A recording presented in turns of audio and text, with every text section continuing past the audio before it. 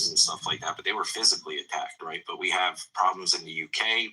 Australia, he said, is like amazing, which it's not. We've had people in this space literally talking in stealth space about how many problems Australia has, where the problems are at and what they are, and they kind of mimic some of the problems that we had with migration and all this, so I don't know who that guy was, but I think that, either he's new, like I said, I think he's new. He just has like a misunderstanding as to like, what is actually happening globally, because Australia is not doing so well, right? Like pretty much any U.S. ally is not doing very well right now, and they're all being attacked. So I'd just like to make a statement here, Key. I don't know this individual either, but what I do know, because I typically would have this frame of mind, a black and white thinking when I was younger and before I got into my career. And there's so many nuances to every issue, every subject, that you just can't look at it black and white. You have to look at the whole piece of the pie so you can come up with, discernment and analyze the big picture.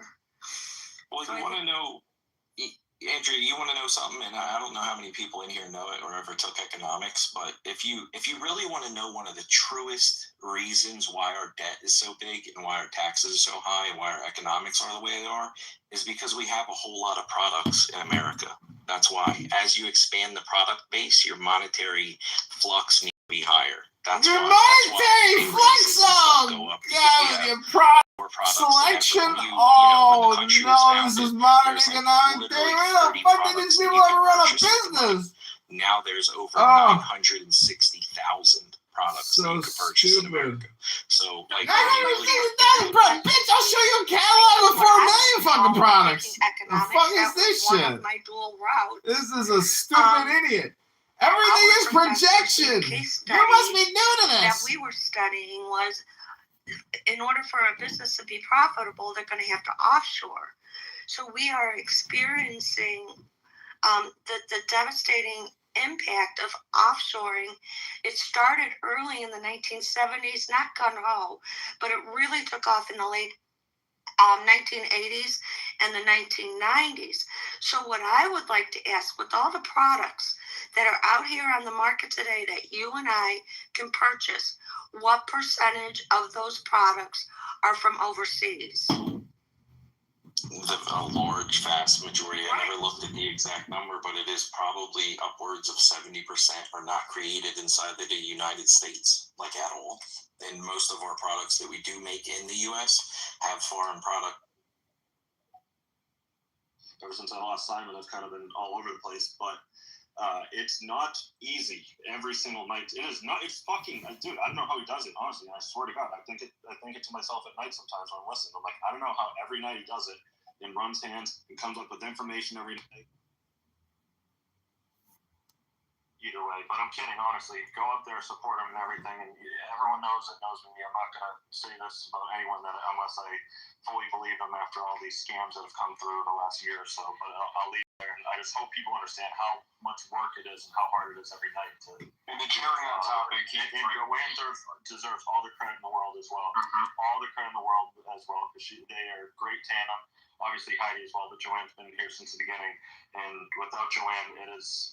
I don't know. Great compliments, but what have you actually achieved? Nothing. Oh my God, John, who's done for nothing, is on the panel. Well, let me ask you this: have you ever had some type of Yeah, ask you. Have you ever had an Have you ever had a whistleblower on your show ever? Let me ask you. Have you ever had a whistleblower? Ever? Why did you? Yes, a whistleblower from Israel. Israel? No, Dr. Kirk Moore, but I mean, truth is on multiple words. Why haven't you ever had a Jewish whistleblower from Israel? Carl comes on here every night and talks about Israel, as you just described. He's a whistleblower. You have an Israeli whistleblower on your platform? Yeah, why? Well, what has he told you? Anything juicy? I thought you listened to the spaces all the time and the times with the ADL. How do you not know? ADL? I don't work for the ADL. I work for APAC. Duh. Oh, you finally got your money. Good job, John. Are you finally getting for He is joking. He doesn't take APEC money. He said No, but hasn't given him any money. He wants it. hey, everybody, how you doing? Listen, I'm running in the 16th district versus the Darren LaHood, the Congressman APAC, who takes a lot of money from an APAC. I'm running against the Darren LaHood in the 16th district of Illinois. Go ahead, my friend. That's a great accent. You should totally play it up in your rallies to bring in like what 3 people or something. That comedy routine. Imagine being that old and that retarded. That's crazy. Actually, he's very suitable to run for Congress with this current administration. I've perfected not working. I'm perfect for Congress. Yeah, he's very good. Just like Valentina Gomez in Texas. Good luck, bud. I've perfected not working, therefore I'm more suitable for Congress than Ilhan Omar, who's worth $30 million. If we can't arrest Ilhan Omar, Very pathetic and Jewish. I've perfected not working, therefore I'm more suitable for Congress than Ilhan Omar, who's worth $30 million. If we can't arrest Ilhan Very pathetic and Jewish. Ilhan Omar's married to a Jew, just so you know. She's just more controlled opposition. She both funny decisions. Hey, don't let facts get in the way. Let me tell you something, truthfully. Kitover, usually, most of the time, is a Jewish surname for people from Kitover, okay? So most likely, he is a Jew, okay? Most likely. I'm just saying, okay? They have a big Hasidic group called Kitover, okay? So most likely, he is a Kitover Jew, right, John? Or should I say Yochanan? He Googled me before the show live. How did we know I named part of this anti-Jewish Israeli conspiracy to dominate the world? Nothing. And he's one of those people, and it's just very depressing. But anyway, thank you so much for that. It's Yeah. like, especially since he's quote unquote running for Congress, like, and he doesn't take APEC money, but obviously we call her and say, oh, Hamas, terrorists, blah, blah, blah, this shit. We will take it from money any second. There's a writing Hasn't offered any money for him. He still Like supports he Israel. got $90. Do an amazing thing. So pathetic. All right, I It's see just like, why do you want Cormac. to waste his time? Cormac be the last time. What's happening? Thanks for having We me spent on. the other 600. Just want to say fair play to you. Keeping the chats going. First thing I want to say is death to Zionism. We need to dismantle that whole shit from the bomb in every country, all over the globe. We need to dismantle the whole Zionist system. Any fucking aspect of Zionism needs to be destroyed. But at the same time, I will say, not all Jews are bad. I know a couple of Jewish people here in Ireland, and they hate Israel. They want Israel gone. Is Israel the only problem, though? What about Ukraine? Oh, fuck Ukraine as well, man. But Who runs Ukraine? Do they say anything about Zelensky and his Zelensky is backed by Do they stand against Jewish supremacy? Zelensky's backed by Jewish This is a game that's never going to end for these people. It is going to be so funny. Yeah, the Zionists Control these people for I agree, years. bro. I agree. It's the Jewish To oligarchy, just bro. make fun of people for The years for being Jewish Jews have conspiracy so much theorists. power, man. Way too much power. This is a show that will never The end. way I look at it is, Is somebody using their vacuum? Cormac, some Jew named Herzog was a so-called Irishman, right? He was born in Ireland. Now, this Herzog, he was born before Israel was born, right? In Ireland. He pretended to be Irishman. He was born in Ireland. But guess what? He fought against your own Catholic brothers, against Germany, right? In the war with Britain. And then he became the second president, I think, of a foreign hostile entity he called was the Israel, sixth right? president, and he was a scumbag. The sixth, sorry.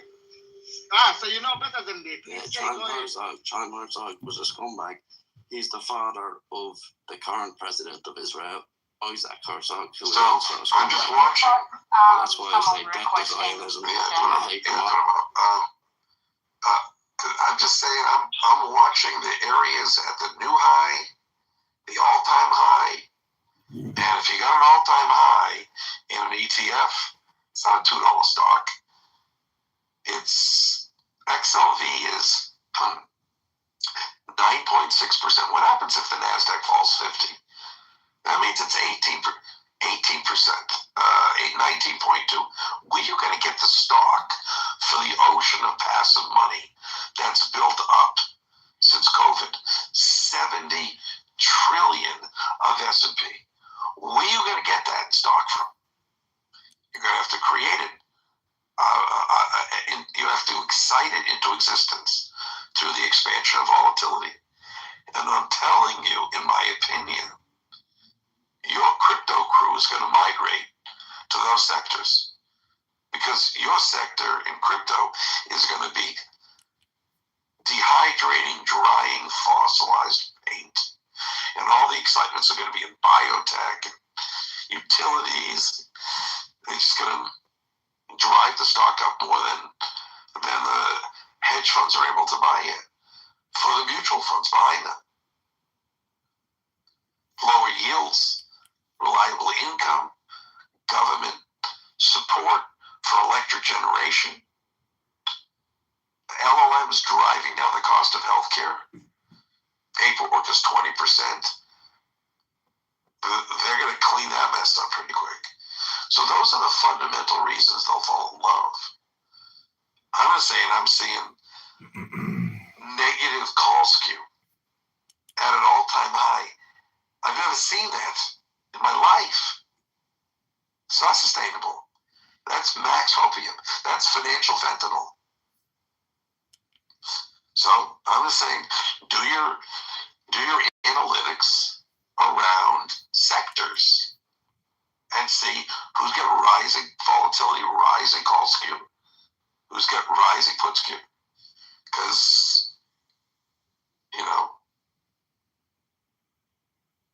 I like what's going up. Anyway, John, what is it going on, John? Hey, I've been listening to Bitcoin rooms for years now of essentially what I would call Bitcoin utopias. It's like meaning utopians. They believe that Bitcoin is the solution to all of our problems, that the Federal Reserve, Congress, the judicial system, everything can be solved through crypto and Bitcoin. But they're all traders. But my question is, if we look at the total number of Bitcoin, the total market cap, and then the number of Bitcoin that can be mined in the future, and we compare that to the U.S. national debt, the funded and unfunded, which is 139 trillion, and then we look at Japan and China and Germany and UK, and we look at all the debt, and we try to create a ratio between the market cap of Bitcoin at, let's say, 200,000 or 500,000,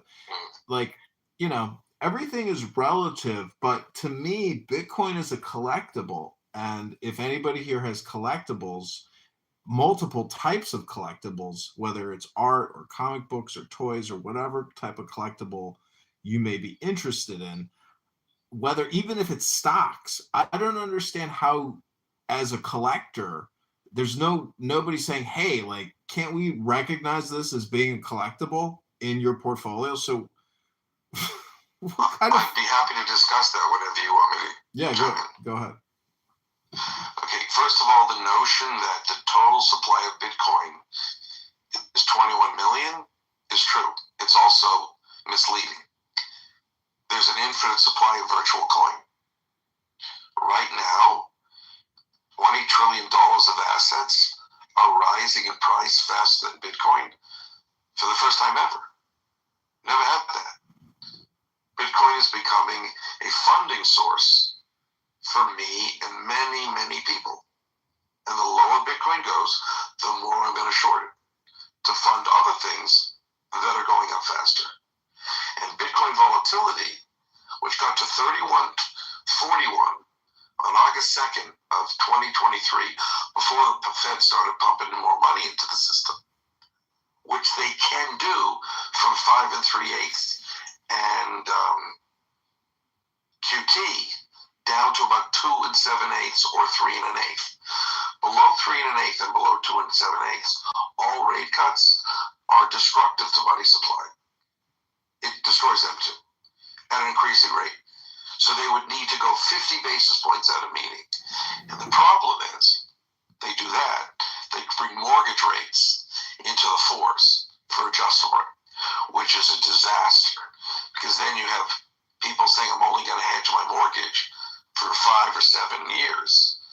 And you're just depriving the banks of all that fractional expansion. You can make $1 and lend 10, and the banks aren't going to be getting the income.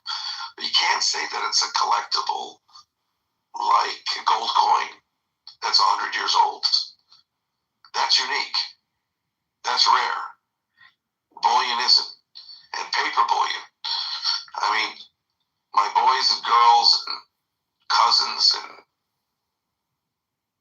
in oil, financial oil, we do 50 times the business that the physical oil guys do. 50 times. You got oil $1 from a low with $1 that's being drowned for up to maybe 75 basis points more after December 10th. And then the dollar's going to melt up unless they cut 50 at a crack. And then they only have 3 more meetings after that until you're at 1%. Who's not going to buy a mortgage that pays 5, funding at 1? So you know there's no way mortgage rates don't collapse.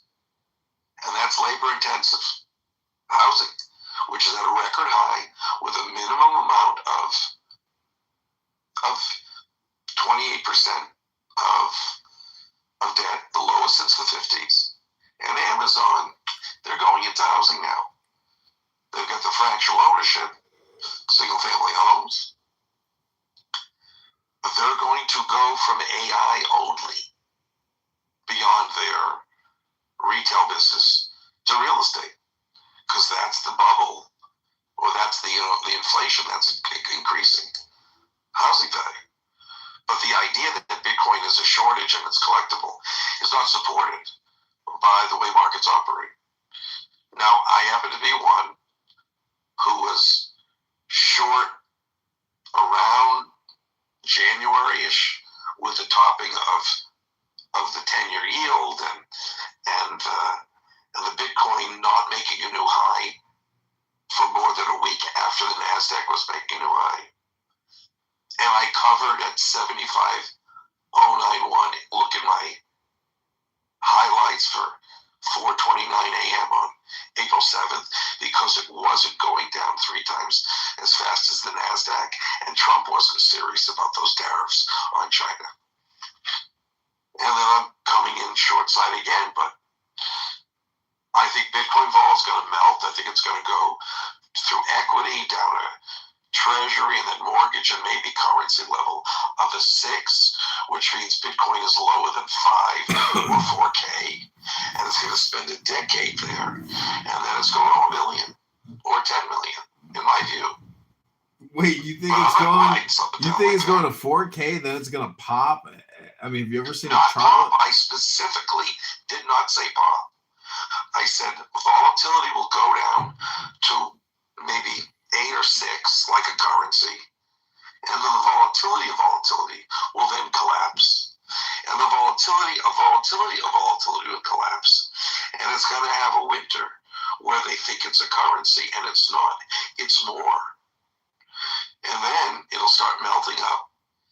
It'll take out levels. It'll add a decimal, maybe a decimal and a half, and then it goes like crazy. Wave 2. But it's a 17-year wavelength. Well, I don't know. I mean, that's what I think. I'm not going to trade it. I'm not going to buy it. But I mean, if I had some type of marketplace, have you or some ever type bought it, or did you ever evolve? Yeah, I've bought Bitcoin. So if you see CoinDesk Bitcoin at 1,000 for 10 years, or 120 for 10 years, or 5 years, whatever, and it starts creeping up. You're telling me you're not going to buy it then? No, I'm not. I have some legal problems that prevent me from actively trading until I can resolve these issues, and I'm not sure how they will resolve. But anyways, I like the conversation. I used to work at Smith Barney Citigroup right out of college before I had to go into the Army. And well, thank you for your service. Yeah, I'd like to say don't thank me. Thank the dead, because I know it's a long distance phone call, but I am alive and full of life, and so many young people died fighting in Afghanistan and Iraq. It's unbelievable. Nobody knows their names, nobody knows their faces. Their families are, if you're a Gold Star family, they're the ones who live with it every day. And I just hope that I'm running for Congress, and I couldn't get 2 people to sign my petition, and they said, why did you vote for Trump instead of Kamala Harris? And my instinct, or my intuition is that Kamala Harris and Tim Walz would have led us to World War III with Russia, because they're psychopathic, low IQ morons. And to me, the vote for Trump was like, maybe we can save the world from blowing itself up. I mean, if they're not going to tell us who Epstein's friends are, but they're going to blow the world up, it's a meme. It's a meme. But is it true? That's lovely. Okay, well, we're going to be done with that political angle, but what we are going to say is the base case is everything an early adoption gets ossified. Endochronal calcification. It's just going to have volatility death. And ultimately, it'll get, if it's real, which I think it is, and not innovated away like a Sun Microsystem or a Lucent or a Nortel, it will have a resurrection like Cisco and IBM to some degree. Or it could be an Amazon and NVIDIA, even greater. But I think it will eat through the husk of the just limitless layers of short volatility. And like currency, in a sense, it'll eat through and get people short the skew, and then super excitation. So I say to people, if you love it now, maybe throttle down on the way down, and then whenever you see it creating a real structural rise, that's the time, in a generalized sense, to do a hodl at $1,000 or $100 or $10, not at 100,000 when the volatility is collapsing. And everyone's, eyes are observation. Observation affects price. When they put a crawl on the number of dead from COVID before the election, it was designed to try to make people think the administration was not succeeding the second the election was over. They dropped the crawl in 2020. When you put on David, let me interrupt you and just I want to finish. When you put the price of Bitcoin just above the crawl on CLSD, that's too many eyes. The vol buyers, they can't compete with that, and that's one of the contributing factors to falling volatility. All right, David, let me ask you this hypothetical trade. If people are trading NVIDIA or any other kind of similar corporation out there, and there's a few, how do you trade their product, their AI chips, in terms of mining Bitcoin? And do you know anybody who actively purchases products from NVIDIA to mine crypto? I don't, and I don't care. It's an irrelevant fact to me. But wouldn't that be... NVIDIA, I was a big buyer of NVIDIA. It was my pinned tweet on October 28th, 2022. It's up in the nest today. Not because they were making money, not because they had good stories, but because the rate of the deterioration of the reported earnings was deteriorating. And that was when liquidity started showing up. And as the price of that went up and other tech went up, they could put more orders in, because the founder said if the stock price is going up, you could do more capex, but you can't do it when the price is weak. I need you to hold the price up from the dilution of the staff, because I gotta have my money. Well, then the passive was enough to overwhelm the sellers. I don't care about chips and. Well, you think I believe what Sam Altman says? No, but the buyers of NVIDIA are the FANG stocks, and all these data centers that are going up is where all these AI chips are going. And it's. And what did Microsoft say this week? They're seeing the slowing of AI growth. And what did Meta say this week? We're cutting some of our capex. I know, but it's just like calling it cloud. Cloud and AI are synonymous, and it's, anyways. It's not a speck of dust out of place. I'm just wondering if anybody has ever met anybody personally that actually mines Bitcoin. I don't want people to hear things that don't matter on my spaces. Well, to me, it matters. Nobody's getting rich on that information. Well, it's just a diagnostic about the what you might call the marketplace, I suppose. I think the price of Microsoft and Meta and Amazon and Apple and Google and NVIDIA and the other company are enough. Okay, the NASDAQ failing to outperform the S&P is enough. Volatility of NASDAQ rising with respect to the S&P. That's enough. Like an altered image. Failure of Bitcoin divided by its volatility to stay above a 50% decline is enough for me. Looking at the Kishkis of an H1 versus a Blackwell in the second market, people that are much more active in the arbitrage will do that work, and we will take all of their information as it affects price. That's soon enough for me. So you're long-term bullish on Bitcoin, but in the short term, I mean, your suggestion is to trade it. No, I'm suggesting that it's in price discovery lower. We'd be much, much lower right now if it wasn't for the Fed cutting rates.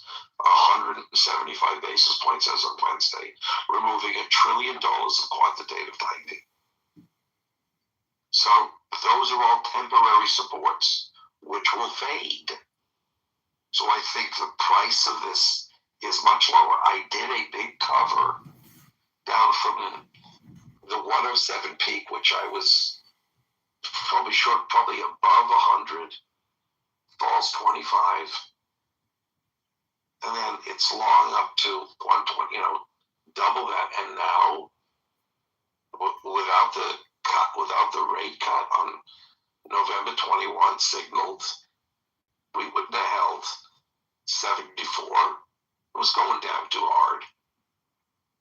And then you get a bounce, so I think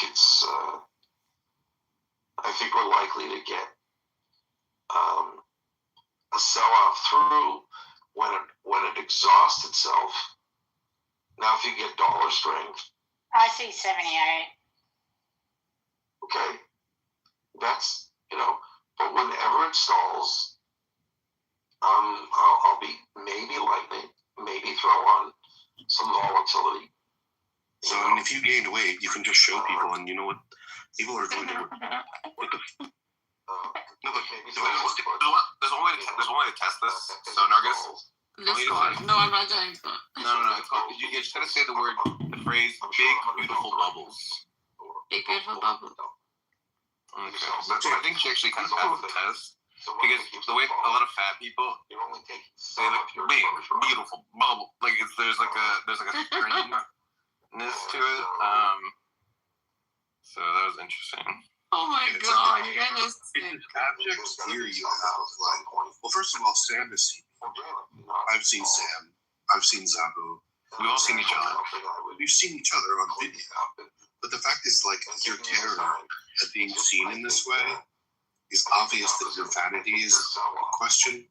I think that you gained some weight after the divorce, and you're just ashamed of it when you shouldn't be. I haven't looked better than I do now. No, but like, what would you don't understand that? Like a lot of guys are kind of into that like thickness. You are. You've probably gained a lot of weight after the divorce. No, I haven't. I saw the pictures Cynic McHale posted. I've noticed you're a lot thicker. You look heavy. I don't look heavy. I think we tried it for leaving. You're joking. From what I can get. I look fat. What did you just go to the nightclub with her and dance with her fat ass, Daniel? Get on a video. I don't look fat at all. Get on a video call. Why the fuck should I get on a video with you? Or share my like private life with anyone? Cold. Why should you share your private life with anyone? You just spent 10 hours. Anyone. Maybe I've had a bad experience. Marius, you got robbed by con artists, and you're worried about us now? Give me a fucking break. I don't trust anyone anymore. Like, Give you a have to fuck. You can understand, go after like, your money when we if have more than I you. spend time on this app, I treat it as sound in the background. I don't get it. Like, I don't have. Why would you be worried about someone taking it? This is perfect necessitarianism. You guys are demonstrating necessitarianism perfectly at this very moment. I'd like to acknowledge that. Interest in like sharing my private life anymore with anyone except someone I choose to, like in my proximity. I don't trust anything anymore. If you can't trust anything or anyone, that means you don't even trust yourself, you schmuck. I don't trust myself anymore. John, you have to know when to chime in and make an entertainment. You don't have that ability. Who the fuck are you? The head of Iran? Anyway, we have. No, but brother, honestly, if you were able to gauge Who the the fuck are you? The head of conversation Iran? and make interjections at like opportune moments, you'd be great. But you just can't read. Who the fuck are you? Ayatollah Khamenei, bitch? But Nargis, if I'm wrong about it all, I will just be like totally apologize to you. But this is my impression. You can answer the question. No one cares. Why would you think that I couldn't? Of course, I can have that impression. It's obvious. I mean, have you ever had a stock that you thought that you were emotionally connected to and you watched it trade down 80%? Never. So stop. Well, what I'm saying is it's herd mentality, meaning that the herd will be slaughtered. There's a difference between a herd mentality and an emotional attachment. When the markets are moving, you want to be with the market. But to think emotional means you're going to buy it even when the herd goes away. Well, all I'm trying to point out is that there is a herd mentality with hodlers and Bitcoin maxis or Bitcoin utopians. And they're the small fish. Huh? They're just exits for smarter people. They are just the exit? Means I want to lose my money and I want to overpay for something that's worth a lot less because I'm part of a cult. Yeah. That's all that it means. They will all sell all of their coins as we give up 1 decimal. So how are you buying and holding your coins? I'm short now. Who are you shorting I it got with? long April what? Who's your broker? Who do you short with? Would you like my social security and my mother's maiden name? What kind of bullshit question is that? Because I don't know how to short Bitcoin. I know how to buy it, but I've never in my CoinDesk account. I mean, I can't short it. ETFs that accommodate inverse positions. Yeah. Yeah, I haven't kept track of those, but. Do you have anyone who can answer the phone at the firm you custody your assets at? Yeah. I mean, it's just TD Ameritrade. If they don't know the answer, I would go to a different place that can. Yeah. I mean, I can Google it and get the ticker and just trade it, but I'm just saying now I understand how you're trading it. But I thought perhaps CoinDesk. There's futures. There's ETFs. I prefer the futures. Do you know international traders like that use Binance and No. Saudi Arabians or anybody that? No. We're not going. Well, the thing is, I'm just saying, as an American, I live in a bubble, and I don't understand international Bitcoin I don't holders think and you need to investors. waste your time. You can make more money U.S. only than international, in my opinion. They've been falling forever, and they're going to keep on falling forever because they don't have corporations. They have government entities that are not competitive. There are periods of time where people cover their shorts, but it will be viewed as the stupidest time of all time. If they didn't exit, they're morons. So how do you, in your trading history, on your exits, like, have you celebrated the exits? How do you recognize the exit? Because I don't do that. What is that? What are you talking about? Because I've had some I've had big trades, you know, the biggest trades that I've had in my life. I'm an adult. I don't have big trades. Everything is scale in outsides. I don't know what you're talking about. Well, I mean, everybody has their top years of adjusted gross income. John, I don't want to go in your trading style, okay? It's not a trading. I'm not suggesting a trading style. I'm just asking your history and, you know, any insight you have. I don't know what I don't know why you're asking me my personal stuff. Well, I'm hoping to learn something from you this late at night before I go to bed. I'm trying to teach you how to trade. Other people can teach you how to trade. I'm trying to tell you how markets operate so you can integrate that with whatever you're doing. I don't think anyone should ever have a big trade. I think that's nuts. I agree. I mean, in hindsight, it's nothing but there's no different than going to the casino than doing big trades.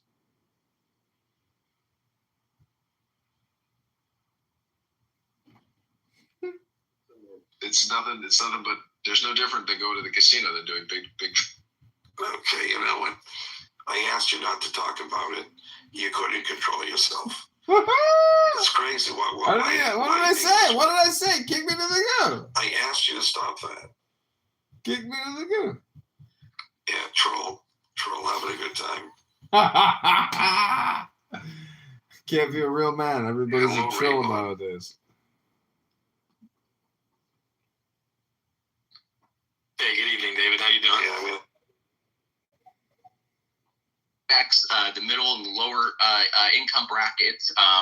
But under modern monetary theory, the reason why you want a currency that devalues is if you look at if the gold standard, right? Does it say every dollar was backed by gold, and you couldn't inflate the currency at all under the gold standard? Well, then the wealthier would continue to concentrate that wealth, and there'd be less and less. And the only way to get that money from the wealthy is to tax them, and they don't have the real incentive to have their gold, right, working for them. Whereas under an MMT with the fiat currency, the dollar, it's a forcing function to force people to be productive. If your money is just sitting and you just sit on it, it doesn't. It will devalue. And this is such an important concept because it requires the wealthiest people that are sitting on all that wealth. It isn't like Elon Musk, has $1 trillion. It's value, right? In corporations and in productivity. It's a benchmark of it's just designed to keep people productive and society productive. It's not a perfect system.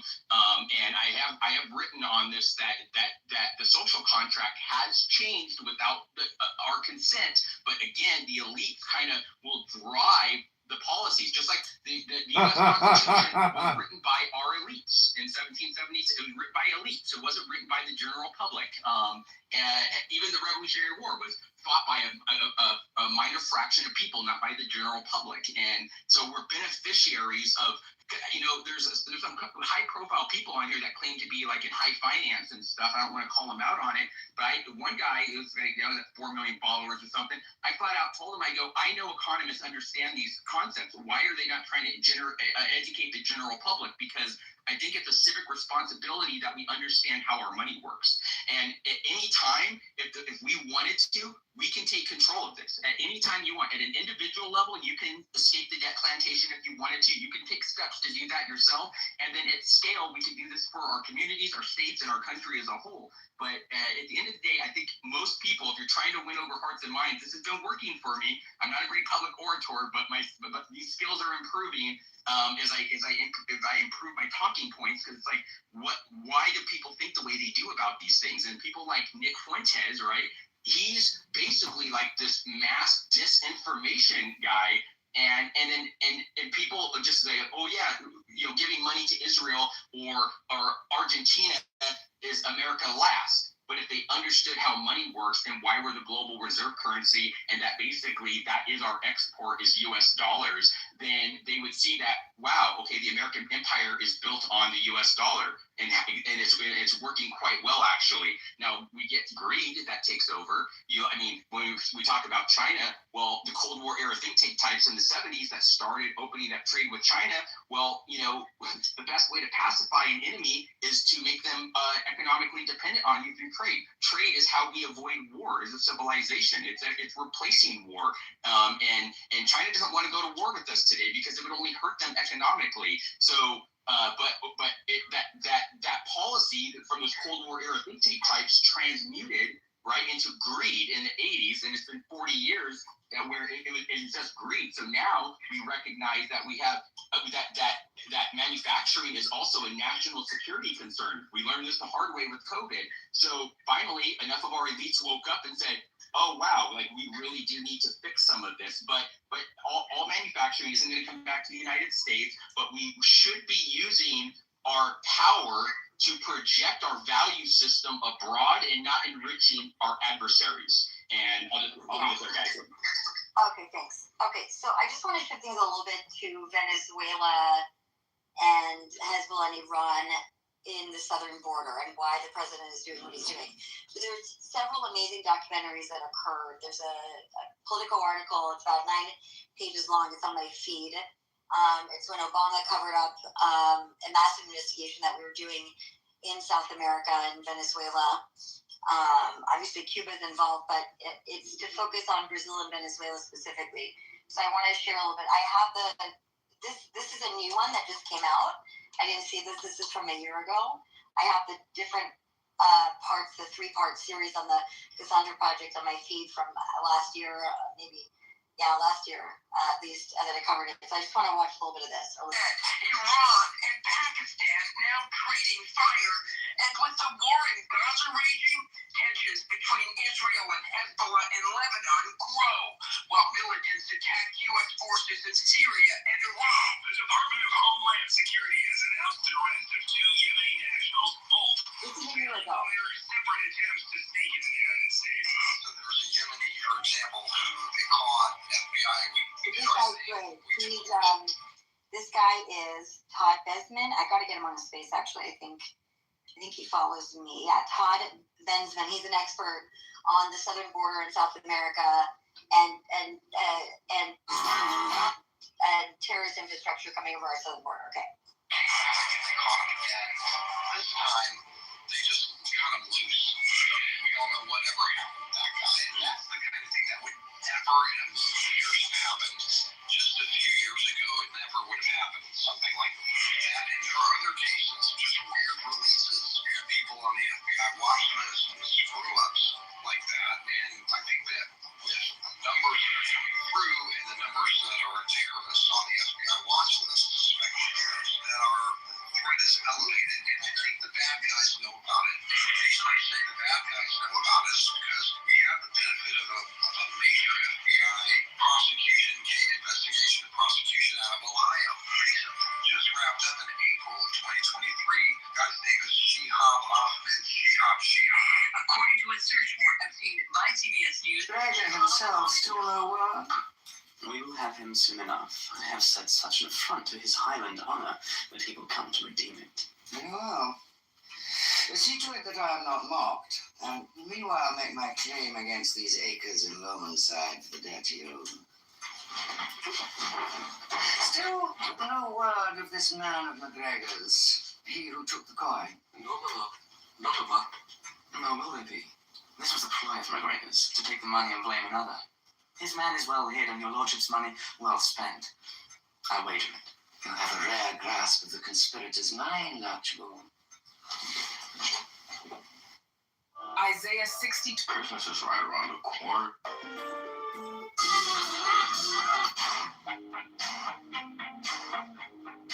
Clothing with minimal.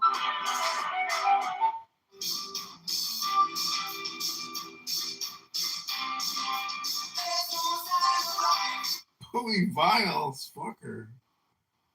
This is David Bowie videos. Crushing it.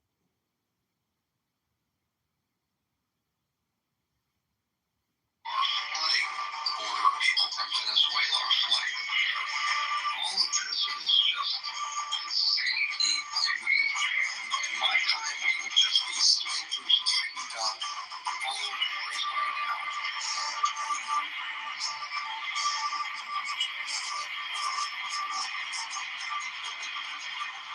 It's the most dangerous U.S. designated terrorist group in the world.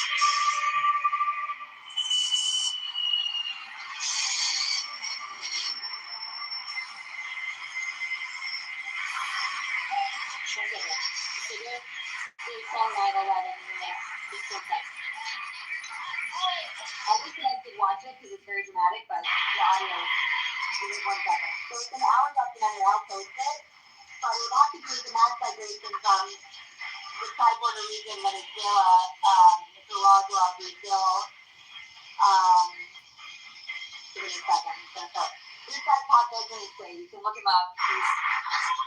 Podcast, the #1 podcast in all of the Americas, the only podcast. This guy Joseph, he's actually an expert also in terrorism and terrorist groups out of South America. He used to be in, I think, in a prior administration or in the State Department. I think he got let go by the Obama Biden years. Yeah. And we had to go to Austin for many reasons, but no more important reason than my current guest. And this is someone that if you watch some of our other videos, not our podcast, but webinars, we've had Todd Ben's been on with us before.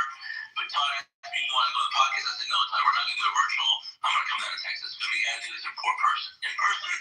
And I think single-handedly, Todd, you're one of probably the foremost experts on the border crisis. You've written 2 books. We're going to talk about that. But you're pretty much, making now a name as a prominent expert on understanding various dimensions of the border crisis, from terrorism, criminality, capacity issues, to just the bad policies that have led to this issue. First of all, it's great to have you here. I'm going to be in Austin. This is your town. That's right. I live here. That's great. The best thing is that I didn't have to drive that far to get here. What did I do? Hey, Shelby, Todd was, he's with the Center for Immigration Studies. He used to be with the Texas Department of Public Safety. He was the counterterrorism specialist, on the border, serving in Texas. So he's Texas-based. I think he's with Washington Think Tank now, but he's a senator. Oh yeah, he's senior advisor to the Trump administration for DHS leadership, author of Overrun book, former counterintelligence manager, recovering reporter for 20 years. I shared your space with him. I don't think he's up right now, but he's phenomenal. Oh, okay. Have you communicated with him before? I have actually. Oh, good. Okay, yeah. So send me a DM. I gotta do. Yeah, you absolutely do. He is top notch. Yeah. But he's with CIS. The CIS is the premier expert on immigration issues. Center for Immigration Studies. Yeah, he's great. I don't know why this froze up. Hold on a second. It's so weird. Hold on. It's gotta be my Wi-Fi or my non-Wi-Fi. I wonder, maybe there's something more recently. Have you done any interviews since you look it up? I'll go dig it out. Yeah. You'll go dig it up? Yeah. But this one is like a really nice, comprehensive one, so I'm wondering why it's not pulling up for me. It's a bummer. I'm not at my home office, so. You have a very distinguished career, and I want to get into that a little bit because I think the way best way to describe it is you have kind of like a dual hat. You were a journalist for a long time. You kind of still, in so many ways, are still doing journalistic work. I consider it more now research. I think you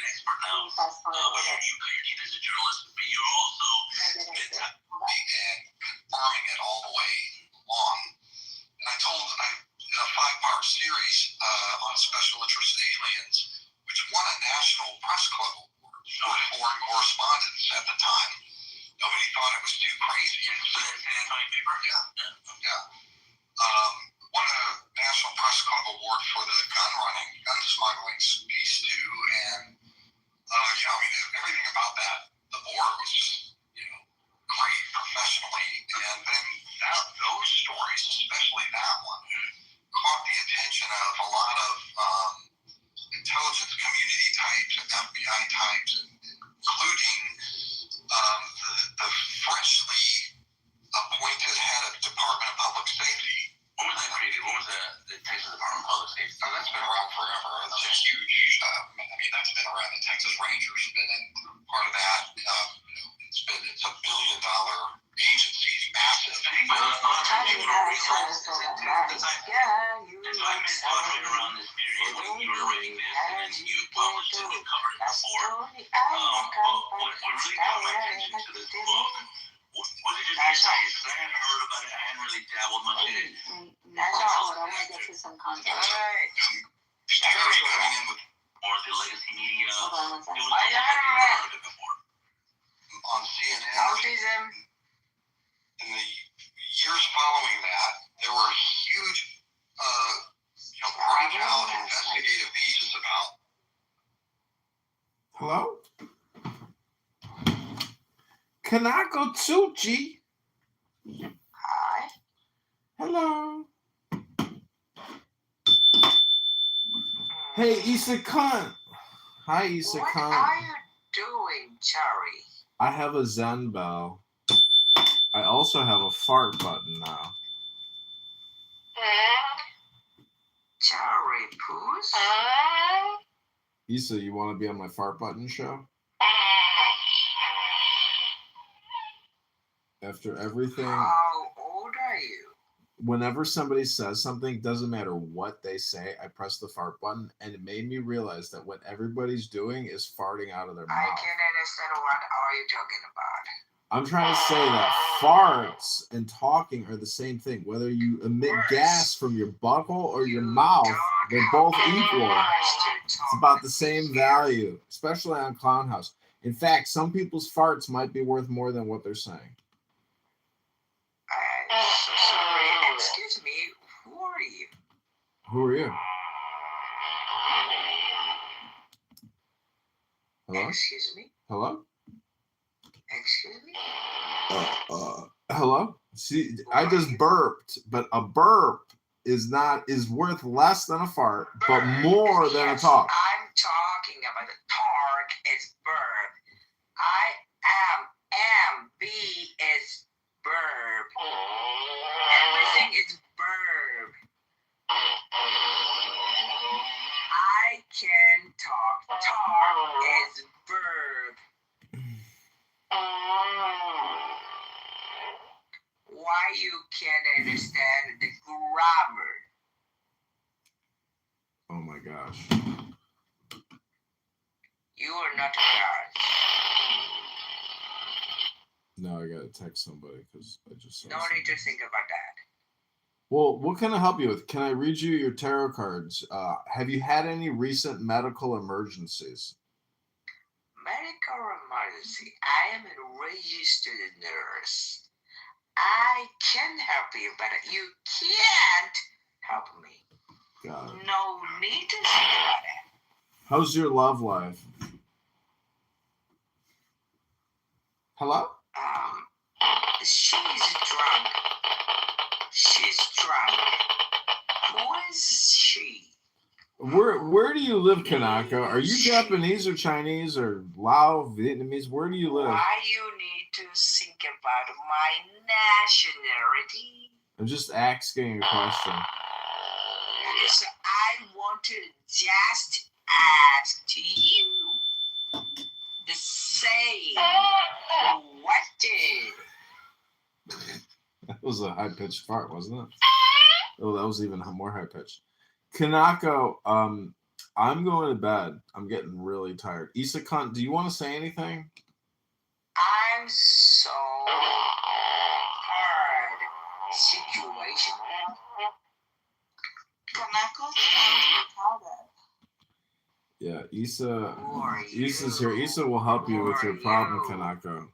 Who are you? It's incredible to see like she has So terrible over person.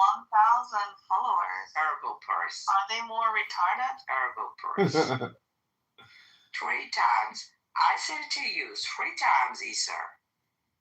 3 times. Repeating. Wow.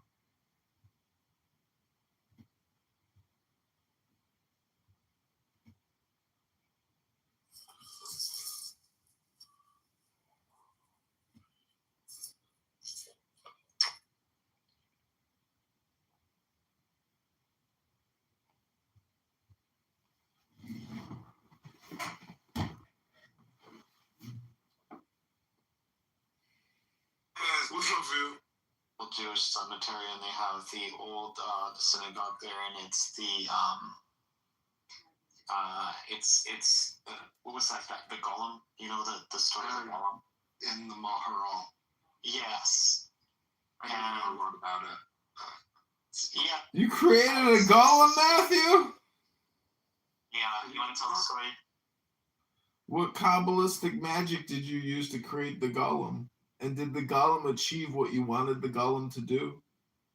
No, it got out of hand, and exactly right, Jonathan. It got out of hand because its maker was not thinking of second and third order consequences. It's some. I knew you'd say that. That's such a Matthew thing to say. And that's the problem with our anti-civilization now, is we've got the technology, but we haven't leveraged. You think we're anti-civilization now? You don't think 1920, 1930 was more anti-civilization when 100 million people died blowing themselves up in Europe? Oh man, I'm not saying an either or thing. I'm saying we still have the opportunity to do better, you know? Do better. We live in clown world. The whole planet's infected with Down syndrome. I agree.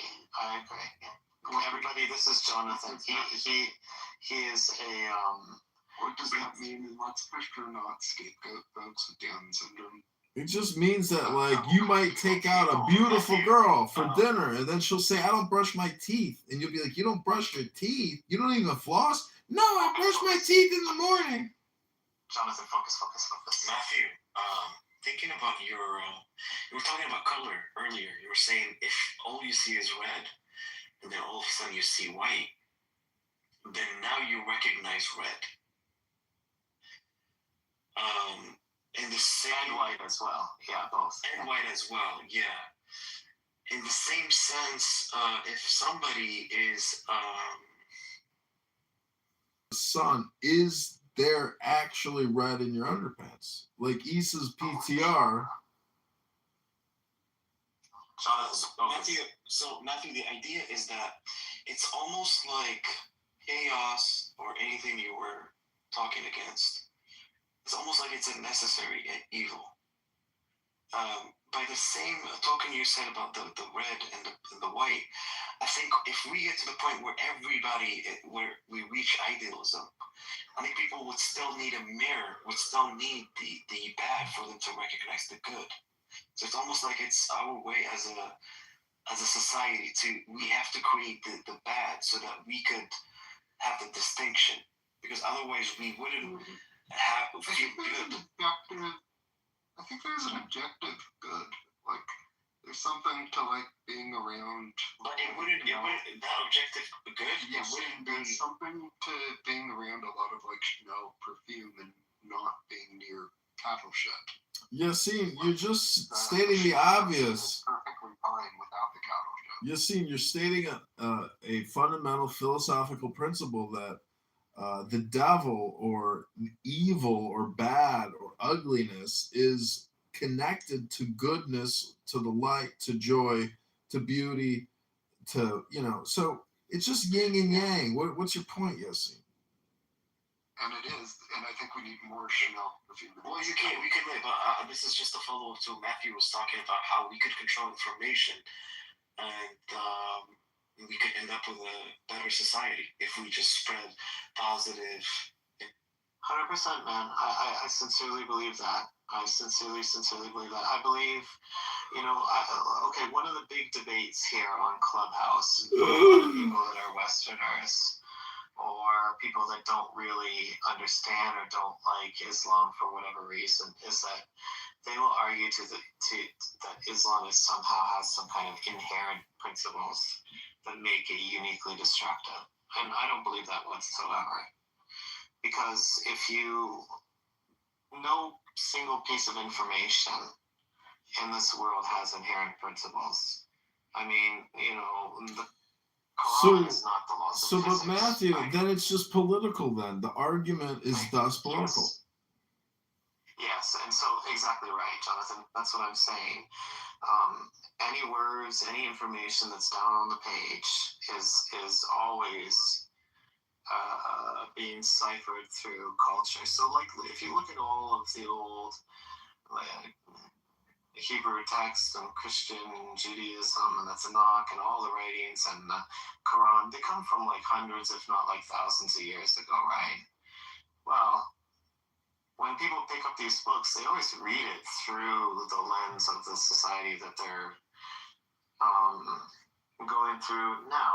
And so my greater point that I was trying to make is that some people on Clubhouse might argue, okay, let's say if all of us agreed to certain shared principles and we all decide to live by that, they somehow believe that, maybe people of different religions or backgrounds can't get on board with that. I completely disagree with that, because I think we're capable of weaving narratives. We're such sophisticated thinkers, and we are so malleable that we can create grand narratives where something on the surface that seems contradictory is not contradictory whatsoever. Like only children will say, okay, let's say, for example, like a child will see their father smoking a cigarette, and the father will say to the kid, I want you ever smoking cigarettes, right? And to the minds of that simple child, they'll say, oh, well, you're being hypocritical, or I don't see how he sees a break in the alignment values. But there is no break in alignment values there, right? It's not a break in alignment values. It's that the father regrets having smoked. Beaker, are you projecting, Beaker? Yeah, so that's what I'm saying, is that we can weave very grand, very positive, very understanding, very sophisticated, information channels all across the world where people actually end up trusting one another. And I just think that we're so malleable and we can get it done. And anything that goes against us, anything that spreads the hatred. You're gonna get it done. What are you gonna do? Start a Buddhist community? Go live in the mountains somewhere so everybody can meditate? No. It's a communal thing. It's not an isolation thing. It's a very practical on the ground thing, Jonathan. It's the information systems. We just gotta grab hold of them. And people are malleable. You could have heaven on earth. You want to control people's brains. You want to control minds. You're talking about time control, mind control. You're a manipulative censor fascist. I understand that you want to rule through communication, but your objectives will never be achieved because your spam is too low quality to break through the unconscious barrier. Well, at this moment it is. But here, look, I want to push back against one thing. Kind of what's in the back of your argument, Jonathan, is that you are somehow free at this moment. You're not. We're all. That's not true. I'm totally free. Matthew, you've never even read The Rights of Man. Look at my PTR and read it. Yeah, we're all under one form of propaganda or another. It's just what is the right form of propaganda to be under. You're never free. You're never free to decide for yourself. You're not free, Beaker, because you're Canadian. As Americans, we have a special freedom clause. It's called the Rights of Man. We have a certain set of rules that you guys aren't privy to because you're not in the cool club like us. Yeah, exactly. You have to understand, Matthew, when you say we're not free, you have to Yeah, you have to understand that the brain is pretty crafty and it propagates. So you saying we're not free in this conversation, Nobody's free. it's probably going to have an effect on you tomorrow.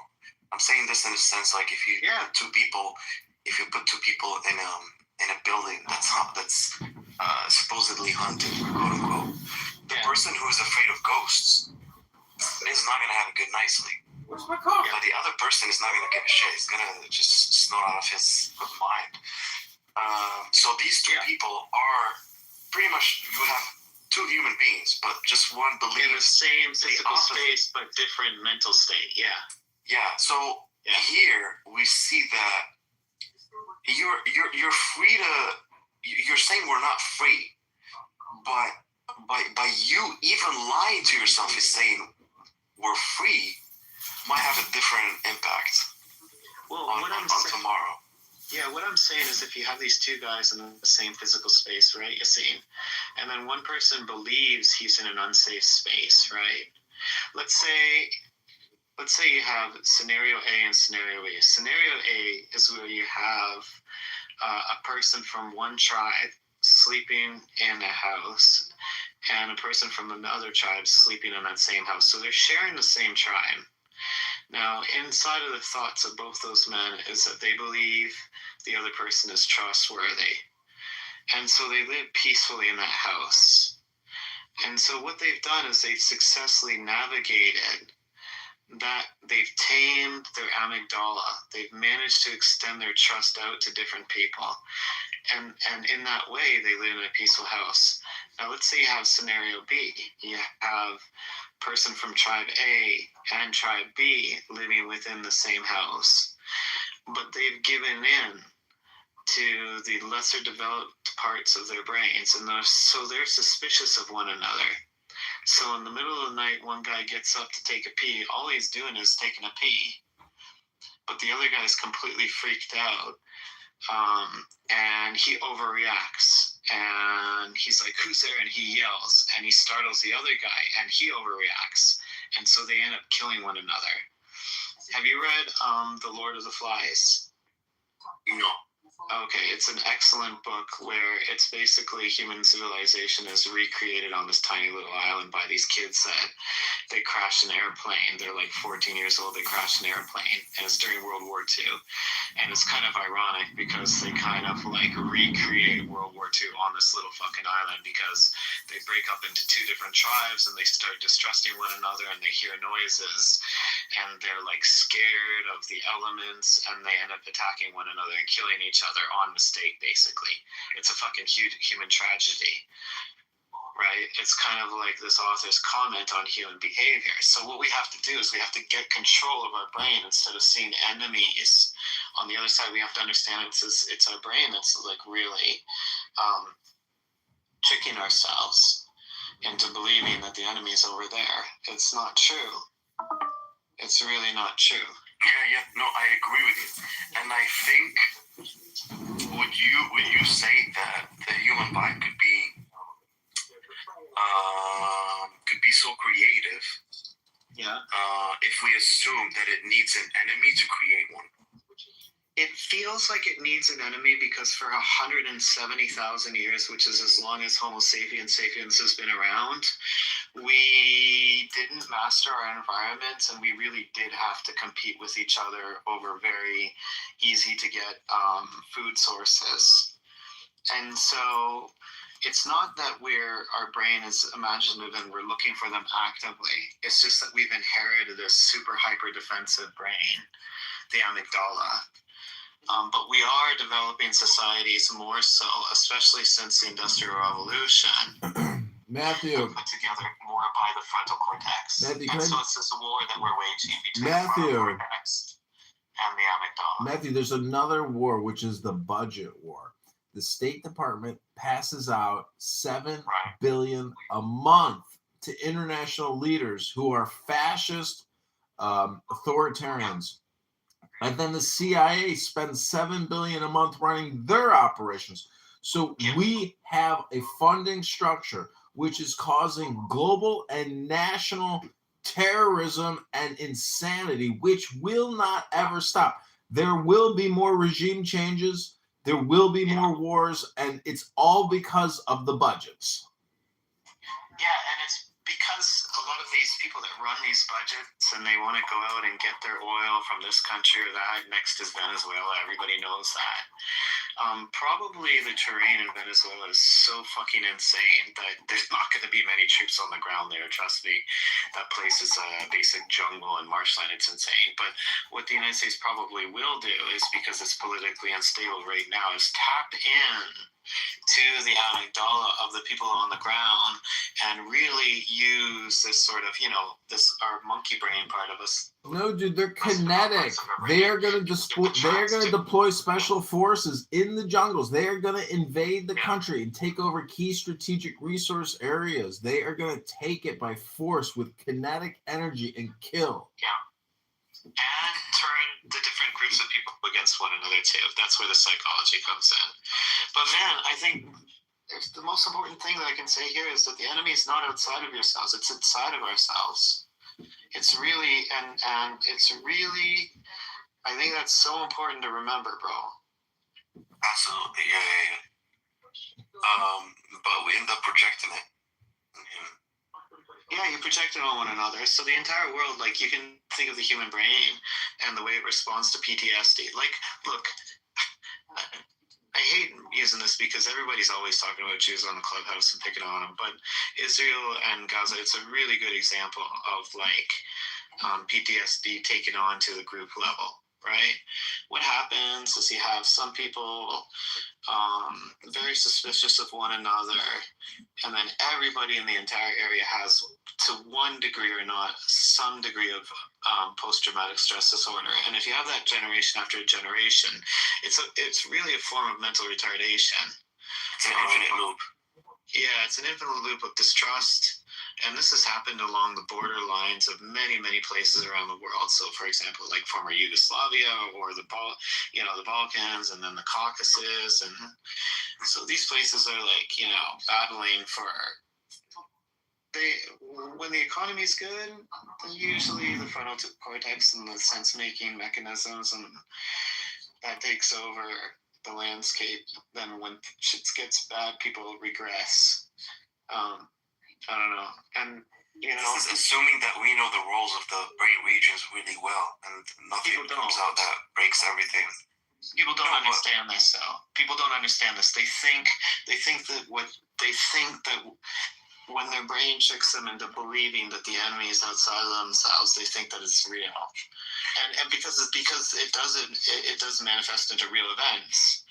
Right? It's like if these two guys are in the house and they distrust each other from the very beginning, and they don't see each other's humanity, and one guy wakes up in the middle of the night and he goes to the washroom and he wakes the other guy, startles each other, they actually shoot each other, right? It doesn't manifest itself in the real world. It can, right? So things go from, like, the mental into the physical and into history and then into historical grudges. But we don't have to live like that anymore because we actually have control over our environments. We have the ability to extract resources from nearly anything, especially since the invention of nitrogen. Not the invention of nitrogen, but since, like, the development of, like, this ability to extract nitrogen basically from thin air. That's what they do in fucking Saskatchewan up here. It's like 50% of the world's nitrogen, I think, is fertilizer is made. Saskatchewan feeds, like,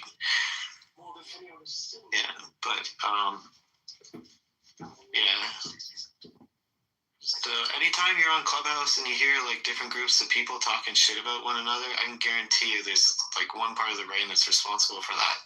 That's the magical thinking, and that's the fucking amygdala. And the same thing that's responsible for magical thinking is the same thing that's responsible for tribalism, as well as xenophobia and racism.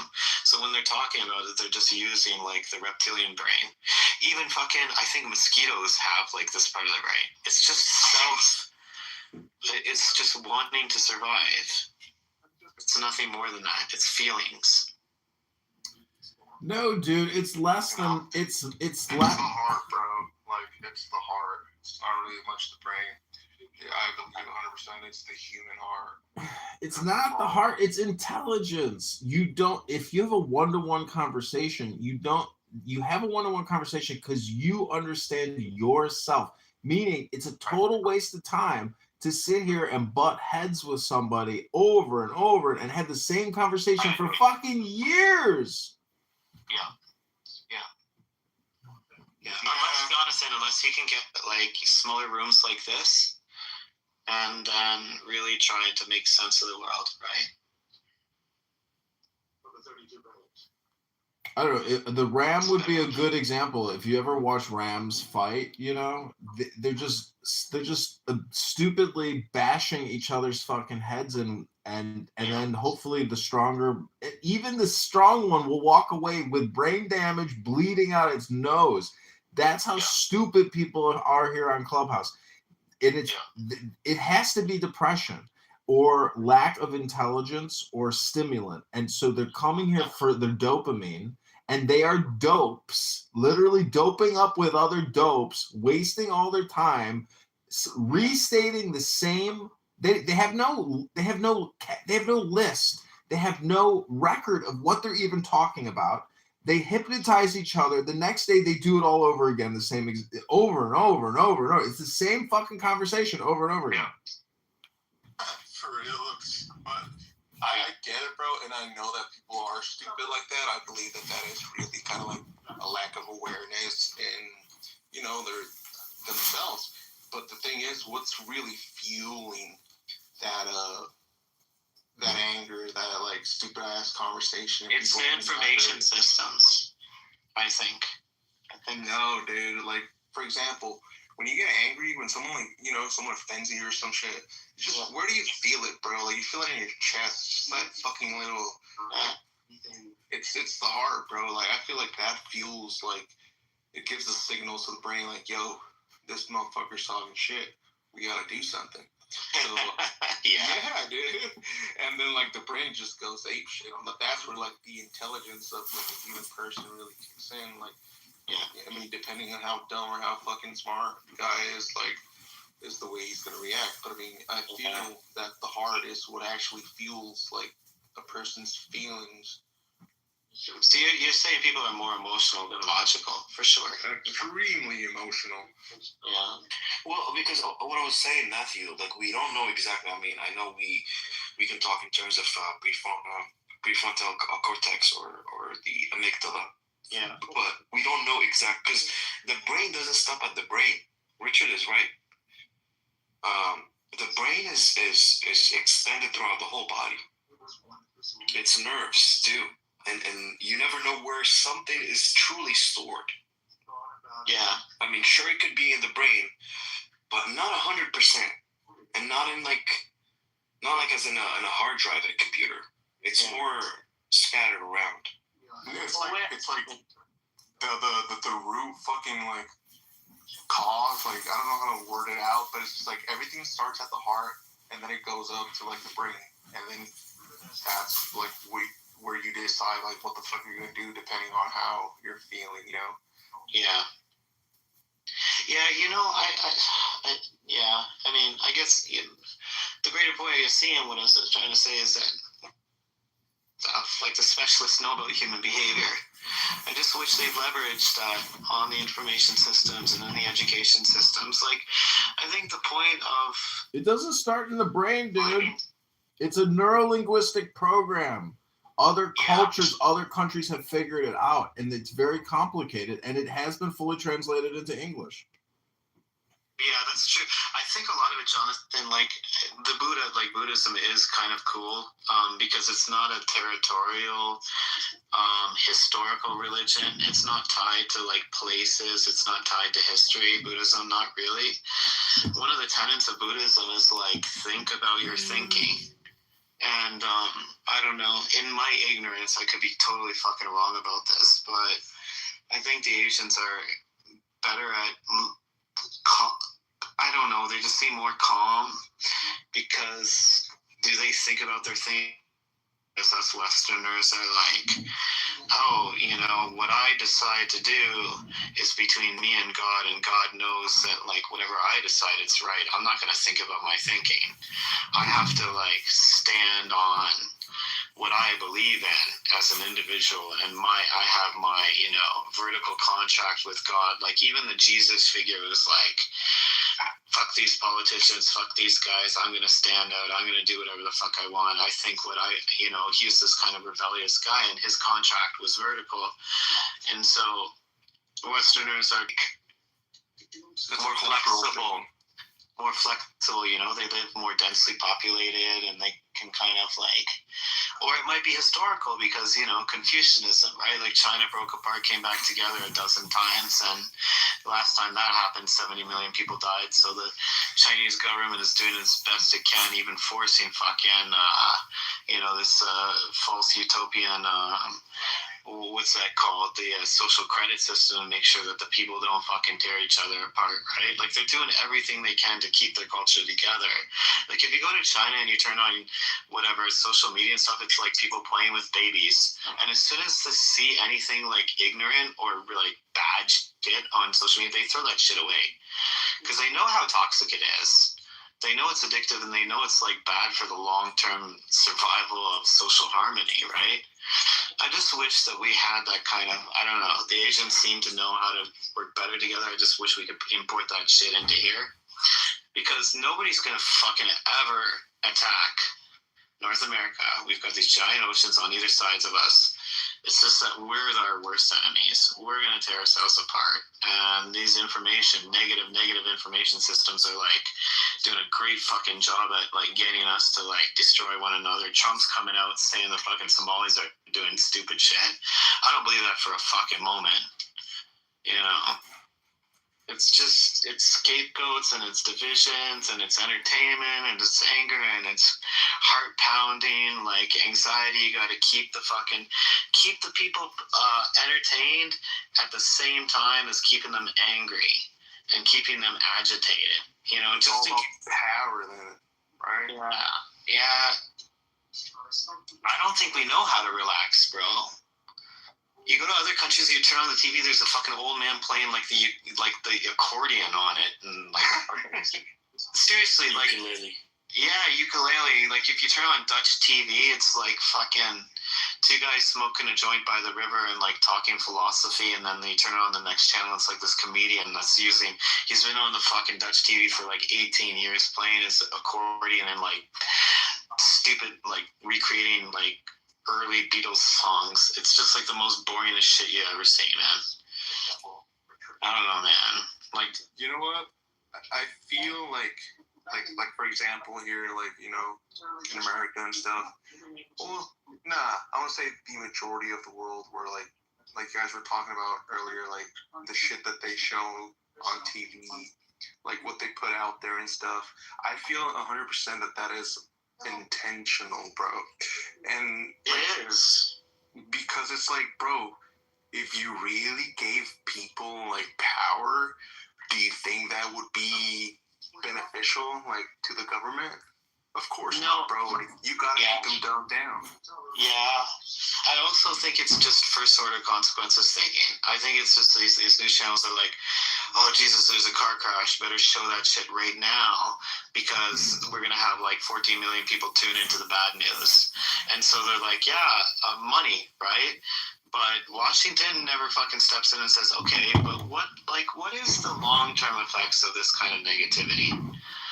Is it good for like the 100 years from now? See, China, like, you know, like less than 100 years ago, like 70 million people were killed or died, and they know, like, they don't reprogram. You can reprogram in 24 hours. So it's almost like Groundhog Day. You know, look at your Beaker PTR. That's like somebody who's new every day. You know, and the brain is new every day. So the thing that we're talking about, and the thing that's of interest and importance, is the human brain.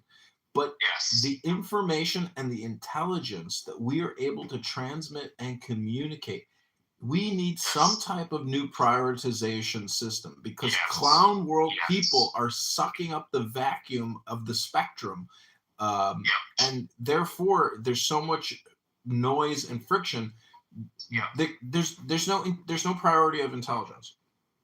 No, I thank you, Jonathan. You said it way fucking better than I did. I think you just like, you summarize what I was trying to get at here. And then, so why is my argument this, right? I'm so fucking long-winded. Why is the argument this? Because, dude, when you have a high trust society, the prize is fucking unbelievable. The prize is amazing. Imagine walking through a city where everybody's relaxed, right? Where you can send your daughter off to the worst part of the city and there's not a fucking problem. Have you experienced that? Yes, I have. Japan is like that. May I present Archibald Cunningham? Japan is a very high trust society. I am your Grace's humble No law. There's very little warning. Dude, I left my wallet. I dropped it. I didn't leave it. I dropped it in Shichigo Station on the Yamanote-san platform. And this one platform, 3 million people a day on this one particular platform. It's like half a kilometer long or something. It's a massive fucking platform. Like 2,000 feet long, right? 2,500 feet long, actually. So my wallet, there's 3 million people a day go through that. I dropped it. I knew exactly where I dropped it because I thought I heard something fall, but I was in such a hurry to get to work that I never looked. And so when I got to work, I dropped it. I know exactly where I dropped it, right? Day goes by, I come back 9 hours, 10 hours later. I know exactly where to look. My wallet's there with the money. 3 million people like walked around my wallet. Not only did they not kick it down into the trainway accidentally, like they'll make sure they're not okay, so nobody kicked it, and my money's not gone either. Right? That's Japan. You can leave anything anywhere. So it's doable. And people will say, "Oh, that's just because it's like one culture, monoculture." No. It's the human brain. Sure, you have to work against the human brain's tendencies. When we see people of different religions or different skin colors or different skin tones, there is a tendency for the amygdala to kind of like, because it's 170,000 years old and we only lived in tiny little tribes, you have to override it. So what you need even more positive information systems delivering high trust imagery and high tech trust messaging. Right, so you need like news that shows, like, let's say, I don't know, like I said, young black guys helping out like their mom, like so white ladies, or like just positivity all around of all these different groups of people getting along, right? If you have that, then the prize is amazing. Because what you have is you have an entire society of people that completely trust one another, that respect one another, that have very shared similar values. And now you've got this weight lifted off of you. You don't have to worry about fuck all. You can just concentrate on your work. You can stress out about other things. Like your boss is yelling at you to do a better job or something. You're going to have other stresses. Society's not going to be perfect. Not by any means whatsoever. But you are going to have a weight lifted off of you.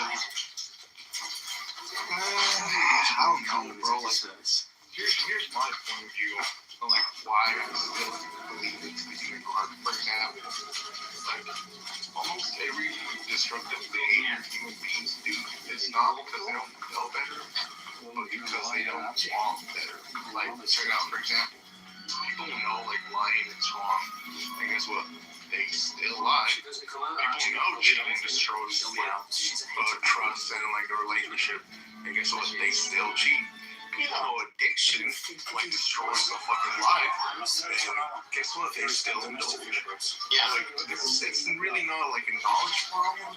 People know it's more like a desire problem. Like, the brain provides information, yes, but like the art provides motivation.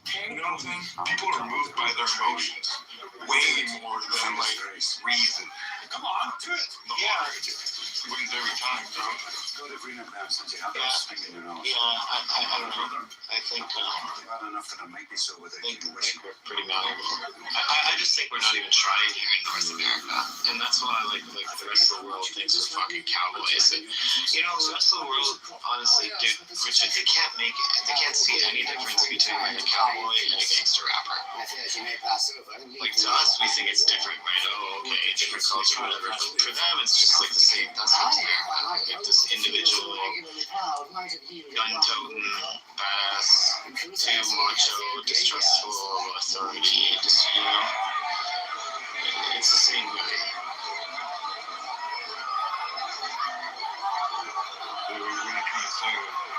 What I'm saying is that I must continually on what side. we have to refine our culture through the information systems. So in that sense, we're like, I that's know. how Watch to see which way to I jump. feel like I don't sound like a conspiracy theorist, but I really do feel that what we see, like, you know, what they show us, or like the fucking movies, whether it's shows, whether it's music, it's, believe it or not, I feel like it has a lot more influence than people give credit to. Because, like you said, like, guy, helping with the old lady and stuff, they, showed stuff like that on TV more often, then I feel like it would motivate people to, Yeah, but well, why do you think? Look, we've had like 30 years, 35 years, 40 years probably on the TV. In the subconscious minds of all the people in North America, very negative images of, let's say, young black dudes doing stupid shit, right? Kind of in the background of everything. Like, I grew up in Windsor, right, during the 90s. Bro, when I put it on Fox News, it was fucking horrendous, bro. Every day, 8 people shot, right? And so, if you're, like, I'm just giving an example of a black kid, right? If you're a black kid and you're seeing that shit on TV, like I said, this whole, the culture itself is kind of trying to tell you, look, this is who you are, right? Like, I forget who the sociologist was, but he said, I don't decide for myself who I am, and you don't decide for me who I am. I decide. My self-image comes from who I believe you think I am. And you're Richard, and the Beaker says, okay, I think Richard thinks Beakers are like this, then I end up believing myself to be that kind of person. It's common, like, if you, for example, see, I don't know, let's say Somali kids or Ethiopian kids or whoever, let's say some kids from Africa comes to North America, right? And now they're in a new information sphere, and they've never heard, let's say they come from some fucking small town in the 90s or 80s from Ethiopia, and they've never heard of fucking, like, gangster rap, and they've never heard of, they don't know anything about North American culture, right? They get here, and then they see all these people portrayed in a certain way that kind of look like them, and then all the white people around them believe that, like, they probably act in such and such a manner, right? Just general stereotypes. I've seen, like, kids that I went to school with transform from being nerdy, new immigrant kids to, like, taking on the personas of these new characters that North America has thrown on them. I've seen it in real action. I mean, sociologists and psychologists have been writing about this shit for hundreds of years, for like not hundreds of years, for like 100 years. You see, and so that's how deeply affected we are by the information systems. Our self-identities, our relationships with others, the way that different groups of people, the way that different religions interact with one another, all of our tribal identities and how we relate to each other and ourselves and everything, it's all determined by the information systems. It's all, we're completely malleable through to the core. But my point is, Richard, is that we're all contending deep inside with, you call it the heart or the gut or the stomach, I call it the amygdala. But we are all contending with base self-preservation things, right? It's just like, how do you wrestle with these things? How do you wrestle with the less sophisticated parts of our behavior? Root it out.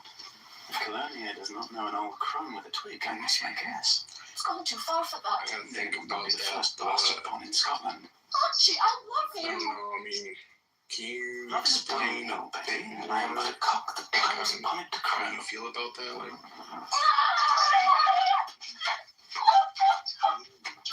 Well, I don't know. Like when I was in Japan, like I was saying, like I met white kids there, blue-eyed, blonde hair. Fucking when I was teaching at like international school, dude, they're Japanese. Tell me about this money. Can't speak a fucking word of English. Their heart, their mind, everything, they're 1,000% Japanese. It's a pity that it would be in Scots and not English pounds. They might feel like they're kind of outside because sometimes people are like, oh, hey, you're not really Japanese or whatever. Right? But Japan is a monoculture. Will you take some supper and rest, Betty? And monoculture. It's like Japan is literally 98.9% Japanese people to people. Okay, so they know that they look kind of not Japanese, but they're Japanese 1,000%. So that's just like there's no inherent anythingness to you. But what are they teaching Japanese kids? Whether it's what are they showing them? What is it about? What is the culture like? What is the culture No, so a good example of how the Japanese create high trust cultures is that from a young age, the time they're in preschool or whatever school, 4 or 5 years old, let's say, they don't have custodians, they don't have people that wash the toilets, they don't have people that wash the floors, they don't have people that take care of the gardens, none of this stuff. Other kids do that. So, for example, imagine we're in a classroom and every day, and this is true, you have to clean out the desks, you have to wash the tables, you have to wash the floors, right? So let's say if stupid Richard throws a piece of garbage on the ground, all the other kids yell at Richard because they're angry because that's their shared space. And so they all, from a very young age, Japanese people are taught to take responsibility as a group for their space and to correct one another. Property intent on growing richer. £1,000 for 3 months. And it's a shared rules, right? So sometimes they would do that at the cost of their own place too. Tony, is there Like something they you would want put to more learn effort into making sure the common spaces are overlooked their own spaces. no, it's believe me, the first Christian missionaries that went to Japan, like I think it was Saint Francis Xavier, I'm not sure, one of the Portuguese guys. He went there and he said, he wrote in his books, he's like, there's nothing that I can do to teach the Japanese. He said they have better characters than we do. I mean, there's historical reasons of very hierarchical society. There are negative reasons for that. They put a fucking ton of responsibility on each other's shoulders. They expect so much from one another. I mean, I know you in my nose. You know what? I mean, I'm not gonna lie. Japan is a very high functioning country. It's structured, very intelligent. But the thing is, bro, I mean, just because Japan has top tier education, extremely high IQs, disciplined social structure, advanced technology, world-class problem solving, strongest work ethics and stuff, all these things, I'm not gonna lie, I feel they've mastered the brain game, but even with all that, you gotta look at the negative things, A lot of negative. High people breakthrough suicide rates, extreme work pressure, emotional isolation, all these things I've heard.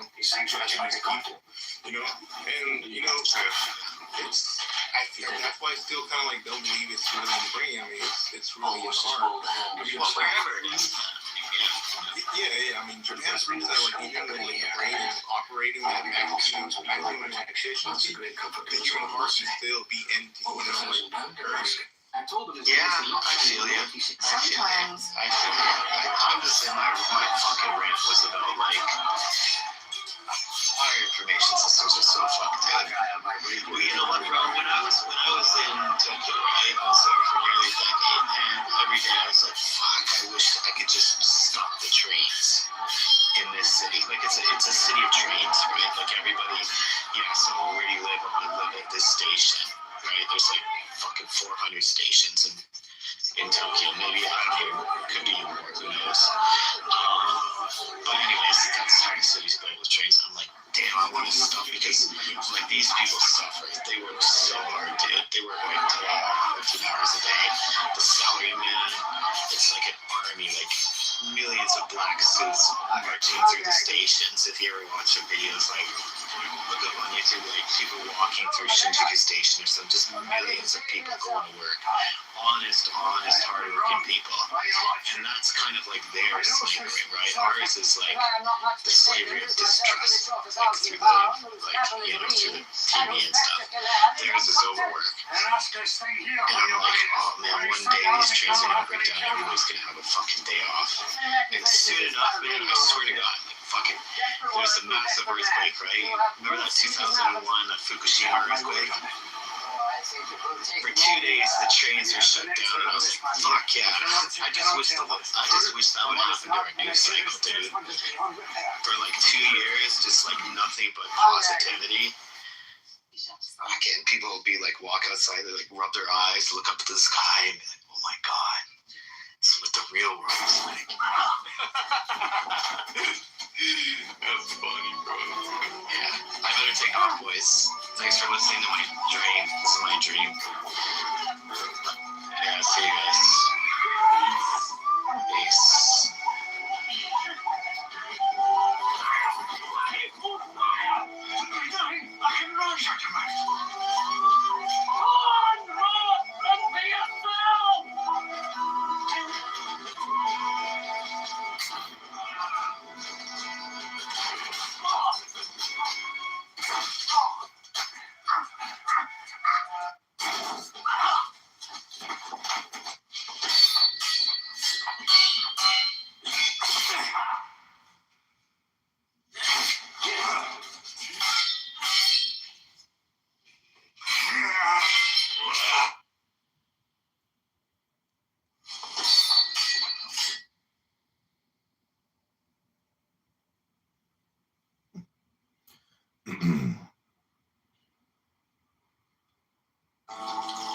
A toast to my son.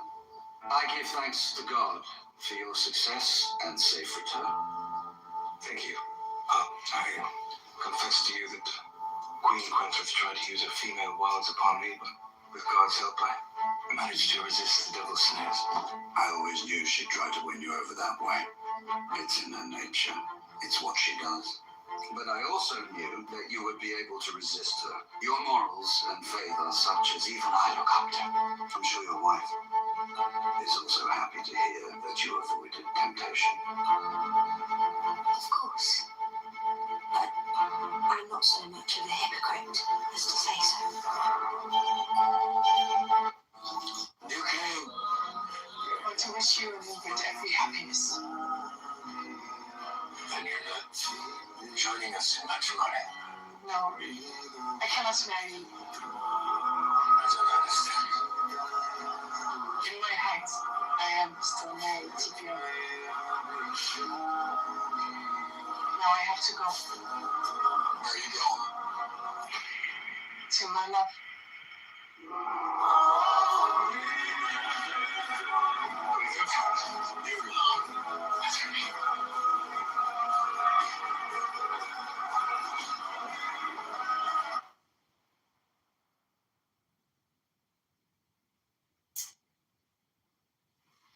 What happened to the rope? He said that we should get some useful information as well.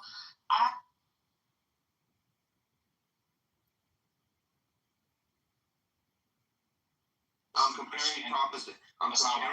comparing different propositions as variable, as very hypothesis to the fact of the world. Nothing. What made me It did not mean nothing because That was complete gibberish. No, That was like contained like basically all the terms you used were. I wanted to follow up actually, if I can.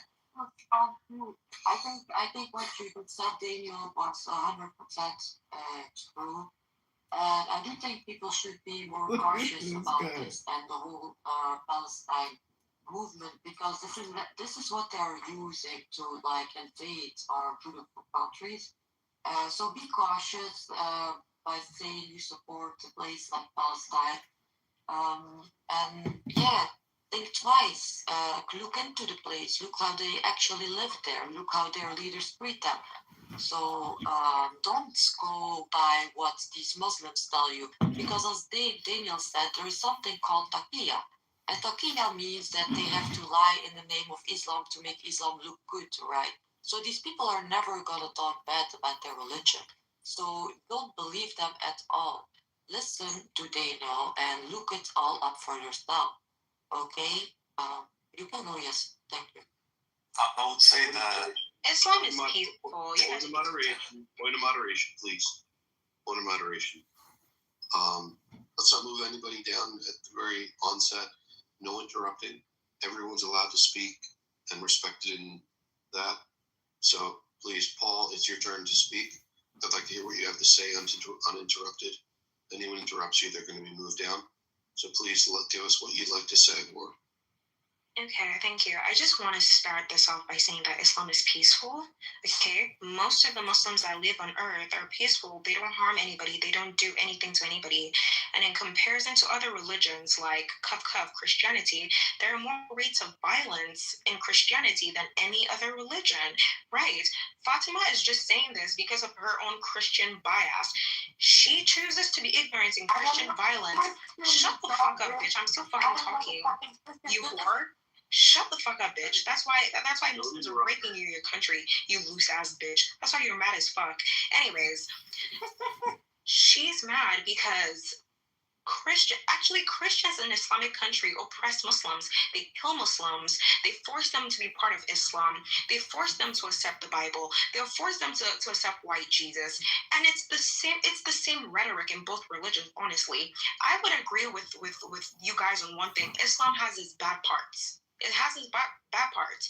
But then Christianity and other religions also have their bad parts. And I will claim that other religions are honestly more dangerous than Islam. It's just this propagandized fear that you guys are instilling in people, forcing people to have just to propagate this Islamophobia.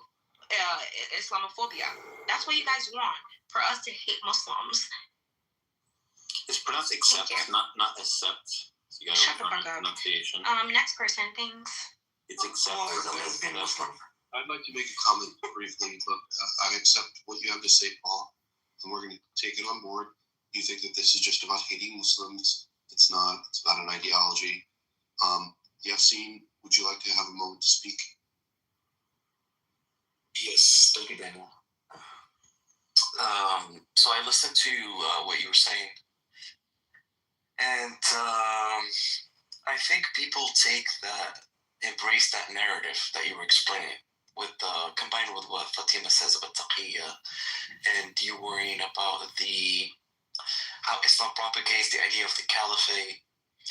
I wanna assure you, but I will give you my impression. I think most Muslims in the world, and definitely the Muslim country that I grew up in, these ideas are almost non-existent about the caliphate. Sure, there are some discussions, some entertainment about it, but it's pretty loose. I would say if anything comes serious to even establishing the caliphate anywhere in any Muslim country, I wouldn't say all of them, but in most of them, that would be quite an alarming development, and it will be dealt with pretty quickly. I think a lot of these topics, and I see them pretty much mostly discussed in English. Like, I don't even hear these topics discussed between Arabs, Muslims. It's almost exclusively in English, and that shows how there is a tension. There's a tension in the Western world between Muslims and just the Islamic immigration in general. And I think this immigration contained a lot of the radicals. And I think the Arabs actually, or the Arabic world, the Muslim world in general, lost a lot of the radicals by them immigrating to the Western world. So I understand your concern. I think it's a viable concern. It's something you should be worried about. But for most of the world, or from specifically where I come from, it's not even a topic of, it's not something that the people discuss or worried about. I think it is a worry for the Western world, though. I think it is. But back home, back in the Muslim, I don't think it's really something to worry about. People don't take taqiyya, people don't embrace the narrative. It's just, they don't even go that deep to be like, oh, Aisha said Muhammad and all that. They just take religion as something they add to their life just to add a little bit of peace of mind, just to resolve their inner conflicts, something spiritual, no more nor less. But other than that, it's just business as usual, and people are going to, every day about their work. But I understand the concern. I see the problem. I see the danger. All right, you've had enough time to speak. We're not going to have you go on with a TED Talk. Just to respond to what you said, we're not worried about... Stop speaking. We're not worried about people that have already been dominated by the West, which is what you're describing. We like that. So people that are popping their booties up, or they're assuming the position and getting fucked. So we're not worried about people that have already been bitch made. We're worried about the Muslims that actually are going to fight for what they believe in. So someone like you that does this little taqiyya dance, that's fine. We don't give a shit. Like, if you don't think about eschatology, if you don't think about the coming, the second coming of Christ, of the Messiah, if you don't think about any of these concepts, the Day of Judgment, then that's fine. That's what the West has already done and accomplished. But we're talking about these outliers that need to be stamped out, and people that actually take their religion seriously. Who takes their religion seriously? Well, people like Hamas take their religion seriously, and they appeal to certain hadith that the end times won't come about until the Jews have been destroyed, right? Until the Ummah has been unified. What does it mean to say the Ummah has been unified? It means that there's no more sectarian dispute. It is just one consolidated Ummah and body of believers. And it's at that point when globally the world has been conquered terrestrially, is that we bring upon the eschaton. Now this is traditional Islamic eschatology, and it is a terrestrial eschatology. It speaks about geopolitics. The religion is, you cannot excise geopolitics from Islamic eschatology. It will not happen until the Ummah is unified, that the second coming, that the end times are brought upon. This will never happen.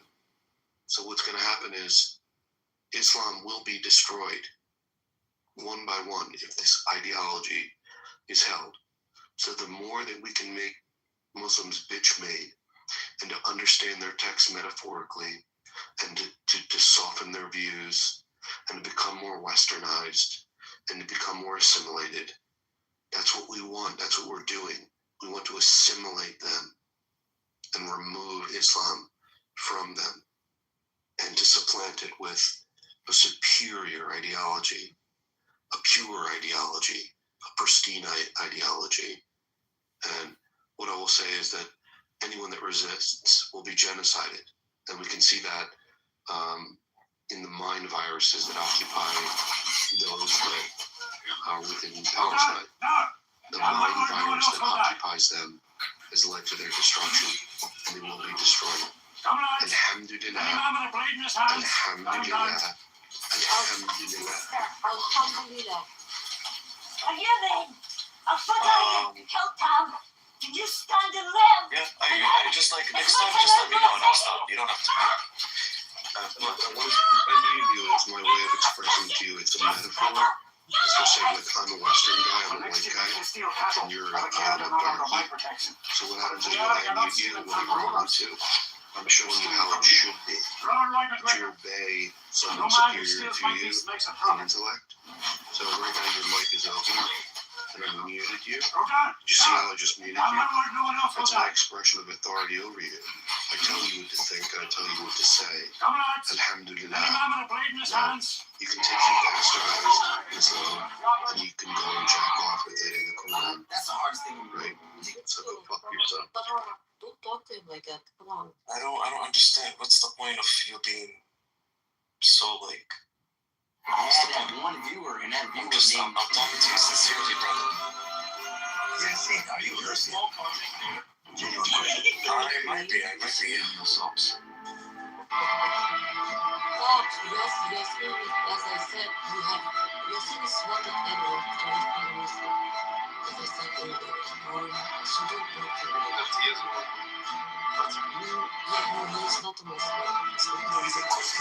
He calls himself a Muslim, but he's not a terrorist. Therefore, he's not a Muslim. There is no one like So don't talk to him like that. Come on. Are you serious? 100%. I thought we were Just like Michael as a whole. Do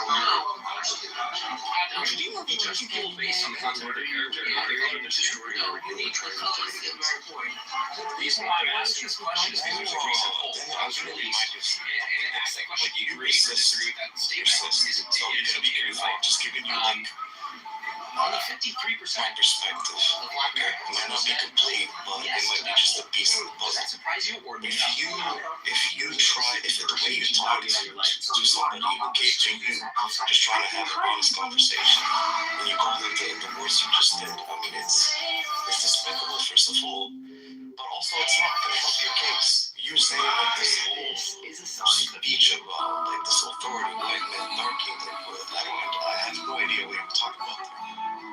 No idea. But so you make myself clear, I'm not about like trying to win the case of the hearts of people that are, you know, partial to Islam. So that's not what I'm trying to do. I'm trying to remove their hearts and hold their beating hearts in my hand triumphantly. I'm not interested in winning hearts. I'm interested in piercing them. Sure, but In don't that you think case, that's pretend I'm famous. I want to see what it's like. Don't interrupt me when I'm speaking. You interrupt yourself right now, you can keep talking. If you interrupt again, I'm going to the audience. Do you understand?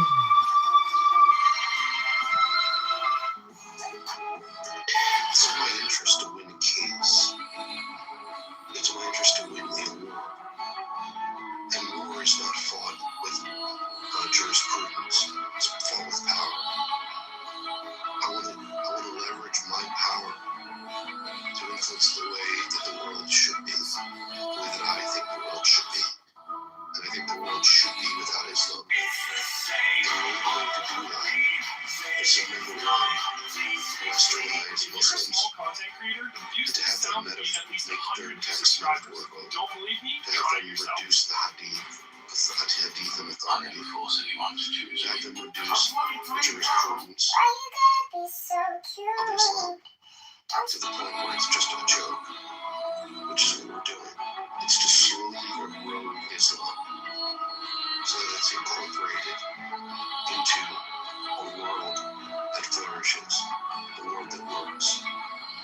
And you are the prime example of such a person who's been completely taken in by the West. Now, what we want to do is we want to separate the true Muslims, the terrorists, from those that have already been influenced by Western modernity. And we want to crush them, we want to destroy them, we want to burn them at any cost. We want to behead them. And we will do it. And we will do it in subtle ways, because that's what the West does. So, like, we understand that there's the optics of what we're doing. Do you understand that? We know what the optics are.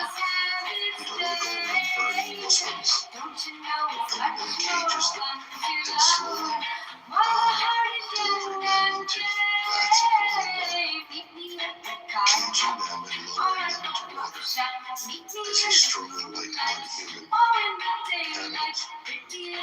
much smarter than that. We want to infiltrate the minds of Muslims. We want to infiltrate their cultures with Western modernity. We want to infiltrate them with pornography. We want to infiltrate them with skepticism and doubt. And we want to conquer them. Islam is our enemy. And anything other than complete annihilation of Islam is unacceptable. And this is I happens for the last time because I'm trying to chill out. But I could go ahead and don't get me getting talking. It don't matter to me. So let me go ahead.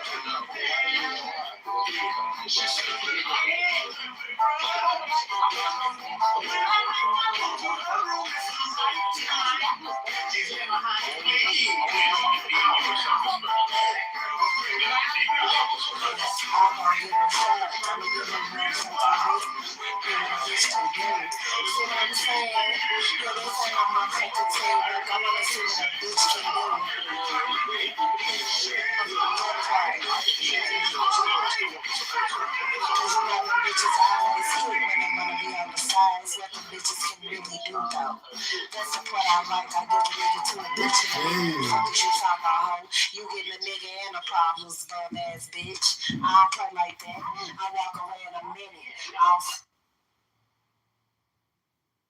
Let's try to like have a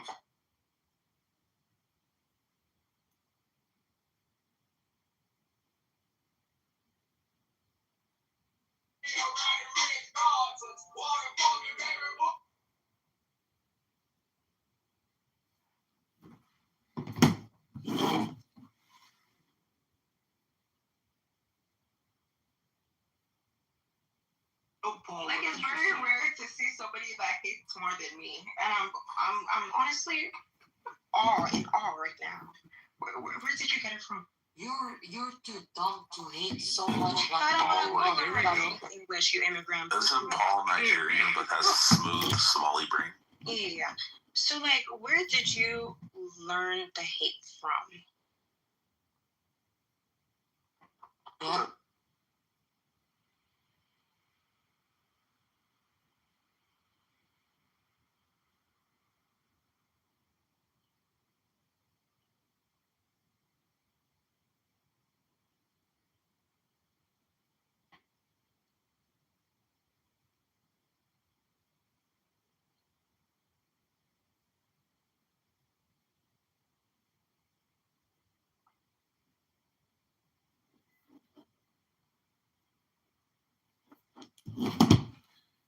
fucking kick me from another room. Motherfucker.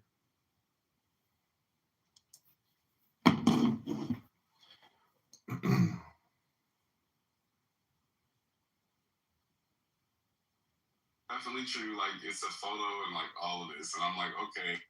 You're a system. This is why I go to the teller, baby. I don't deal with them. Thank you.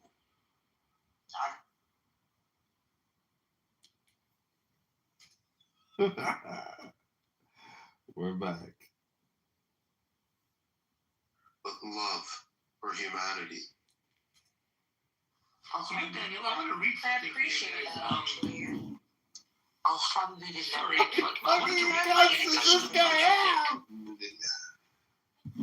Let me see if I still have it. This is from a Palestinian activist, actually. I wanted to read this. His name is Ahmed Al-Khali. He's quite known. I've had a few conversations with him. Good man, anyway. He said this, and I think he posted this. Let me just give you guys the date. On the 4th of October, 2025. So basically more than a month ago. He said this. I'm tired of the lies we tell ourselves. Our leaders cry every day about the quote-unquote occupation, as if history began in 1948, as if Israel is some unique monster in human history. But let me remind you of something that no one dares to speak of out loud. God, my fucking primary burner's still going. Longest occupation the Middle East and Africa has ever seen. In the 7th and 8th centuries, Arab tribes birthed out of the Arabian Peninsula. Within just a few decades, they crushed the Byzantine Empire, Syria, Lebanon, and Egypt. They destroyed the Persian Empire. They swept across North Africa, reaching all the way to Morocco, Spain, and even southern France. At its height, the Arab Caliphate ruled 30 million square kilometers, larger than Rome ever dreamed of. Millions of Persians, Berbers, Copts, Iranians, Jews, Greeks, and others suddenly found themselves under Arab rule. Their languages and faiths were pushed aside. Coptic faded in Egypt. Aramaic nearly died out. Even Persian was nearly erased until poets like Ferdowsi fought to keep it alive. Arabic became the dominant tongue, Islam the dominant faith. That was not liberation. It was occupation on a scale that reshaped entire continents. The Mongols came and went in about a century. The Romans ruled for centuries, but Latin disappeared from the Middle East. The British Empire held sway for 200 years, then collapsed. The Arab-Muslim conquests? Question. It changed the entire identity of nations forever. Think about Egypt was Christian and Coptic speaking for 600 years before the Arabs came. Today, it is Arab and Muslim. North Africa was Berber and Roman. Today, it is Arab and Muslim. The Levant spoke Greek and Aramaic. Today, it speaks Arabic. Even Spain lived under Arab rule for 700 years. That is not just a quote-unquote occupation. That is a civilizational overhaul. And yet, in 2025, our leaders, who are themselves the product of the massive Arab occupation, weep about Israel, a sliver of land the size of New Jersey, calling it quote-unquote the worst occupation. Really? Question. Compared to what Arabs did to North Africa, Persia, and the Levant, compared to the centuries-long Arab rule that erased identities, forced conversions, and remade entire regions? If we, Palestinians, want honesty, we must stop pretending that Israel invented occupation. The truth is bitter. We live in the shadow of the largest and longest Arab occupation in history. Blaming only Israel while worshiping our corrupt leaders who exploit this narrative is not justice. It's cowardice. History matters, and if we don't face it, we will remain slaves not to Israel, but to our own hypocrisy. Now that is a Palestinian I support. That's a Palestinian you support. That's a Palestinian speaking. Alpha, drop that link to me. Oh, I will. To me too, please. To me too. I really want that, please. No, but I'm confused as to like what is that supposed to be doing? It's just like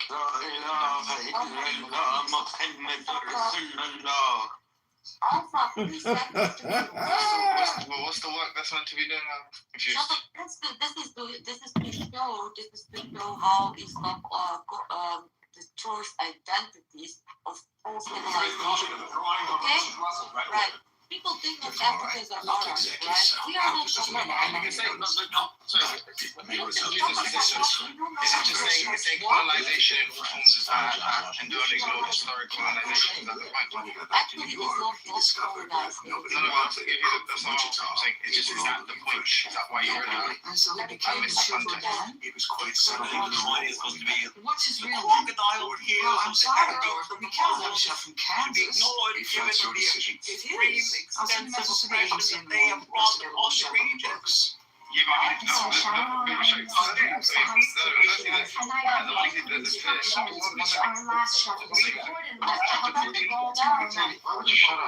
clearly there's an asymmetry here. One, you're talking about some historic colonization, or let's say like the declaration of human rights, and this like global hold on San Mateo, and we consider to be bad in the form of colonization. You're talking about like a contemporary case of ongoing colonization.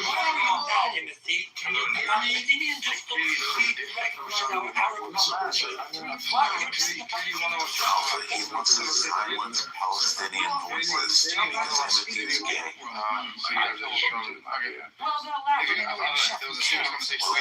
It's all my creation. Daniel has been talking about. I was glad to do it. No, there's like. Just remember from your profession for black kids. Gay guys. Tray of coffee to the drawing room for Mrs. Russell right away. Is everything all right? Not exactly. How does this mean? I think there can only be one Timothy. Just remember. If this guy interrupts me again, Sam, I'm gonna be very uncharitable to you the next time.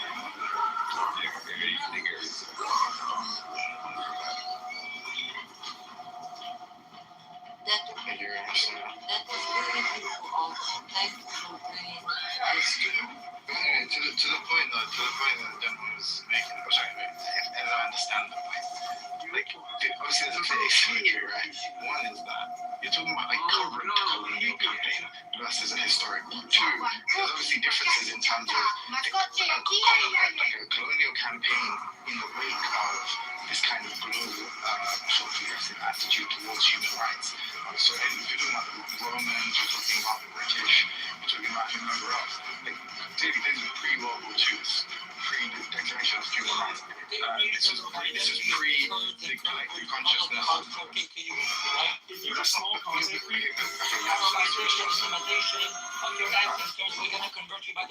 you know a man? I didn't say that. I said the opposite of that. You're like a moron or something. You're not listening to what I'm saying. Right. Like, I know you have scripted. No, I'm saying but you have. So I don't care who.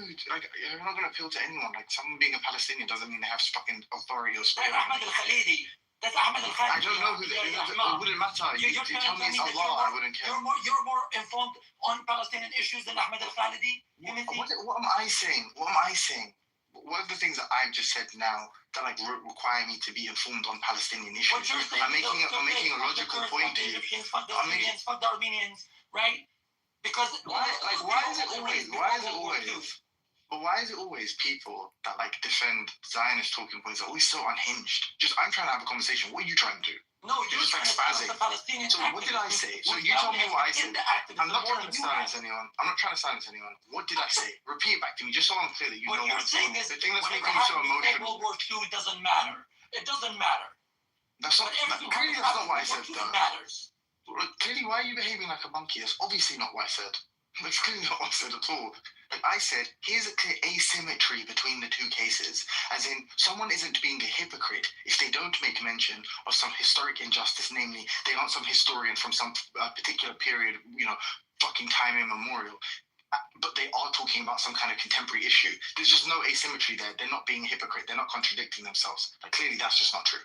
So that doesn't mean to say that any period in history, pre-modernity, right, isn't interesting, isn't important, doesn't affect how we analyze, the world or do anthropology. It's just saying that, like, these two aren't the same. So if someone's like, hey, you know what, I'm concerned with, like, contemporary human rights abuses and issues around the world, you go into but what about Genghis Khan? That's not really doing much for the conversation. Well, you're doing the same thing. You're doing the same thing, my friend. Cross. I'm not. I'm pointing out. I call you Cross because you don't have a name, so I call you Cross. So Cross. No, I do have a name. Click on my profile. No. Okay, so click on my profile and then get back to me. Click on my profile. Okay, so Cross. No. Do you want to have a conversation? Is it some ego trip? Yes. Use my actual name on here. Click on my profile. So go on. It's not that difficult. All right. So if you want to demonstrate your competency, I'll call you. No. Do you want to correct me and tell me how should I call you? No. I want you to demonstrate your competency. Okay. So it's on the ego trip. My profile. You seem to have some sort of ego trip. By clicking. A sense of self. Listen, you drunk idiot. Click on my profile and use your name. That will demonstrate your competency, and then I'll engage with you. It's an easy test. It's an easy test to prove you're worthy of talking to. So make it more transparent. People go. Okay, I'll go and read it. Right. So go on. Hemototus. Unfortunately, you didn't demonstrate your competency. Hematotus is pretty close. I'd say he's close enough. Did he say hematotus? Yeah, he said hematotus. Oh, that is pretty close. Fuck.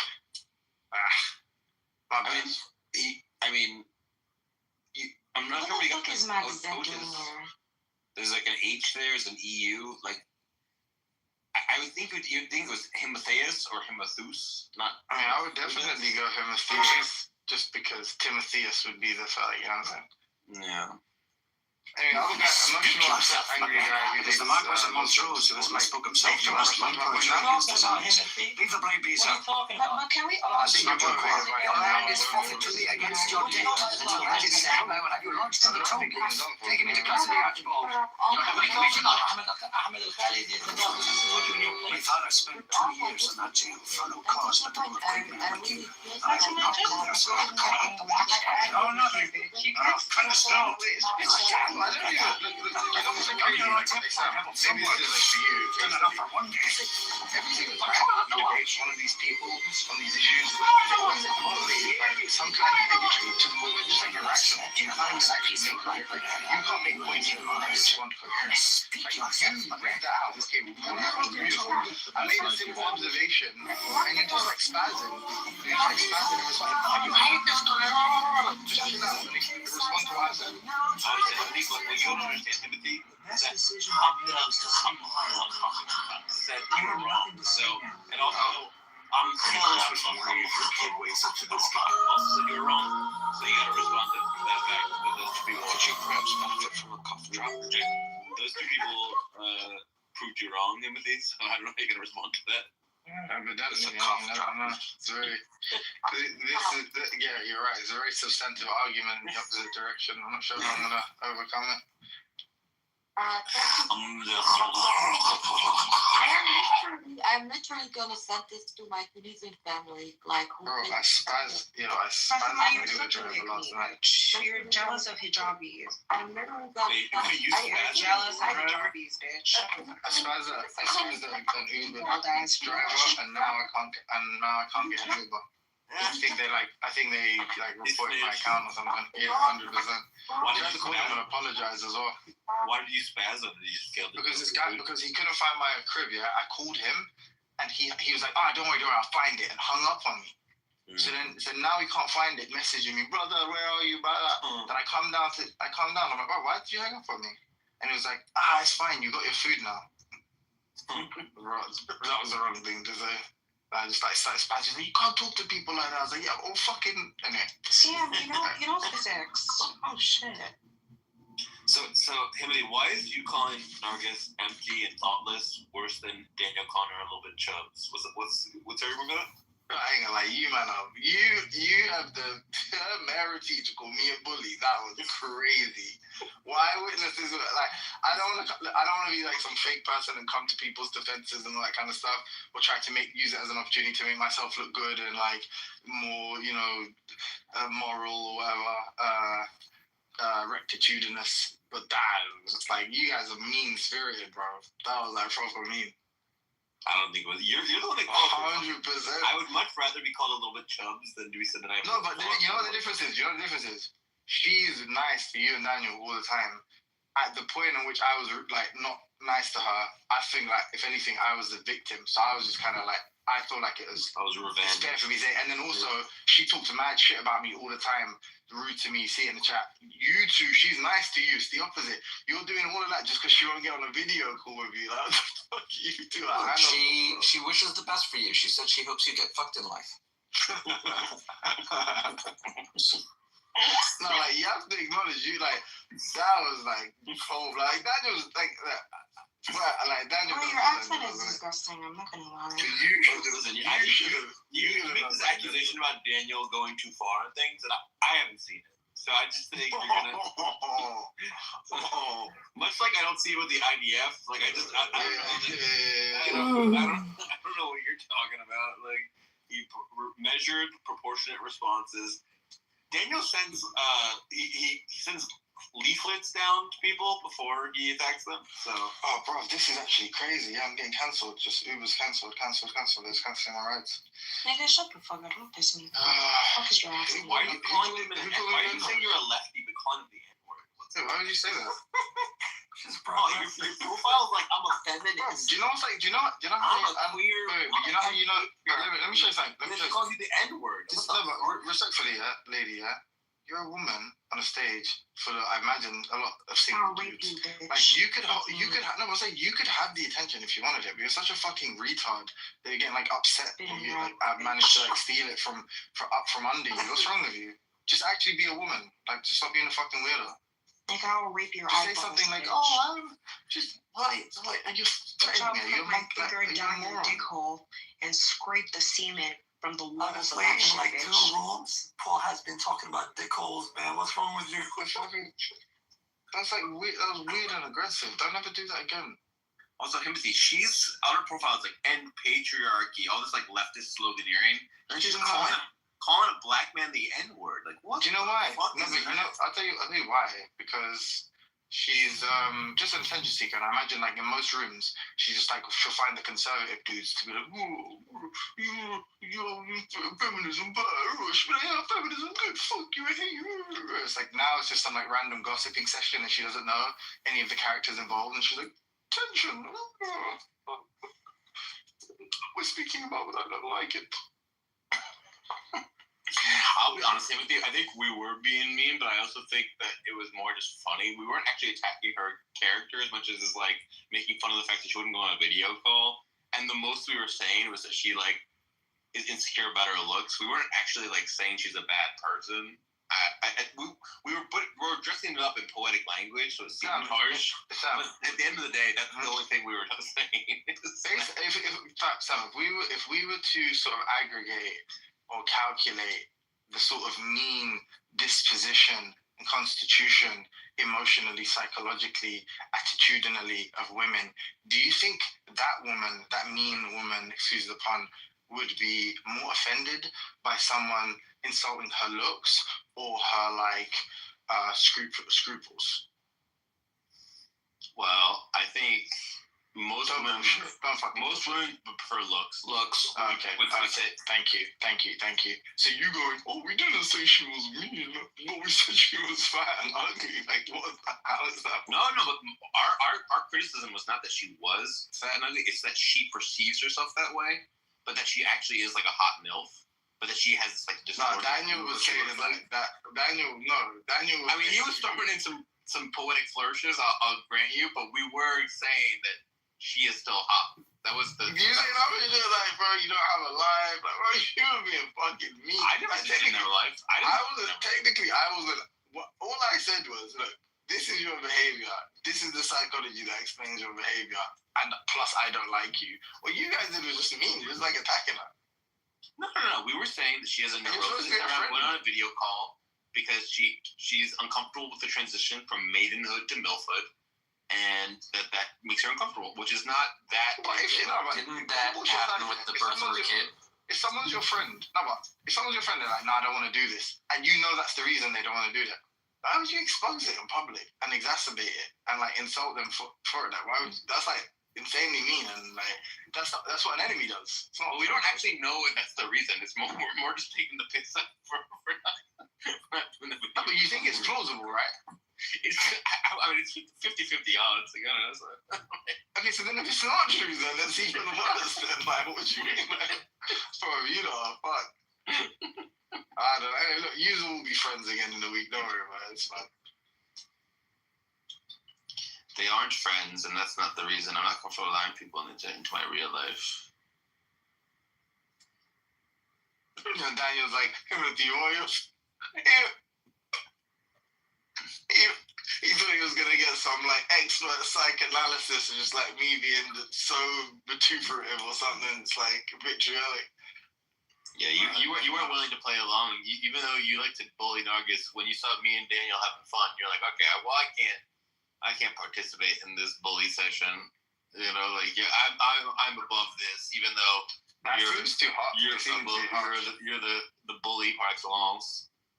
I don't know. Why do you want to join with the boys? The boys. I don't know. I'll be honest. It was more just I was caught up in the moment, and Daniel was being really funny, and so I was kind of just going along. No, I'm coming up. You know, I'll leave you guys with a gift. Are you talking to me or your real life friend? Yeah. I'll give you a gift. You want to get bring up Paul. Why are you running like a bitch? Come on, bitch. Why are you Paul, why are you progressively calling a black person the N-word? You're a progressive and you're calling a black person the N-word. What's up with that? I don't give a fuck. Maybe that's where she wants society to progress to. Exactly. Paul, can you rap, bro? That's a good hypothesis. Paul, can you rap? I'm a simple man. Like, they're kidnapping you guys on the streets, killing you guys. Like, nobody likes you guys. Like, nobody gives a fuck about Jewish people. Anyways. Men or just us personally? Yeah, you shut the fuck up. Anyways, to the people that are actually relevant in society, like media. Like, people developing breasts? It's so funny. Like, if I scroll on my TikTok, like, it's just Jewish hate. Nobody likes you guys. Nobody's on your side. Like, you can't even walk out with the Jewish flag anymore. Like the Israeli flag. You can't even walk out with that. Imagine how fucked. Like, I'll feel bad to be a Jew. I'm not gonna lie. I'll feel bad, bro. It's okay. You would feel bad if you were Jewish too. Yeah, shut the fuck up. Anyways, so like, bro, shit, like. Shit. I'm like, oh shit, it's 4 a.m. You told me to shut the fuck up. You have nothing to say? Man, get the fuck out of my face. I want to say whatever the fuck I want. Like, I know, but you say, "Nigger, get the fuck out of my face," and then just drift off slowly to having nothing to say. And they're trolling Jewish people, and guess what? Like, yesterday, they kidnapped two Jewish girls. They raped them online. What the fuck is wrong with you? They videoed it. So much. And guess what? We have a lot to unpack here. People are masturbating to that shit. Yeah, cry about it. You were masturbating to it? What the fuck is wrong with you? Yeah, cry about it. Anyone in this one. Yeah, Ken. Anyways. Is that why you know all of these things? You're looking can't them do up shit. online for masturbation? You can't do one shit, bitch. Boo boo. Is that what you need to like, get off? Hey, boo boo. We want bitch.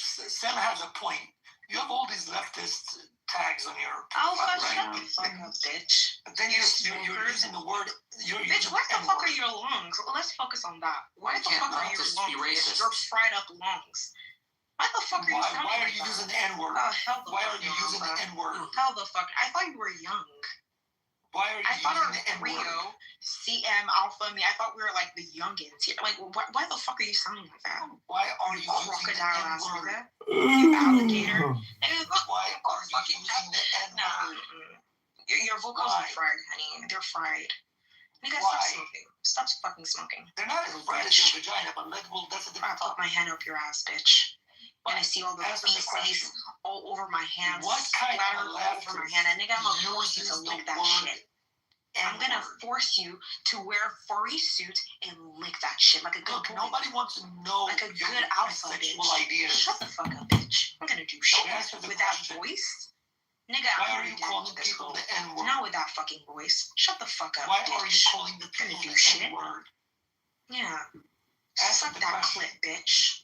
Suck that shit. Why are you calling the people N-word?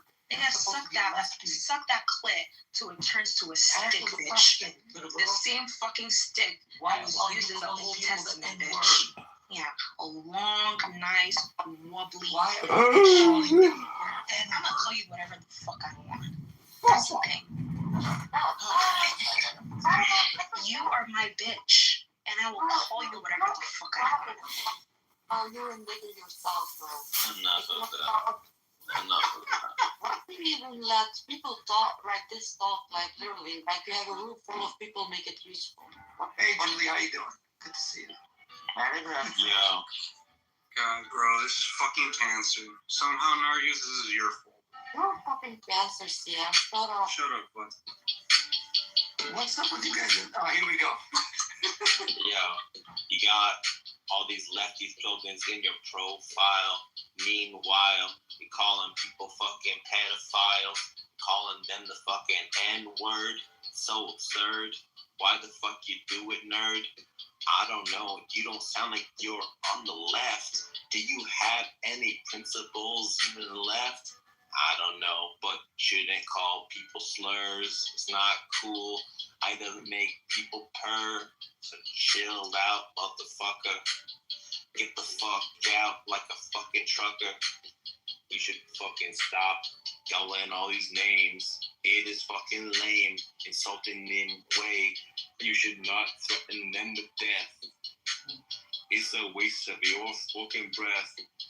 Yo, I'm gonna go and ridicule you for being a liberal while you fucking shit on bros, while you fucking call people all these slurs. You should fucking stop. I'ma be a fucking cop. Get you dropped. Get you arrested. Because you acting so detesting. You was acting evil to the fucking people. Yeah, we're all fucking equal. So stop the hate, bro.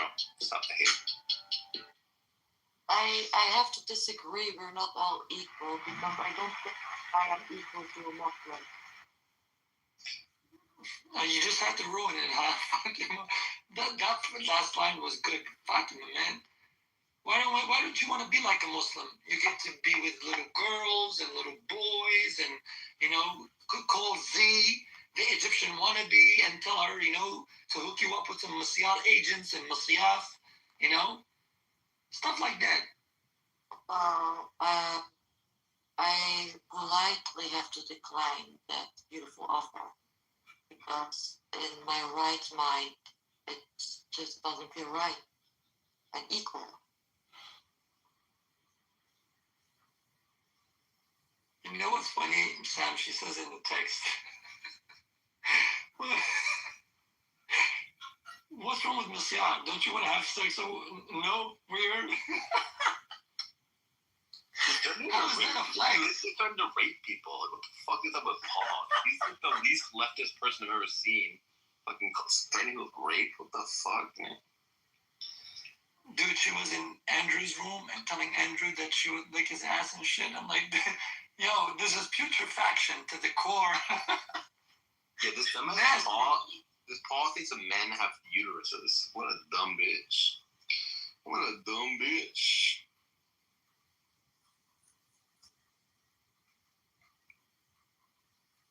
Yeah, I think we should extend a little bit of charity, though. Now I have a question, Daniel. Are you and Sam just trolling? Or are you guys serious about the whole fat phone discourse shit? What is it that you would trolling, right? Typically? What part? Like, with the Nurgis thing. You guys are just trolling, right? Like, this is just like an in-house joke. What's that? Are you interested in the Narcus content? Are you turned on by her? No, because Why do you want to dig up that old chestnut? no, I want to know. Like, this is an in-house joke, right, between you guys. Like, you guys are trolling each other, right? So, Alpha, what you have to understand is when you get a sufficiently high-level troll, you can't tell yourself whether you're trolling or not. So it's kind of like a quantum superposition where we don't even know if we're trolling or not. Yeah. When I look myself in the mirror, I say, who is this person? Are they? Who am I? The one question you never want to look at yourself and ask. And that's what happens when we engage in these endeavors. But Fatima, I do appreciate your zeal and your energy, and I don't know why you're fighting back against us. We're on your team, but how am I fighting back? I want you to be very submissive. I don't want you to be fighting back. Do you understand? It's how did I fight back? No, it's how you like it, and so do we. Oh, you're talking about that fake Muslim guy, Yasin? No, I'm talking about your desires. What? How was your relationship with CM, Fatima? How did that relationship go? I don't have a relationship with CM. I never did, and I never will. Didn't you guys used to flirt with each other a lot? No, we never flirted. CM actually is just running behind me like a dog. I never flirted with him. I never went in on his advanced days, and I never will go in on them. So, CM, I hope you heard it. You have no chance. You are a person who literally thinks you are smarter than everyone else, while you can learn something from anyone, even the smallest thing. And yeah, there are people who are less smarter than you. There are people who are more smarter than you. You can learn from anyone, anything, something. So stop thinking that because Think twice about what you're doing right now. CM, Fatima claimed that she never flirted with you at all, CM. What do you Bro, I just troll her. I kind of flirt with her trolling, but I don't know. I think she liked me for a while. I just fucked with her. I still call her my clubhouse wifey, but it just pissed her off. You thought wrong. You thought wrong. I never gave you any signals that I liked you. Never. Don't make. I have DMs, Fatima. Don't make me expose you. Well, expose the DMs, please. Be my guest. I want to see them as well. Remember me. I was flirting with you. Serious. I'll fucking do it. Yeah, do it. Please do it. Do it. Do it. Do it. DM, don't do it. DM, please don't do it. Do it. You folks are damaged. You guys are damaged, man. Have a screenshot. You can accuse people with evidence. Okay, I have evidence. I have a screenshot of me telling you Okay, show it. that she Here it comes. fucking obviously, and she's losing your mind more and more. Show the evidence. Show the evidence. I have a DM Stop of me talking telling and show it. Show the evidence. She's gonna speak. I'll be holding in contempt. Coming, guys. Your evidence, and I will show you my evidence because you were trying to hit on me. you swear. Again, I have a DM telling her I'm gonna go to Belgium and fuck the crazy out of her, and she just says, What's wrong with you? okay, she is crazy, dude. She's not all there. It's I mean, okay. Doesn't really necessarily mean she that, thinks the maybe parents we're joking though. older than we think they are, and Just show the DM. Stop yapping. Just show the screenshot. she thinks climate change is up.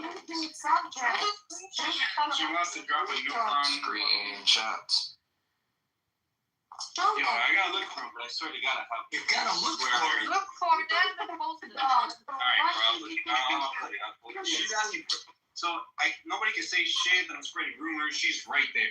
Okay, no problem. Just show them. Yeah. Who the fuck are you, first of all? Figure it out. I'll show you. I know your ex spotted that. You was flirting with her. I know that one. Show me. You're right, baby. Yo, you're all. Even the catfish, bro. I know. I used to have your picture saved where you were Who laying the fuck about are you, blonde bro? I woman. have so Where you was many laying down fucking about. people obsessed with me on this app. It's annoying. Bro, Who the fuck are you? You literally exposed a girl sending a picture, some blonde woman. I think you met up with her. So I forgot a DMs and found out I was jealous. Yeah, I was people there. are still posting that. I was there when you like guys were they're. arguing about your What? It's a picture of me with some fine ass blonde girl at a club. Point of moderation. Everyone relax. Take a deep breath, please. Yes, just show screenshots. Bobina, please. Guys, relax. Fatima, at any point were you ever interested on any level with CM? Did you ever flirt? No, never. Okay, I believe I'll take her at her word for that. CM, what do you say? I'm getting the fucking screenshots right now. We're waiting. You're always talking about the screenshots. Why are they not in some kind of special album? You never showed them. I thought Bobina was going to be a witness for Fatima, but then when she said, I saw both of you do this, I'm like, what the fuck? She's sabotaging me. I know, I just spotted though. Spotted there's a whole different person. He's not talking about me. Oh, funny that. Okay. Yeah, spotted this. Yeah, they used to have DMs and they used to try to expose each other and stuff. Is she even a real female? I always thought Yeah, she was she's AI. not a real woman. She just sounds, she's drunk. She believes that it's okay to drink. Oh, bro, she's not the girl in her picture. She's some like 40-year-old lady from like Morocco who lives in the UK. I have no fucking idea. She's just trying to catfish me. Obviously, I'm too smart for that shit. I don't. And now I just go around in rooms where I see her talking. Like yesterday, I saw her with some fucking simps, like talking to her, like, "Yo, you're mad pretty." They're like, "How old are you?" She's like, "Oh, I don't want to give my age." And like, they're like, "Oh, you fucking." I'm like, CM, I don't ask women their age. I'm like, you're a fucking simp, dude. It's not the girl in the picture, you fucking idiot. And they're like, "Oh, I think you're really pretty." I'm like, yeah, the girl in the picture is a fucking 10. That's not the girl talking. And so I just walk around doing that. Hold on, let me look to the fucking Fatima. Yeah. You asked for it. I swear to God, I was never gonna show this fucking thing. We're waiting. I've been waiting for this screenshot like for a very long time. Because we always say Fatima, honestly, if you said something that's false, it's okay. You can say the truth now. Everyone stop. Everyone shut the fuck up. Right now. If you said something that was false, that's fine. But right now I'm giving you the opportunity to come clean. Was there ever If you double down, you're not going to be permitted in the rooms. Is it true to say that you at one point flirted with CM a little bit, maybe? No, I didn't. Never. Okay. All right, CM. Well, then it's on you. I believe her. Let me see. Yeah, I gotta find it. I'm just scared that she's never gonna talk to me again. Like she's really. If you Hold like. on. What if I send it to her? What if I send it to her? Oh, sure. I'm gonna I think her to give her a little taste of it. She doesn't No, show. I want her to show it to the whole room. Are you sure? Okay, and you're not gonna block me or anything, right? No. I am very curious. And if you Photoshop something, I can immediately tell. I don't have time for this. Get the fuck out of here. Yeah, that's what you say, right? And don't swear CM, on you are the definition of a close quote. Just show it. Show it, Cooney. Show it. Yeah, show it, man. If you send me a link, I'll post it to the top of the chat. Fatima, do I have your permission to post that conversation at the top of the chat? Yes or no? I'm sorry, my phone is crashing. What conversation? All right. I'm gonna take that as a no. No. You don't want that conversation closed. Conversation between me and Siam, yes, whatever. Post it. I don't care. You are giving me permission to post the conversation of you flirting with CM at the top of the chat. Oh my God, yes, I'm not flirting with Siam. I never did, so yes. Okay, CM, send away. Post.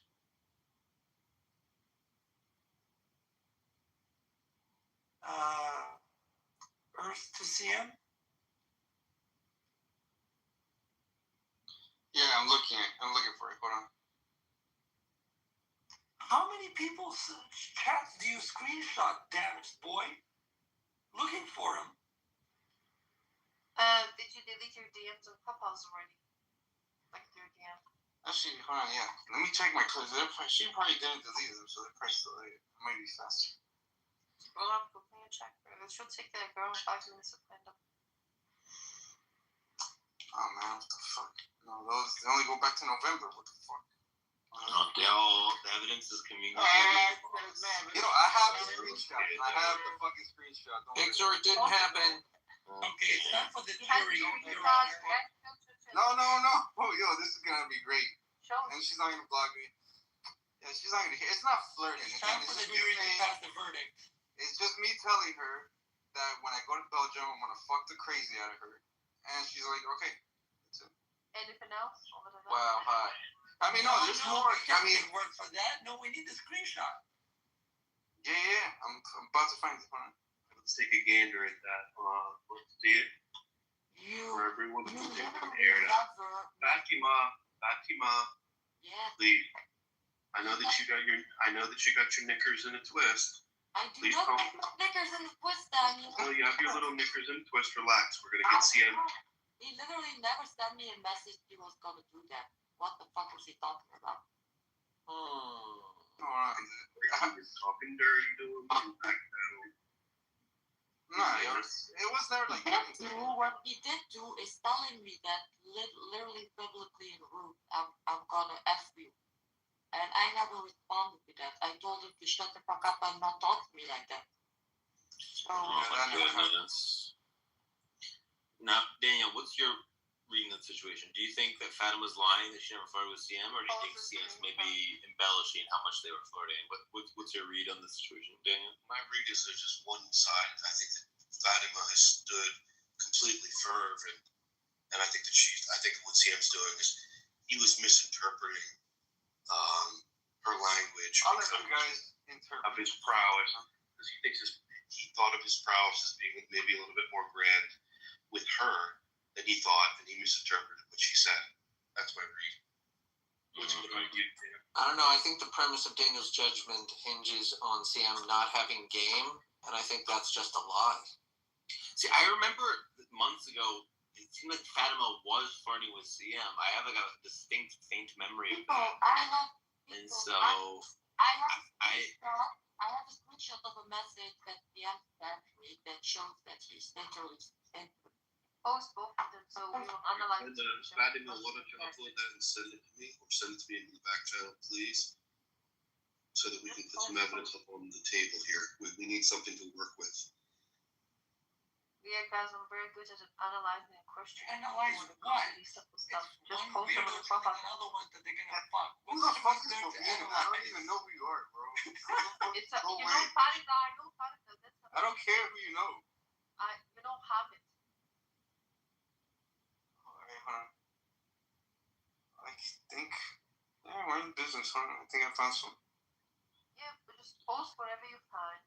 We'll analyze your relationship based on the screenshots. Bro, shut up. I'll post it as soon as this bitch gets kicked out, bro. She's gonna screenshot those things and start. Why? What do you mean you're gonna I don't know who you What are. are you talking about? This guy's tripping. Yes, because I don't know who the fuck you are. I've never talked to You you. just told everybody I got receipts. Show the receipts. Yeah. Exactly why you care. Look at the receipts to prove that like a woman was flirting with it and show. I don't understand. Even if I took a screenshot of that, I don't see what's a problem because most men Alright, try to everybody check my profile. Check my profile photo. Okay, we have one screenshot. I'm gonna upload this, then I'm gonna read it out loud. Yeah. But I'm gonna post it at the top of the room, so give me a second. I'm gonna have to upload this. This is insider information. Looks like there's a little kitty theme going there, adds to the authenticity of it. Okay, cute little kittens. All right, here we go. We're gonna post it at the top, and then we're gonna go through it and read it. Fatima, I'll read on behalf of CM, and you read on behalf of your response. Can you do that for me? Okay, is this my photo? Or which photo is this? Is this some photo from Okay. together? I think it might be fruitful if I do Fatima. All right, Sam, you can do Fatima. I'll do CM. So this is. No, I want to do myself. Okay, fine. Yo, you guys are losers, bro. Okay, go ahead, start. All right, so is CM in the white or are you in the orange? I am in the orange. CM is in the white. Okay. This is CM speaking to Fatima. You forgot the doctor at the end. Quote, I believe you're smart, doctor. Laughing my ass off, just joking. It's just fun to say that occasionally. Damn, I just checked out some of your pictures and Jesus Christ. I really hope I can talk to you one of these days and pick your brain. Because honestly, I care about that part more for obvious reasons. So my first Simple flirting, bro. That's the fucking. CM, stop. So my first response is to the first message. Low. So demanding. Yes. Correct. Demanding. That is actually Demanding, yikes. And You didn't have to in wood. that is flirt, yes. so now my response is to the second message, the damn response. And I said, okay. That's all. All right, and then on April 4th at 4:15, CM writes, hey, I messaged you on CH. This is not good looking good, CM. This is not looking good, bro. This is so bad, man. You know what I think is so cheesy about it? You forgot the doctor at the end. I believe you're smart, doctor. No. Like, I think you guys misinterpret the whole conversation because, look, first, let's analyze. No, he was talking about himself, and I just said, I believe you're smart. So he don't need to explain himself and telling me he has a doctorate every fucking time. Okay. First, let's analyze the fact you guys got each other's Instagram. This is a social media outside platforms. I have many people on platforms. Wait, no problem. This starts off from a friendship. Better make a case. Wait. So this starts off from a friendship. Like you guys got comfortable. Hey, Mixen, I need to hire you as my lawyer. Now, CM, shut up. So here, I need a Jewish lawyer. I demand a Jewish lawyer. Wait, shut up, CM. I don't understand. What does this mean? Then I just checked out some of your pictures, and Jesus Christ, what pictures? What were you talking about? What kind of pictures? her pictures of her face, body, good pictures, bad pictures. What pictures are you talking about on Instagram? Use your imagination. Tell me how. What the fuck? I'm not using my imagination. You tell me. All right, well, Sam, I just need to talk to you for a minute. Everyone, please calm for a second. We have some new information, and it seems like Fatima has been vindicated in what she said. She is being approached by CM. CM is being the aggressor, and she's completely sort of blowing him off. So this idea that she's the one, so she's the one, Fatima is the one in the right here. And now, if there's any other forthcoming screenshots that we can evaluate, then we should do so. But at the moment, This is a lie, Daniel. You're lying. Daniel. We have to be fair. You Daniel. have to be fair and just. Stop. Here. Stop for 1 second. So Daniel, I completely agree that right now it looks like that Fatima has been completely vindicated. That CM was out here just completely, shooting his shot. You know what I mean? And she's being like, okay, like just being very kind of dismissive, kind of blowing him off. And he's shooting his game, and it's not really working. So until we have further Lies.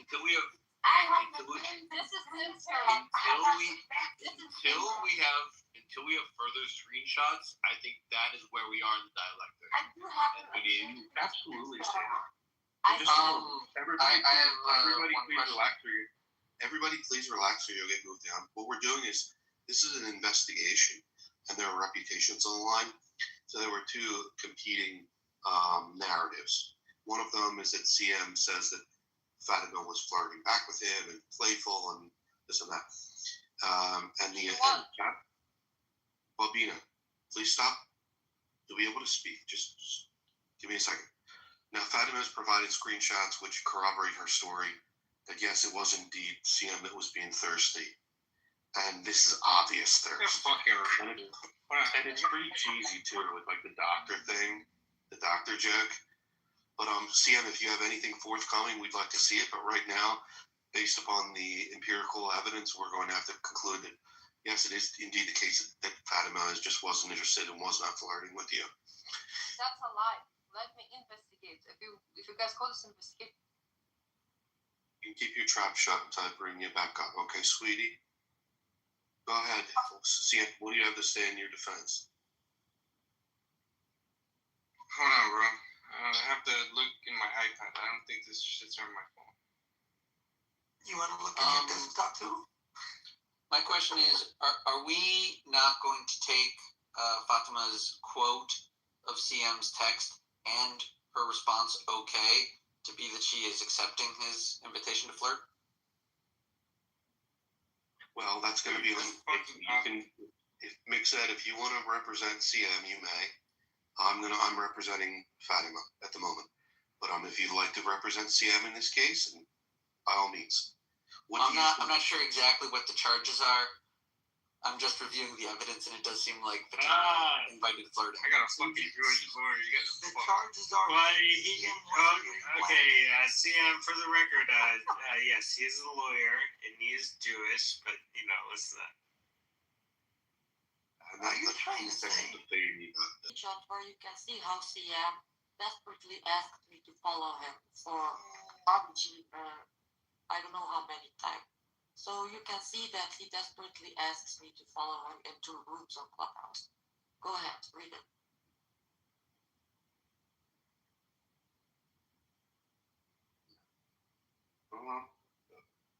CM, what are you doing to us, bro? Alright, we're going to have to read this out loud. Oh my god. CM, PhD, mathematics. Who are you asking? I thought you didn't believe. Sorry, Fatima, do you want to read your...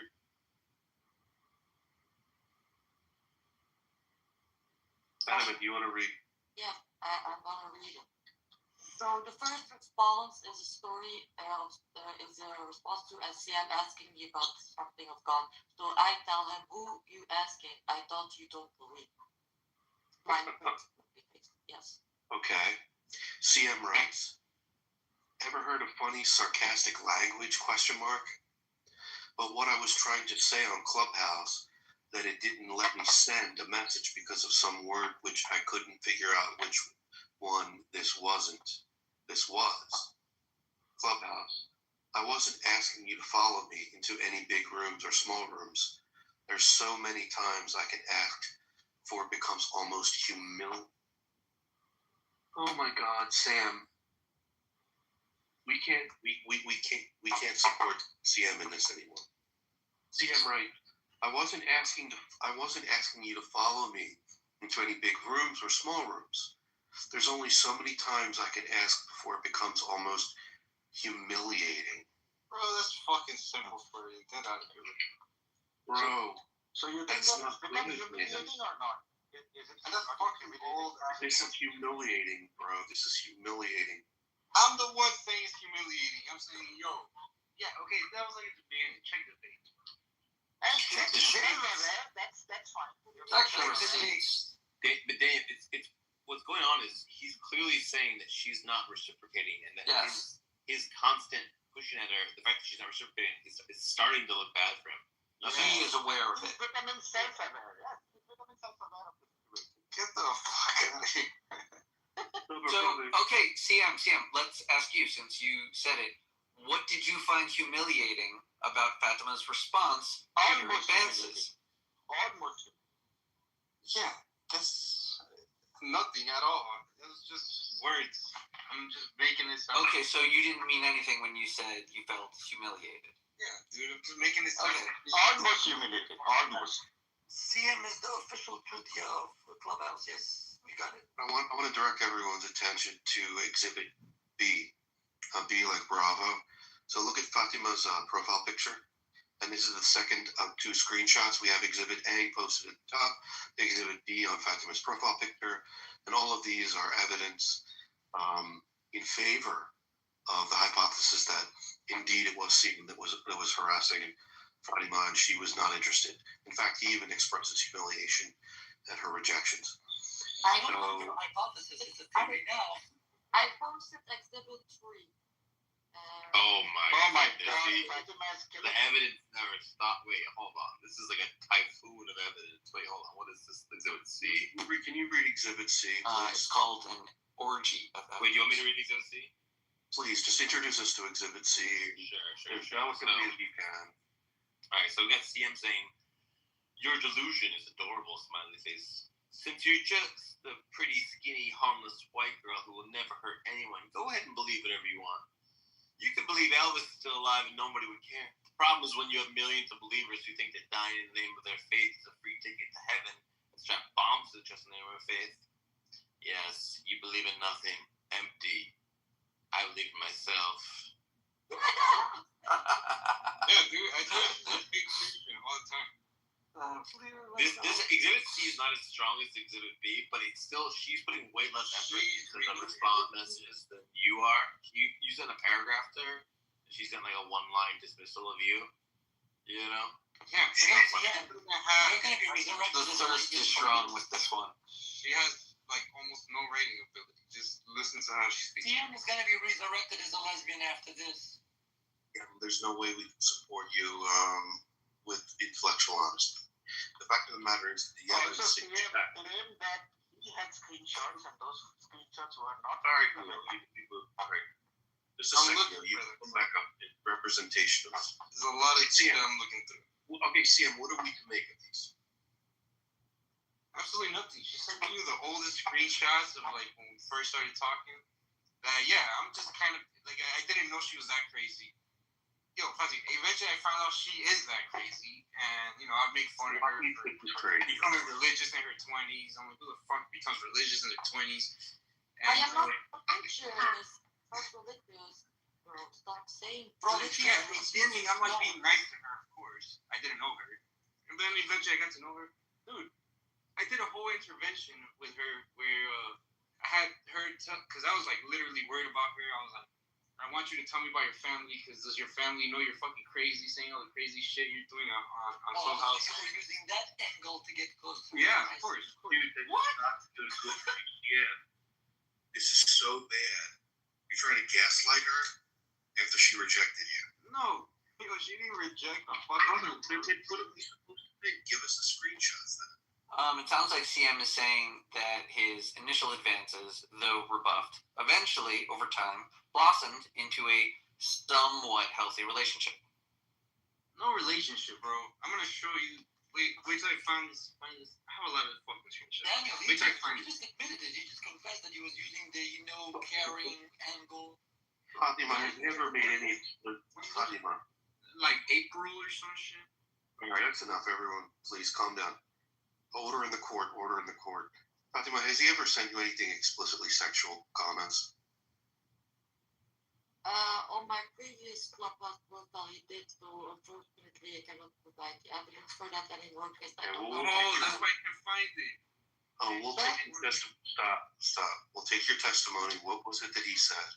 And you don't have to be explicit if you don't want to share I it. told you what I said. I told He her. was I thought she was No, we're not interested in Fatima. What did he say to you, and did it make you uncomfortable? He was telling me he wanted to do sexual things with me. I didn't go into them. And he says these things also publicly in rooms on Clubhouse. Like he said before, I told Fatima I'm gonna F her when I am in Belgium, and she responded to it, which is the message she is still looking for and cannot find. What did he say specifically? That was You just admitted to it. specifically sexual. That he was going to have sex with her in Belgium. Yeah. No, again, quote, I'm gonna fuck the crazy out of her. Bringing receipts. You're not bringing receipts, brother. She just corroborated what I said. I actually just found a new receipt of the Oh my goodness. It's another Texas. Show everything about the ones. Literally, I don't care. That's right. No.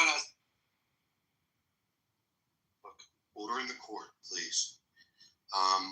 When I'm presiding, I would just appreciate if everyone would just relax. We want to sort through this evidence in a dispassionate way and come to a conclusion about what really did happen. We want to be fair to both parties. Now, we've seen Exhibit A, we've seen Exhibit B, we've seen Exhibit C. Now, I think that what's being presented now is Exhibit D. And this is going to be something that I believe is going to crack this case wide open. Fatima, would you like to give us Exhibit D? Exhibit D is given in my profile. I'm asking me for forgiveness, thinking I'm that emotional for him. Oh my God. All right. This is 1 day ago. He asked me, and what's wrong with him? Hi, Fatima. Are you still mad at me? Laugh out loud. I'm sorry I called you a cunt. I was joking, by the way. Fatima, would you read what you said?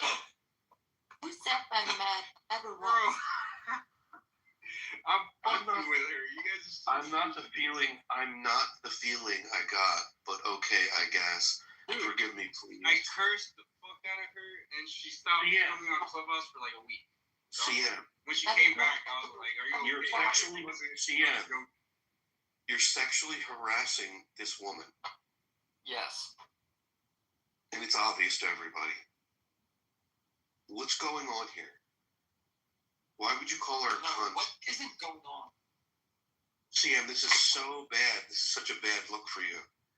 Fatima, tell me how you felt about all of this craziness from CM. I do not care about CM enough to care about all of this craziness. I just go, I think it's funny, I think it's entertaining. That's all what I think of it. Thank you. Yeah. All right, CM, what say you? How is this not harassment? I mean, at what point? Dude, it's not harassment. I just told you the context for this. You admitted to calling her a cunt. Out and she didn't come on Clubhouse. You called her crazy. You said you were humiliated by all the attempts you made. There's zero effort that she's putting into any of these texts, which shows she's not interested, and you're not picking up on it. Yo, yeah, and I don't have like the fucking, I didn't record the fucking conversation.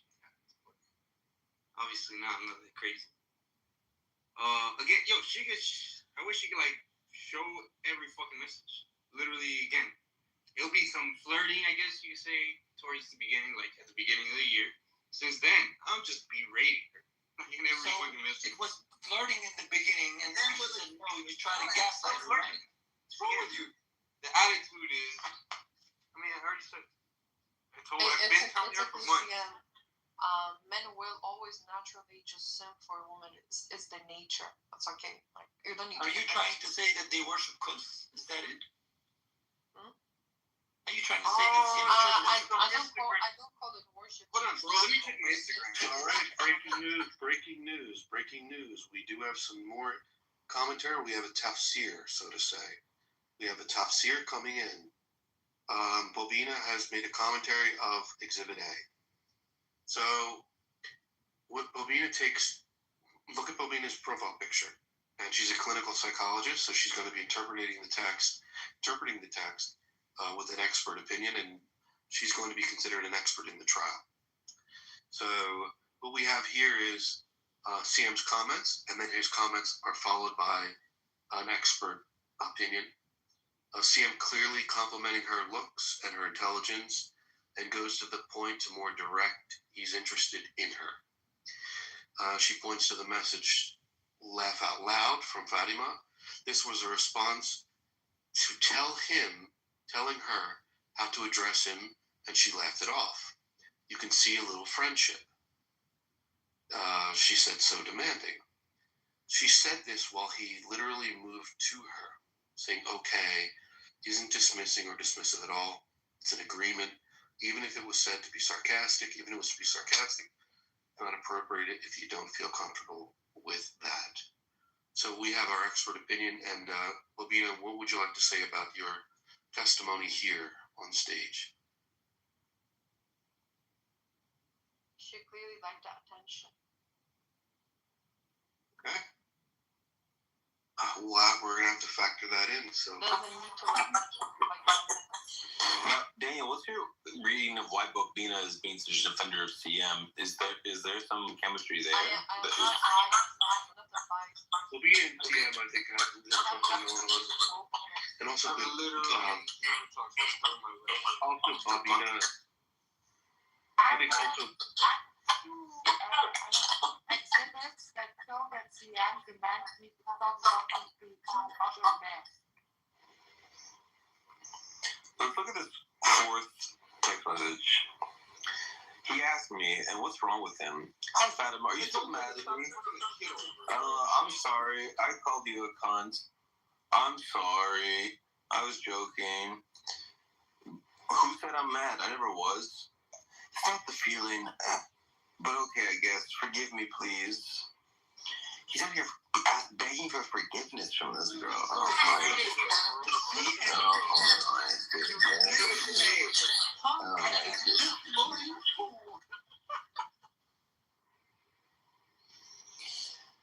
Danielle, is this just the utter defenestration of CM? He claimed that Fatima was flirting with him, and then numerous documentary evidence has been presented completely falsifying his claims. Does that just destroy his credibility on this app? Bro, the main claim, she corroborated it. I don't know what the fuck you guys are talking about. No, she didn't just corroborate it. She penetrated you, bro, with all those evidences right there. Your Honor, bro, the other girl, the part she was saying she's gonna penetrate you. I put on two new profile photos in my profile. If you can see them, CM is demanding me to stop talking to other men, obviously out of jealousy.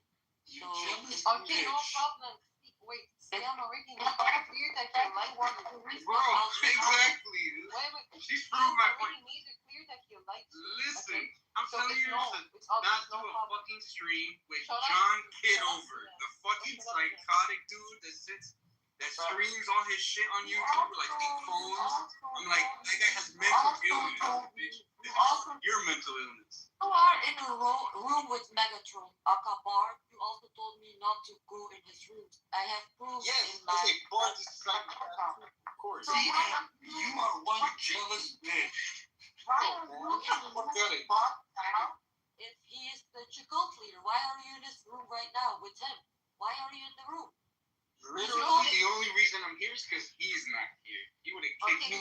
You're here because Fatima is here. Something similar happened between CM and Fatima. This is a useless argument. I don't understand why you guys arguing like it's a relationship. You guys are saying one flirted with me, the other one flirted with me. Like one of them was dismissive. You're saying, right? Anyway, so CM made it clear that he is interested in Fatima. Well, really, like there's so much evidence of that. He can't deny that. But here, why was your response? I don't care. I had fun. You should have said, why I had fun. Who are you? Like you're not my boyfriend. Like I don't like you like that. Like it should not matter to you, right? You didn't say any of that when a random man comes to you says, why are you sitting with these men? And by the way, you said this is jealousy. It's not out of concern for you. It's out of jealousy. She's talking about Bart. You I'm telling you to stop here. You said you like the attention. It's really simple. Obviously, miss. Obviously, I do not respond into the advances. So I only respond if I say, who are you? Do you think you're my boyfriend? That makes it clue like I'm playing with him. So I do not do that. I don't. What? How does it make you? No, this doesn't make sense. If a woman she's direct and she's not interested in a man, it's not playing. It's the opposite. Of my friend Kitover and of Bart. I only responded in defense of Bart and Kitover. I didn't respond him showing me his love to me by saying that I should not be in rooms with this man. So that's why I didn't respond by saying you're not my boyfriend. Why do you say I'm looking out for you. You're fucking hanging out with people that are shit. Hey, everybody, look, I'm going to make some order in here. Yeah, I muted everybody. This is a personal thing. Let Fatima and Bobina go back and forth so that we can adjudicate what's going on. Now, in this particular scenario, you have to remember, Bobina is an expert witness, so she's meant to be impartial about the renderings and her findings. She's a clinical psychologist, and she's analyzing the text messages. At least we can speculate and give her the benefit of the doubt that she is just doing her job. So go ahead, Fatima and Bobino, let's sort this out. Before we begin, I wanted to say, I wanted to correct you. Bobina is not a witness of anything. But okay, let's begin. What do you want to say to me, Bobina? Miss Bobina. I am an investigator, not a witness. Thank you for the You correction. mean instigator? Okay. Now, investigator, like I did an investigation. Look, I'm digging into this, okay? Yes. You know when you have like a detective, right? So what was your reason again not to tell him like because this is your claim? You could have said because your relationship with him already seemed friendship, like a friendship. You could have said, CM warned me of sitting with these people out of his concern for me. What did you say? You said he was jealous of me. That's why he sent me these messages. Okay. Yeah, that's correct. So if you say he's jealous, that means you know a man is interested in you, right? He's attracted, interested in you. If he's jealous, he's interested in you. Listen. I was not thinking anything of these messages, right? Until you brought up this case. So I was looking into these messages earlier, and I was thinking, oh yes, there are a lot of messages where he shows me interest. I have to tell you, Your Honor, I suffer from. I don't suffer, but I do have Asperger's. So for me, it's not always easy to read to read emotional things. You know what I mean? But because of this case, I had to like look into these messages deeper, and then like by looking into them deeper and thinking about what I learned about emotions and how men are and this or that, blah blah. I saw that these messages are obviously evidence that he is showing me interest. But before that, my natural response, because of my Asperger, was without thinking about him flirting with me.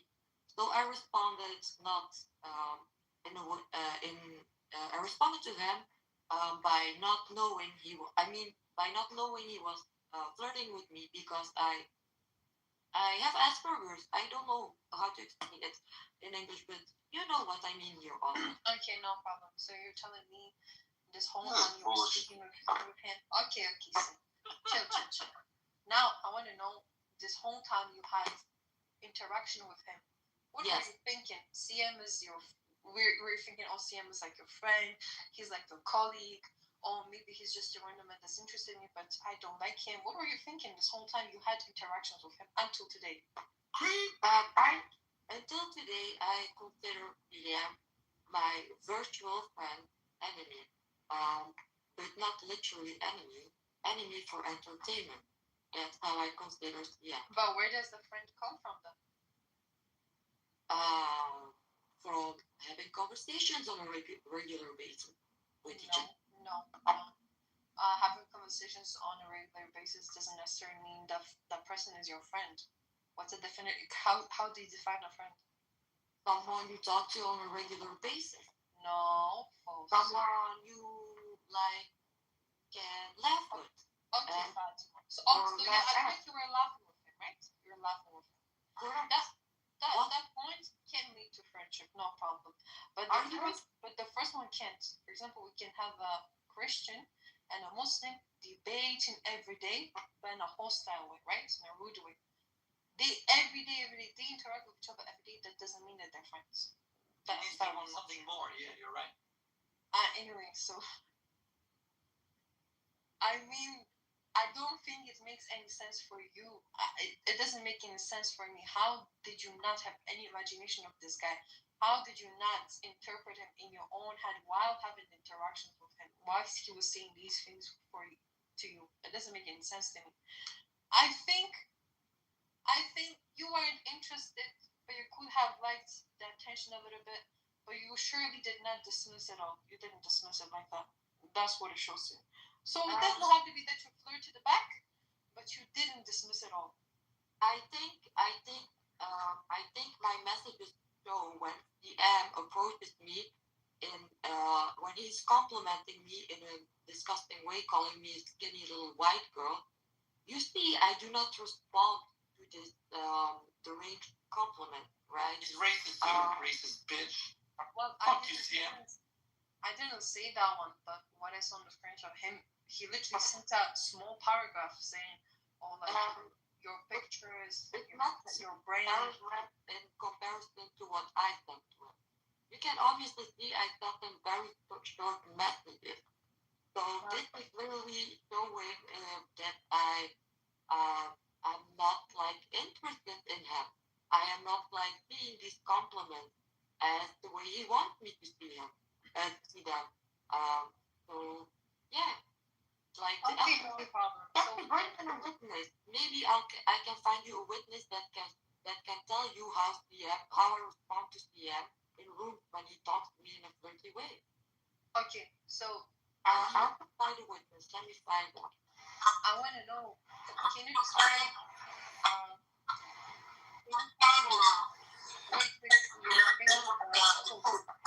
Daniel, is Babina's defense moving you at all? Because for me, it's not moving me. Yeah, I'm not moved. I don't think it's a compelling case. I think that at this point we sort of come to some adjudication. Yeah, so I think the adjudication is that CM claimed that they were flirting.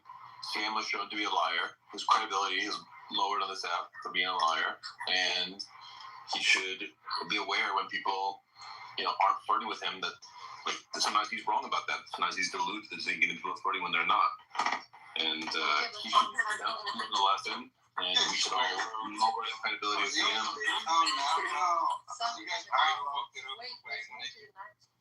Which is, I want to know now, Fatima, what do you think about CM now?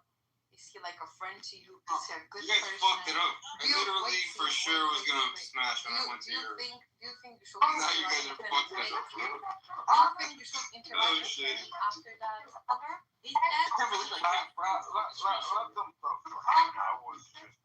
Your Honor, he just said he's going to smash me when he is in Europe.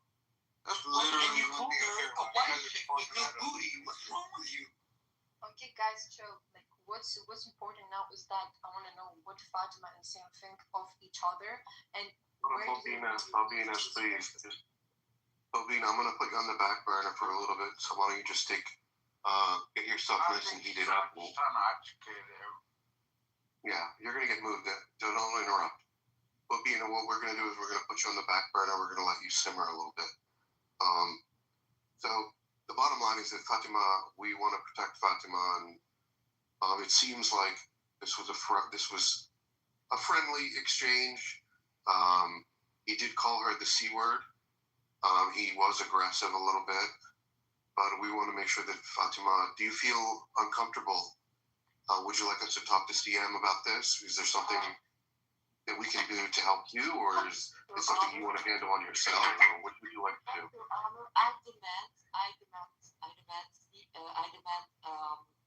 I am seeking damages for defamation.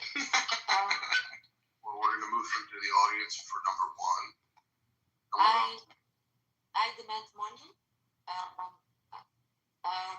I demand about a monthly damage of $2,000 because it's gonna take a month before people are gonna forget about it. So yes, that's what I want. Thank you, Your Honor. All right, that is a fair submission to the court, and the court's going to adjudicate. Though we have a submission of damages in the amount of $2,000 monthly payments until this matter has dissipated from the milieu and the gossip of the community. She suffered quite a bit, and I think she should be accommodated for her loss of work, her loss of, and the stress and damages and the bodily injury. So, Fatima, I do hope that you win this case, but ultimately it rests upon Sam in his adjudication. Sam? Yeah, so I think Sam has been shown to be a liar. He already, I would give him the benefit of the doubt because I had heard that they were flirting originally before, but then once Fatima not only laid out evidence, it was a sort of tsunami of evidence. It just kept coming, screenshot after screenshot, all pointing away from what Sam was saying. So Sam had nothing but bluster and rhetoric, whereas Fatima had screenshots which were clearly showing that Sam was flirting and she was not flirting back. So I think some sort of punitive action is in order. Maybe some sort of, I think monetary remuneration would be in order. Maybe, I don't know, I'll let you deal with the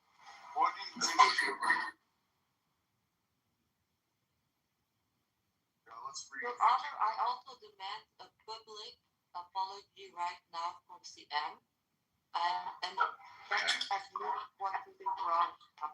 I think there's one more. And otherwise, I order a permanent Jack ordered? I order a permanent ban from all of your rooms.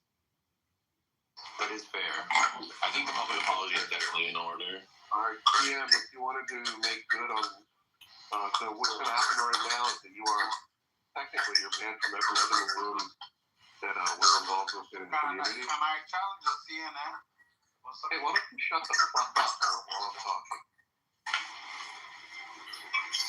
Now, for the moment, CM, and I implore everybody to ban him from every room that he tries to enter.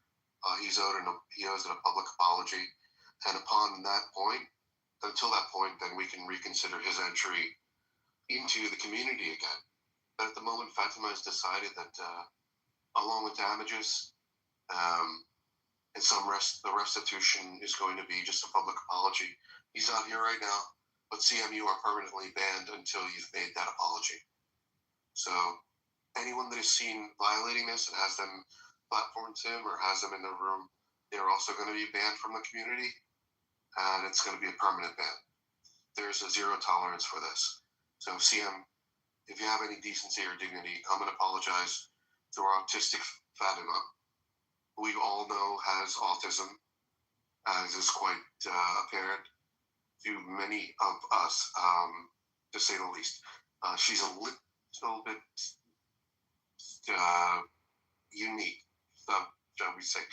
So CM, why don't you come on up and make your apology to our little flower, Fatima, and we'll get on with it. But until then, you're banned.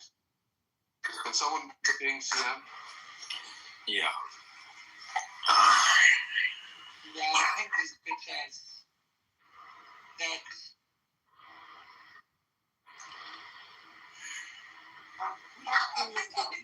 charge him for perjury, though.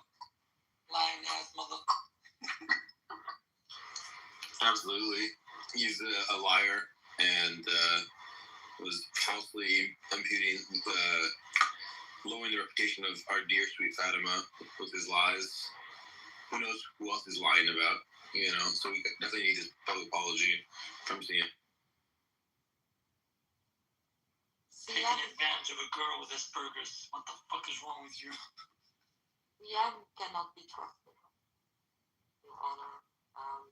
I think people should be aware of this, that CM is a person who cannot be trusted, who makes up things that never occurred, and I think all people should know this on this beautiful app. He is a danger to himself as well to other people. He causes me information and other people as well. Who knows what he is saying about that poor woman Farida? He's also saying a lot of things about this poor woman. People just absolutely. Now let's put a cork in that for a moment. The bottom line is that what we have for CM is someone who targets people that are vulnerable, people that have autism, who are unable to sort of read into the context, read between the lines in ways. And what I think happened was actually rape. I think that CM is a rapist. I think that he knew quite well that there are certain things Fatima isn't able to process like other people, not in a bad way, but in a good way. Her uniqueness, her unique perspective on the world was taken advantage of. And he inserted himself into her text. He aggressively inserted himself into her life. He aggressively asserted himself. Who knows what else he did, But the bottom line is that Fatima, we're sorry about what happened, and we love you, and we're going to protect you at any cost. And if he doesn't apologize, he's banned. So thank you. Thank you, Your Honor. I also would like to add something about investigator Bobina. Bobina is not an objective investigator. I think Miss Bobina has feelings for CM. She is also, I actually want her also to publicly apologize to me, because she was also trying to cause damage to my reputation. So she was not being objective. She obviously has emotional feelings for CM, because the way she was denying clear evidence she was not being objective in the way she talks, and she's still saying things in the chat that are not true. She's causing me. She's harming my how do you say that? My public. Sorry, my English is not so good. She's defaming you. Yes, she is defaming me in the chat. So I think if she doesn't publicly apologize to me, she cannot work as a personal investigator anymore, and she should lose her license. CM is back, by the way. Your Honor, CM should be held in contempt of court for leaving court while the court was adjudicating, and I believe that we should move to a motion of contempt. Yo, I want to talk to Fatima a moment. I found the screenshot, guys. I found it. How long did it take? Because I have so many fucking pictures in my phone, because I'm like, my family has me on all these group chats, and they all come down to my phone. Yeah, but the jury's still an asshole. Sam, the court already made it. Apologize to the court. Sam, the ruling already was made, and you owe Fatima a public apology. That's me. Do you want to apologize to the court and to me, or should I go forward? What do you want?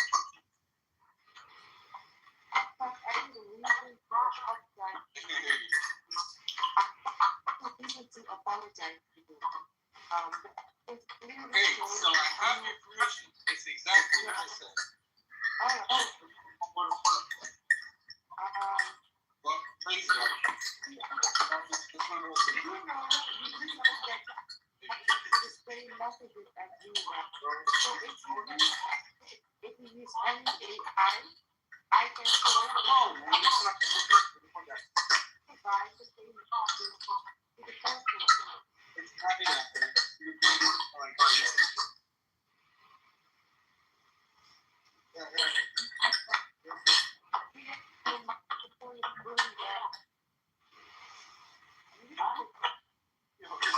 Hey Daniel, there's too much background noise. The court has already ruled that you owe Fatima Last chance, Fatima. You already said your fucking thing. So post your screenshots or shut the fuck up. I'm giving you the chance to apologize to me and to the court, and I'll keep this between us. Or do you want me to send it to you so you believe that I have it? No, it's too late. It's been forced. You can bring it back after the court. It's not forged. Get the fuck out of here. I literally said I had it a long ass. Literally, I led with this. That was my opening statement. Saying you haven't and provided. So, okay. Damn, bro. I'm fucking with chances. Right now, you have 1 minute. It's a this fucking room because the stupid You have Sam 1 damn minute to fucked my provide. chances. You guys You are have fucking 1 nasty. minute. You have 1 minute to provide. Alright, no. Yeah. Fine. Otherwise, you will be. Add from camera roll. Otherwise. Posting it. I'm too late. I'm posting it. All right.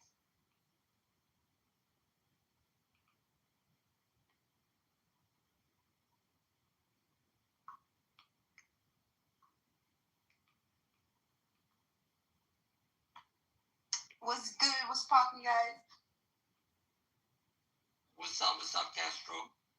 Yo, see, I want you to post your receipts. There you go.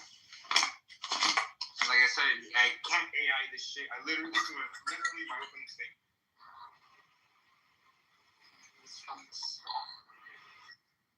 Like I said, all of it was fucking around. Everything I told her was fucking around. It was. I kind of flirted with her a little bit at the beginning, but it was always jumping. What the hell? What's going on over here? Yo, did she just say all right? Of course she did, bro. Yo, wait. I led with it. My opening statement. I can explain this. I can explain that. I will indeed explain yourself. I gave you the chance to apologize to me, to the court. I obviously respond to your sexual harassment. I was use your mic. I was obviously not responding to your sexual harassment. I was. Sure, bro. Sure. The only bad thing about this is never in my previous evidence did I respond of any of your sexual attackers. So, what does that look like? I want both to see. What does my PTR look like? This is a sarcastic. This is No, it's not. Yo, there's more of this. This is the only one that I remember taking a screenshot of. Your Honor, as a member of the jury, I want you to move to I want this court to move to a motion of dismissing both of these claims.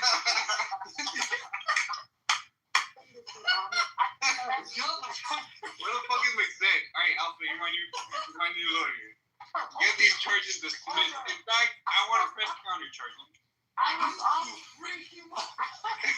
want to press counter charges. What I said in my opening statement was true, as you can clearly see. And yeah. But wait, did you guys have like a relationship? What the hell's going on? You guys seem like two fucking nerds. Who the fuck are these people? Guys, get out of here. This is a freaking ship. What the? I'm so confused now. What the hell's going on? Who the fuck are you? Get out of here, bro. Who the fuck are you, you trick ass bitch? Both of you are some fucking freaks. I mean, you've been misleading the court for the past hour. Fatima's been talking shit like she's not fucking. Yo, Your Honor, yeah, we were flirting for a while. All right, everybody. Now it's my time. So my response to his message was sarcastic. I obviously didn't believe that he was ever gonna be able to do what he said he was. I've been telling you, if I did go, it's not. It wouldn't even be a question. It wouldn't even be a question. But now it might be a question because it's. ha ha ha, all right, you think so. Whatever. This is not me saying all right. My chances are not all the way wrong. There's still a small chance. This is sarcastic because TM is an idiot, as everyone knows. So my response to this message is actually very sarcastic. It is actually responding because I already know in this message. Yo, there was more. There was messages just like before.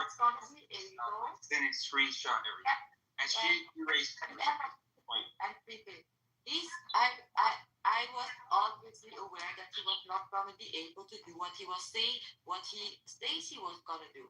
So my response, all right, was sarcastic. It is not an acceptance of his deranged message about him effing me when he comes to Europe, right? Yo, I don't even think my chances are all the way. Can you elaborate on the acronyms, please? This is not kidding. I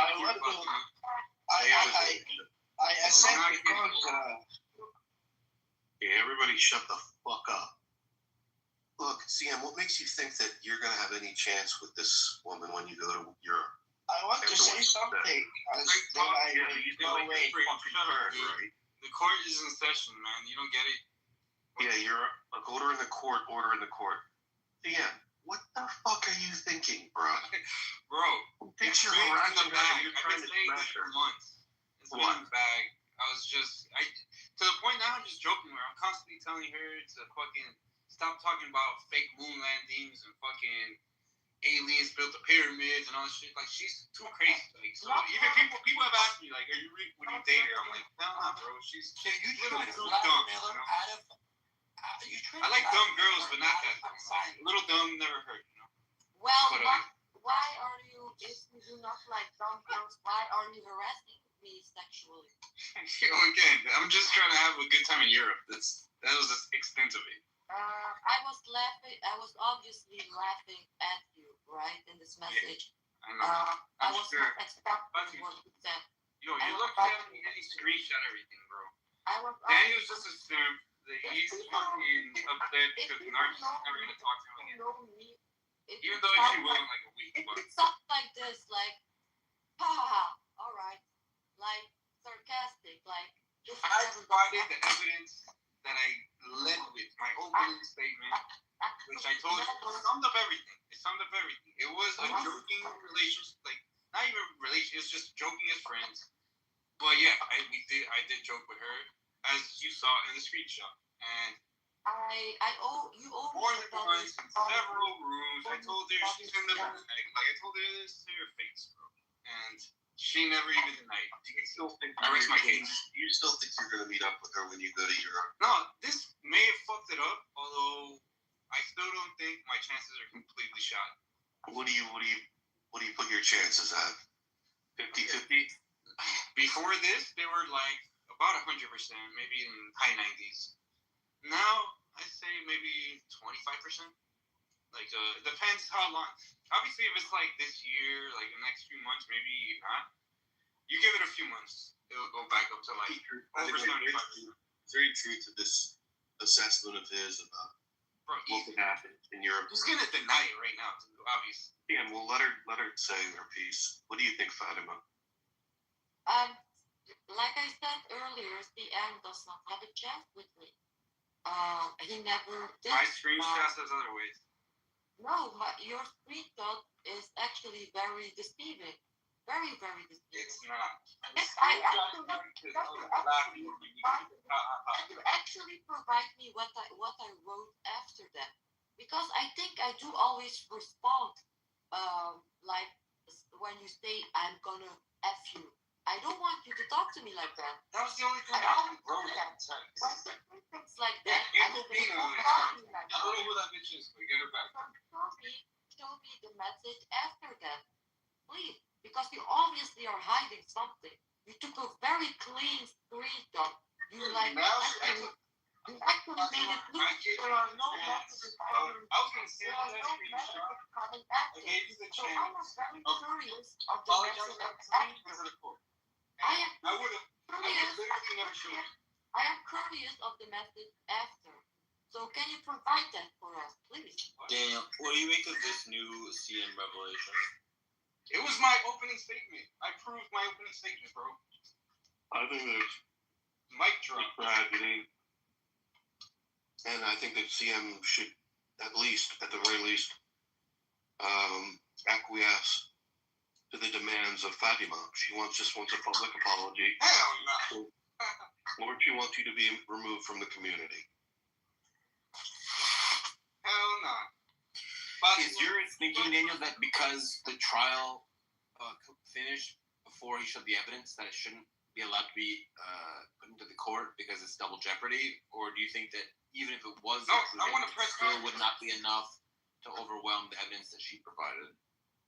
I want to press counter charges. No, I think it's been adjudicated. He had the chance to provide any information, or he could have said, I'll provide the information at a later date, which would have been fine. But unfortunately for CM, Oh, get what is the matter with? I don't care. Everybody's side. That's it. Everything. It's obvious what I've been saying is true. This girl is making up come on, shit. you gotta She's stop making up that. diseases. This is like She doesn't want to be harassed by you. She's talking about Munchausen syndrome now and Asperger's. And she's making up diseases so like people show her pity. Get out of here, bro. Again, it was always joking. Most of it, obviously, even that message was meant to be joking. Although obviously, I'm giving her hints of like that ass. If I went to Europe, I would have hit her like 100%. And that's it. I mean, that's really the extent of it. Did you ever contemplate what you would do with her? I have pictures of me telling her, yo, I'm buying tickets to Europe right now. No, specifically in terms of the sexuality. No, I did way more in like Clubhouse groups. Like when we talked on the phone or like on Instagram. But no, I didn't. I'm not that crazy. This is the like I'm not gonna like type this shit. Everything that she showed again was completely read by you guys all monotone and shit. I'm fucking joking with her. I fucking curse her out and fucking call her crazy all the time. Like I said, like in the message, I'm gonna fuck the crazy out of you. It is what it is, bro. And that was really the extent. Unfortunately, the court has already ruled against you. Fuck it, so. And so you need to order a public apology or else you be banned from the community. Ban my ass. I don't give a fuck. Where the fuck is Bobina? Somebody call her, bro. This is less about you and more about protecting women. Yo, again, clearly she didn't need protection, bro. You saw my message. She didn't need protection. Again, I've been saying for months it was in the bag. And like I said, in a few months it kind of stood. I just gotta let this kind of, let her forget about this. This is just a fun Saturday night on this Clubhouse, whatever. That's all it is. That's all it is. She'll forget over it. And if I get a postdoc in Europe, I told her I'm gonna hit her. That's it. But again, and some of my friends have asked me, like, oh, would you date her? I don't know. Like, she takes a movie at me straight, dude. She made it extensively clear to you that she would not want to date you. So I don't know why you think that even after all of this court Yeah. Well, obviously, you think I treat her like shit, bro. She would still want it. Like, it's one thing to be delusional in the text messages, but after she's like publicly asking you to apologize, it seems kind of like a level of delusion and narcissism to think that she would still be interested after all of that, after this whole debacle. So, I mean, there's something wrong with you, CM? Whatever, actually, I was going to call Bobina or whatever, but nah, I actually have some screenshots of, she said she's Farida. Farida's a catfish. I have screenshots of Farida as well. Like, her straight up. Fatima, are you creeped out at all by what CM is doing right now? Bro, I proved my case. You guys can get fucked. The court get fucked. All of you guys. What do you mean, all of you guys? Well, he was insisting that Fatima was flirting with her, and Fatima was like, no, not only not, I genuinely really did not want to do that. I wanted to apologize. And then CM just would never accept this is the situation. And even after she made this whole stink and had the whole legal proceedings with me and Daniel as the judges, he still thought that he had a chance because CM is a delusional narcissist, which we all already knew, but this just is kind of the nail in the coffin for it. CM goes nuts over every girl he speaks to in Clubhouse. It's pretty obvious. Yeah, so CM is permanently back. I actually found some more evidence of the same message. And showing him, he calling the baby girl, telling me to go to sleep with a rose next to it, things like that. I can provide everything, and I still respond the same way as I usually do. So obviously the alright was not an acceptance of what he said. It was just laughing at him that he really thinks that he has a chance. Obviously. Yeah, but you got to admit, baby girl is sweet. It's a sweet gesture. I don't need CM his sweetness when he is a narcissist. I mean, Daniel, can you believe that even after this whole court proceeding, he still thought he had a chance with Fatima? Like, what level of Pepe Le Pew style delusion do you have to be in there to think you still have a chance after a woman is bringing Clubhouse court proceedings against you? Like, that's like some straight up stalker behavior. I knew this guy who would send hundreds of messages to this woman, and he was getting like court fucking shit against him. And he there's an actual mental illness where certain men just do not fathom that someone might not be into them. It's like a blind spot in their brain. I don't know. And this is not the level of that, but it is a sort of milder form of it, where after the court proceedings, you still think you have a chance. I don't know, man. Yeah, we'll see. Nothing says bromance quite like a restraining order. Again, like, give me a break. Like, she's made it very clear. There's not a chance in the world. Zero. Show, bro. Get the fuck out of here. She would have never even said those words if this didn't happen. Hey, Sam, I have a different question for you. Sam, which girl in Clubhouse do you think you've got a chance with? I'm not gonna say, bro. That'll actually ruin my chances. I'm going. What's my chance here? The majority of them are like in fucking Europe and like fucking like all over the place. No, but which one has the highest chance of getting your attention? And I've actually hooked up with a girl in Clubhouse. I'm not even sure if I want to do it again. It went kind of sideways.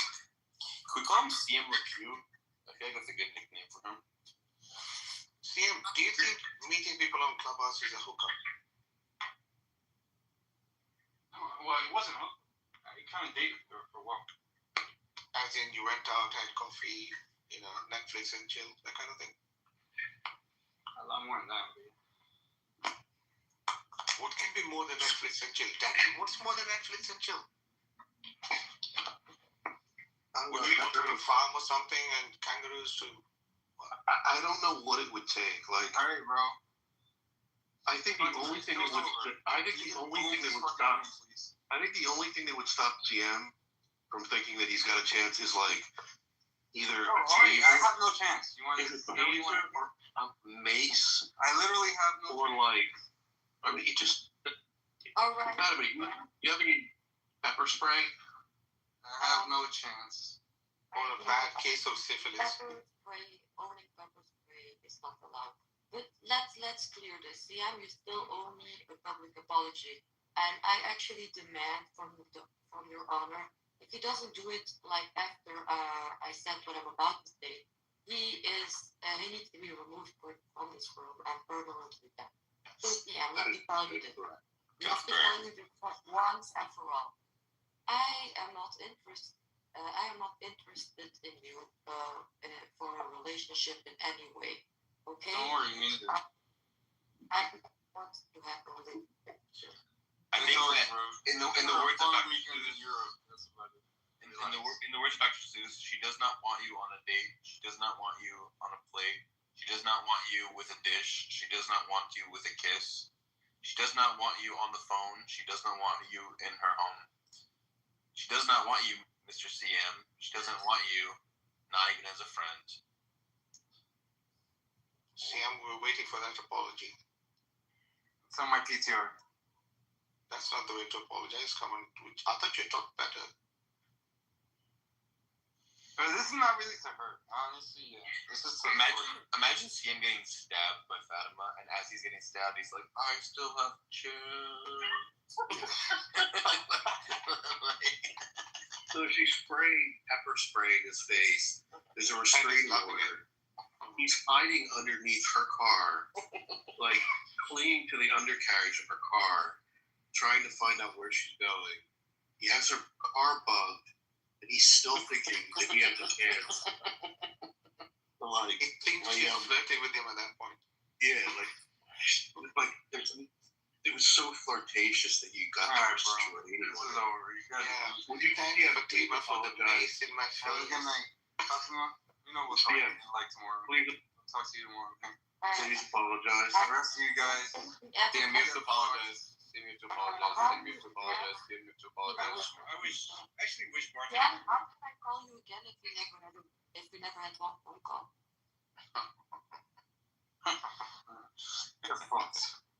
I'll talk to you again tomorrow, Fatima.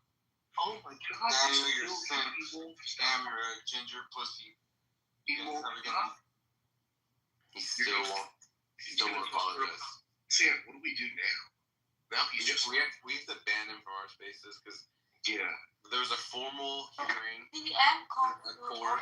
Oh, sorry. Evidence was presented fairly, and he lost in court fair and square, and yet still he won't listen to the court's rulings. So therefore, the only thing left is to ban him from our spaces, because here's a man who just clearly cannot take a hint. You know, a woman says, "I would like to have a public trial about how I'm not interested in you," and he still thinks he has a chance. He's like a Pepe Le Pew. He's a guy. As he's getting pepper sprayed, he goes, "Oh, you're playing hard to get, huh?" Yeah, hello. That's the level. Hello. That's the mind. Can I say what? He's got a king for public humiliation, man. Let him have it. I wanna comment on CM's last response to Your Honor. CM calling Your Honor a sim is obviously a sign of jealousy. Once again. Dear Sweet Fatima, I'm so sorry if this shit's going down, and I understand why you reached out to the courts. I'm glad that we were able to verify a potential or actually a predator. So we're going to protect you and as best we can in these spaces, and he's banned until he gets on his knees and apologizes to you for making rude comments. And I'm sorry they happened. Thank you, Your Honor. You also have to know that CM is almost a decade older than him. So when I was 18 or 17, I was a minor and he was an adult. So see this as some sort of pedophilia and fetish for a younger woman. Do you think that CM maybe stands for cum monster? Sorry? What did you say? Cum monster. That might be what CM stands for. What is a cum monster? It's a monster that uses their cum as a sort of offensive weapon, much like a skunk sprays out their stinky smell to ward off predators. A cum monster, rather than being a defensive, is more an offensive attack that they use to stun their prey. Oh, I guess, yeah. I think CM is very delusional. He's a narcissist. As you know, as everybody knows, we always have to say multiple times that he has a doctorate, PhD in how do you say that name? Mathematics. Mathematics. That he's a that he has a PhD in mathematics. He says that multiple times. He said it to me multiple times a lot. He always brings it up to humiliate me and to lower me because I do not have a PhD, and it's very humiliating to me. it's not a nice experience to talk with him sometimes because he owns the PhD. I cannot make him in any way believe that you can learn from everybody. Sometimes when there's a problem, you're supposed to get at it sort of root and stem. And I think so maybe castration of CM might be in order. Just cutting his nuts off, just stripped and clipped. You know what I mean? Just so that if he's no longer horny, these sorts of issues will never come up. So if we could get some garden shears and just cut off his testicles, that might actually get to the root of the problem. Kind of a systemic change.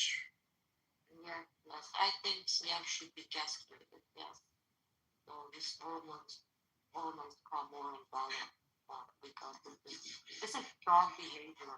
And dogs who behave like this, they get castrated, right?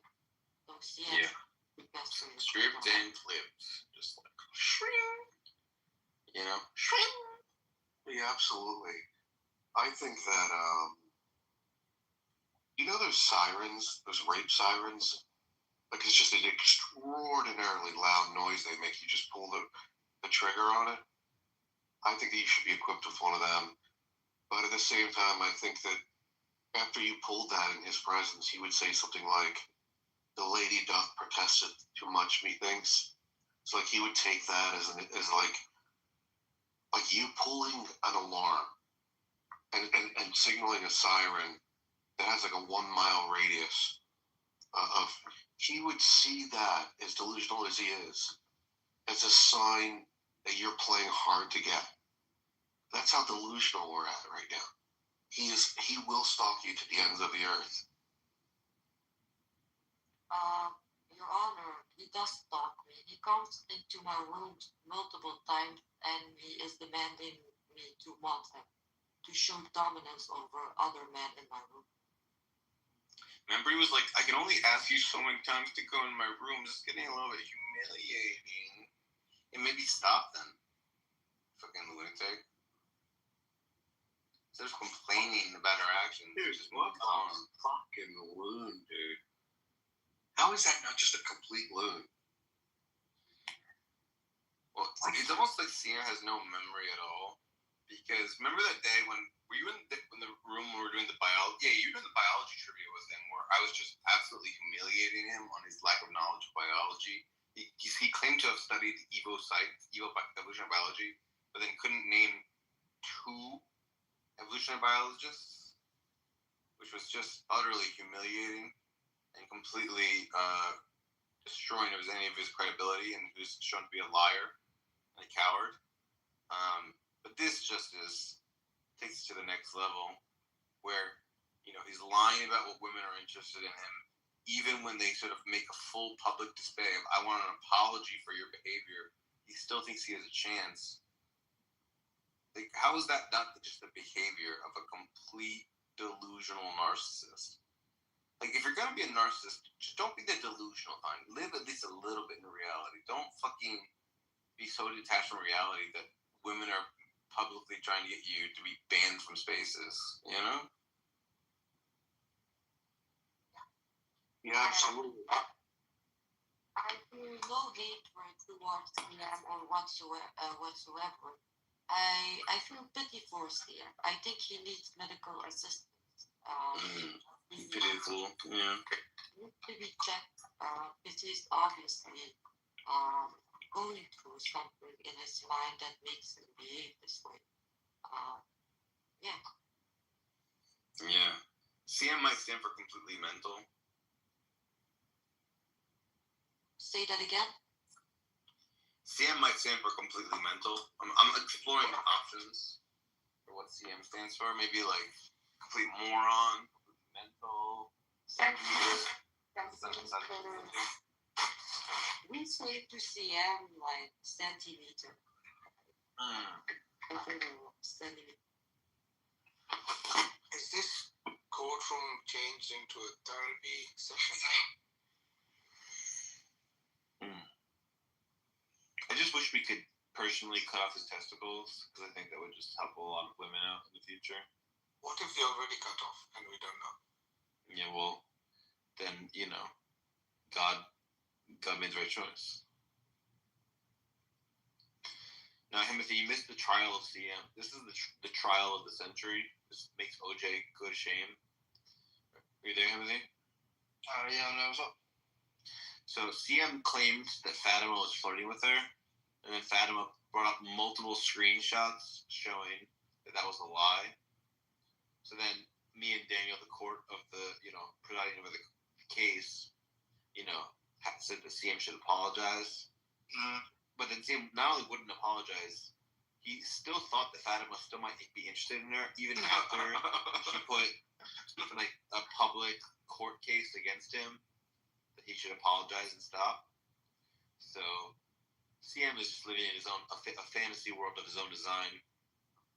So that he was like hitting on her and she was reciprocating. Yeah, she was not reciprocating. What was he saying? Like, oh, come on, you gotta come with me in rooms. Like, I can't keep asking you. It's getting a little bit humiliating. She's like, okay. And like, she was like, Sam, he did apologize. My PTR is what he apologized. That's what he said his apology. Wait, so I'm confused. So he was like, yo, she stays hitting on me. Is that like the stuff? Yep. And then Fatima was like, not only have I not been hitting on you, like, here are multiple screenshots of you hitting on me and me not reciprocating. And she had like 4. It was like a tsunami. Call a tsunami. Yeah, let's stop. CM keeps getting like, he's clubhouse speak. He could get CM. He's like the village pinata. It's just. Hey, earlier, I was looking in the chat, yeah, and Naga said, she was like, Zab, he's not going to be happy to hear about it. Oh, yeah. Did you see that? Nargis is really unhappy with that. She's going to snitch on me. Yeah. She sent me a long message. Sorry, Kind of mean. Zab? No, Nargis did. And then I said, you being a dick, though. Like, I said to her, like, understand that, like, my desire for you to join Discord is because, like, we genuinely want to be closer to you. And that. We would want to be closer to each other. And then she was like, and I quoted the fact that she said that we're merely like sound waves on an app. We're not like real people, which I thought to be like offensive and ridiculous. Oh, that's offensive. Yeah, and then I said to her, I apologize for trolling too hard, but understand that me and Daniel genuinely want to get close to you, as Abu does, and you very clearly don't want to do that. So. Yeah, but like, if you obviously know that it's like from some place of insecurity, so like, why would you like? I don't get why you like exacerbate or we don't antagonize. We don't know if that's actually true. Okay, so what's the alternative? She just doesn't like you guys. It's a bit of a mystery. I mean, I would say it's more likely than not that theory is right. Yeah, so if you know that, you think that's likely. So I don't know why you like. I don't get it. Like, it's like that's like I'm not gonna lie, that's like super awkward. Like, let's say that I didn't want to take my shirt off because I had a scar or like I fucking had man boobs or something. It's like, you take shirt off, you fucking big titted bitch. It's like, bro, you're my friend, bro. Like, what? And then let's say like other people didn't know that. Like, bear in mind, I don't know that she's not coming on Discord. I don't know none of this shit. Why would you be telling the whole world that shit? Like, let's say like I wear like hoodies and like no one actually knows like how fat I am or that I have this scar or whatever. It's like, oh, you always got under there, you got a scar. Bro, why did you do that if you're my friend? Like, what? Like, you know that's like, and then it's like, yeah, you may want me to take my shirt off and like, let's say jump in the pool with you, but ultimately, you know why I'm not doing it? It's because it's like it's a sore spot for me. So like, why would you highlight that or make it like worse? I don't know. Seems a bit strange. Like, you can't really compare what I did to what you lot did, because my thing was like, me and her are cool, and multiple times she's like done dumbass shit to like actually let me down, and also like do some weird stuff, like make other relationships I have with people difficult for no reason other than she's like a massive spaz. Okay, that's I'm like, you know what? Fuck you. You're like a retarded person. Like you're really annoying. But you guys' things like you come to off one house and she's like, no, I don't want to. I'm too insecure. And you're like, oh, we're gonna bully you for it. That's like fucking weird, bro.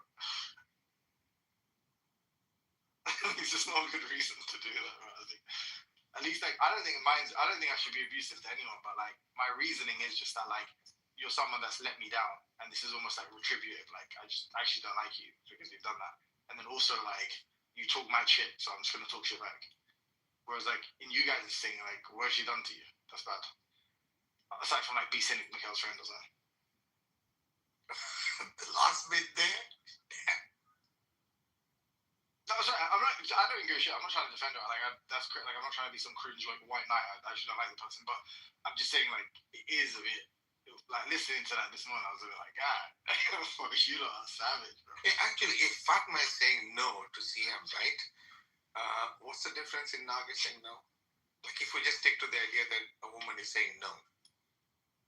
And you know why, but like you know what's worse, Marcus? Yeah. I think Sam and them are right. I think they're probably right about why. And it's like, you know, I think I'm trying to think of equivalent. Like, I don't know, this has happened to me lots of times. Like back in the day when my pals would be like, yo, come out, and I wouldn't have money. And I'd be like, and I'm like very prideful. I don't like borrowing money from people. Like I don't like people paying for me. Just like these are say come out, and I'm like, no, I'm gonna da. Like it'd just be so weird. Everyone's like, if someone kind of knew, and they like put me on Front Street in front of everyone was like, yeah, you're not coming out because you're broke, because you ain't got no cash. We're all fucking making money. You're not making money because you're a coward. Like I'd be like, Jesus Christ, what are you doing? You know what I'm saying? Like, and then I would also never trust that person again. Because it's like, if that person knew something about, like, you think this is what you'd want your friend to do. You want them to pull you to the side and go, bro, if it's about money, I'll just lend you money or whatever. And it's like, you know, and it's like, I really don't want to. Like, I bet I got you. And then my friend would turn to everyone else and go, just leave him. He doesn't want to come, man. He doesn't want to come out. Fuck it. Whatever, bro. We'll go out. Like, you know, that's what you kind of want your pal to do. You know, your pal to go like, oh, you're not coming out with us, you broke bitch. You're not getting fucking money. He's fucking. Yeah, exactly. It's nuts, man. You know me, no, Sam. You guys are trying to like, don't do like real shit. Like, don't do this like, oh, we're just trolling, we're just friends. It says out of love, because that's like, not like there's a part of you both that like, for whatever reason, are annoyed in August, and that's why you're doing it. So no, we just really want to be friends. Because you also know that if she was a serious person, which she's not. If she was a serious person, that would be a loss. Like there would be no chance. It'd be dead in the water. There'd be not a chance in hell that you'd be she'd be joining you on Discord. But obviously, you know that she's not, so probably nothing will change in a week. But you know what I'm saying?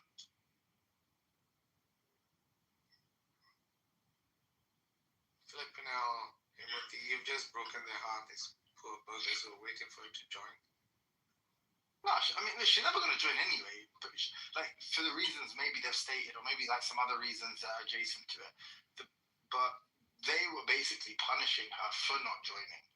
That's what that was. That's evil. That was like some like little humiliation thing for not joining. It's like, okay, you don't want to be part of our group. This is what you're gonna get. Which I don't know. It's childish. Come on. It's like what do they call that? Is it sublimating or something? So. Like ignoring that little kid that no one wants to play with in the. Have you fallen asleep, Sam? He is. My dulcet tones have like sent him to sleep, being admonished. Maybe he's like some masochist and like he derives great comfort from being told off by someone. That's his kink, just like CM. Yeah.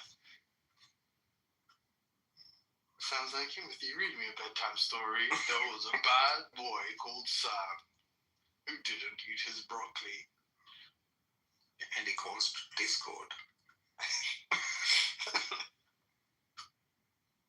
Did you hear it? Were you listening to it, Marcus? Yeah. It was rough. I was like cold-blooded. Yeah. Nagis did ask me about this Discord thing and all.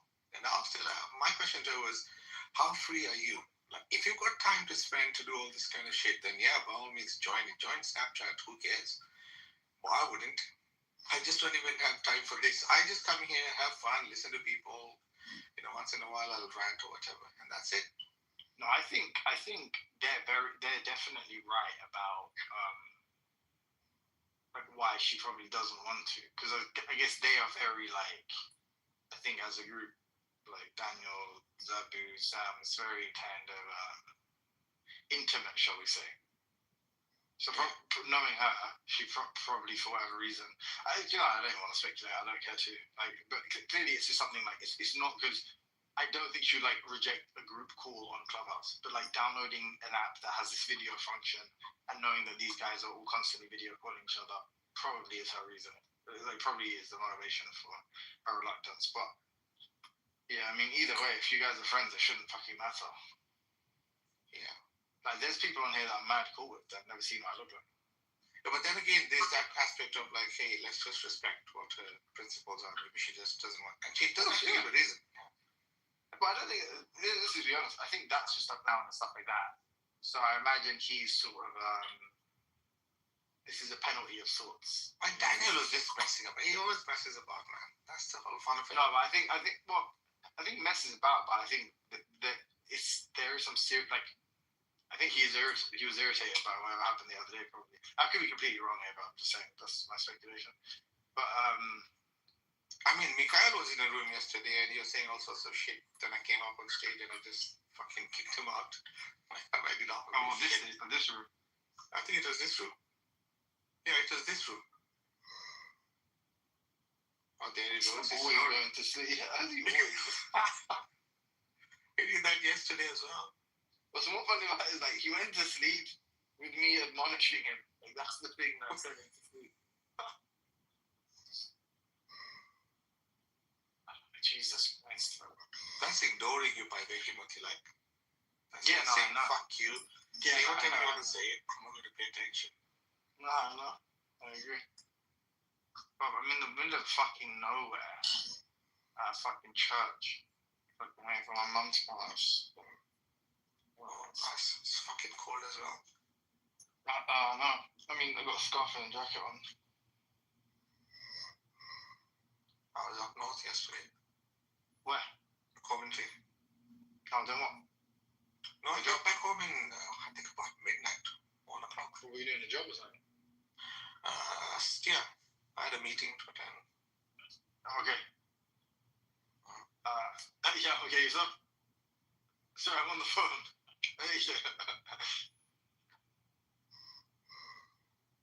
He's snoring. Hey, Daniel.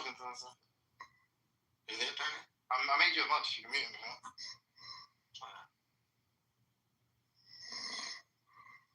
I kind of enjoy listening to him snore. It's so peaceful. We'll just leave it on. We did that yesterday as well, when some was cracking up. Snoring, Samuel. No, that would probably get off to Sam snoring. She's got this weird kink when he snores. A lot. It's weird. Some girls are like that, though. Yeah. Where they just like. I think it's like it signifies like either your comfort level with them or maybe like that they have this like protector character figure that's like, yeah, you know, like present. So worst case scenario, they just wake you up and say, "Hey, get him." Yeah, true. I think I'll be working with it.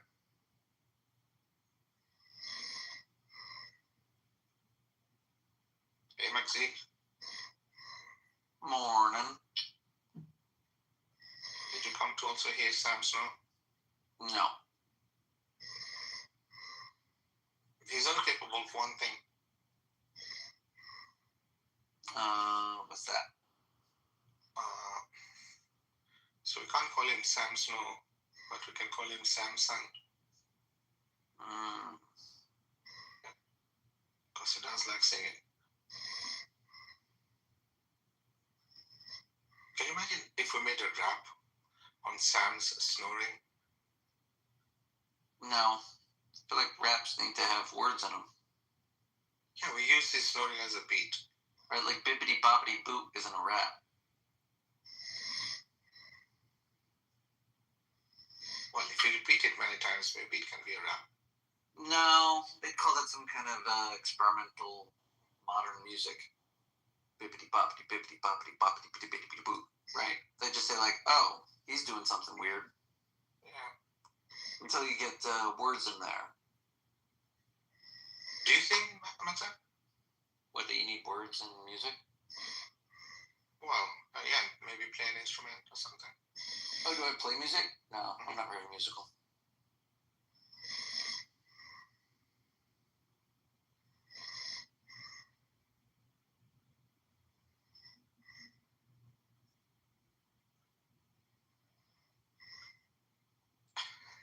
The room title, The End of Islam. I think people just pop it to see, okay, like. And now the image just says fucks. Yeah. Damn, really just one. Oh.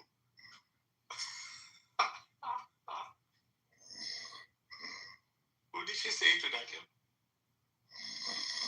What's that? To that? It's an image of Nagis's screenshot saying dumb fucks. It's of Nargis? Yeah, Nagis probably commented. That's funny. They probably booted her down. No, I don't know. They were doing a whole bunch of silly, stupid things for a long time. They had a big trial on whether or not CM was harassing Fatima. Yeah, he left with an apology, which is a middle finger. That's an apology. Have it. Kind of an apology. I don't think CM is very socially clued, man. Poor guy. I like him. I really do like CM. I think he's a nice guy. And he knows his shit when it comes to maths and all that kind of crap. But then social clues, like, he's just in poverty when it comes to that.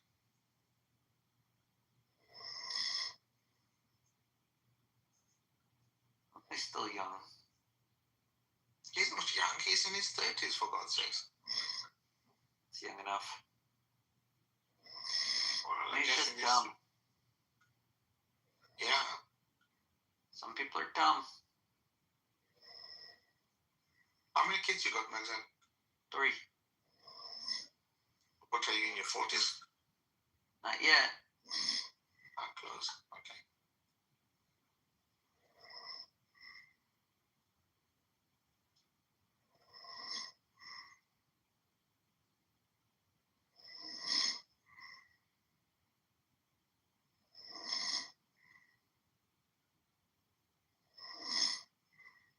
Sam fell asleep to Timothy admonishing him. What was Timothy admonishing him about this time? Oh, here comes Sam. Well, the fact that Nagis doesn't want to join them on Discord. Yo, what does that have to do with Sam? So the whole scenario was Fatma saying no to CM, right? Yeah, I know that. Yeah.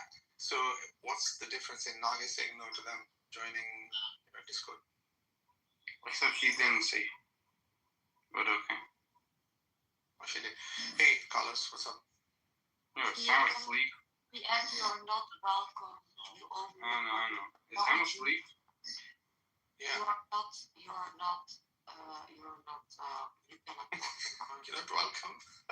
You still didn't give me a public apology. Okay, let him come up. No speech. If you're not going to publicly apologize to me, you're not getting. Alright, forgive me, Fatima. That's not saying sorry. Say I'm sorry, Fatima. Okay. Right. We have witnessed. Yes, I've witnessed that. Yeah. That's an apology. That's all it is. Siami's permanent ban is over. He is back. Well, no, I'm still banned from Bart's room. The only reason I'm here is because Bart's asleep. And now Sam seems like he's asleep too. You guys put him to sleep. Hey, Carlos. Salam alaikum. Is it possible to meet our snowing friend here? Yeah, Marcus could do it if you want. Yeah, 1 second. Marcus likes the dulcet tones. Actually, we should leave him. You might actually want to hear him. So, Yeah. Now you can't unmute him. Fuck. That's right. He's muted for good. Should have left him, dude. We could have heard him like. can you imagine how annoying it sounds when he's snoring? Imagine when he's speaking. How much was it? No, we could have heard him like sleep talking and stuff. Imagine. Well, CM, I feel like you should have contributed your thoughts earlier. No, I did. I came back with evidence. Fatima was probably still mad at that. But I apologize right Your now. evidence was CM, you're delusional. but clearly You weren't here when you said. your evidence was clearly deceiving because I saw all the text messages. Did you see my text message? No, your Yeah. evidence is clearly deceiving because I was responding with the thought, yeah, dream, right? Ha ha ha. Like, all right, you think you will be able to do that, right? You will never be able Sure, to do that. you can redefine it. That's not what happened at the So, time. are you still implying that you have a chance? Of course not. Never. I would never just think. That's great. That's great. Your delusion needs to stop. You're right, Malik. Hey, Finn, tell me what happened. She hit on me. Nothing. I don't want to instigate anything anymore. I told Fatima she could apologize to me in court, and I would have never posted it. But she insisted, so what can I do? This court is over, and I have nothing to apologize for, by the way. And I I'm know. over. No. Stop. You're right. I don't even want to apologize. Stop hurting my public image. You're right. Over. What's up? It's your favorite Capaletti. Kappa who? Centimeters. Ain't nobody talking to you, bro. Who the fuck are you? Who are all these people, bro? Morning, David. Sup, Zed? Same old. Yeah. I'm Yo, trying what's to the topic, David. I was going to call him Tit. I thought it's Tit. Yeah, well, and you Got wrong, bitch. Wait, they're both David? These Christians, man. I don't think there's any Christians here. Literally, except Barth, Megatron. I thought Megatron was a Christian, yeah, and I guess this one's dude name that's on the call right now. Yeah, I mean, the his atheist name is formerly known as Cross. Right. I'm not so sure. Again, all these supposed Christians, they're super insecure. I really question how. Okay, Centimeters is trying to do the I'm the true believer, the other ones are heretic shit type deal. No, Centimeters is an atheist. Most of the people in the room are atheists. Literally everybody, bro. Even Fatima. As much as I'm not. This room is clearly not to talk about to discuss Christianity because in today's world, Christianity is not causing mass problems. Islam is, so we have to destroy Islam, right? I don't think the atheists feel like Islam needs to go before Christianity. I feel like they want them both to go. We could pick the order. Last time I checked, Christians were stoning their women. They are not raping minors. And all of it, right? They are not forcing their women to cover their bodies because they are lustful dogs that cannot hold themselves. They're not stoning, killing homosexuals. Last time I checked. Yeah, but that's like propaganda that they could throw at the Christians too. No, that's not true because Christians. Yeah, it would just be different content. They would also say you're depraved because of A, B, C, X, Y, Z. They do not kill them like they might kill them in some sex, right? But not in masses like Islam does today. I mean, listen, they come from their own ideology where they have like peaceful people, mean people, good people, bad people, and they like their ideology. They see what the West and what Christianity does. They can reframe any of it to be just as negative as what you think they're doing. It's just a fight back and forth as to whose side is right, but just throwing morals at each other. how can they deframe it as negativity while our people are not suffering under it, and their people, especially their women, are suffering under it? You say your people aren't suffering, so then they'll prove that your people are suffering. Literally anything you want to say that makes you better than them, they'll prove isn't true and is more a problem on your side. That's just the nature of the propaganda. No, that's not what I was saying. They are suffering in the way they are being murdered. They kill their own people. We do not do that because of religion anymore. They do that.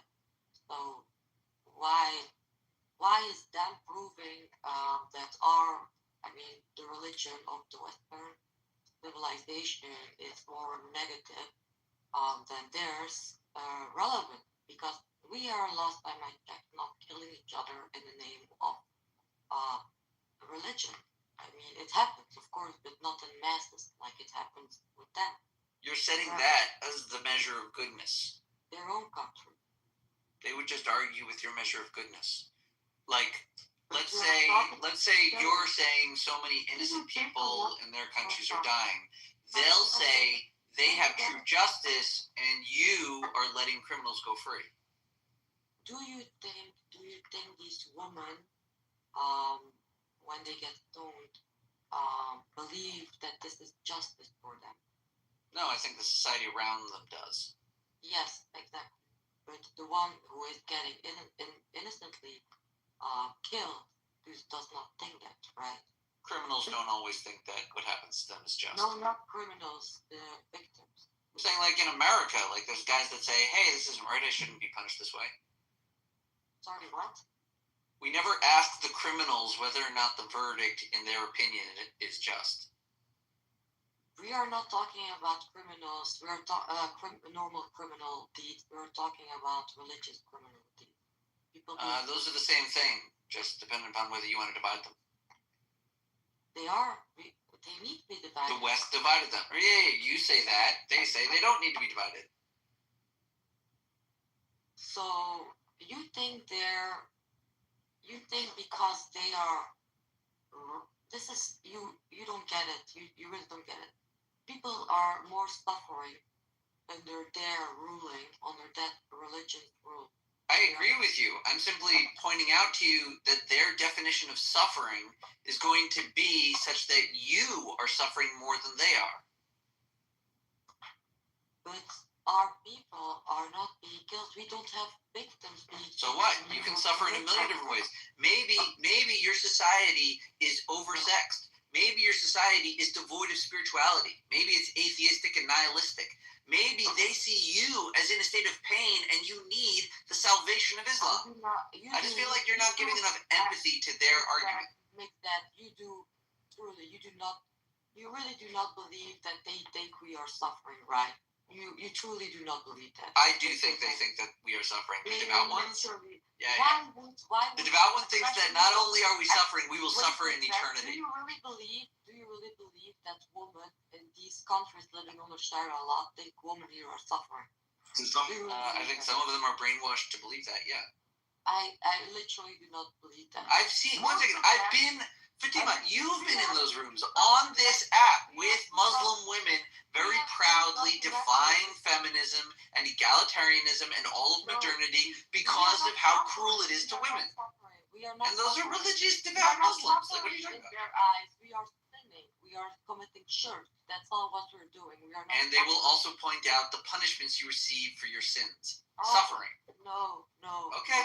No. They don't care about us suffering after we die. They do literally not care about that. Because in their hadiths it says that every Muslim shall get a Muslim or a Jew that will go to hellfire for them. Oh, that's cool. It says that 3 times. So they do not care about our suffering at the end of our life because they need us. We are their savior. You know? What? You're saying they need you to trade their way into heaven? We are literally their Jesus. We are going to save them from hellfire. I think Muhammad is their Jesus. No, Muhammad is not their Jesus. Muhammad is just their cult leader. I thought he was. Isn't Jesus the Christian cult leader? Or is that Paul? You want to say Paul? That's fair. I do not care about Paul at all. I don't care about religion. I'm not religious.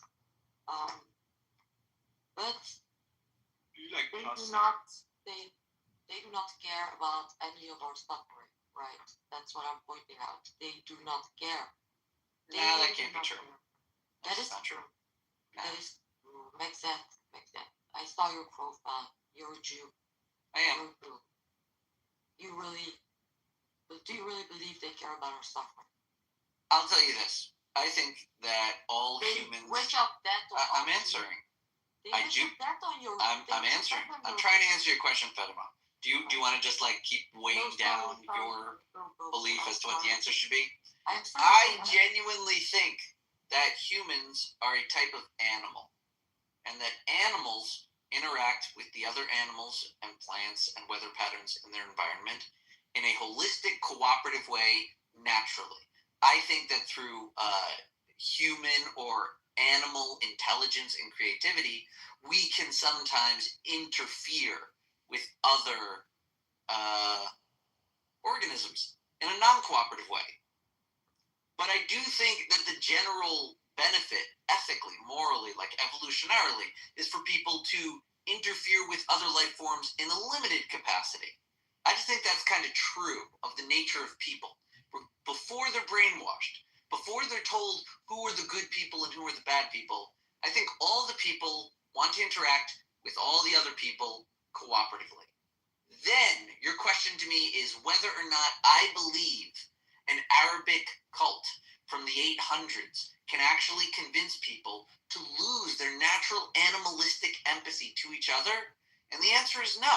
I think that Islam is too altruistic. It's not Nazism, right? It doesn't get to that level. It wants some peaceful brotherhood, and it utilizes racism to get there, to delineate between the devout and the non-devout. But that is still a measure of their action. They're trying to find the good people, which all people try to do. The criminals, citizens, immigrants. We label all of these people to identify who's good, who's bad, who can we trust and who can we not. The Muslims may produce a whole bunch of mistrust for the non-Muslims, and it's innate within their culture, and it's the way they look at things. They are doing that, if you read their book, in order to be good and nice to each other and the whole world. Their sense of right and wrong is distorted, but their desire is still to help everyone on the planet, just like every other human. But these are not Muslims, Mixat. They don't know what's written in the Hadith. Okay, so you'll say there's no true Muslim except the one that's a jihadist in the desert. Okay, maybe, but there's gonna be 2 billion people that come to me that aren't in the desert that say, hey, I'm a Muslim, I would like to take care of you and help you as a human being. And you're gonna tell me I have to say that guy's a liar to me, and that's confusing. I wasn't finished. So these are not Muslims, but these Muslims, not like fake Muslims, I should say, they are the ones who are suffering under these real Muslims, terrorist Muslims, leadership, right? So I'm telling you the opposite. These people, I'm saying there is no way to find a true Muslim. They conceal their disagreements with each other and their mistrust for each other behind a cloak of greater trust for each other, who they mistrust, than the non-Muslims that they can more confidently all agree to mistrust. I am aware of how fascism works. I don't have you, what is your experience with Muslim communities? What I'm trying to explain is that Islam... I'm asking what? Sorry, what? Your own personal experience with Muslim communities. I mean, don't tell me not about much. 3 Muslim friends, right? That's not valid. I don't have deep ties with the Muslim community. Yes, exactly. That's what I thought. I do. And therefore, you mistrust them all. I know how they think. I had a friend, a Jew, right? I wasn't even aware about the conflict in Israel. I wasn't caring about it at all. These Muslims that I'm talking about are my family, are my friend, right? About my friend. And they asked about his name. He had a special name. Think about I didn't think anything about it. I tell him, I don't know, he's from Israel. And they say, so he's a Jew. And I said, yes, he told me he's a Jew. Why? And they were like, why are you walking with a Jew? All of them, not at the same time, on different periods of time. All of them, why do you talk to a Jew? These Jews are not good people. They will burn in hell.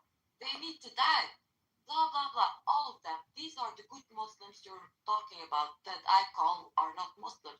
Because even though they wish death on Jews, they're still not Muslims because they're not going to kill them themselves. But they do. They do. They will not say that to a person, a Belgian person. They will not say that to a Belgian person sweetie, if I disavowed the humanity of every person that wished death upon the Jews, I'd be alone on this rock. They trusted me. They trust me to tell something like that straight in my face, right? So you will not have this experience of this side of these people. Yeah, they're not going to talk to me. I'm Jewish. Sorry, what? You're talking about your experiences with their expression of anti-Semitism to you. I met them on this app. I know many people with the same experience. Okay, well, that's why we have our own state. What? That is why we have our own state. What is our own state? What is our own state? The state of Israel? That's why we have our state? Yes, that's why we have our own state. Well, are you a Zionist, Megzed? I am. Well, most Jews don't even live in Israel. Yeah, they live in America. Yeah, or Europe or other places. But that's not what having a state is. Like, there are Americans and Germans and French that live abroad. A state is a certain development of nationhood and security of geographic homeland. Right. I'll let you have your back and forth. So what I was trying to tell, they do not care about your suffering, right? Or suffering. They don't care. They literally, even these Muslims, non-Muslims, whatever, they are not practicing. They only celebrate Ramadan, Eid, blah blah, but they are not religious. Practicing, praying, going to the mosque. They smoke, drink alcohol, eat pork. These kind of Muslims, like secular, whatever. They still don't care about your suffering. So don't tell me that they care about other people. They do not. They do not. They don't. They even wish that upon you. So unless someone is identifying as non-Muslim, you can completely trust them as Jew. You should, as a Jew, never trust someone who identifies as Muslim. They will always have a type of way that they think about you. Always. I'm sorry to say this. This is very sad, but it is what it is. It strikes me with your mistrust of Muslims and your caution of Jewish legal and financial interactions with the Muslims. It strikes me that the real development of financial innovation is. I didn't say anything about financial. No, I know. You said don't trust them. Yes. Right. Trust is usually necessary when engaging in financing. And I'm saying that the innovation is interactions with those you don't trust. Everyone invests in the people they trust. The innovation is how to get people that don't know each other, like let's say a bank and an entrepreneur, to trust.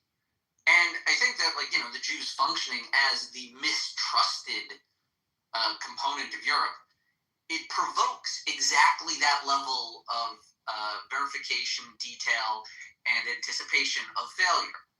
So it develops the legal regime. It actually helps us understand how to deal with people we don't trust. By which I'm saying more clearly, the Jews are always with people that we really should not trust. We have developed ways of trusting them regardless. You can't stop us.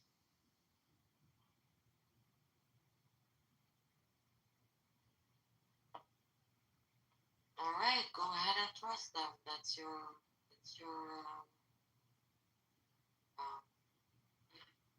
do what you want. It's not wrong to approach someone with open arms when you meet them.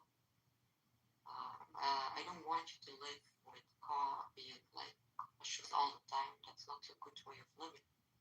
But I'm just saying, it is what it is. You know, this is just from my experience, from other people, their experiences. That is how their mind works. That's all. They're not gonna kill you. That's not it. But they don't like you. That's all.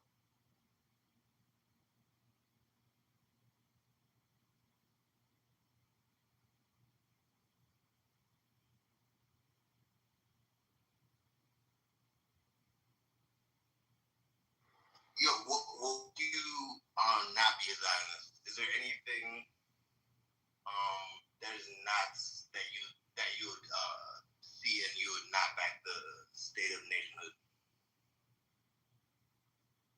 What? What would make you abandon the mission of, I forgot exactly how you called it, but yeah, just nationhood for Jewish people? Like, is there any price that could be asked to pay that you would say would be too much?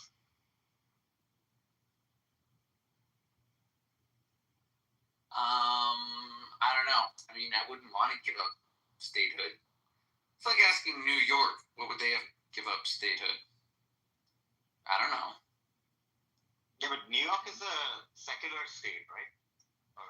Okay, what would France have to do to give up statehood? Germany, England. I mean, these are all secular. These are weird questions.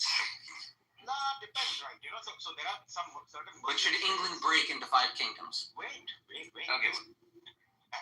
So there are differences between secular states, right? So France doesn't say that, you know, you cannot come here if you are like Japanese or I don't know, or Muslim or Jewish or you know. But the state of Israel specifically gives rights to Jewish people, right? No, that's again true of all states. That's true of India, Germany, Russia, Pakistan, China. Yeah, it is. It is. These are secular states. It doesn't matter. Ireland wants Irish people. They don't want Chinese people. They encourage immigration for Irish descendants. Yes. Look it up. India does the same thing. Dude, what I'm saying is that if a person like me, okay, goes to Ireland, they will not stop me from becoming a citizen. It's not like, you know, there will be something special against this. Israel doesn't stop anyone from becoming citizens. Anyone can become an Israeli citizen. Don't they have to be like Jewish? No, that's incorrect. Non-Jews immigrate to Israel all the time. How many non-Jewish citizens are there, like other than the Arabs and the Christians? There's percentages. They're there. Right. Nilo, to follow one second, please. But what I mean in specific is, I guess, okay, you mentioned some other states, some other cities that exist. Like, okay, Nick, okay, bro, I'll level with you, man. I'm black. Like, if somebody was trying to establish a black state, and say they were like, say they're Idi Amin. I don't know if y'all know who that is. Say they were Mobutu, Sese Mobutu. I hope y'all know who that is. You know what that is, Mr. I don't. Okay, word, fuck. Okay, we talked about Sudan that one time, right? Okay.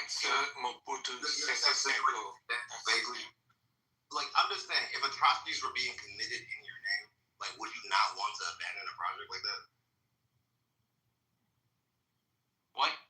If atrocities were being committed in the name of statehood, would you not abandon the project, although noble at its conception?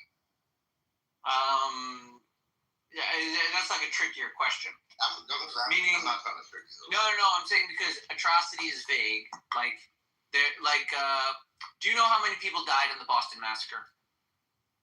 Like with the Haymarket? No, not the Haymarket. The Tea? Well, before the Tea Party, but around there, yeah, the Boston Massacre. I think it's like 4 or 8. Right. It was like nobody, right? Yeah, I think so, yeah. But use the term massacre, whereas in some other histories you can see 15,000 millions being slaughtered. It's just different senses of what is a massacre, which is why I'm saying if you said was atrocities done, what? There's a standing army, a bomb was fired, what? That's why I'm saying in statecraft everything has to be reviewed because they're propaganda engines. Under our simple rules of fairness, we'd have to. No, I'm saying every state is a propaganda engine. That meaning. Let me go. Wouldn't it be easier? Once again, I just want to ask. Would it be easier for you to just say that you won't support the end of the statehood, but you would support the end of the atrocity? I mean, that would be the simplest thing to say. No, because I'm trying to explain to you. My support for the state of Israel isn't to support any actions taken furthering and preserving the existence of the state of Israel. My support of the state of Israel is that I'm Jewish, and of all the states on the face of the earth, one is looking out for my interests better than the rest. I can appreciate that. But right? So meaning you ask me which atrocities, I'm going to say, I have no fucking clue. There's propaganda being thrown left and right. And obviously, I don't support any killings of any person at all. But if some has to happen and there's justification, I'm again ill-equipped to make a judgment. I'm just a citizen with a vote saying this one will protect me.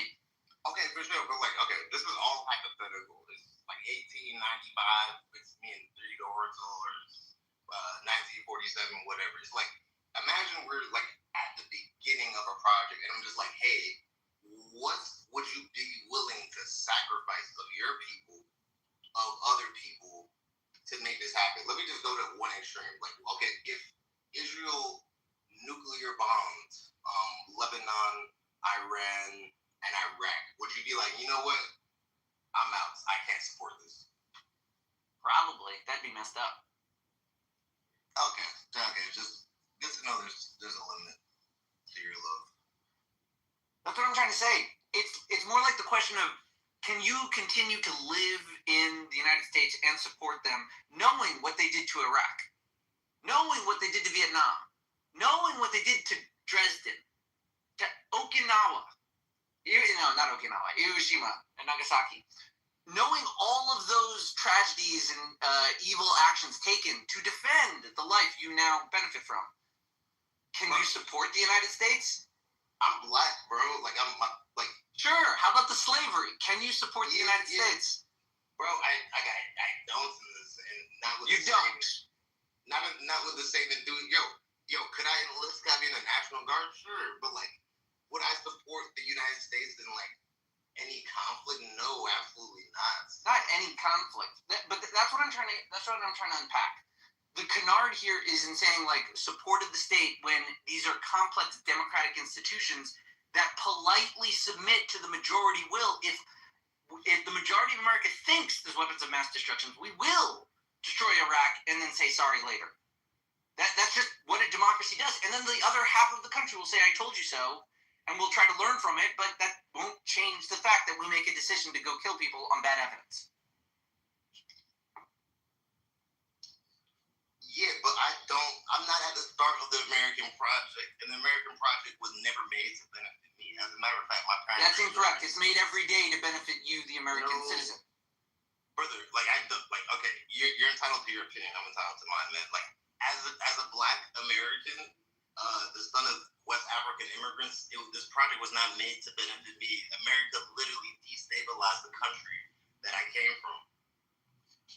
They literally deposed one of the best leaders West Africa has ever had.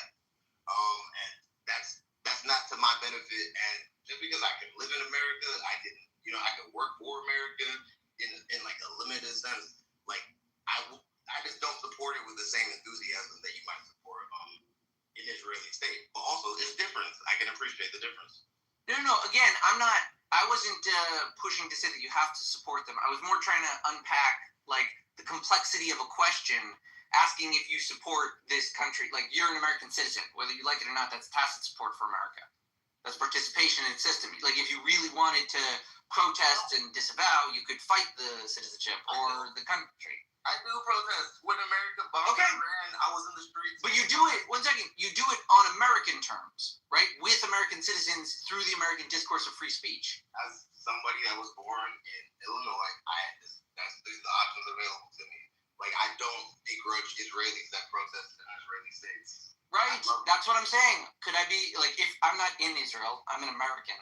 But, like, if I were there and I had those rights and I didn't like the way the war was doing, that still just leaves me protesting on the street while the military-industrial complex continues. And that's fine. That's I don't know if it's fine. Like, to me, that's modern citizenship. I don't know that it's good, but it is what people are doing. And, like, you asked me the question, like, would I support Israel because I'm a Zionist if they engaged in atrocities? I say, like, I don't even know if I can withdraw my support for America knowing all of the atrocities they've done. I don't know if I can. Because even though you feel fine with it, you feel like you know your gripe against America. My family's history with America was that they saved them when the Germans were hunting them. That's like a factual history. So I'm grateful, but more importantly, just like you and me, we both benefit from the American system every day. And it feels to me like it would be hypocritical if I just said, like, I know the atrocities, so I can't be grateful for all of the things they're doing for all of the Americans every day. Just seems like hypocritical. No, it's not like that. It's like your parents. You thank them for everything. My bad, I said it backwards. You blame your parents for everything they got wrong, but you also thank them for everything they got right. It's just like that. It's accountability. Honestly, it's like on this app, people say offensive shit, but I don't buck and respond to everybody. Only people that I feel that I have love for, that I might be able to understand better or might be able to correct. Does that make sense? So it's like, if I didn't give a fuck about America, I wouldn't be protesting in the street. If Israelis didn't give a fuck about Israel, they wouldn't be protesting about Israel and all the atrocities allegedly being committed there.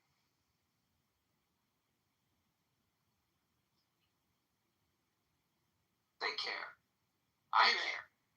I just don't always agree with the conclusions of, like, everyone that claims it's an atrocity.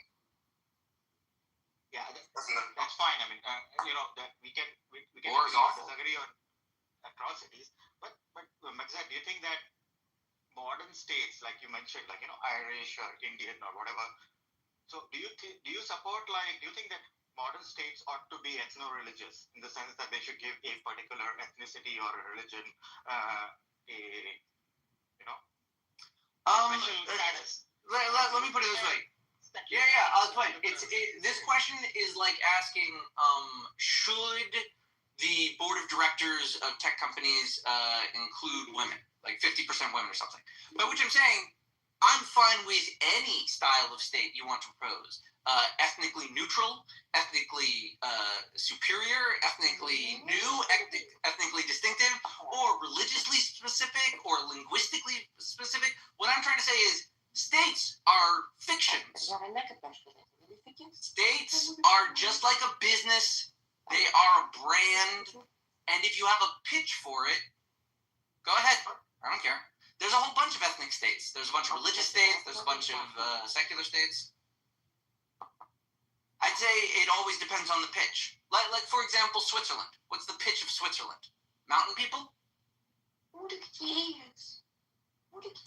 Yeah, so Switzerland is a highly ethnic state, right? So it does have, like, one of the toughest citizenship laws in the world, I think. Among the toughest. But so are states like France. In some way, France is an ethnic state because you need to have, knowledge of the French language.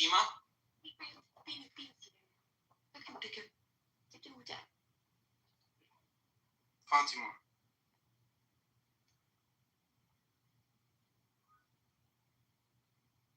Okay, I think Fatima's. Should with a little. Was my mic on? Oh my god, I was talking to my dog. I'm so sorry. To your dog? I heard a little girl. What the fuck?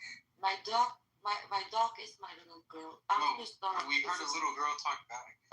What the fuck? This is literally new. What the fuck, bro? This is. Do you speak to your dog in Dutch? Yeah, I speak to my dog in Dutch and English. Alright. So, Timo, what your dog said?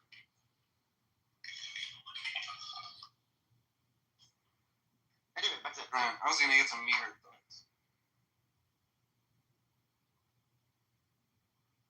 Sorry, go ahead, Neil.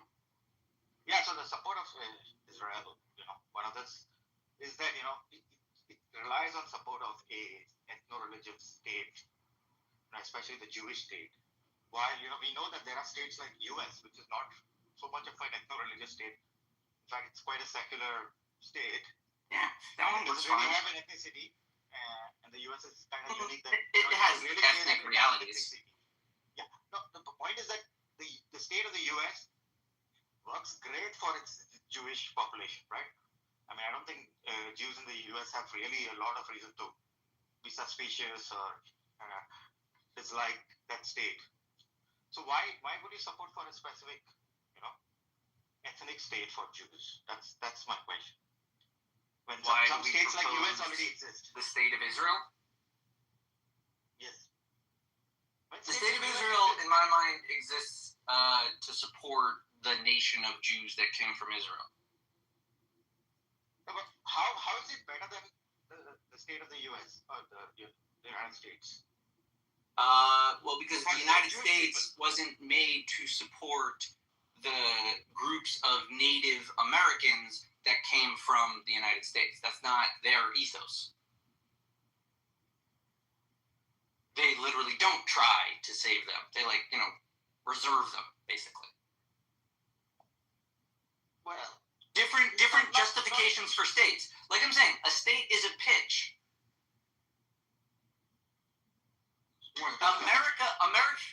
America's pitch is we didn't come from here.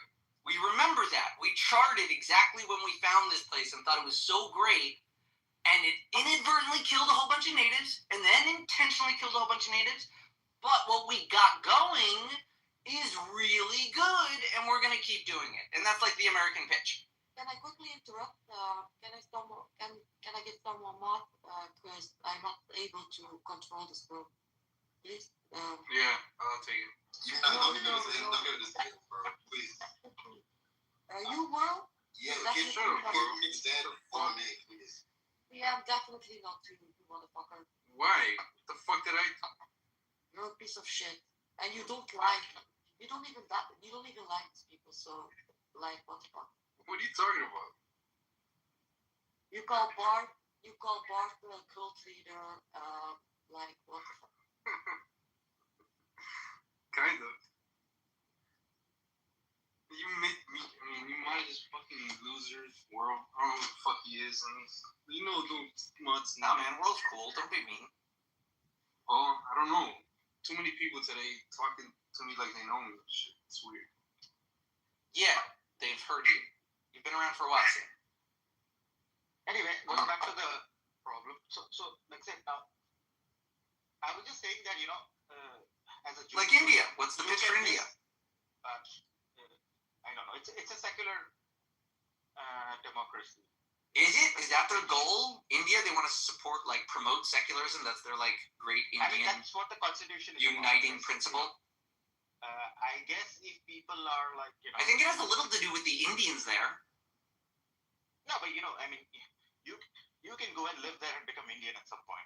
Nobody's talking. Okay, right. But the type of culture, the type of civilization that India the country, India the state is going to preserve is not going to look like France. I don't think these things matter now. And France, by the way, France was a straight up invented country, nation state idea. All countries are social constructs. Not as straight up as France. France, you can really chart it. I mean, what is France? It came from the Franks, who were a bunch of bunch of tribes fighting off Roman expansion. Actually, that is a good question, Maxette. What is the reason for the state of India to exist? Yeah. Can you answer that? I think it should be to support and protect the Indian heritages, native and indigenous to the continent of India. Like, that's what it's for. That's why they take issue with the Muslims. You would say so, yeah? No, I don't think that's not. That's what it sounds like. I don't think the Indian And they should progress and Okay, develop Dilo, Indian if culture that's not the beyond the context- future. Okay, Dilo, if you disagree, if you disagree, can you tell us what is the reason for the Indian status? Yeah. Yes, it is just a state for a bunch of people.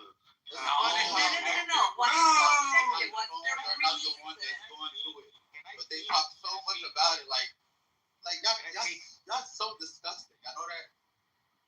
Y'all not ready for war, to be honest. Y'all live in the sugar land world where Who is this goes guy? on, but then y'all laugh at the people that's going through it. Why? If you ask me a question like this, let me answer it. Yo, kick rocks, bro.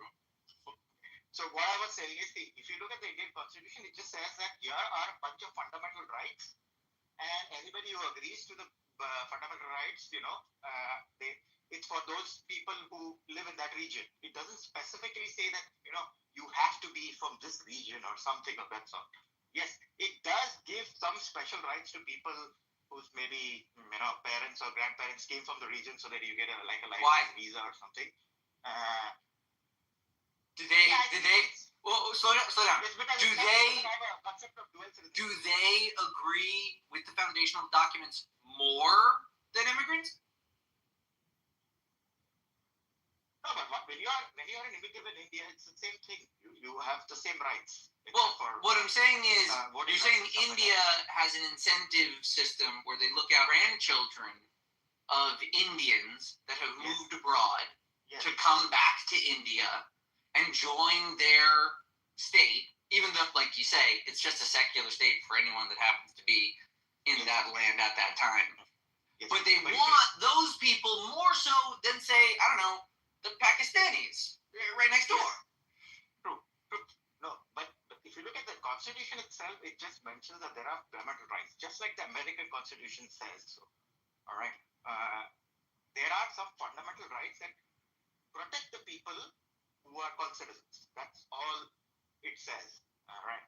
But that is not all of what India is. That's what I'm trying to tell you. Just because India or America have humanist, enlightened principles that invite all to come and join doesn't change. Like, if it's democratic, if it acknowledges rights to each of it, then it is aware of the demographics of that democracy, the ethnicity, the languages, the origins, the gender, all goddamn matter. What makes them different than Nepal or Bangladesh or Pakistan? Why? Let me further illustrate. Let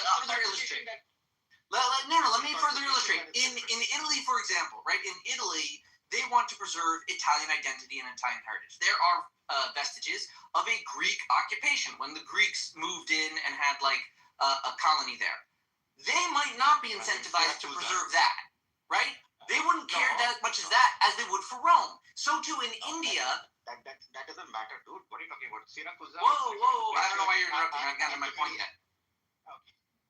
No, so there are places in. I haven't gotten to my point yet. I'm trying to illustrate how India is more than just a secular state, and I'm trying to highlight that the important historic sites in India will involve the history of the ethnic Indian people and the Muslims that came through.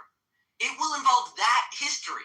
It will not be Russian history that is preserved or Inuit history. It will be Indian history. Just like in America, most of the history that's preserved is American history. But when we do find native history, we also have to preserve that. Because that's, again, what a modern secular state would do, which would make your state naturally Indian, preserving and protecting Indian culture, identity, and ethnicity. It's an ethno-state, wouldn't you say? Okay, you're done. Yeah, man. Wait, David, real quick. Well, dude. I mean, he was referring to me, right? So let me respond to. Yeah. So first of all, India is very much like Europe. Okay, it is not one ethnicity per se, right? Just like in Europe, you wouldn't say that there different. And similar to the European Union, the Indian state merges a bunch of different ethnicities. So, people from Bengal who have a completely different way of, culture than, say, people from Maharashtra who have another way. Now, it bunches of, it groups of a bunch of ethnicities together and says that all of these ethnicities have a different fundamental rights. All right. Similarly, Europe does pretty. So now we are moving away from a ethnic and religious state to a kind of a more secular state, which is bunch of ethnicities are together. At some point, the whole world would be one state, and that's what we You're want, so right? dumb. How is it dumb? Why is it dumb?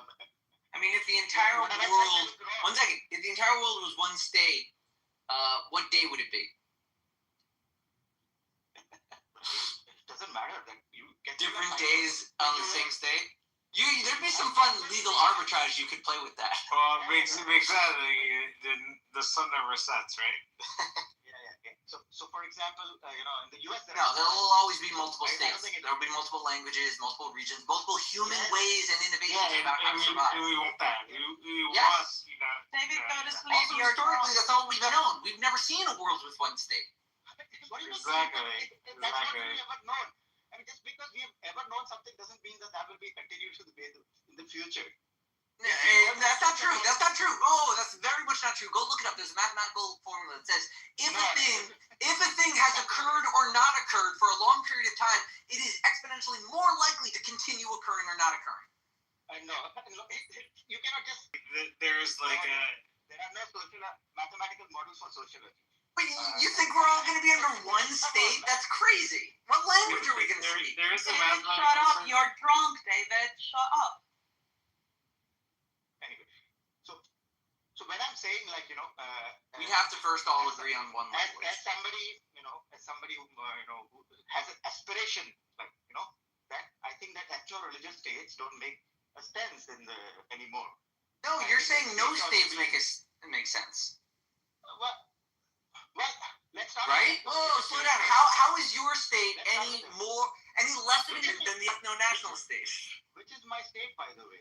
You're secular humanist inviting all members in. Why is it any less of an impediment to the global one state that must become? Because it does not discriminate between people on basis of which religion they are from or what location they were born. It discriminates on the basis of citizenship. No, it doesn't. Yes, it doesn't regard flaws upon non-citizens. Of course it does. Wait. Like every other country in the world. I'm talking about my state, right? So your state has rules for non-citizens. Yeah, your state requires us to get a visa in order to enter. You're talking about the state that I envision, right?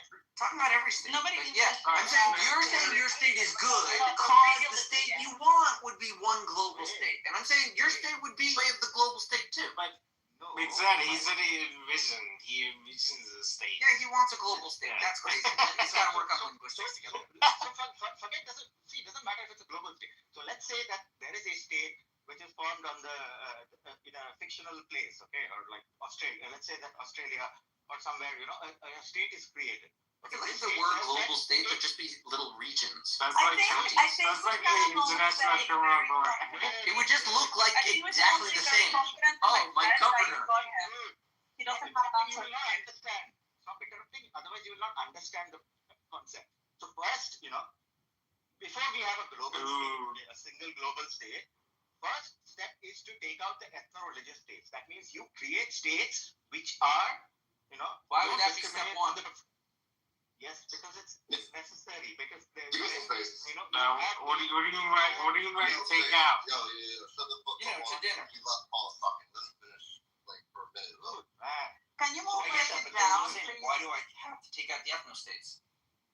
Yes, because these states are discriminating on the basis of people's religions and where they are born, their ethnicity. So what? Why do I have to take them out? Yes, because it's a. Why does it matter where they're from? It is a What it matter if they're in religion? It is a form of discrimination. That's why the state is not fair to all everybody. But then you're implying an imperial state that wants to wage war on its neighbors, right? No. How not? Why would I envision it? I'm just saying that let's say that there is a state which says that we don't have any claim of ethnicity or religion, much like the U.S., modern day U.S., right? Anybody can come to the U.S. and migrate. Nobody gets a special pass, right? Nobody gets a pass because they are from Armenia or from I don't know, Japan or. Okay. So the U.S. You're saying a lot. What's your point? So we need states which are non-discriminatory in nature. That's why. That's the point. All right. Because discrimination is not nice. Yeah, but sometimes discrimination is not a good ethics to state. I mean, your general point is discriminate. There's nothing wrong with discriminating people for.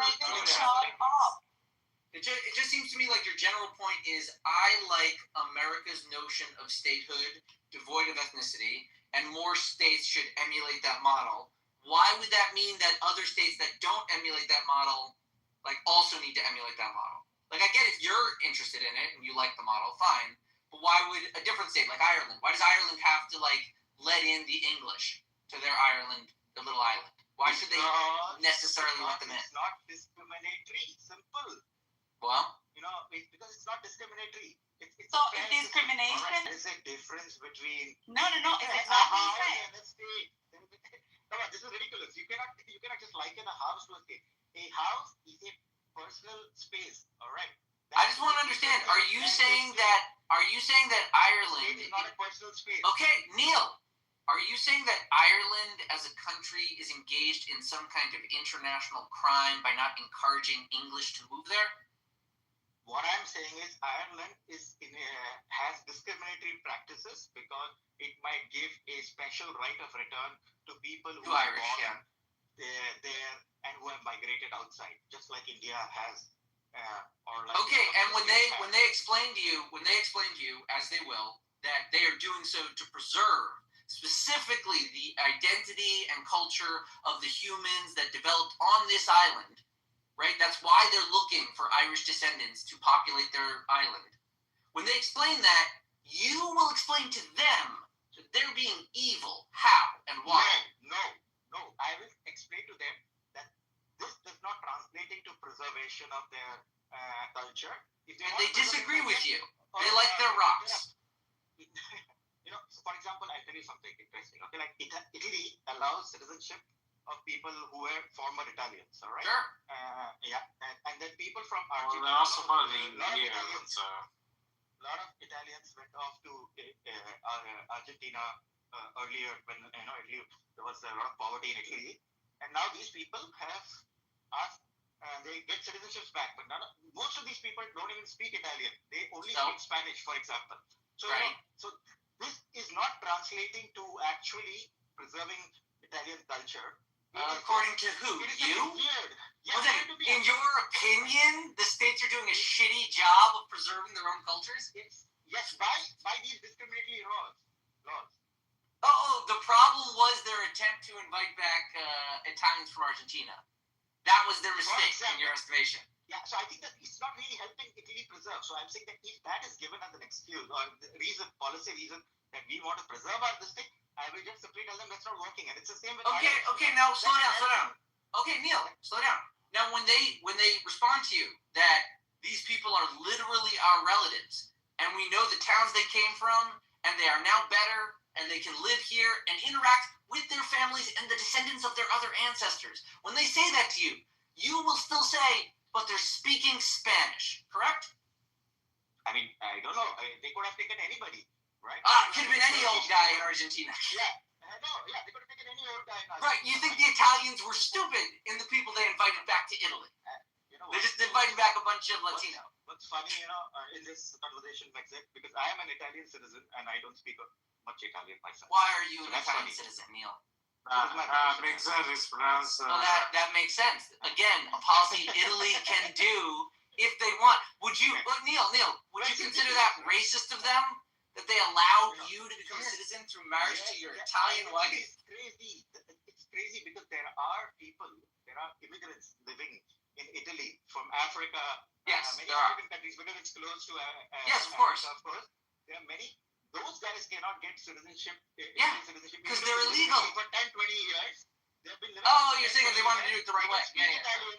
They can speak much better Italian than me. But yet, somebody like me who just happens to marry an Italian person, and then I get access to Italian citizenship Yes. quite easily. Right. They don't get. Right. This is a clearly a discriminatory law. Okay, again, it's so a silly thing also. Okay, so again, you're upset that Italy has a system for immigrants such as yourself who don't understand Italian culture and have no interest in Italian culture. They will allow you to skip the line as a convenience for the citizen they're protecting, your wife, so that she doesn't have to deal with you stuck as a migrant for 10 years before she can claim this is a husband that can travel freely with me in the country because we're married. You think that's, again, a racist, discriminatory policy. It's a discriminatory policy. That's the thing. Right? So the question is also, Macbeth, in what language would you make the constitution of the whole world? Well, that's why I said before you made the entire world under one law, you'd have to agree on the language. At least for, like, the elites. Right? The laws are going to be written in a language, and there's going to be a school of interpretation for that one language. It doesn't matter. The entire world. So then whoever has that one language will naturally be the elite, so that's why I asked, what is the language? It doesn't matter. It will be a legal language talking about rights. Okay? Oh, a special language that only the lawyers know. I love it. Yeah, so that's But then the elites are the ones who know the law. I love it. Rights are measured, are to be written now. It does not matter whether they are in Spanish or English or French or Mandarin. It has to be right. They all have to. No, I agree with you. Right. For most people, what language the laws are in doesn't matter that much. But for people with a lot of money and power, it matters a lot. Anyway, but see, I think you've now understood what my point of contention is. It's about removing these discriminations. No, you have no point. You have no sense of immigration or the true, like, jurisdiction. You have no respect for the jurisprudence that has gone into the immigration policies that we've had for centuries. You're just, like, jumping and going like, I don't like it. You're racist. It's not for centuries. These immigration policies have begun after the, these are specific immigration policies that have begun after the First World War. Okay, before the First World War, anybody could go and live in France. That's not a good example because the First World War they were wrong. David, if you unmute again, I swear to God, I'm gonna block the David. Don't unmute again. I'm telling you the history of modern immigration policies are relatively recent. Okay, they are not something that have been going on for centuries. These policies are only in place very, very recently. All right, 100 years ago. That's the amount of time present day immigration policies have been there. Otherwise, if you could just travel to the UK, you could live in the UK. Or if you're able to travel to France, you could live in France. Oh yeah, then why'd they kick out the Jews? I don't know. That was. You don't know. You don't know shit. You're so fucking stupid. Yes. When did France kick out the Jews? You mean when? You're forced to. I was actually referring to England. Yes, England kicked out the Jews. I'm pretty sure different regions. This is also the guy that Spain was kicked out their making. Jews. Germany kicked out their Jews. Yeah, France was This is forced to. also You might disagree. This is also the guy that was making the case, the moral case for necrophilia. Imagine. Okay, Isa, yeah. So you have left to talk about Is nothing sacred. Well, this is what happened. Boo. He's very intelligent. You can tell.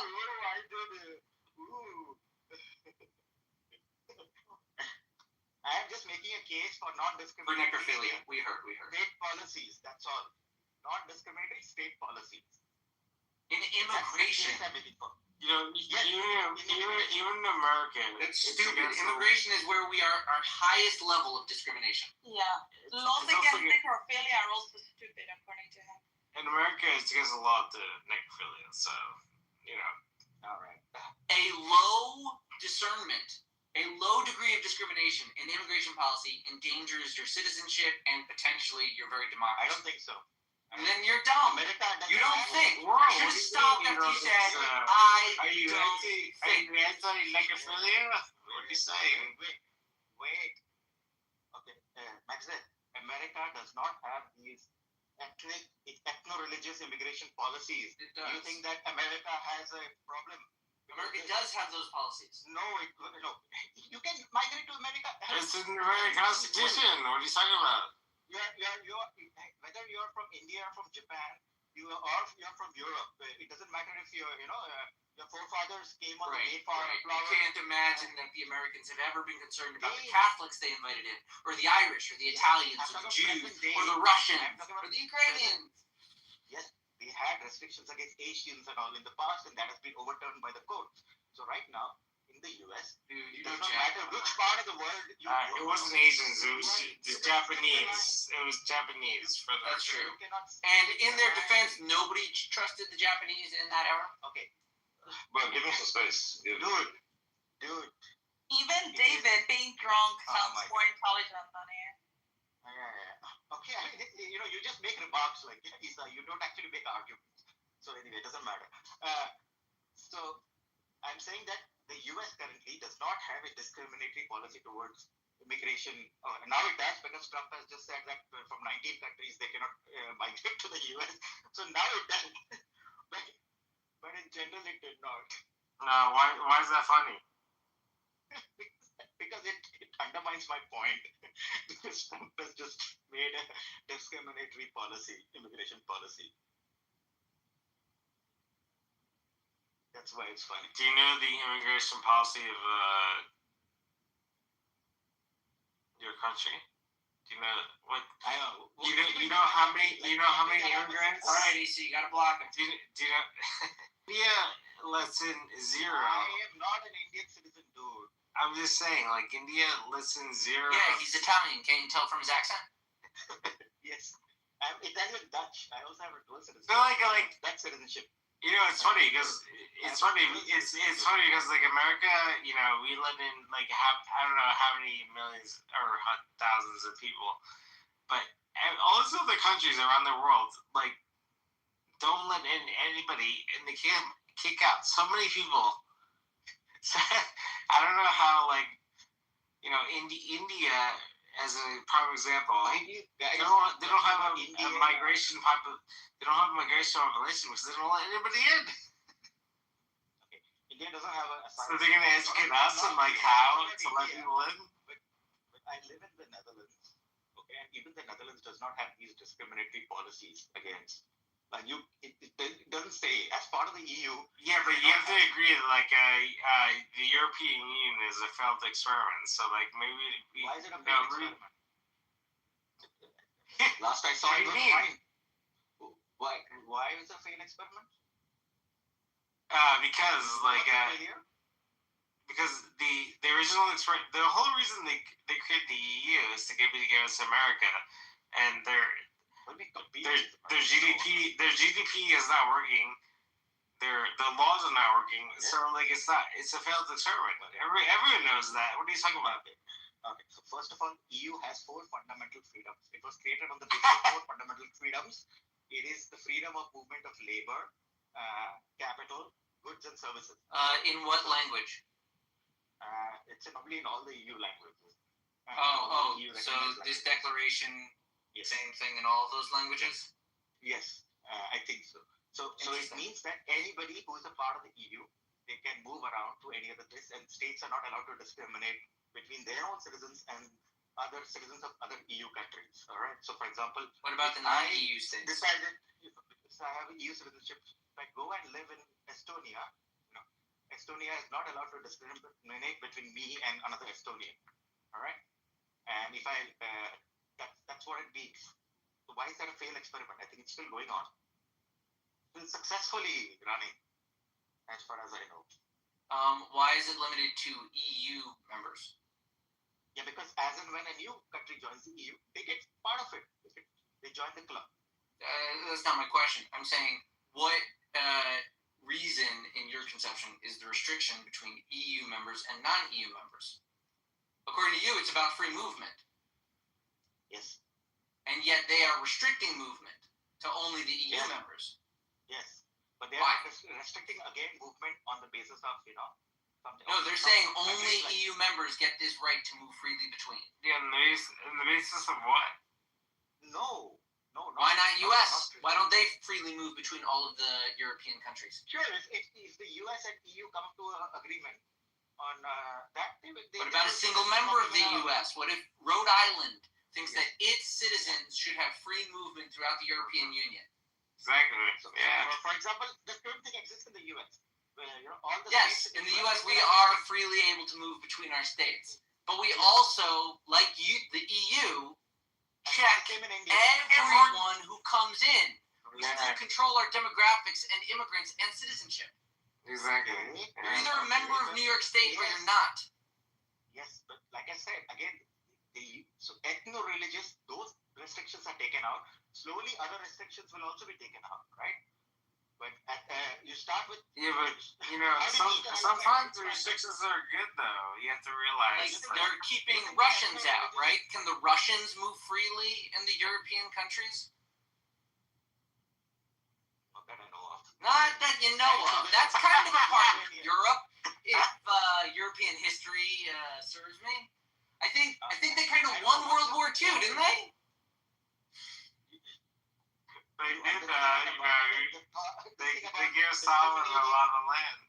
But hey, it's okay to discriminate, right? The EU does not discriminate for people who are Russian ethnicity who are living in Europe. So for example, like I am of Indian ethnicity, right, or Bengali ethnicity. The EU cannot discriminate me on the basis of my either my religion or my ethnicity. I think it cannot. I think part of the problem is that your general conception of what a state is and does and what it means is limited to a de minimis immigrant perception. Your conception of what a state is like, I can get this kind of a benefit, this is an interruption. That's not what a state is. That's them literally like putting some honey out to attract another member to feed their citizen machine. Like, you're not really understanding what the state is. You're just kind of enamored with a little trinket they threw out for you to play with. Oh my God, dude. I think that I think for you think it's okay to discriminate people on the basis of their No, that's not what he said. That's not what he said. No, I didn't say that. What I said was all states. No, Neil, I'll say it again. All states are discriminating in the people they allow to migrate into their country. Every single one. If you have a pitch for one that engages in no discrimination, I would love to hear it. Go ahead. Agreed. So that's why I'm saying that we have to envision the state of the future, which does not do this kind of stuff. Why is this a failed model? Because it's you fail to illustrate that this model is bad, other than claiming it's discriminatory and that is de facto evil. Because discrimination is not fair. It's not. Why is that not fair? One person got an A, the other got an F. So one person is the other does not. Yeah, one person is a human, the other is not. One person is alive, the other is dead. We discriminate in numerous ways all the time. So I think what he's saying is that the guy that got the A, we need to put him down. We need to get him an F. You're making a false equivalence. I'm saying false equivalence. I love false equivalence. Yes. Can I continue my? Oh my God, you guys like. All right, show me the true equivalence. Yes. So all I'm saying is do not discriminate on the basis of ethnicity and religion. All right. Nobody's doing that. Do you agree on that or not? Like, do you think that people ought to be discriminated on the basis of their ethnicity or religion? That's it. If you're a state, I don't. Sure, I guess. Why not? Okay. Well, then we disagree there, and why? End the discussion. Why should we not know the distinctive religious and ethnic makeups of our citizenship? And why should they not be represented in our states? No, because I think that's... Because I think that's... Right? Like, for example, if there were Jews and Muslims and Christians and blacks and whites and Asians all living in America, I would be very upset if I didn't see blacks and whites and Jews and Christians and Asians all represented in our government. I would say, what a shitty government. That has nothing to do with this country. It's the Jews. Wait. That's it. So now you are a citizen of the U.S. You live in the U.S. I said that the U.S. does not discriminate. They do. Immigrants on the basis of their ethnicity or religion. Okay, they discriminate on whatever they want. But yes, on their basis of nationality. Wait. Do you want the U.S. to discriminate immigrants on the basis of their ethnicity or religion? Wow, you're so religion. I'm asking. Dude. No, I don't care what ethnicity American. Yeah, so then exactly. Then I don't know why you're fighting with me because you have the same position as me. What? You have the same position as me. You don't want the U.S. to discriminate on the basis of He has a very opposite position than you. You just said that. I asked you specifically, do you want the United States to discriminate immigrants based on ethnicity or religion? Yes. No. Okay, that's what you're misunderstanding. I have no particular desire to sway America one way or another in its immigration policy. If they were to decide that they wanted a particular religion or ethnicity, or that they didn't want a particular religion or ethnicity, that's America's call. Me as a citizen, I vote for internal issues. Like, I'm not really concerned that much about which people you don't care about. So you don't care about the Trump order to disallow immigrants from the 19 countries. Well, I don't know the justification for disallowing them, but listen, my guess is he has a justification. It's probably supported by the party.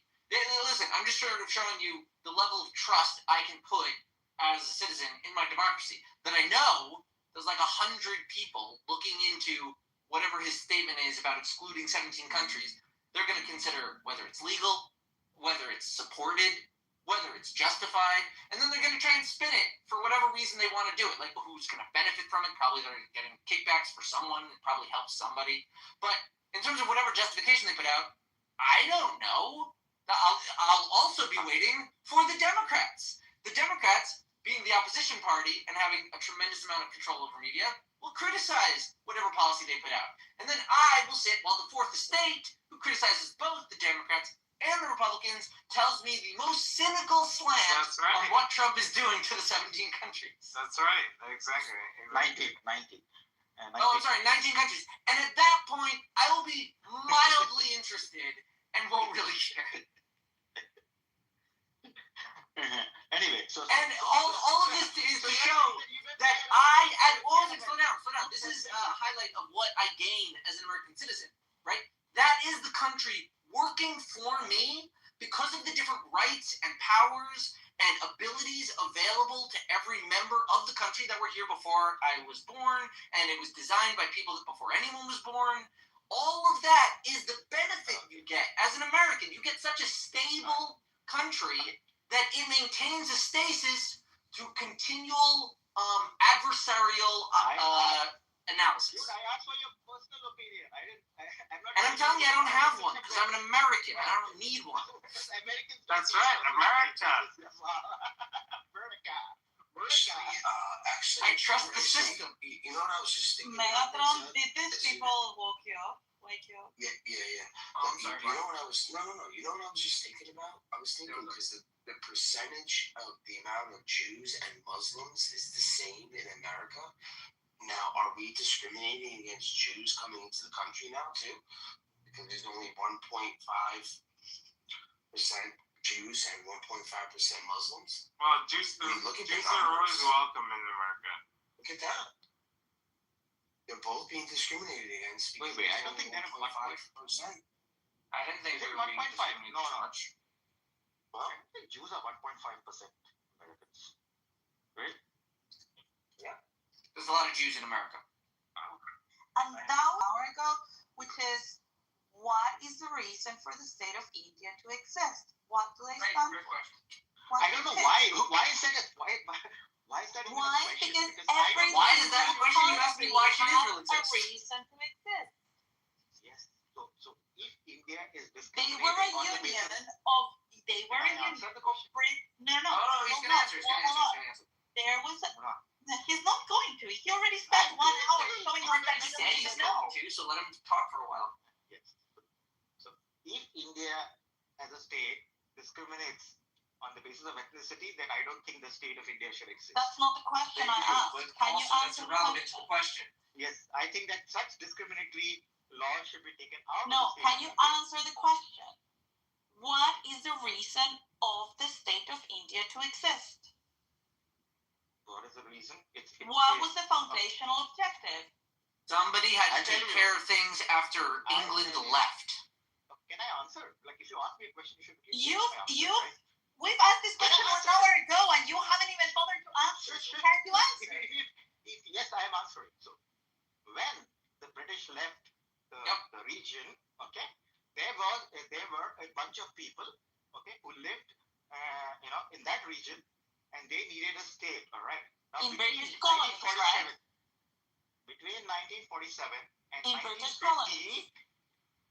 Oh my God, you cannot let somebody speak over, like, dude. Sorry, you've been talking for 1 hour, dude. Yes, because I don't talk like me. You're literally asking me a question. You're literally asking me a question, and then you don't want to hear the answer. And you're not answering it. I'm literally answering it. Literally, words are coming out of my mouth. So when India got independent from the British from between 1947 to 1950, there was no constitution of in India because they were still debating it. So India was a British dominion, much like how Australia or Canada was, okay, or still is. So it was not really a state, which had its the head of state was still the King George V.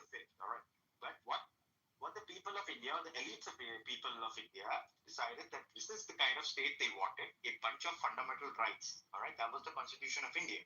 That's it. So they decided that these people who are now without a state will have a state with certain rights. That's the objective of the state of India. You're still not answering the question. That's not the answer. Okay, so why doesn't it just submit to Pakistan? How about that? Exactly. Why did it submit to Pakistan? Yeah. No, let Pakistan administer the British colony that they left behind. Give it to Pakistan. Pakistan came up as a Islamic Republic. You said there's no reason for it. Someone has to keep the trains running, right? And the British are gone. So give it to Pakistan. No, because Pakistan was created on the basis of Islam. So Pakistan said that the Muslims of the subcontinent lead is yeah, so they've got a justification for their existence. You want invited anyone. They want invited Muslims. They said that this is the state for the Muslims of the subcontinent, even though other people of other religions were welcome to stay. That's right. They're more inviting than your conception of India. They want inviting the Muslims. Or the former Indian colonies that decided to grant a state for the people living there that shared that past and that history. Okay, so it is not for everyone. It's for a specific type of people that were living on their British colony. Do you want me to explain to you what states? No, I don't want you to because you weren't able to. I am able to. You literally interrupt me every time I say something. Then how am I supposed to do that? So a state, is basically a set of fundamental rights, okay, which usually we refer to as the Constitution. This Constitution gives people, it limits the state and protects the people who live in that place. That is the objective of. This is why India was formed, to give rights to the people living in that region. And these rights are secular, these rights are democratic, these rights are liberal in many ways. Though India is not the most liberal country in the world, but still liberal. So this is the basis of the state. I'm trying to understand. You're saying the basis for the state of India is to preserve the rights of the Indians? Of the people living there. The people living there. Where? What there? What specific limited location are you saying you will care about people and then stop caring about people? The boundary drawn by Radcliffe. It's called the Radcliffe line. The British. Okay, Radcliffe line. So you care about the rights of people born under the Radcliffe line, correct? Yes. And everyone born above the Radcliffe line, you don't care about their rights. Yes. That's your justification for a state. So that was Pakistan. You preserve a line named after Radcliffe. Yes. That's a dumb justification for a state. What are they supposed to do? Those people. Okay, you defend the line. Listen, you are a state. You defend the line. I'll read it for you. The reason is to inherit the British. Hold on, you're gonna wait now. To inherit the British constructed Indian administrative economic space as a single sovereign to avoid balkanization domination of other states. So that is the reason the Indian state exists, to protect all the British colonies that had a shared history. No, it's saying and that avoid the organization. No. I'll explain. What they're saying is that the state apparatus, which Britain constructed, united all of the regions in a fundamental way. Also, like not parasitic, but symbiotic way. All of the regions now function together as a whole, even though they never really wanted to and theoretically should balkanize into separate regions with separate authorities and separate cultures, separate ways of developing life on that peninsula, right? They can want that, but because the apparatus is too connected, it is too prone to balkanization. Others that wanted to interfere with any single state. Also, either we govern ourselves, or it'll be foreign powers. Well, what they're saying is that England created a roadway that invited in any bandits, so they must, of necessity, because there is a road, have policing on the roads. And they need to have that centralized, or else they will be fighting over the roads that they all will need. Okay, so do you guys just like Rome. understand that there are a bunch of people living in a certain region? They are there. Now, we want to give them certain rights. So you come up with a constitution that says that these are the rights of the people. These are the rules. And these rights are not on the basis of your ethnicity. That's not what I'm saying. That's an Indian The problem. state is a justification for violence. That's an It's Indian not a preservation of rights that they imagine one day in their dream journal. Yeah, that's a problem with India. That's not a problem with, okay. Later, you're drunk. I told you before. Which is why I'm saying defending the line is a dumb justification, but it is a justification. It's not the line. It's going It's not to tell defending the people line. to do violence against each other. Also, preserving the unifying framework that Britain laid into your country would also be a good justification, because that's going to be violence. People know they need to fight for that. You're making some bad conclusions. It does not imply. Every state is a justification for violence. Listen to the. You don't listen. Living. What do you mean I don't listen? You literally don't let me. I let you speak, guys. I let you speak. Like.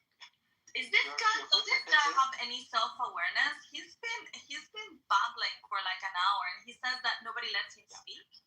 All right, and you keep interrupting whenever I speak, so obviously you don't. I don't think you are self-aware, but that's another thing. They keep giving insults and ad hominems. I mean, this is not how people have discussions. Okay, there's no reason to do that. Have I made any remarks about you? Personal remarks, how you are, what? I am a woman. I can take it. Drop it, man. Just throw them. I don't care. I don't discriminate on the basis of gender also. Anyway. I do. So here are a bunch of people, okay? Here are a bunch of people. And the same thing applied in the US, though it did it in stages. Right? Here are a bunch of people living, and they all get the same rights. That's the US Constitution. Okay, agreed that slaves did not have that access to the Constitution, so they did not have great access to the Constitution, and neither But I'm did trying to tell you, the foundation of America wasn't to preserve rights. It was to fight the English. No, it was to preserve rights. The Declaration of Independence is an FU to the king. Oh my God. I don't know why people. I'm not even joking. Like, you just don't know your history. States are formed when they unite in a cause of violence against an existing state. No, states are there to preserve rights. Go look up the history of Rome. See when Rome started to be a state. We don't have we don't. Look at Persia. Look at the Hittites.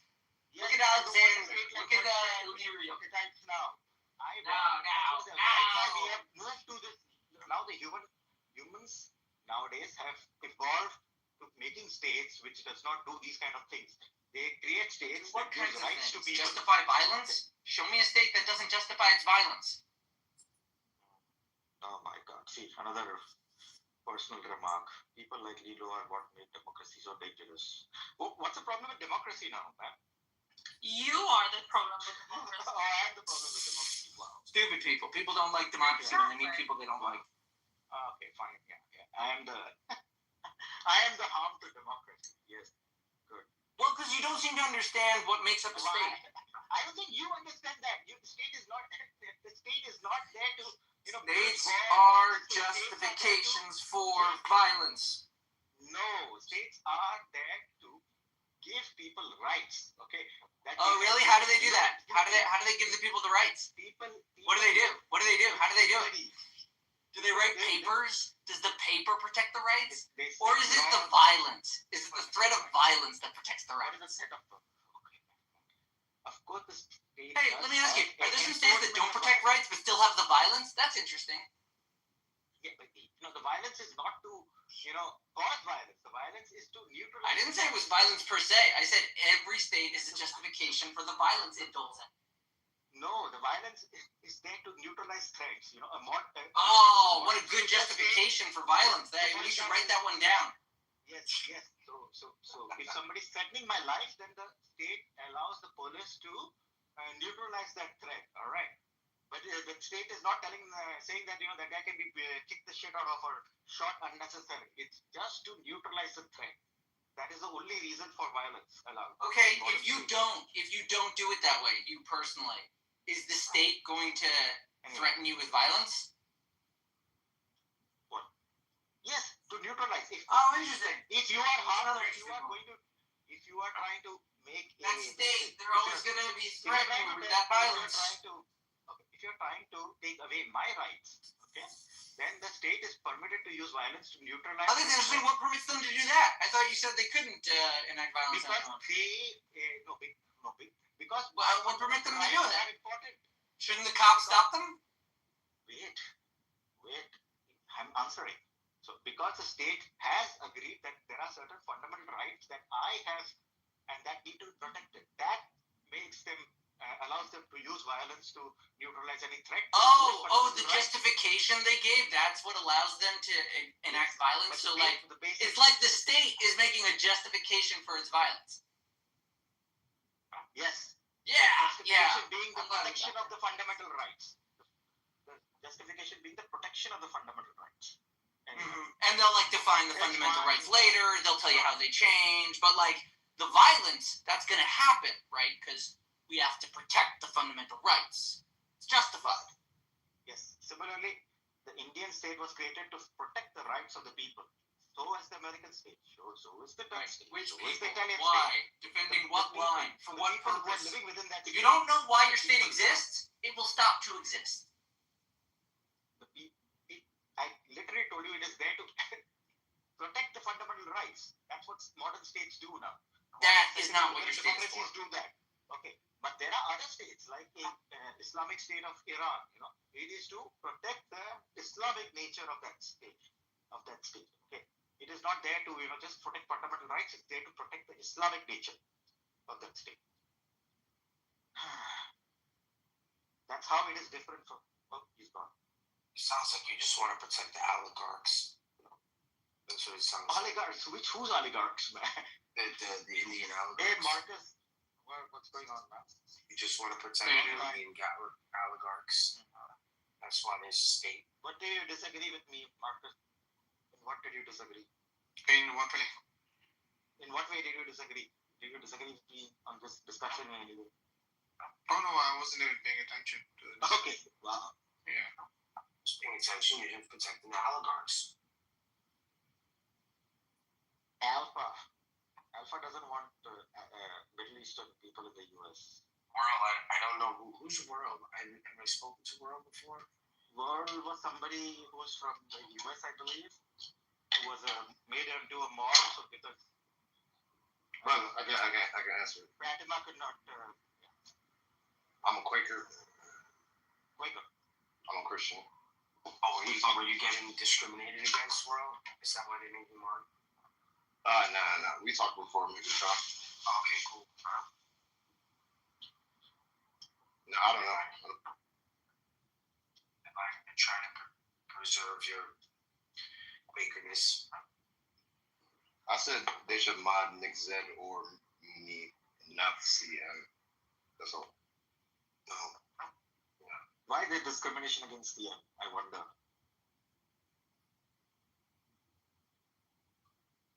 Is it on an ethno-religious basis? He's the 1% of society. The Makes sense. Do you think that the U.S. should discriminate immigration on the basis of ethnicity or religion or religion? Aren't they doing that now with the immigrants? Well, now Trump has this rule with the 19 countries. They are not allowed to immigration from there. But other than that, Listen, do you think? He's the chief, right? He's the chief. No, but I'm asking your personal opinion. I'm asking for your personal opinion. I think the reason why you see that is because we want certain people to assimilate. I think they have been. So we'll probably take in from other countries. Like, we don't really care if we take in people from Poland, but we probably care about how many Russians we're taking in, right? Look at Megatron saying yet you're an immigrant yourself. Megatron, now I'm like second generation. I'm like, so Brad, do you want the U.S. to discriminate immigration on the basis of ethnicity or religion? Your personal opinion, I'm asking.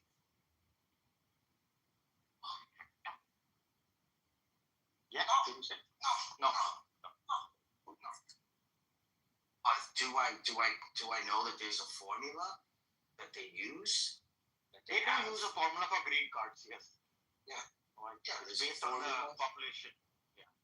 Yeah, so there's a formula, and if we see what happens in Great Britain, they let too many people from one crowd in. They start to try to control the majority. Which crowd is that? Which crowd do you mean specifically?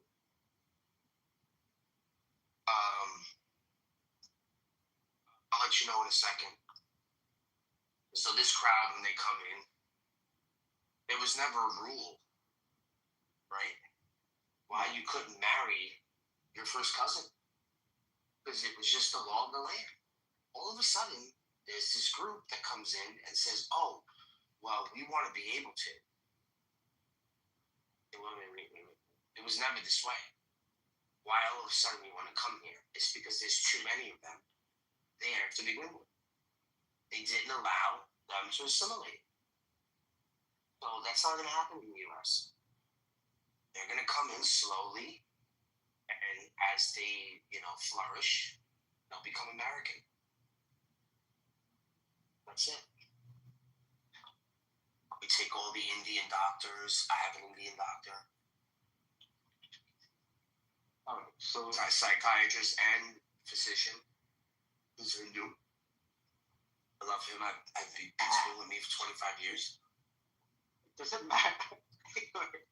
Just name which group of people are. He was the top of his class, right? He was the top of his class. He's a psychiatrist. He has like a really nice. He has a bunch of awards and stuff like. Yeah. Do you want to discriminate more? Oh, I want to discriminate? Yes, on the basis. You think that people from certain religion or ethnicity should not be allowed? No, they should be allowed, but at a slower rate. At a slower rate. So that is a form of discrimination. Okay. So we're still allowing them in. There's always exceptions. Fair enough. So there's always exceptions even to the 19 states. Mark and myself were thinking we should have the Sharia law in the United States. What do you think? Yeah. Which one? Like the one which allows you to cut off hands for delivery the solid Sharia, that one. Stoning of adulterers? Everything, the full whack. Yeah, the real Sharia. First of all, we have to have a proper set of Sharia because even that is not certain, right? So what is the Sharia? Like you have to have a codified the Sharia. Yeah, we'll start a caliphate. Yeah, but we started the KKK, so we could start a caliphate. Can you come up with a bunch of laws that you call the Sharia? Yeah, we could just read the Quran, right? people Can we just get them from the on Quran? this and that interpretation and this.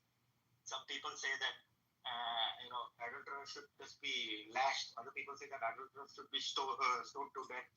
And I'm like, yeah. Where do they get that from? From the hadiths, I think. They got that from the hadith? I don't think they got that from the hadith. Yeah. The stoning to death. They got the stoning The from lashes the Torah. is from the Quran. But maybe Zabu, you know this thing well? I think the stoning came from the Torah. Where does it say? What are you guys even talking about? Where does it say stoning Bhatt wants to install Sharia in US. I'm asking if adulterers should be lashed or should they be stoned? Which rule are you going to implement? Wait, say that again. What are the options? Lashed, like lashes, not 50 lashes or something. Oh, I or would still stoned to lash death. stoning, that's for sure. Stoned to I mean, lashing, come on. Like, who wouldn't want that? Jabu, you heard this joke? What's the difference between a hippie woman and a Muslim woman? What? A hippie woman gets stoned before premarital sex and a Muslim woman gets stoned after premarital sex. Oh my god.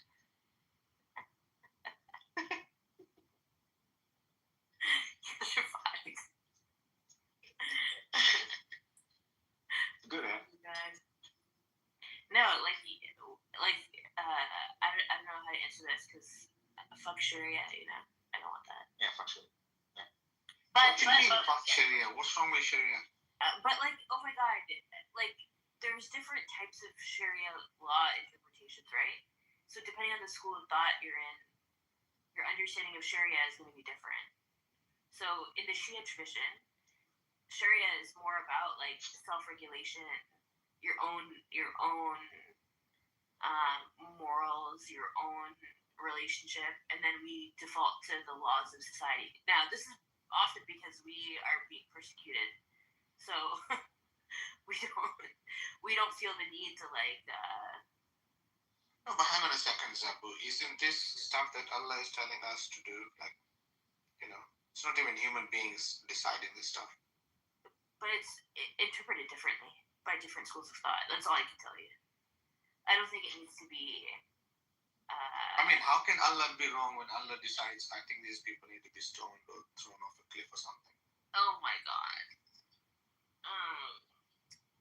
If you're talking about Sharia law that is derived from the way it used to be, the Sunni Salafi, right? That one. Yeah. Then you're relying on interpretations of hadiths and surahs from a context that's irrelevant. People don't do that now. It's not the way we handle law now. That's what we want to bring it back. The good old golden days. Yeah, but so Zabu, you know what's funny? Blueskin, if you bring stoning back, I'm coming for you first. So you know what's funny is that I put a survey in the chat. Why me? Because you fucking. You want to bring it. Yeah. I think Zabu wants to do some adultery. We can clearly.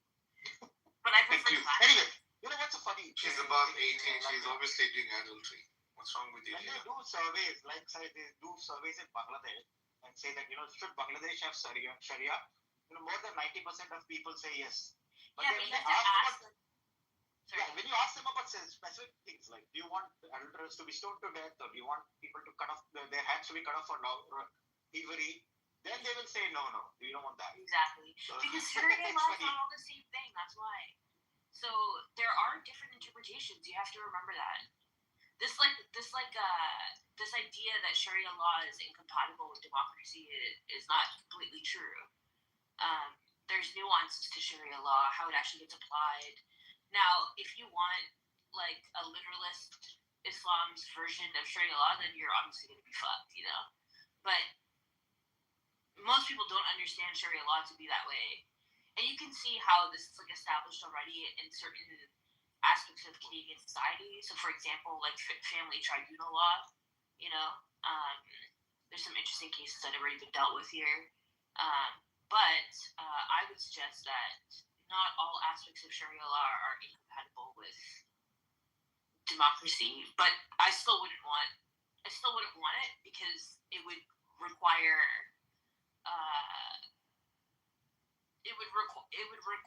the type of Sharia law that people are advocating for is so inconsistent that I'd rather just have the laws of society. Yeah, so we'll allow, like, we'll kind of like give them an allowance and say, hey, it's kind of like a pick and mix kind of thing. Like, if you think these things are okay to be applied to you, you can choose them. If not, then that's fine. We'll give you alternatives. Yeah, that with family law already, right? Like, with the way divorces and disputes and stuff like that are held. Yeah, but the only option is going to be like, if you're going to pick and choose between like two options, you're going to have to pick and choose the worst one. So, for example, if we say you're going to be jailed like for 5 years or you'll get your hand cut off, you got to choose the hand cut off. Yeah. I'll send you my address. Marcus? What's your personally? What's your favorite Sharia? I don't read Sharia. Why?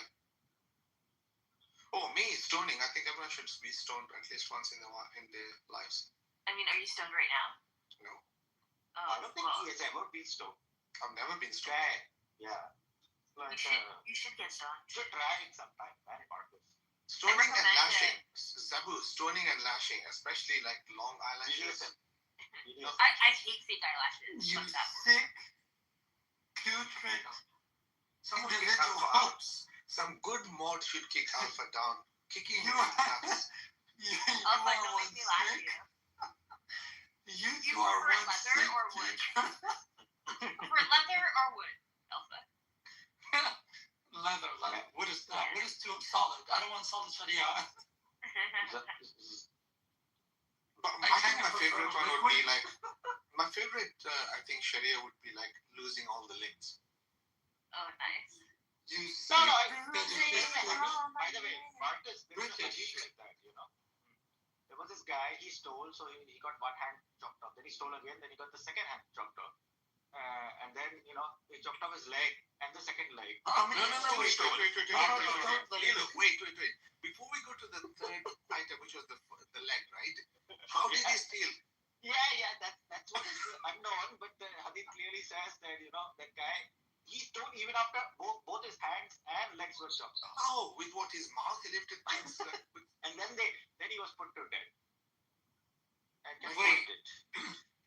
So, two hands, two legs. Okay. Just two legs? You know what? That proves actually that the Sharia didn't work. After the first hand, don't you think after the first hand it would just prove that the Sharia is not working? Because the guy does it again. The first part. It's supposed to be a deterrent, right? Like, you don't do it again. Well, I mean, if you chop off the third leg, he's definitely not going to be able to do it again. So. Oof. How many of you just fantasize about cutting off somebody else's penis? Like, I'm just. Look who's talking. These two freaks. Hey, I'm not the one who started this. Alpha, everything is about you. What are you talking about? Yes. Everything. Worshipping. Are you high right now? Which Sharia law would you like to be applied to you? Like, which one would you be okay with? Liquid.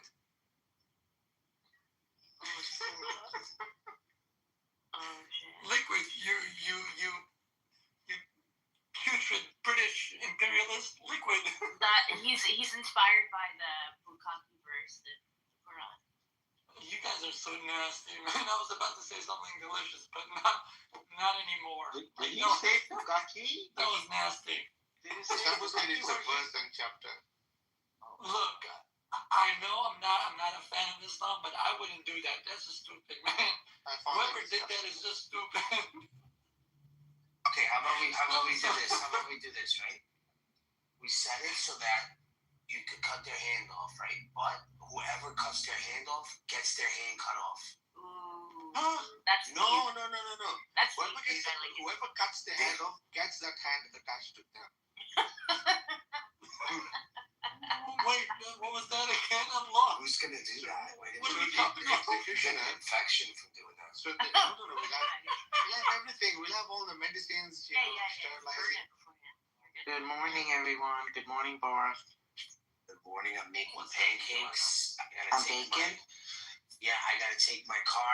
I got my brakes done, and then now they're starting to squeak, which they've been squeaking, and they're like, "Well, you just got them, so you have to wait a few weeks." It's been 2 months, so I'm going to take them back today. So I'm making breakfast before I go. I gotta get a chance to go to church. I had sex last night, so I'm kind of late. Head in the pillow. Well, it was an event. Head in It was an event when you're married. It's like an event. So man, took the wind right out of me last night. No lashes involved, Megatron. And I still got it. No, I still got it moment. It took the wind out of him, at least something clear. Yeah. Head in the pillow, Boris. My head in the pillow? No, hers. No. She's been on top of me now because I'm getting old. So she's the younger one in this situation. So she's gonna have to do some of the work. Oh my God, I love it. Yeah. I thought she was gonna say, "Oh my God, how can you say that?" She's like, We have kids in the room, people. Come on. Hey! Give me a kiss. Sick animals. Just to let everybody know that who started this. Look at him. This freaky shit. Oh my God, I didn't search it. Have you guys, Marcus, have you noticed every time Zutton wakes up to pee, she comes in here, saw some freaky shit and go? And we get stuck with like 4 hours of freaky shit. Just another pee moment. I'm okay with that.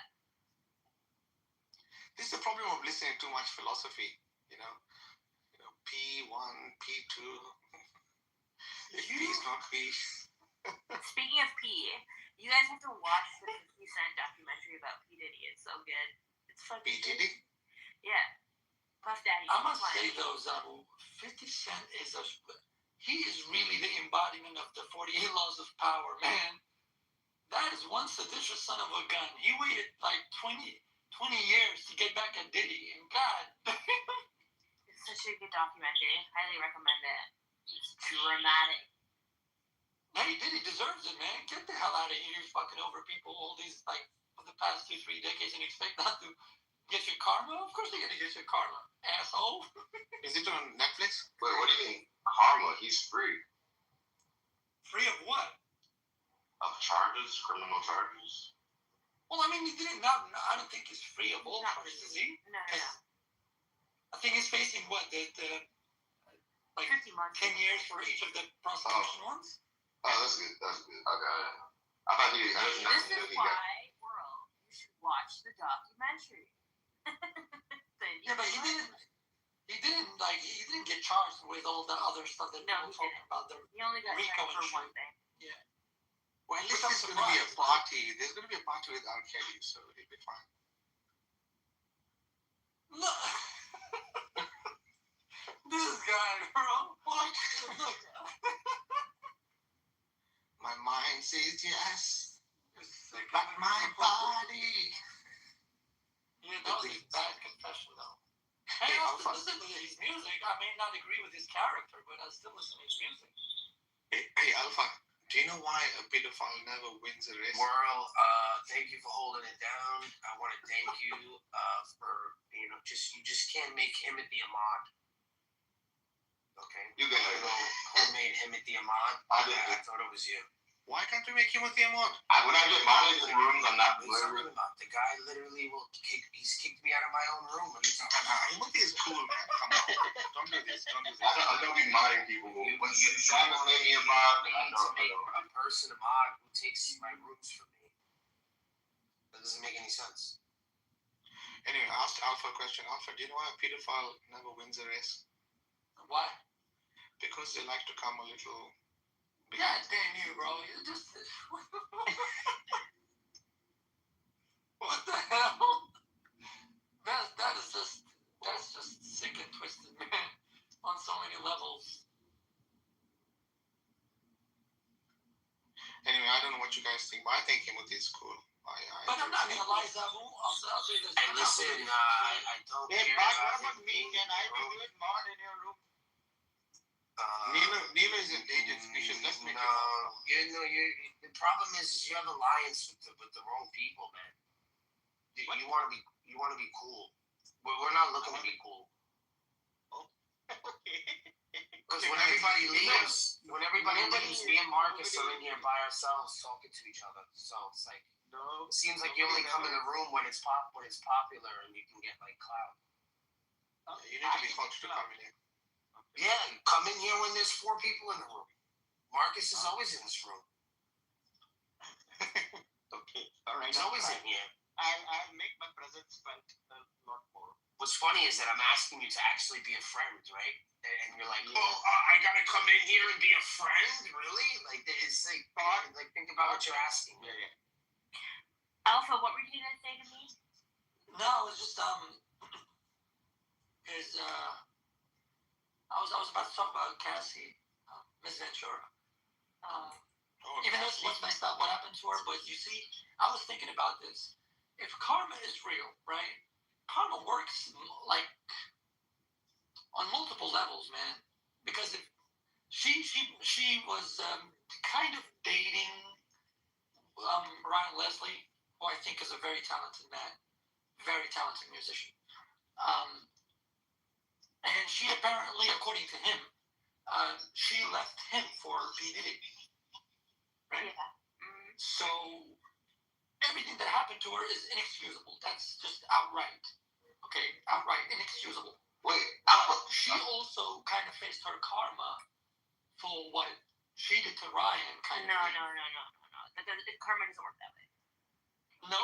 No, if you're in an abusive relationship, you don't have karma for like your abuser. Okay, but philosophically, and the idea of karma doesn't work that way. You guys are like. Oh yeah, that's not even what karma is. Yeah, it's not like checks and balances of like immediate like action that way.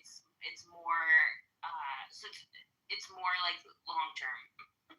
Hey, Alpha, I can't even believe has an impact on your reincarnation. It would only have been karma if PDD was driving.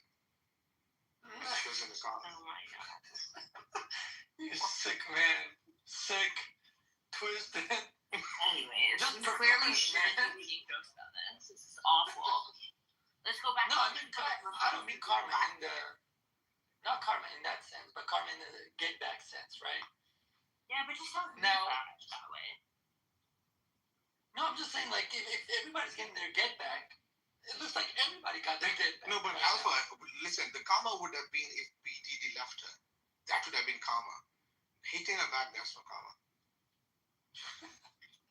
It's true. Come on, this is not a laughing matter. Hitting someone is not karma. She did Ryan Leslie bad. Like, Ryan Leslie lost, like, he went into depression for, like, because she broke up with him and everything for P. Diddy. Right? She thought she was making a power move, and she got a wrong. She made a wrong turn, got a wrong deal, bro. Because P. Diddy's a monster. Like, you have no idea. P. Diddy is known for being the death, the omen of death in hip hop. There's not a single artist that would write with him. None. Did you watch the Netflix show about it? Yeah. I'm watching it right now. You'll hear it in the background.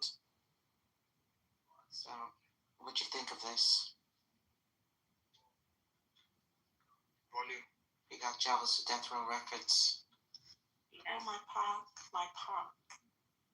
I can't believe. I'm watching it. Like, I wasn't sure how I felt before, but I definitely think P. Diddy killed Tupac. Definitely, 100%. Look, the killer's cousin already said it. It's like, P. Diddy should come to my rescue. We did a lot of things for him. I mean, there you go.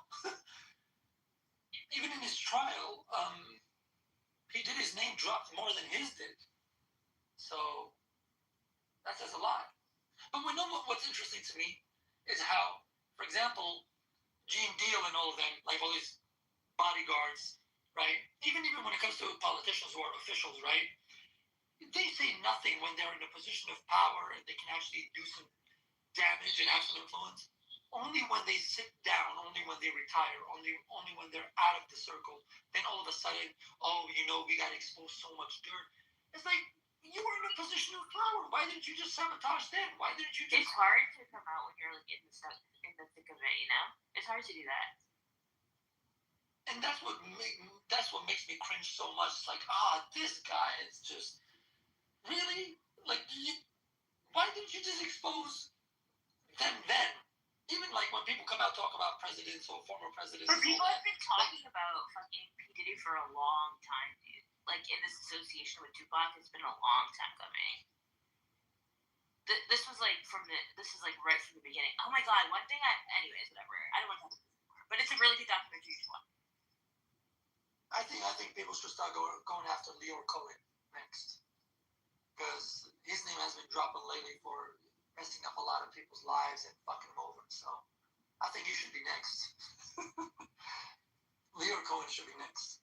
Marcus. What up? Hi. Why? Because he's Get out of the box. No, because he's a parasitic exec. Has nothing to do with his, ethnicity or religion. Same thing with Suge Knight. Like, the guy's a fucking scum, man. Nah, and I heard Jay Prince too. Do you work in the music business? Yes, Jay Prince as well. You work in the music business? Yeah, no, he's I worked before. People I know in music business are like, don't fuck with Jay Prince. He's like he will seriously get you hurt. Yeah, I've heard stories of him being able to pull strings and really, Alpha's band was called Sinews and Ligaments. No, I was not in a band, in fact. No. I didn't want to get into the music industry. I did my diploma in audio engineering. I didn't want to do it. I've worked as a DJ and everything. I didn't want to do it. I didn't want to do it. Didn't want to get into it. Disgusting. I knew so many DJs that got cases against them for letting females into their DJ box and all that, and just they were being charged with many allegations, like they were being alleged of touching people in the wrong places and all of that, sexual harassment. Like, oh hell no. I worked for a month in a club, and that was it. I wouldn't let anybody in the box. Like, why are you getting in the box? Zabur, can you believe Alpha just missed my joke? Yeah, that's the whole point of going to the club is to get in the box. Sinews and Ligaments is Captain Snow. Well, Alpha, you saying you mean? I love music, but I would never get into the music business like that. I think it's just corrupt. You can always go into the gun. You'll be fine. You know what else is interesting about the documentary? How many people who are wearing the Star of David? Oh, is that what they tell you to do? I didn't know that. You should check it out. They make you a star, Alpha. I haven't really got the chance to actually watch it all the way through. I've seen bits and pieces of it, which I think is really doesn't qualify me to speak on it much. But I don't know. Maybe I'll get the time to actually see the whole thing.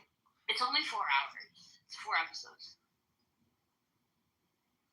Oh, so it's not like a. It's not a whole. Like it's not like a walkthrough documentary. So it's in different parts. Is that it? Yeah. What's what are you talking about? We're talking about the 50 Cent documentary on P. Diddy. Oh no, yeah. No, we everybody's always known that he's done. This is the way he does business. So I don't know why it's a shock to everybody. It's a good documentary. That's all. No, yeah, definitely. I'm just a little biased on it. You know, it's interesting. A little biased because he has a personal thing with him, so it's good. I think for entertainment, but it's a dog-eat-dog business. No, man. He got all of this footage from Diddy. It's crazy what he was able to put together. So yeah, he's getting it now because he's in jail. Of course. Even if you know the story, there's things in there that are like, whoa, like how did it? That's exactly. Now I saw some bits and pieces, and I was like, "How did you get your hands on this? Like, where did you get this from?" I have a feeling P Diddy, sorry, Daddy, shit. I have a feeling P Diddy is probably thinking, I don't know what you know about me, or I don't know what you heard about me.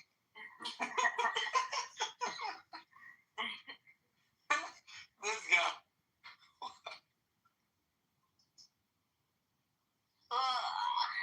He's not a PIMP though, Marcus. Well, he could be a person in Well, he is. I mean, he could get charged for prostitution. No, but what if he's a person in managerial position? What is it? That would be a pimp. Fucking hell. This guy is, oh my goodness, atrocious, man. No, I think everybody will get their comeuppance, man. You know, you gotta just do good. Do you think it comes with the business? Because most of these guys, like, they make so much money, and then at some point you're thinking, like, how can they be so squeaky clean? No, it's not just being. Like, how many musicians do you know are properly squeaky clean? Oh, of course there are musicians who are squeaky clean, man. Of course there are. Like, when was the last time you saw somebody bring a case against Pitbull? When was the last time, they brought a case against Akon, but because he was clean, he went to court for it. He was like, yeah, let's go to court. And they tried tricking Pitbull and having shows in America, and he said no. Because they think that ICE would. I work in the music business. I've heard nothing but good things about Pitbull. Energy. Yeah, man. The manager under whom I worked was from the Gold Coast, which is in Queensland, in Australia. I worked in his club, and they hosted Pitbull once, man. The guy's a very humble guy. Very humble, very intelligent, too. And, he visited my school where I was, studying audio engineering. And great guy. Just, you could tell from the aura, everything. But, of course, there are musicians out there who don't do this stuff, man. Come on, bro. You're doing shady stuff. You get into it. Like, when was the last time somebody did allegations against Eminem? Or against, I don't know, anyone else? Mariah Carey? When? Where? Of course there are good businessmen out there, man. Like, come on. Like, of course there are people out there who think that they're God or nobody will touch them or they can do whatever they want because they got money. No. Eventually it will come back to you. But then people try to make it out to be this black and white sabotage thing, and it was because of the Ciroc and alcohol company. Nah, man, it has nothing to do with that. The guy is just shady. Puff Daddy, aka P Diddy, has always been shady. So. But at the same time, That's not true. That's not true. That's not true, Alpha. Come on, admit it. The only shady guy was Eminem.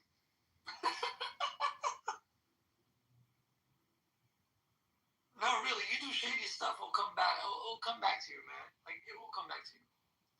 Especially if you do it arrogantly, not innocently. Because there are people who do shady stuff, but they do it innocently in the sense that, look, I was trying to be bad, but, somehow, some way, man, they get it passed. But people who do it arrogantly, nah. They're going to get your comeuppance. Sooner or later. You'll get your I can't believe your knowledge of music is so messed up. The only guy who was truly bad was Michael Jackson. And he admits it as well. Yeah, I still don't believe in that bullshit about Michael Jackson touching kids. Come on, I don't believe in that stuff. I really don't. What if he was touching? Yeah, I don't think he did, bro. I don't think he did. I don't. I think. Look, I do believe that there are people out there. Just explain Macaulay Culkin to me. Macaulay Culkin is a wacko man. He's a bit loopy. All right. So explain to me his journey. Why did his journey have to be with Michael Jackson? No.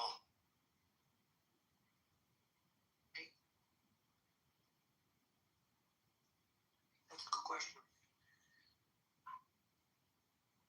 If he was a weirdo. Honestly, if Michael was he a Jackson weirdo for me before? Michael Jackson is still an idol. You know, Michael Jackson will always be like the king of pop to me and all that stuff. I remember all that stuff that he went through in the 90s. I don't believe it for 1 second. I'm not gonna lie. You know, and all that black and white shit, get the fuck out of here with that shit, bro. Michael Jackson was a talented human being, and he spoke a lot of facts, spoke a lot of truth. And some people, you know, they didn't like him and try to set him up. For that, I do believe that, because Michael Jackson was very politically involved. Very politically involved. You know, same thing with Tupac Shakur. You know, same thing with Tupac Shakur. He was a young Panther. Doesn't have a Afeni Shakur. You know, his uncles broke into jails and took on the government. Right? But he was politically involved. He wasn't just another rapper. You know, Tupac was politically involved. And multi-talented person, so yeah. So I don't believe in this whole conspiracy thing, but I think that there were people out there, you know, I think he was set up, but not set up in the sense of, you know, assassination, but set up in the sense of, okay, we're going to set him up in a way that it comes out to be, you know, that, oh, it's a gang-related thing. You know, I think people check your temperament, how you act and behave, and they can set you up like that. So, but to me, you know, these two, regardless, they're to me, they're people with great talent, you know. I think they would have done greater things. You know, they would have done greater things, but hey, that's life. I agree with you. I think MJ was really brilliant. If you listen to his music and all, like, there's a lot of quality in it. But guess what, Alpha? This month, I've decided I'm going to be a rapper. I'm going to be What are you talking about, man? No. I'm going to be a Christmas rapper.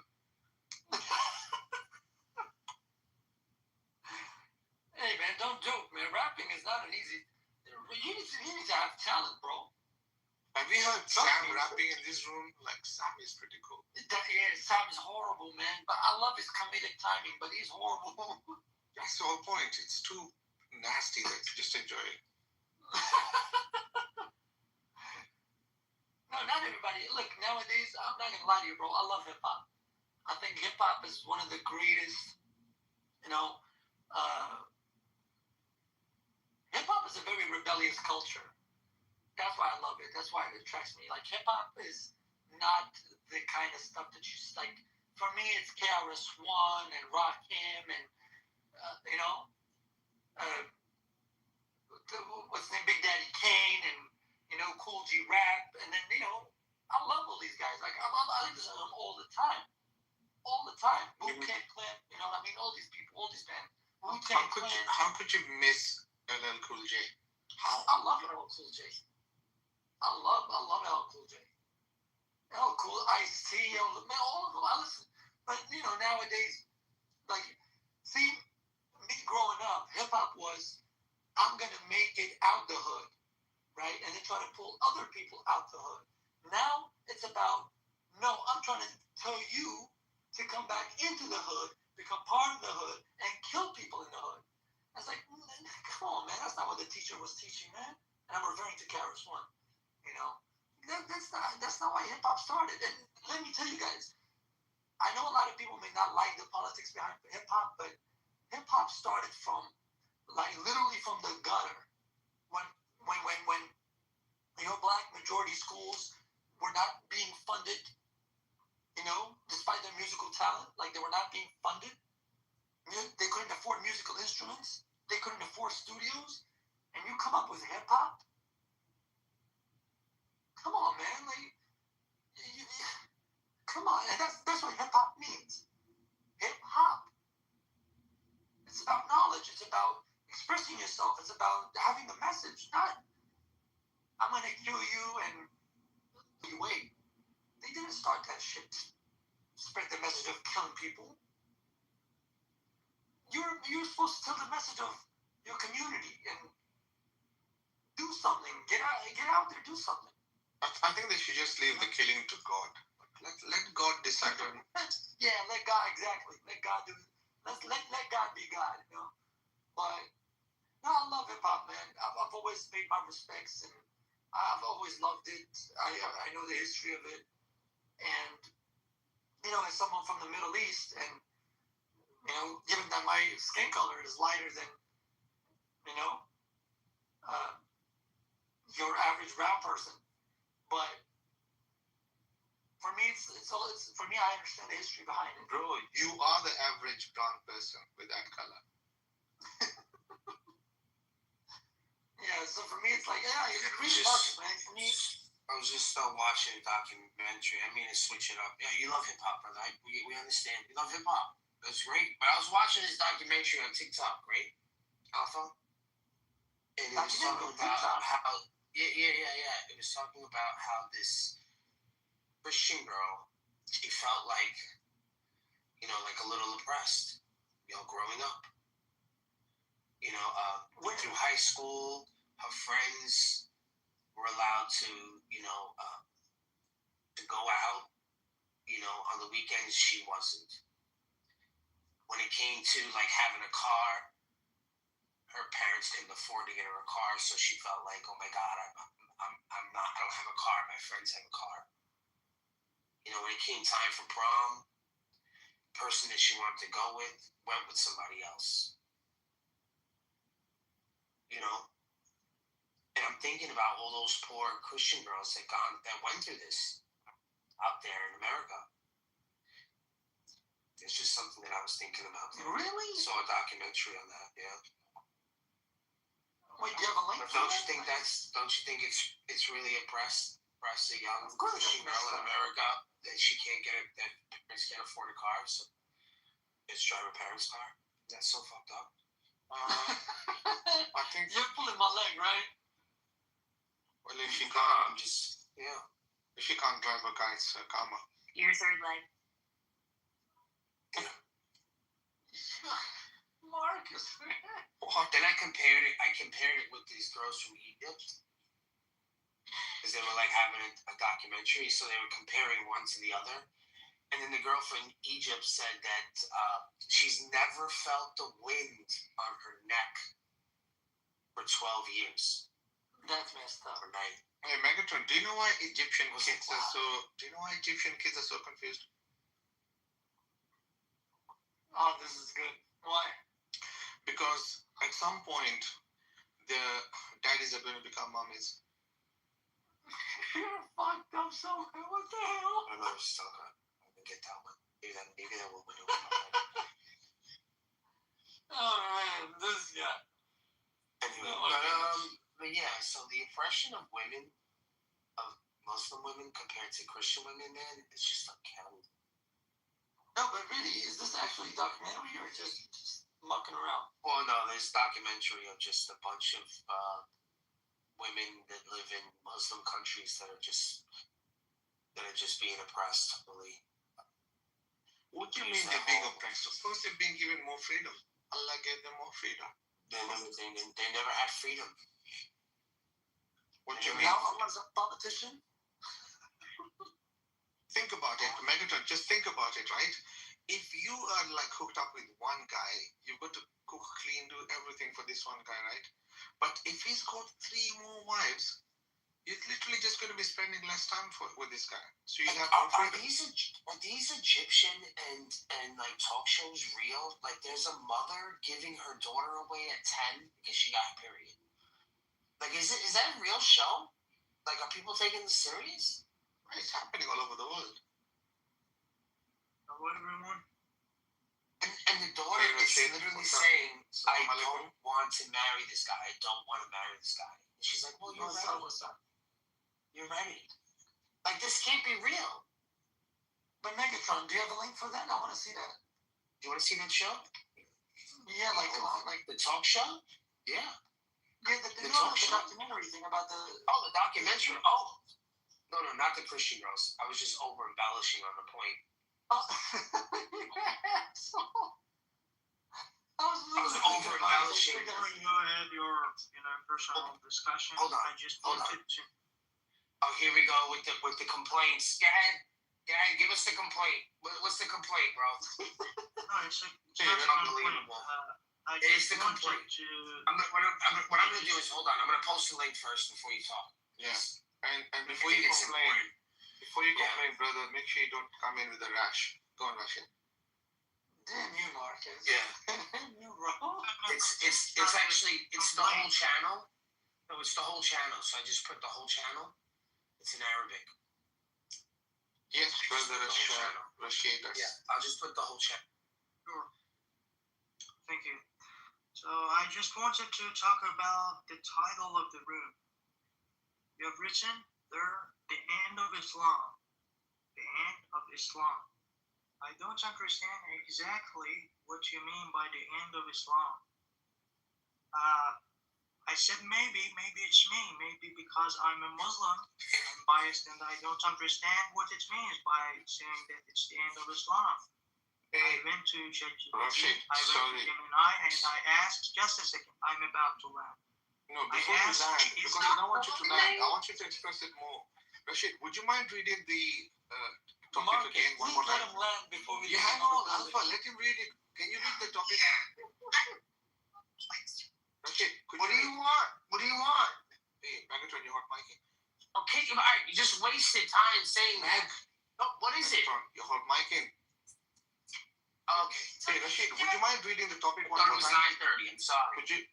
Could you read the topic one more time? Yes, the end of Islam and the verb that I don't know what it means. The end of Islam is Christianity. It's not.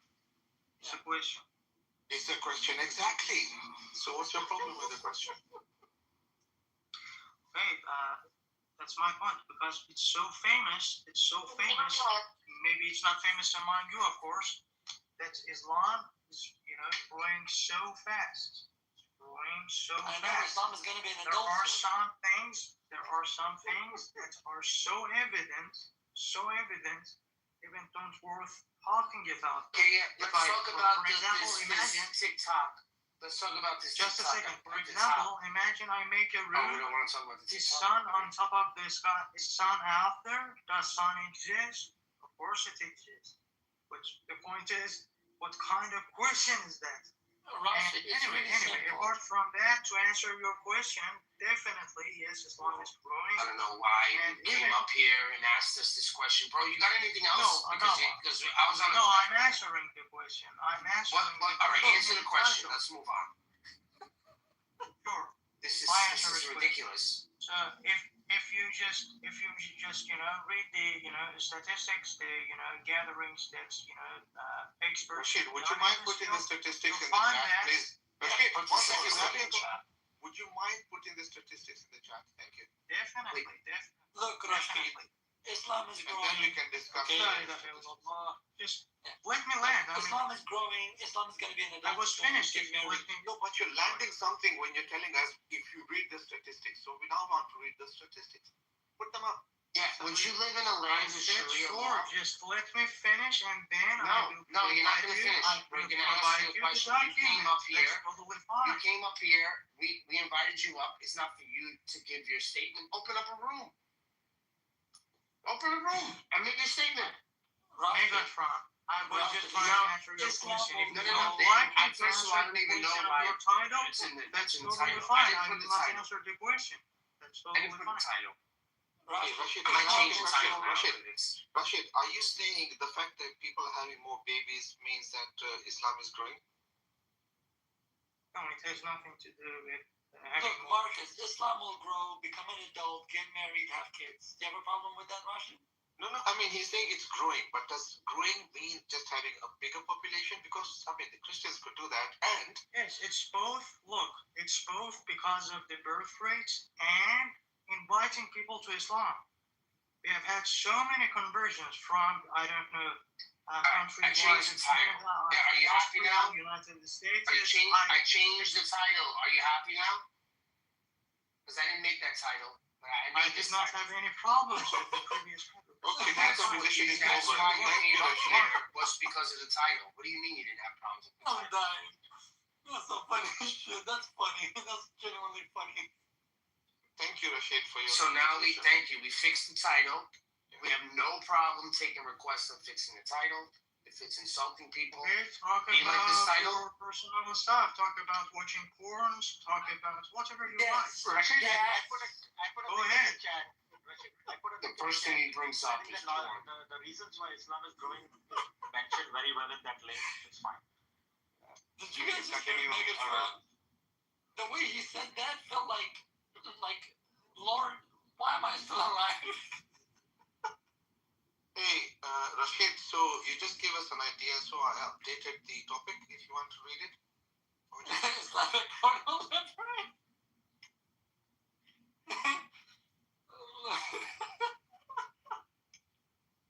You guys are messed up, I swear. See, I told you guys not to hang around Zabu. That's what's gonna Look, happen. this is exactly why I always say atheists have nothing other than making mockery of other things, I'm not an mocking atheist. people, Yes. just laughing at other people. I'm They Muslim. have nothing to provide to the society, okay? They are based on denial. Atheists are just based on What is the denial. problem with They just mocking? laugh at things, What's the problem with mock mocking? people. That's it. Go ahead. What is Yeah, the shame problem on with you, mocking? Marcus, for Only, laughing. only Egyptians are based in denial. Okay. So, Rashid, what's the problem with mocking, though? Is there a problem with mockery? Of course there's a problem. When you're mocking me and laughing at me and I laugh back.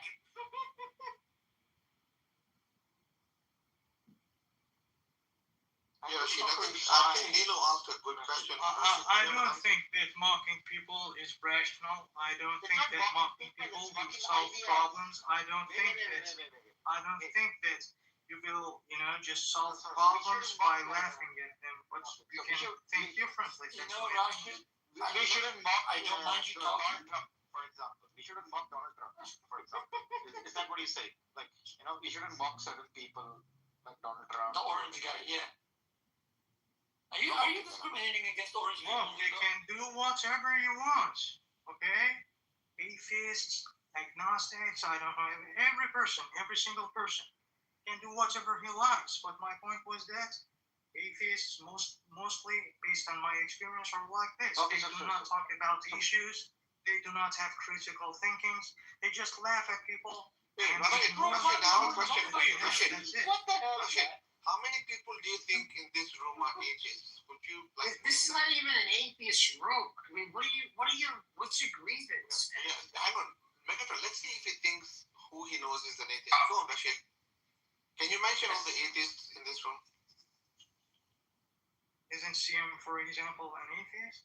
No, just mention all of them, and then we'll Mention all. Yeah, mention all of the people you think are atheists. Yeah, point those devils out. Okay, maybe Christians, yes, Trinitarians are not that different. You mentioned CM, and he's not even said a single word. So could you mention who else is a Okay, atheist? how many of the Yeah, shout out moderators do you think are atheists? How many of the moderators do you think are atheists? Rashid.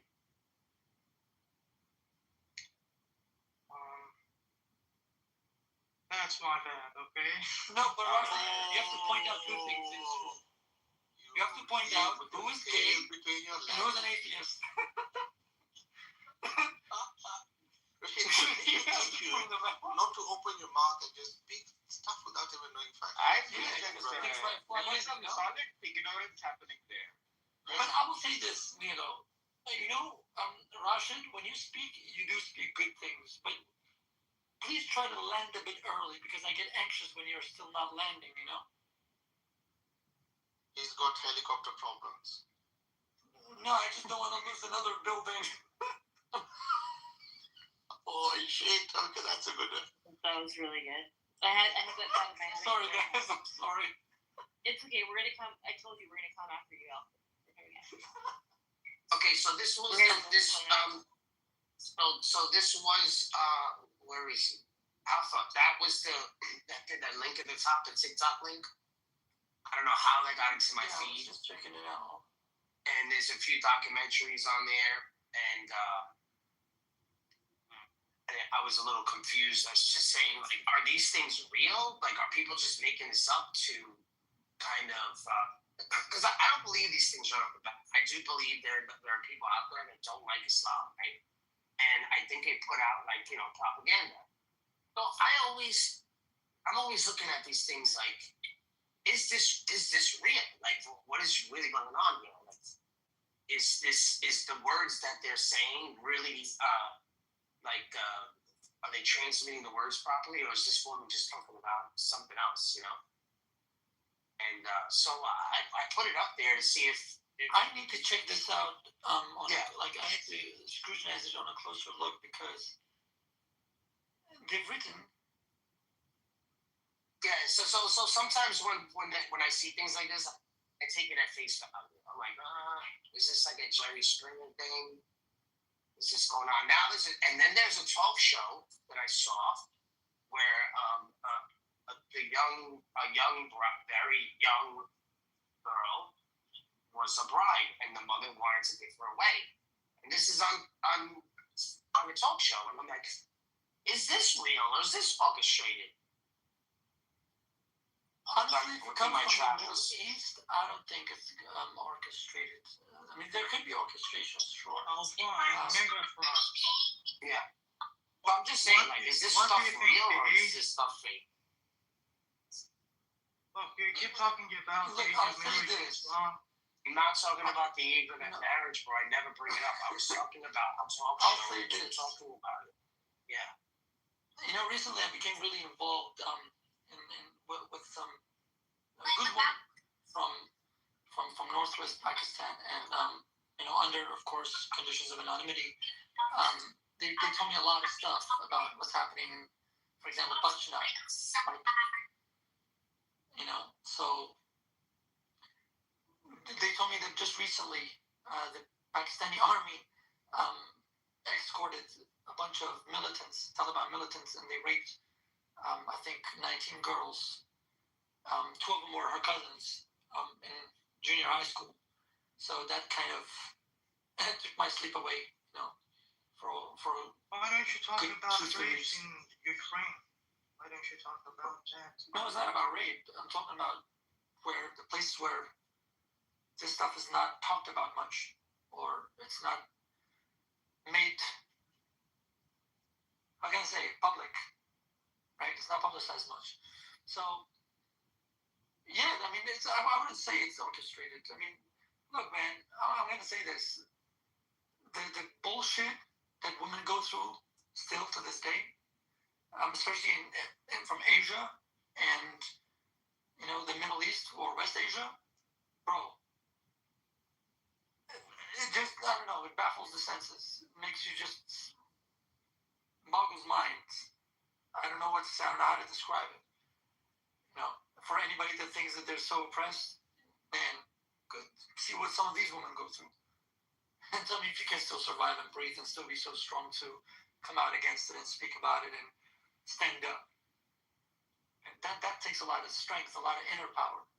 So these stuff I don't think is orchestrated. If there's a woman behind so is this show made up? Because I'm putting it in the chat. Can you click on that? Is that a made up show or is this a real show? Hold on, let me check it out. This seems fake. It seems fake. Seems like a fake show. I don't know if this is real.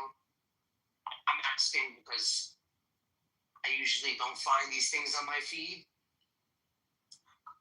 No, that's not made up. No. I saw that on Arabic channels too. Yeah, that's not made up. No, that's real actually. This is real. This is a real show. This is a real show. Yes. In fact, many of the Egyptian rooms I've been in, we've spoken about this in Arabic with them. Yeah, this is real. Yeah. So this is a real thing. Okay, so now, can we ask why Rashid brought up Ukraine when we're talking about, this is what I mean, like when you speak to Muslims, bro, they never want to talk about the topic. They want to talk about the Ukraine. Who has brought up Ukraine in this room in the last 2 hours? Nobody. Listen, Megatron. No. Tell me why you can't talk about the subject. If you change the subject, you lost. Sure. I'm just letting you know. You change the subject, you lost. Tell us. Sure. Just let me respond. If you're sincere, just let me respond. I brought that up because first of all, when I came to your room, you were talking about women, first of all, and in particular, women's, age of marriage, things like that related to this topic. And the title of your room was about Islam. And I said, okay, these people are again talking about the age of marriage in Islam. I thought that's the problem. And my mistake, I'm sorry, I misunderstood. That's it, as simple as that. I was asking the people in here that speak Arabic. I said, there's these funny talk shows. I cannot take them serious. There's certain documentaries I cannot take serious. They look like they're just there to be Islamophobic. So I asked the Muslims, or not Muslims, as the Arabic-speaking people in the room, can you verify these things? Because this looks like someone just being Islamophobic. So it pointed to the actual thing that was happening. One is just a page filled with documentaries, which is at the top. I didn't realize somebody changed the title. I changed the title the moment you mentioned something about it. I changed the title. Right? Changed the title. And now we're talking about the talk show that was a big talk that I thought was fake. Because how could this be real? This has to be Islamophobic fake. Right? Wouldn't you think so? So I'm going to ask you now, Rashad. It's your turn. The link that I posted in the chat, not the top, in the chat, is that a real talk show with a real situation with the mother and daughter? Can you answer that question for me, please? Because now it's your turn. I don't know. I have to watch the video. You have to watch the video. Okay. Well, I'll let you back up after you watch the video so you're not distracted, okay? Good people, man. Anyway, keep going, Alpha, please. You are so kind. Watch the video, and then I'll let you back up. So, go ahead. Yeah, that was a topic, actually, in many of the Arabic rooms, too, a while ago.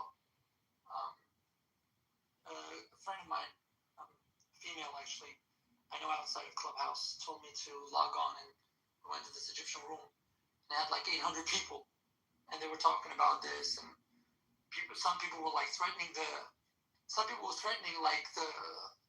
host of the room, saying, we're going to find your IP address, we know where you live in Cairo, and we're going to make sure that you get a good lesson, and everything just went off. And then they brought this like lady who had apparently studied at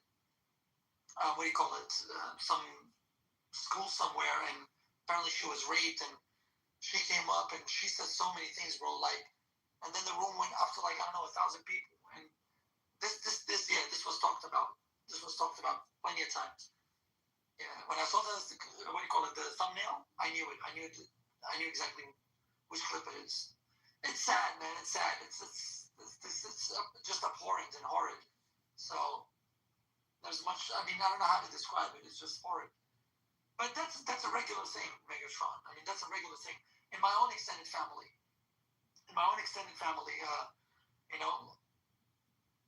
I remember 10 years ago, I almost killed somebody to the point where they were trying to give one of my cousins into marriage, and she was only 14 years old.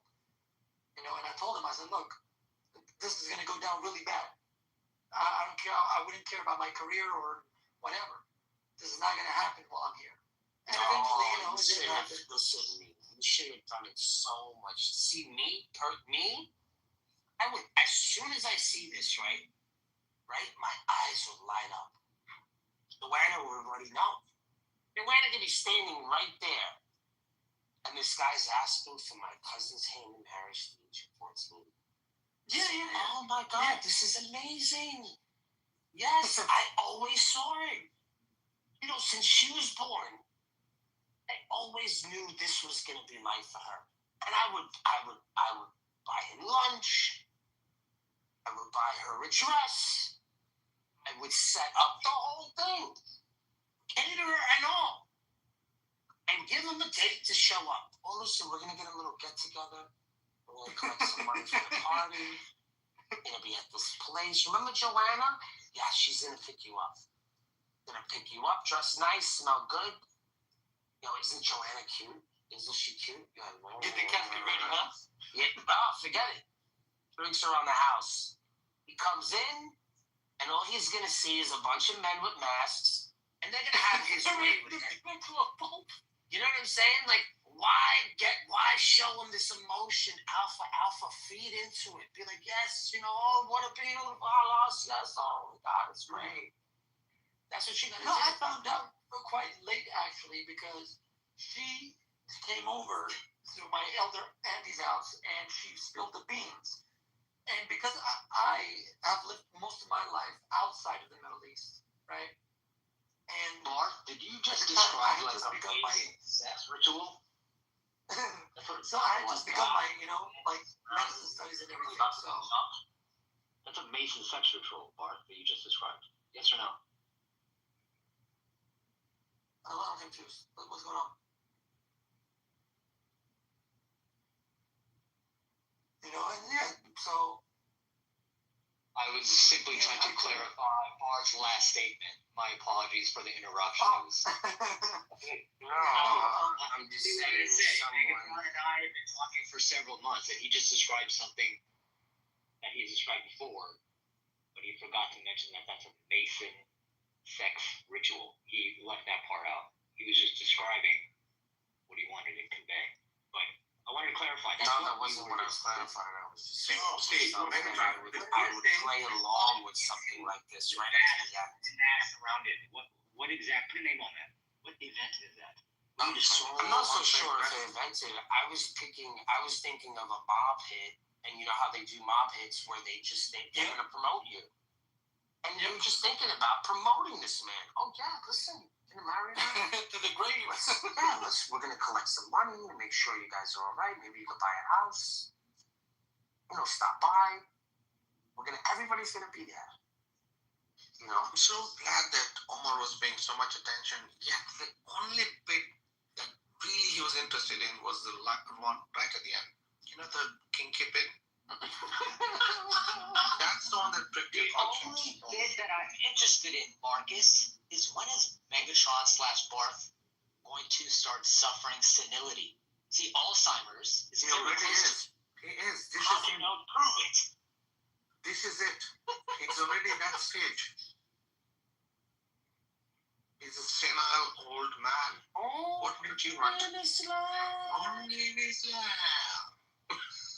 Okay, Rashad, now you heard the story. I'm sure you heard the video. I invited you back up so you had no interruptions. You could mute, the clubhouse. So now, what did you think of that? Do you think this TikTok at the top is made up? Because I personally think I cannot believe this is real.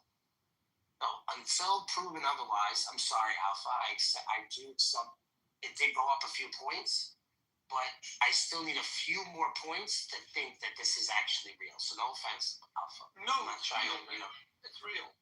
See what I mean? He's doing it again, and I just got another point. So I still need like a few more points for me to say this is real. Now, Rashad, is this real? Is this talk show real?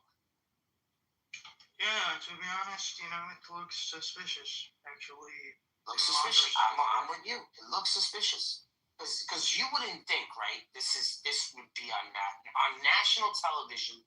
This is not something that people like. This is just to get views, right? Like this is just controversial.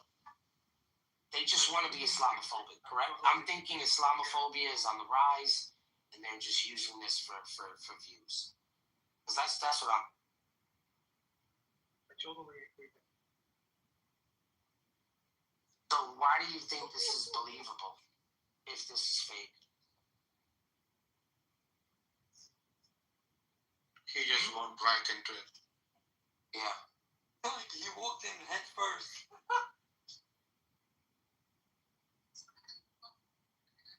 Why is this believable if it's fake? What do you mean by believable? Getting married in that age? Is that what you mean? No, that the mother, this is all about the mother. That the mother thinks she is ready. The mother thinks this is normal. The mother thinks this is a good life for a person in that time in their lives. Yeah, I think because in the Bible we have so many other Here we go. prophets. You lost. You lost. You lost. That's it. No, You I'm lost. not. I'm telling you the You reason. lost. You lost, man. The Bible. You lost. I told you once you switch the subject. I told you once. I don't care about your point. Once you change the subject. No. Once you change the subject, you lost. No, I did Why not. you lost the Bible? What are you talking about? You said, why do you think? You said, why do you think? Why do you believe that it's I don't know real?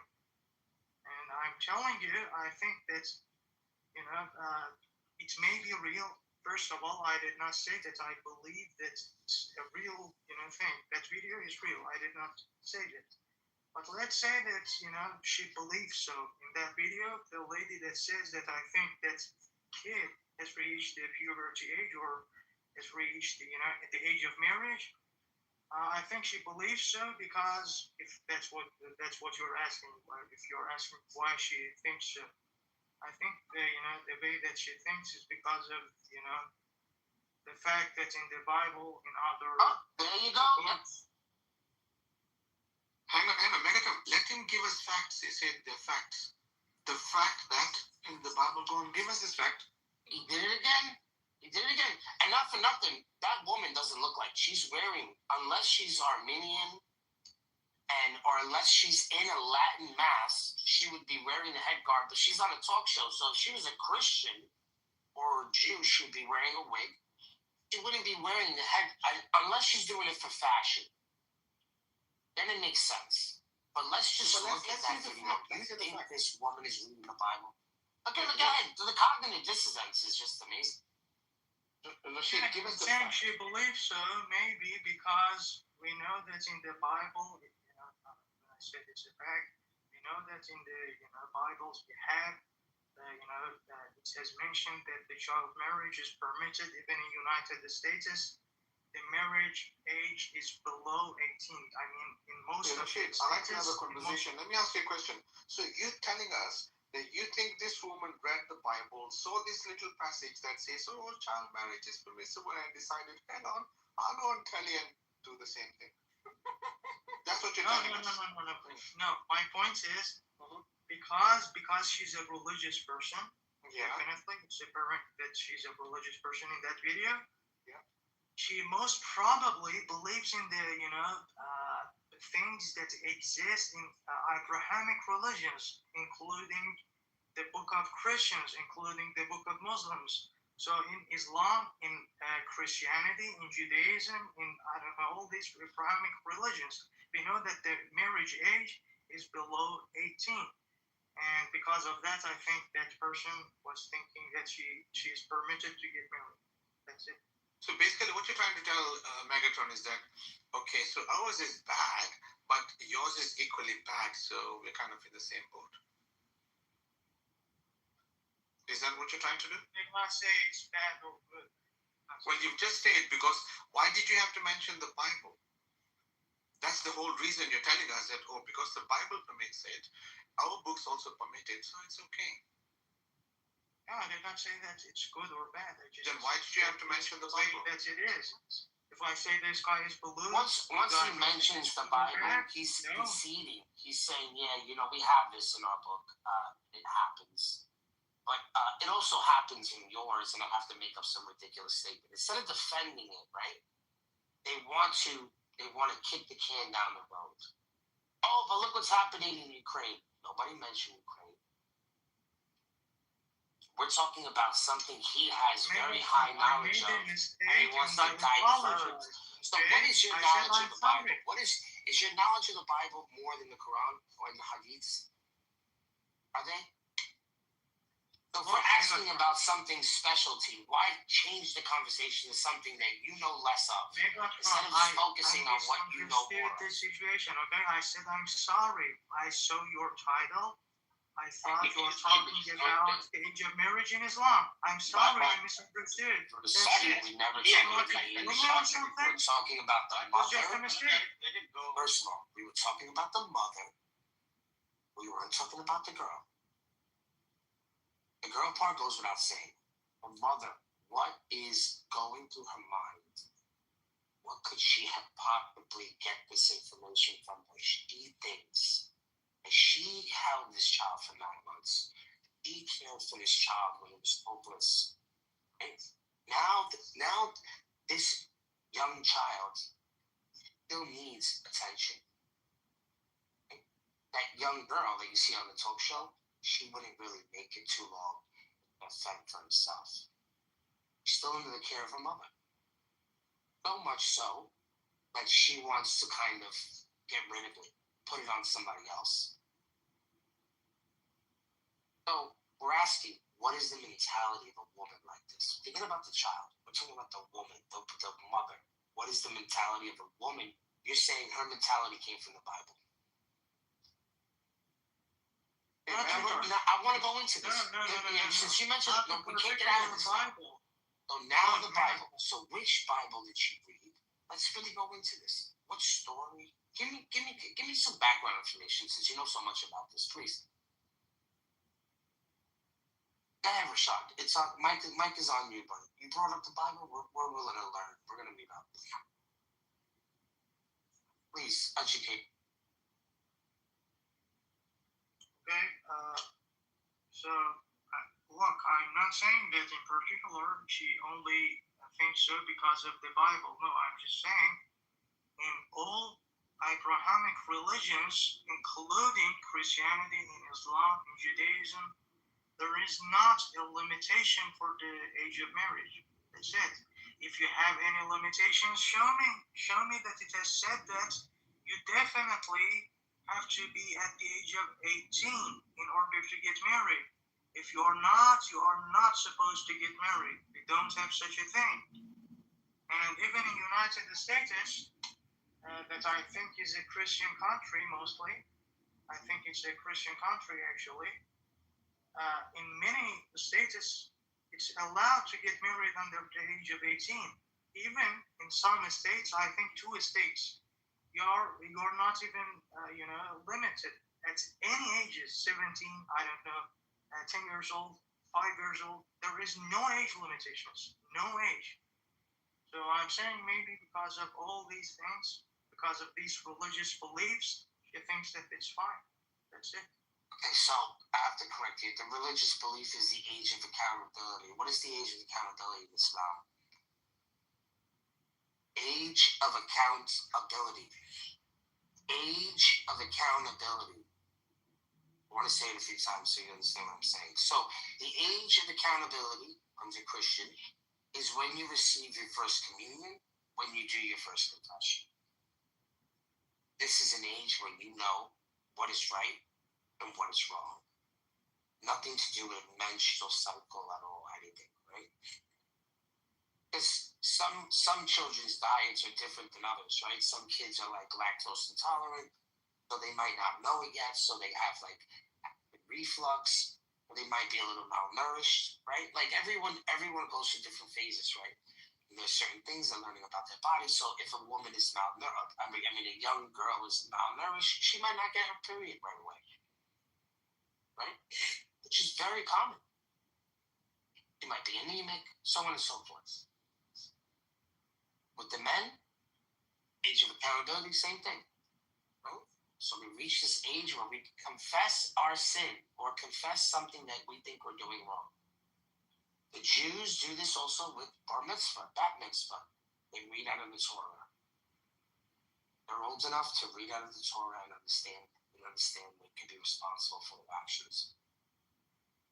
I think Indians also have a party or something when they reach 13 or 14. I think there's something, I forget the name, I don't want to misremember. Spanish people have quinceañeros and all sorts of stuff. So there's a bunch of culture going there. Hey, Rashad? Nothing to do with menstrual cycle. Yeah, I think or the age of accountability. Knowing what's right or wrong. I think there is no specific age for the accountability. And you're asking what is the age of accountability or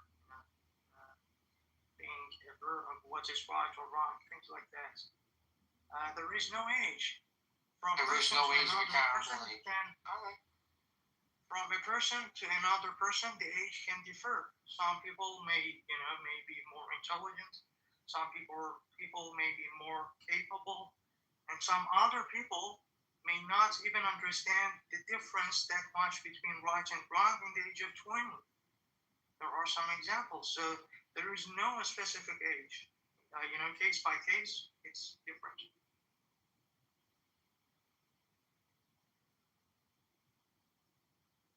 Change the title. Let us pray for Islam. Let us pray for Islam. Okay. We're gonna be. Today's a holy day. We're gonna pray for. Yeah. Hey, Rashid, I have a hypothetical question for you. If you had a daughter who was less than 10 years old, would you let her get married or betrothed to a guy who was more than 50 years old?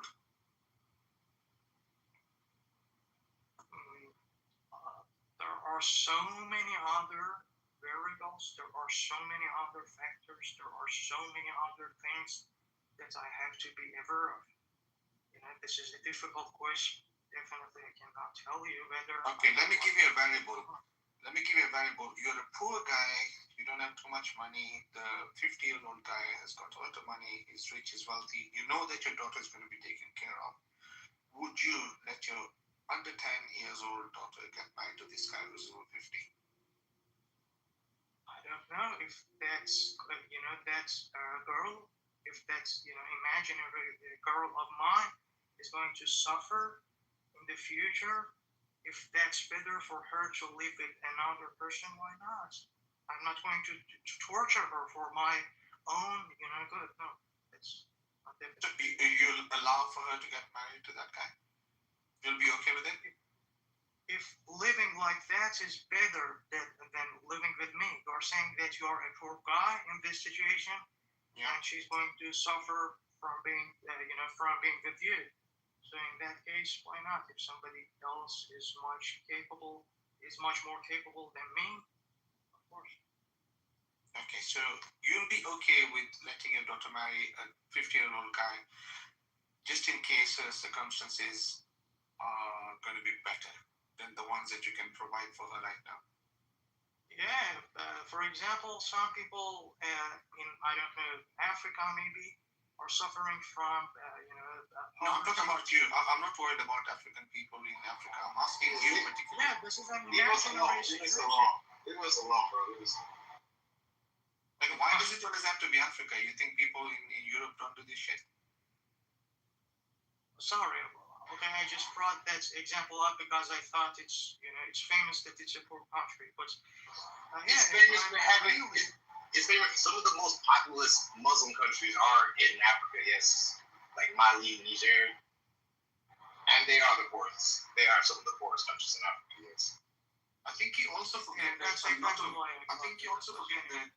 A lot of resources were actually stolen from Africa and are still being stolen. It's actually a very rich continent. Just because some people don't have too much money, it doesn't mean that the continent is poor. So I would suggest next time, if we have any conversation, do not ever mention that it's a poor person in Africa as an example. That would be really horrible, pathetic, and ignorant of you, Rashid. My bad. You are right. Where I live, actually, when we talk about Africa, it's a symbol of poverty. Unfortunately, that's a bad thing. But we can talk about Africa, but you probably have to pick a Muslim country like Sudan, which is in a Muslim, really, it's a Muslim anti-black, anti-Native African conflict that is tearing up Sudan. Or you could talk about Mali or Niger, also some of the poorest countries, also Muslim. Of course. We can make those concrete examples too. Yeah. Okay, but I do think it's kind of weird you let your kid marry a 50-year-old, but I don't know. Teachers, I guess. Your situation, brother, it's actually a weird situation. The situation that this person, Marcus, brought up is that he's saying that imagine you have a daughter and you're in very, very severe poverty. And you cannot raise your children. You cannot raise your child. In that situation, will you allow your girl to get married to an older guy? I'm saying if she's going to suffer, if she's going to have difficulties to live, yes, why not? Should I, torture her for my own satisfaction? Of course not. I'm not going to do that. Do you want to ask me the same question and see how I reply? Yeah, how would you allow your kid to be raised? Sorry, I know you said raised by a 50-year-old. Would you allow your 14-year-old to marry a 50-year-old? Absolutely not. I would say, I'm sorry, but I have never seen a 50 pence coin going into the slot of a 5 pence coin because it just doesn't fit. So in other words, I would probably ask the guy, hey, would it be possible then that you can either take care of my daughter by giving us a loan so that I can educate her, but I will never let my daughter get married to you. Help us if you can, but not at the expense of my daughter getting married to you. I mean, I'd chop that guy up in pieces and feed it to my kid before I give it to him. Oh, that was the next thing I was going to do. Yeah. Okay, but those were not the options that I had. He just said, will you allow or not? That's it. Chopping, person. Okay, let's give you that option. Would you chop the guy? Would you chop the guy? I will not chop the person into pieces because he's just asked such a thing. No, it's violence. I think it's immoral to chop people into pieces. I think it's violence. It's terrorism. It's terrorism. You don't think it's terroristic to allow your little daughter to be fondled and molested by a 50-year-old guy? You don't think that's terror? It's out of his mind. You can't imagine what she'll be looking at that guy's face and thinking, this guy got to be my grandpa. Maybe it is, maybe it's not. But my point is, you're chopping the person into pieces by me. Look, I'm saying me chopping the person into pieces because of what that person has said is not moral. That's my point. Okay, so it's not moral. The problem we have in this society right now that we live in the 2025 that we're existing in, is this kind of sick mentality of some people who think similar to you, where it will not be your problem because you wash your problem off you and you think that you're helping someone else. Whereas other people who probably got better morals than you are thinking, hang on, that's not what we should be doing. No. We cannot believe that he actually thinks this. Rashad is just trolling. Because there's no way in hell where he is going to say, no, of course. I love my daughter so much. She's going to know how much I love her. Me offering her to this 50-year-old man. There's no way he's saying that, Marcus. He has to be trolling or Let's just be honest. Hold on, I'm not done yet.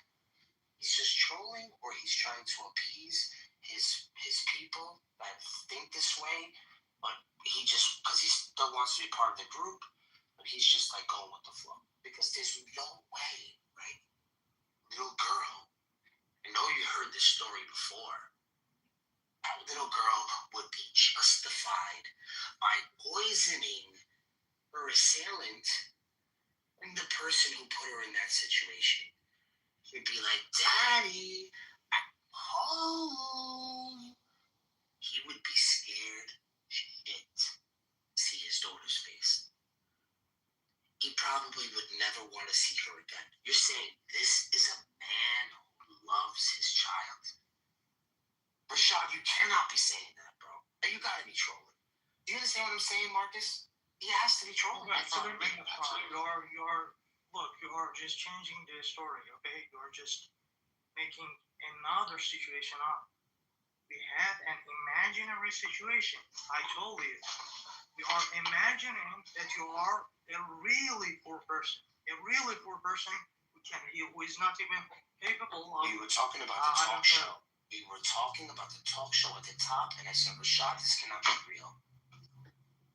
This cannot be real. That's another discussion, okay? I was talking about... That was how this conversation started. I don't know where you started. You started in Ukraine, and you started in the Bible. That's where you were. We were talking about something else. You went to Ukraine, you went to... No, Marcus brought up a question. Marcus asked the question. I answered the question of Marcus. That's it.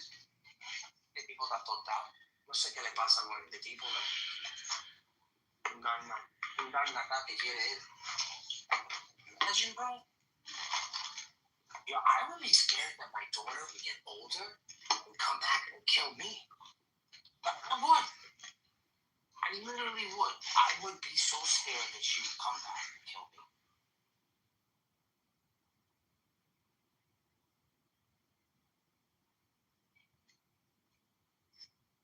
Yeah, I'm gonna shut up. This is a retarded conversation. Or let the puta madre speak. Go on. Tell us. Nothing. Look, you're saying that I fear that that's a girl is going to kill me in the future when she got rise up, she got older, she will kill me or something like that. This has never happened, okay? We're not, of course, talking about killing people in particular. I got what you're saying. But actually, in many countries, like you mentioned, in Pakistan, in other countries, even in the United States, the marriage age, I told you, is permitted to be, under the 18, and it happens. It actually happens. And none of those girls said that I want to kill my parents because they, allowed this to happen, things like that. And sometimes they may be even grateful for this in specific situations, like the one Marcus brought up. And sometimes the person maybe is so poor, maybe the parents are not capable to raise their children in those situations. Why not? Somebody else can raise the child. That's totally fine.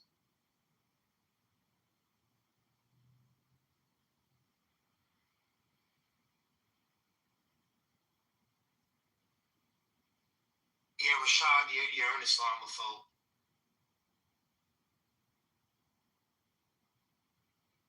You're the definition of Islamophobia, Rashad. You are literally you are playing along with this and you're saying, yeah, you know what? Yeah. And she would love it. You would love it.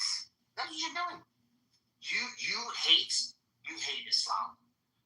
You hate Islam, Rashad.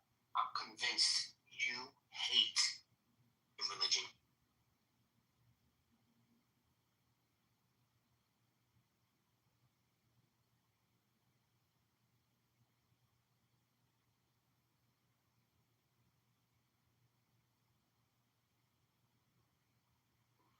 I want to ask a question, Scott. What do you think would go through that 14-year-old's head? Do you think that any had wanted to strike out in anger against a parent that would give them away at 14?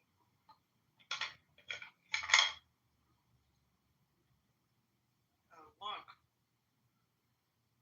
the people who are living in this century are so much different from the people who were living in the previous generations. Why I'm talking about this? I'm talking about this because sometimes when we think about some specific situations, we think that it's horrifying. It's just it's just insane. Sometimes we cannot understand some things. But when you look at the previous generation, you see that it was something so common in the society, and they never were sad about those things. It was something common. People used to do those things. And you were saying, what do you think is going on in the head of that person? I'm saying if the person thinks that what is happening to himself or herself is disaster, definitely he's going to be depressed. But if he thinks that what is happening to him is a great thing, it's just something subjective. If you think that what is happening to you is a disgrace, of course you are going to hate it. But if you do not look at things in that way, you're not going to be sad. You even may get happier in those situations. Hey Rashid, I have a question for you. Would you be happy holding hands with a kuffar and singing, some kind of nursery rhyme? Would that make you happy? No. Why? I don't like it. I don't like You never tried it. How can you not like something you've never tried? Have you ever tried to do that? We can sing Kumbaya, both of us together. Would you like that? I never sing. I don't do these things. Yeah, I don't know. Maybe I like it. I have never tried it.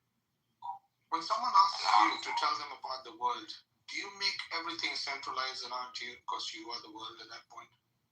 Kumbaya, my lord. Kumbaya. So Rashid, you should hold your hands with this kuffar Omar.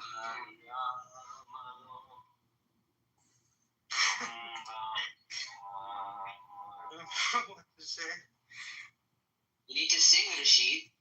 You know what an Okay, let me talk to people who are more important in my life. No, I think it's ridiculous. I don't do these Why? things. Where is your heart? Imagination, creativity. It's the way I am. Every single person is Your different lungs from are still another. working, Rashid. Allah has blessed you with so much. Give us a Rashid with Tajweed. Where is your heart?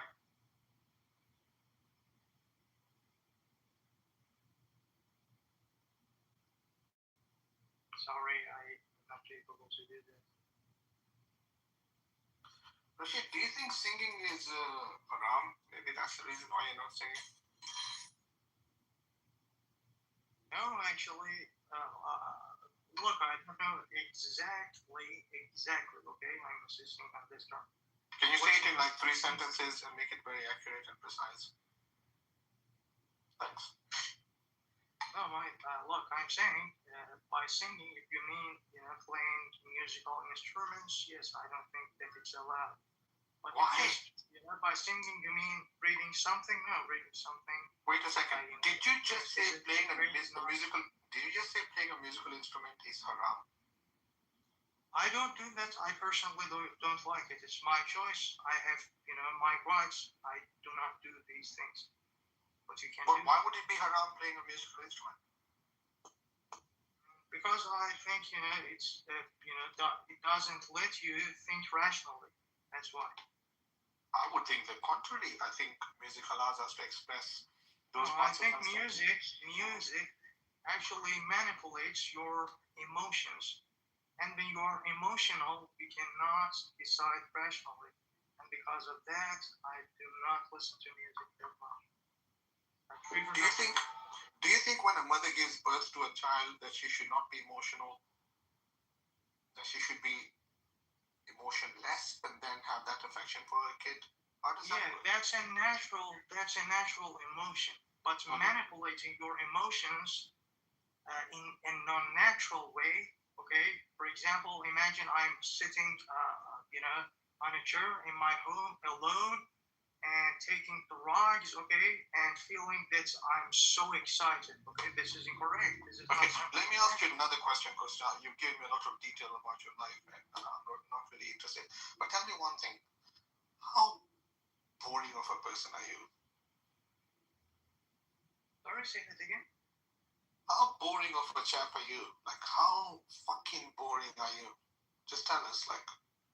I'm really boring, okay? Running away. Okay, thanks. Just run. Okay, thank you. You're probably a child, that's why you probably want to be with a child. You like doing child things, very childish. Which means on a scale from 1 to 10, Rashid is a 3 on the boring scale, correct? No, he hates Islam. This is what I got from this conversation. He hates Islam so much. Yeah, but he over embellishes on these points.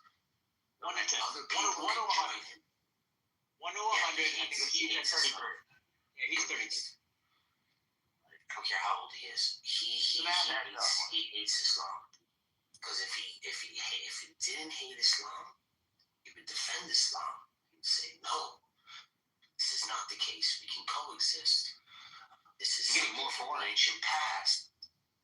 Yeah. He would be defending it. He wouldn't bring up Ukraine. He wouldn't bring up the Bible. He would stay focused on pride. He would have this pride, right? He would have this pride in like defending his religion in the best way possible. He's lying to himself. He hates it. He hates it. He hates everything about it. Every fiber in that carpet he puts his knees on. He hates it. Where is your heart? Smell. He hates the smell. He hates everything. He hated the day that he put his slippers in the front. Someone stole them. He hates it. He hated it. He hates every moment. This is how you know he hates it.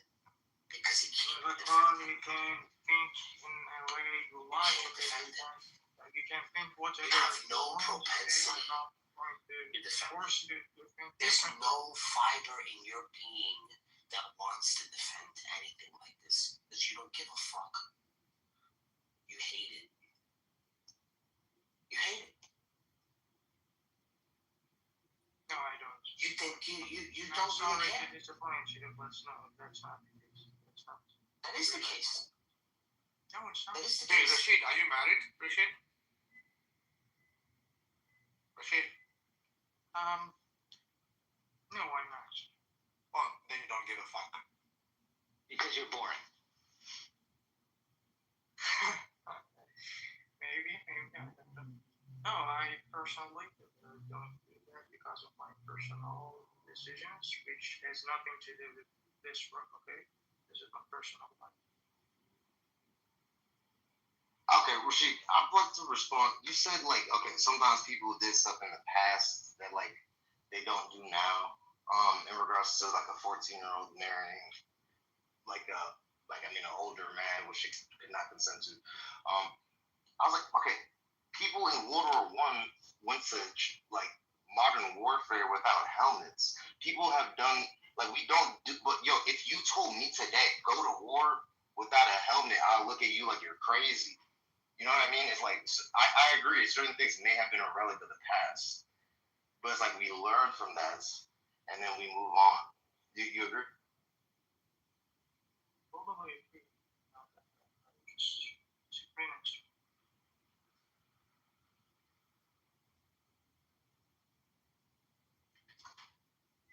But you know what the problem is? I know you are going to say that, okay, not having a helmet in a war is similar to getting married at the age below 18. No, they are not analogous. They are not similar. At least and if you actually, thank God. If you actually read articles about puberty, if you read articles about mental puberty, all of these, you'll see that it happens far away from the age of 18. Puberty happens below the age of 18. Getting mental maturity happens at the age of maybe 25, 30. So this age, this agreement, this common thing that people talk about so much, 18 below it, is I don't know, a disaster. We should not It's get. a Western. Are you mentally mature? Are you mentally mature?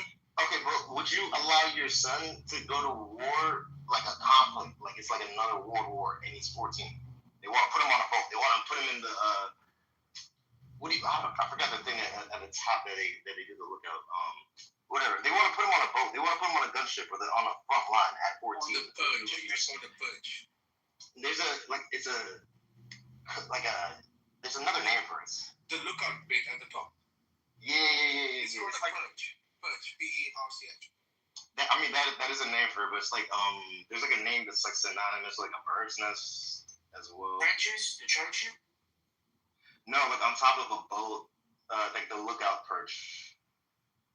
It doesn't matter. I'm just saying, you wouldn't allow your kid to go in a submarine at 14.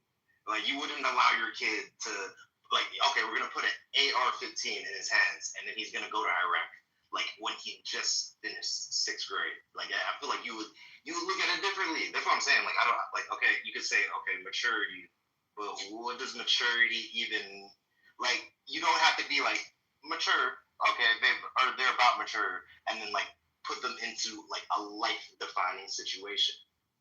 It's probably why Rashad doesn't want to doesn't want to procreate, because he knows he's just creating another Muslim. So it makes sense. I mean, at least he's being responsible. So that I give him. But secretly, he holds this hate for his own people, which I feel sad about. This from a prick. The crow's nest. That's what like the lookout post on the photos.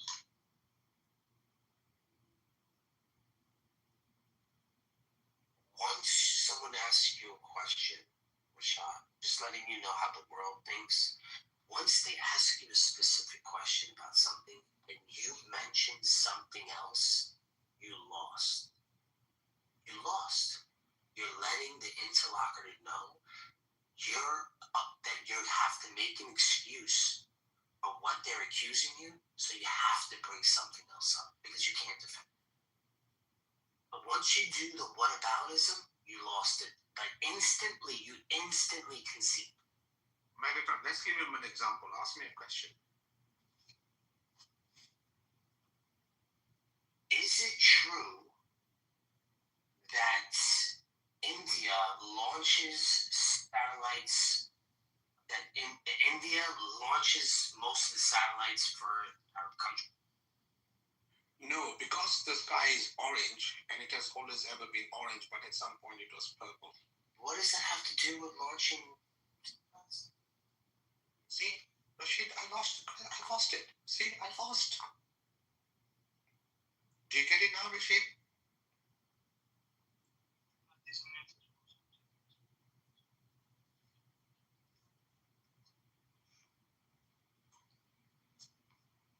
Ask him a question about the Trinity. I bet he doesn't change his song. I'm really curious to know what excites him. Like, what does he like talking about?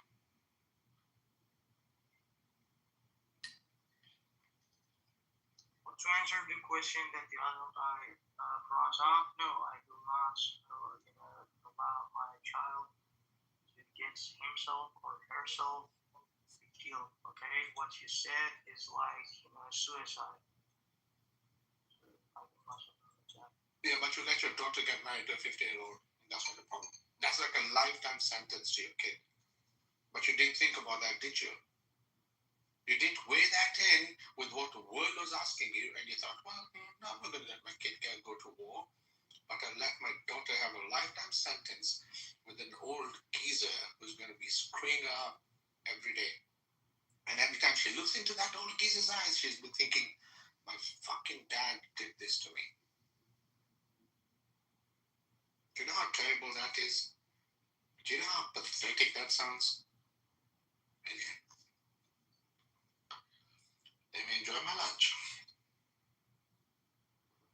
Yeah, I said it was a life-defining situation. Also, I would you don't think there's a risk your child might lose her life?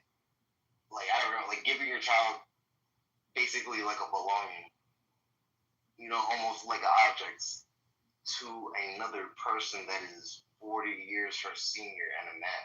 Like, I would think that there would be a risk to her life, like if not mortality, then like another type of spiritual, mental, emotional sacrifice. But regardless, I just called it a life-defining situation.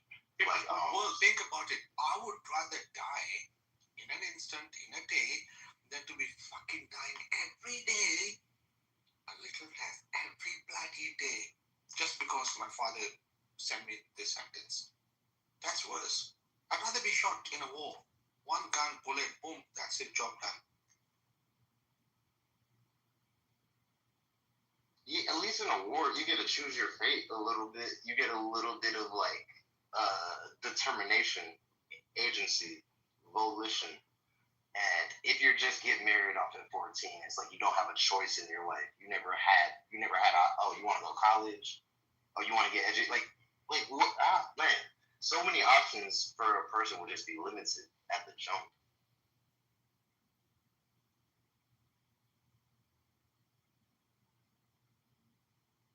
You believe in women getting education in Islam, Rashid? Personally, I believe yes, older people should be. Yeah, like even secular education, like for women. Yes, I believe this. I personally believe. Let me spice this one up a little bit. Would you let He's your not going body with the troll now. Now he's not going with the troll now. Now he's getting broken down, Marcus. Now give him some spirits, please. Rise him up again, please. I will. Would you be okay with your wife working with like really hench guys? You know that she's going to work with these really finely tuned six-pack kind of guys. Rashid. I don't know. I don't have any children, okay? When you ask these questions, I really have to think deeply about all of them, every single of them. I don't know. I have no children and I have no sympathy when it comes to these things. You can ask me the same question. I would say, heck no. You think I'm going to send my wife going into a gym? She works as a receptionist in a gym, and then you've got Nilo and Carlos and Megatron and World lifting all those weights and 36 pack straight. Hell no. I'll tell her sit at home and do some cooking for me. Like, I am risking myself. Like, these guys, no chance. See, Rashid, it's as easy as that. Got the power to pray for Islam or anybody else. The Bible say all men's a liar. So who up here can save anybody? Who? Raise your hand. Where you at? Where's the prayer at? Which one of y'all? Which one of y'all can pray for Islam? Who, you? Do what, sorry? Which one of y'all can pray for Islam and do anything? Save anybody, help anybody, do anything for anybody? We were waiting for you to do that. Thank God you came. No, I'm not. It said let us pray for Islam. I didn't put that up there. You're part of the us, Gino. I'm a part of the us? Yes. You made me part of us? Or God? Yes. Why not? Who is you? I am you a God? Getting ready. I'm asking you, brother, are you a God? We're born again. Megatron, you a God? He's not. I am. Which one? Spend some time alone. I'm looking for the sons of God. Understand. One of the sons of God. I'm a better man. Yo, Megatron. Yeah. See, this is what y'all play. Y'all playing with the word of God. Very nice. Not yet. Is that the one praying for y'all? Megatron? We're praying right now. God don't hear sinners. Wait, Megatron, you want to do a prayer real quick? Oh, no, God don't hear sinners. Oh my God, bro, chill, please. Hold on, Will. You not a sinner? You a son of God? I mean, I sin through my actions, not my I sin through my actions. So you a liar then? A sinner is a liar. I mean, sure, at times it is. Okay, then. So who you gonna pray for? Who can a liar pray for? I mean, I'm gonna pray to Jesus for all the people that will receive it. He said you're going to pray to Jesus. John 1 and 12. John 1 and 12. But as many as received him, to him gave he power to become the sons of God, even to them that believe on his name. That's you, brother. You believe, right? You got the power. I believe we all do. We all have the inner light of Christ. But don't say what we all do. I said, do you have the power? I believe I have the inner lights of Christ. Yes. Okay, Luke 19 and 19, because I'm looking for you. Behold, I give unto you power to tread on serpents and scorpions and over all the power of the enemy. And nothing shall by any means hurt you. Notwithstanding this, rejoice not that the spirits are subject unto you, but rather rejoice, because you're very much for that, brother. Thank you so much. That was amazing. That was so. Appreciate you. Yeah.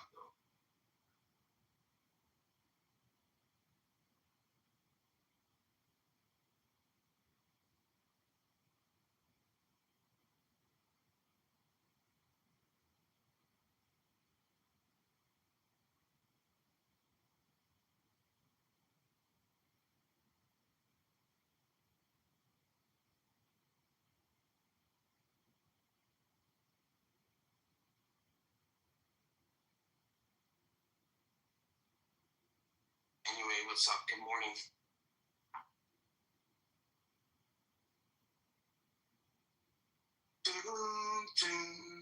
Spend some time away. Getting ready for the day you're born again.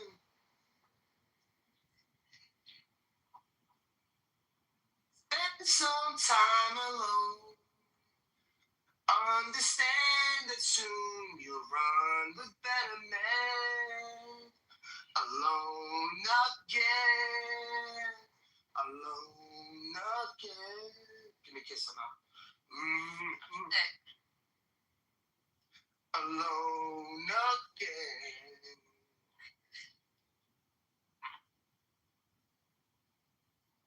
Fire.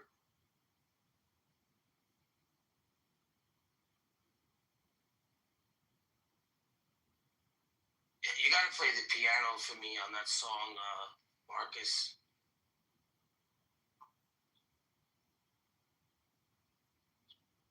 I'm gonna get this disgusting thing off the top here. Fucking pisses me off every time I look at it. Can't believe that's real. That can't be real, man. It's gotta be Islamophobic. There's no way that's real. Man, that's crazy. That show can't be real. Ugh. Anyway, Joanna, what's up? How are you? How you doing this morning? Not that bad. It's actually nice. It feels nice. Doesn't feel so cold here. I don't know if you're still in New York.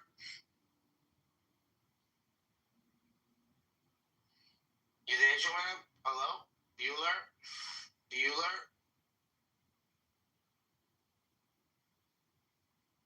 Anyway, let me invite my people up here. Snow, what's up, Snow? What's up, Simplest?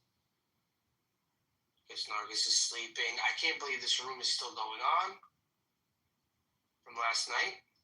Well, Gino, if you want, I'll invite you up, but you can't be screaming at me, bro. Like, I don't mind you coming up, but stop screaming at me, man. Like, you yelling the gospel at me, bro. Come on, bro. I feel you, man. But, you know what I'm saying? You gotta understand it. You gotta understand it. I gotta understand it, bro. That's it. Listen to me. Listen to me. When you call me a liar, listen. Yeah, you a liar, brother. I was not disrespecting. I was disrespecting you, Megatron. No, I'm just saying, but you coming up calling people liars, it's not a good message. I get what God you're saying. said we all the liars, including me. That's what I'm saying. Yes, but then, God can do whatever he wants. He can do whatever he wants. But you can't. What? You can't, though. I can't. You can't do whatever you want. Of course I can. I said, can you do whatever you want? Of course I can.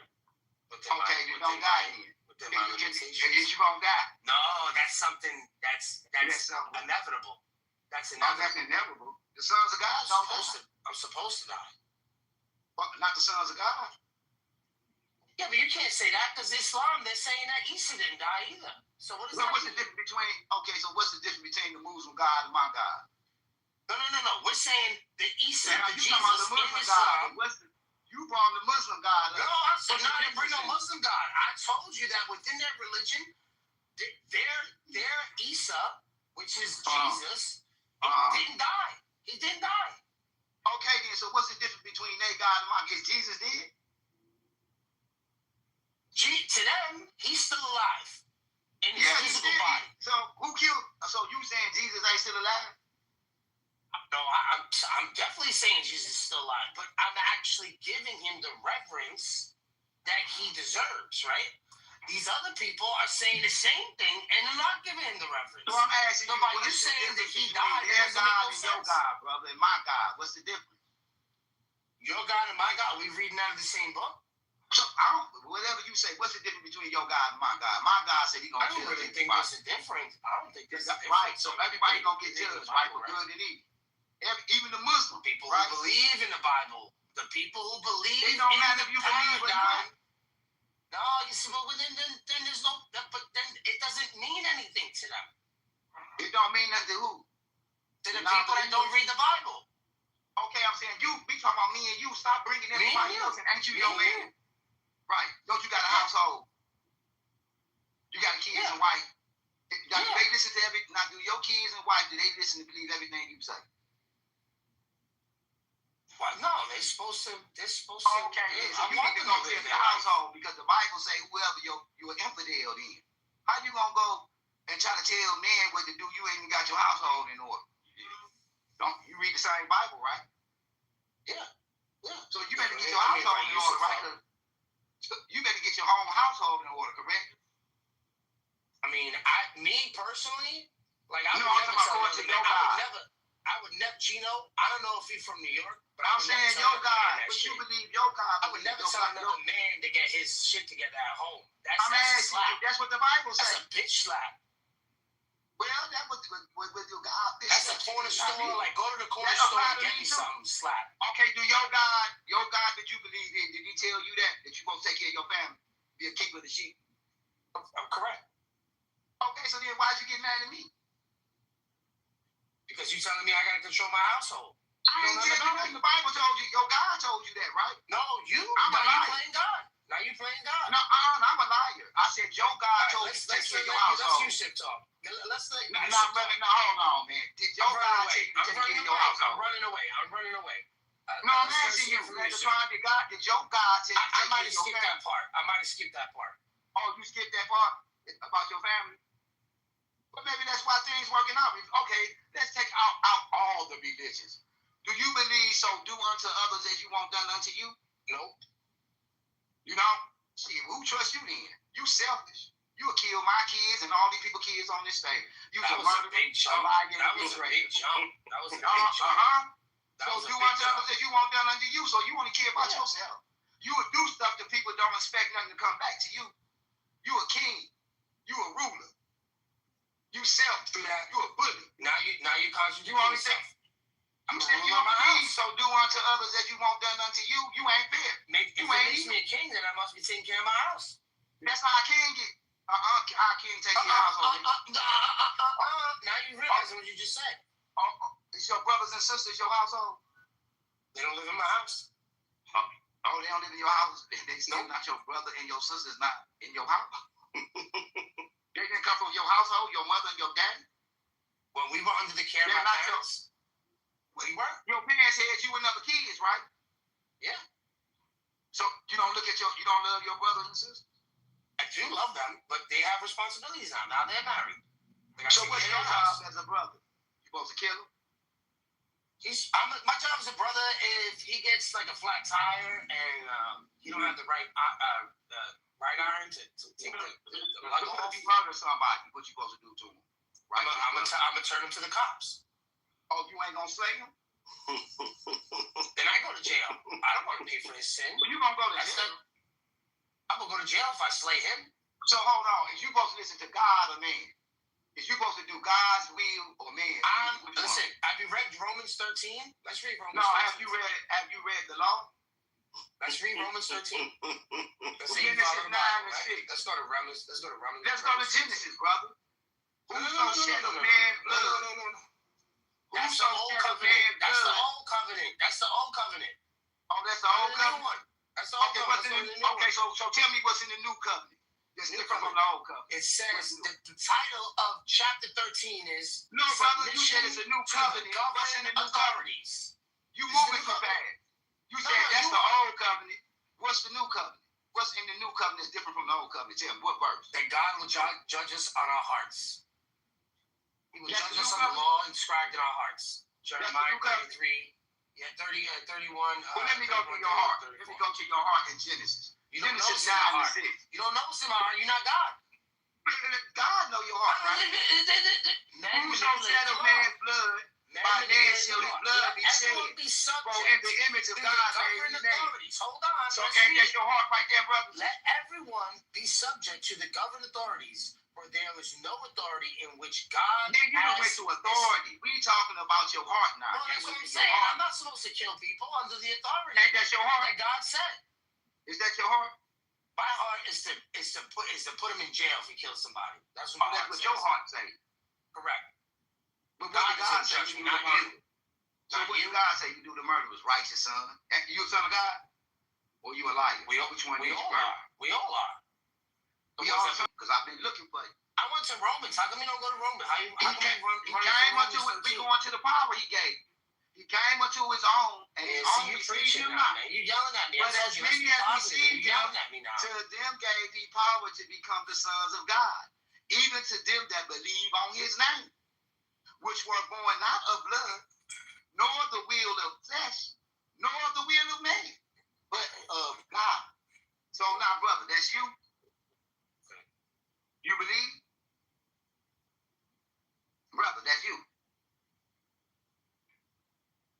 Brother, well, let's go to another verse. Because he said he gave you power unless God lied. Luke 10 and 19. Behold, I give unto you power to tread on serpents and scorpions and over all the power of the enemy, and nothing shall by any means hurt you. It's true, it's true. No, it's true. So it is. But you can't on the Bible. It's true. No, it is that way. We do have that power. We do. Yeah, I'm moving him to the audience. I can't listen to that shit no more. He just came up to yell at us about something. I don't even know what he's talking about. He don't even wear tassels and curls. My man is bald. What fucking law what law is he? You don't have no curls. You ain't got no tassels, bro. You got some weird ass beard going on. What's wrong with this dude? Supposed to have dreads. What law he's violating the law right there just for that picture.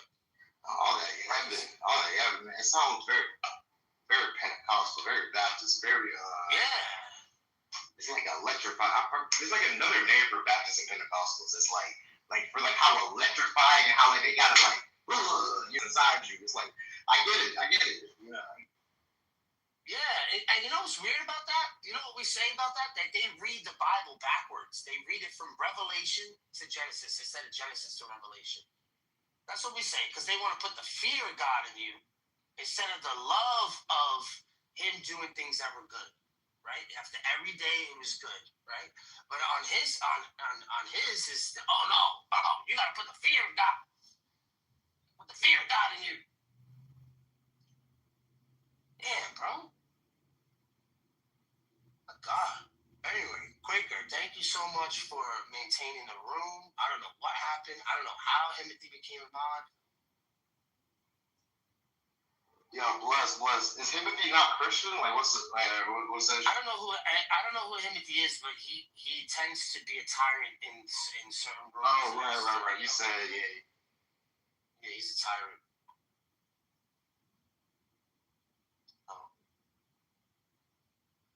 That's why. Anyway, who else do we have up here? Marcella, what's up, Marcella? Beautiful photo. Hola. Thank you. I'm here. You guys in my background is I'm taking my daughter to a movie for our birthdays. Oh, I'll add you as a friend. Oh, thank you. Who's this? And I know who that is. That's Omar.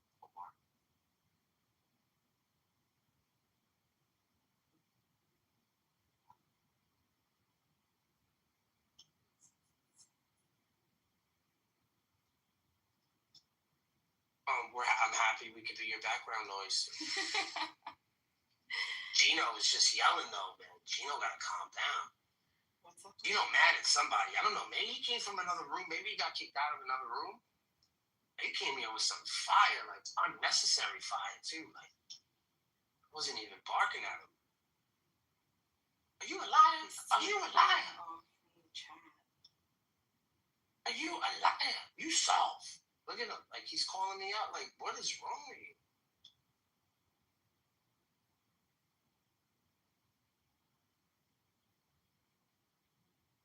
And mind you, he's running from Romans 13.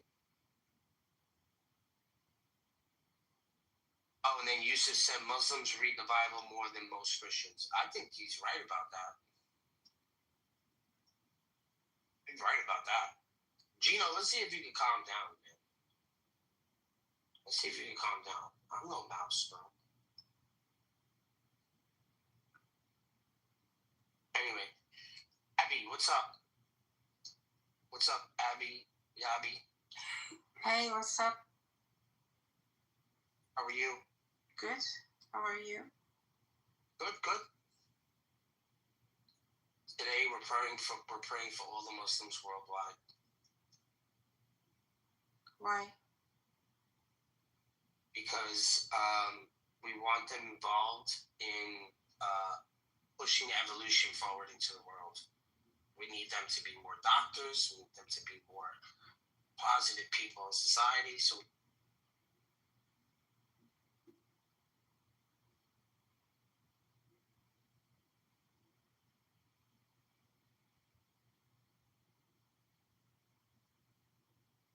shut the hand raising off, Gino. So if you want to come up, You were saying stop that yelling. the Muslims read the Bible more than the Christians. That's what somebody said. Somebody said that in the chat.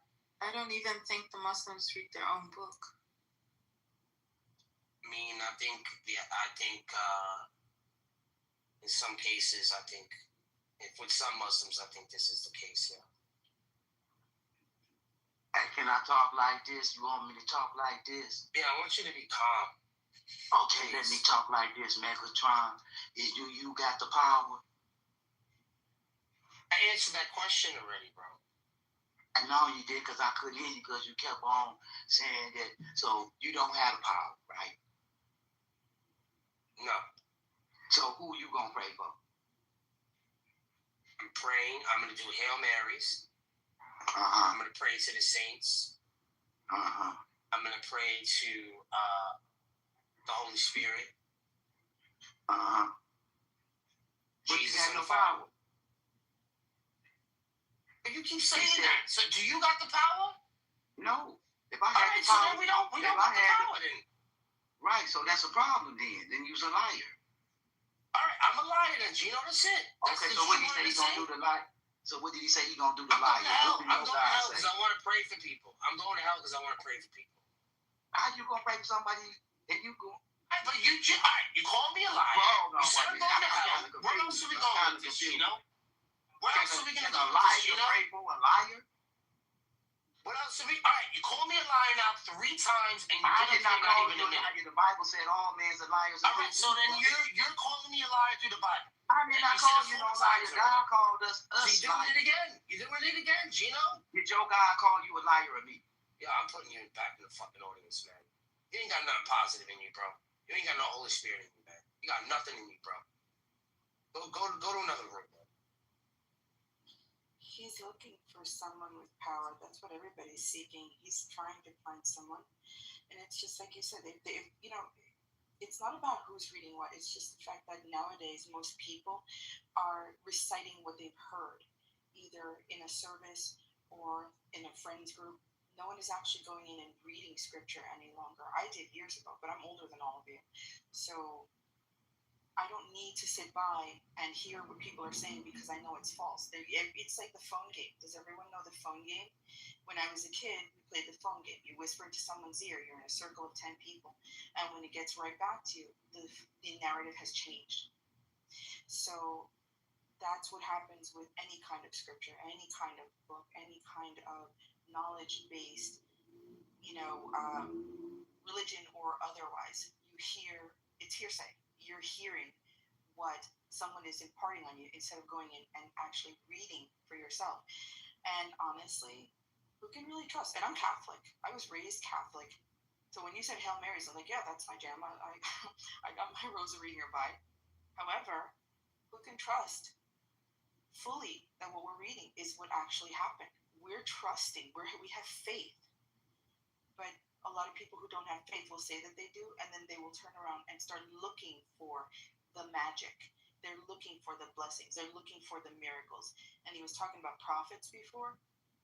That's what he wants. He wants to find the prophet. I could say I'm a fucking prophet. I talk to God every day.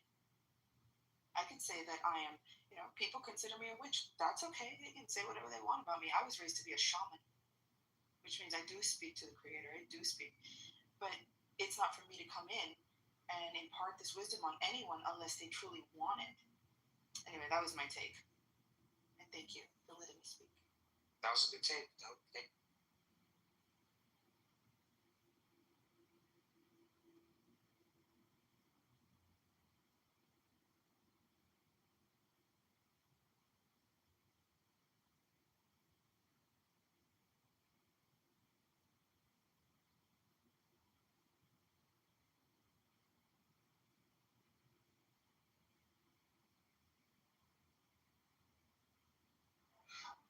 Marcel, are you what religion are you? Shamanic. A lot of people say that it's not, but it actually is. I'm a medicine woman in my tribe. Oh, of First Nations of North America? Yes, I'm actually Aztec, Indiaki.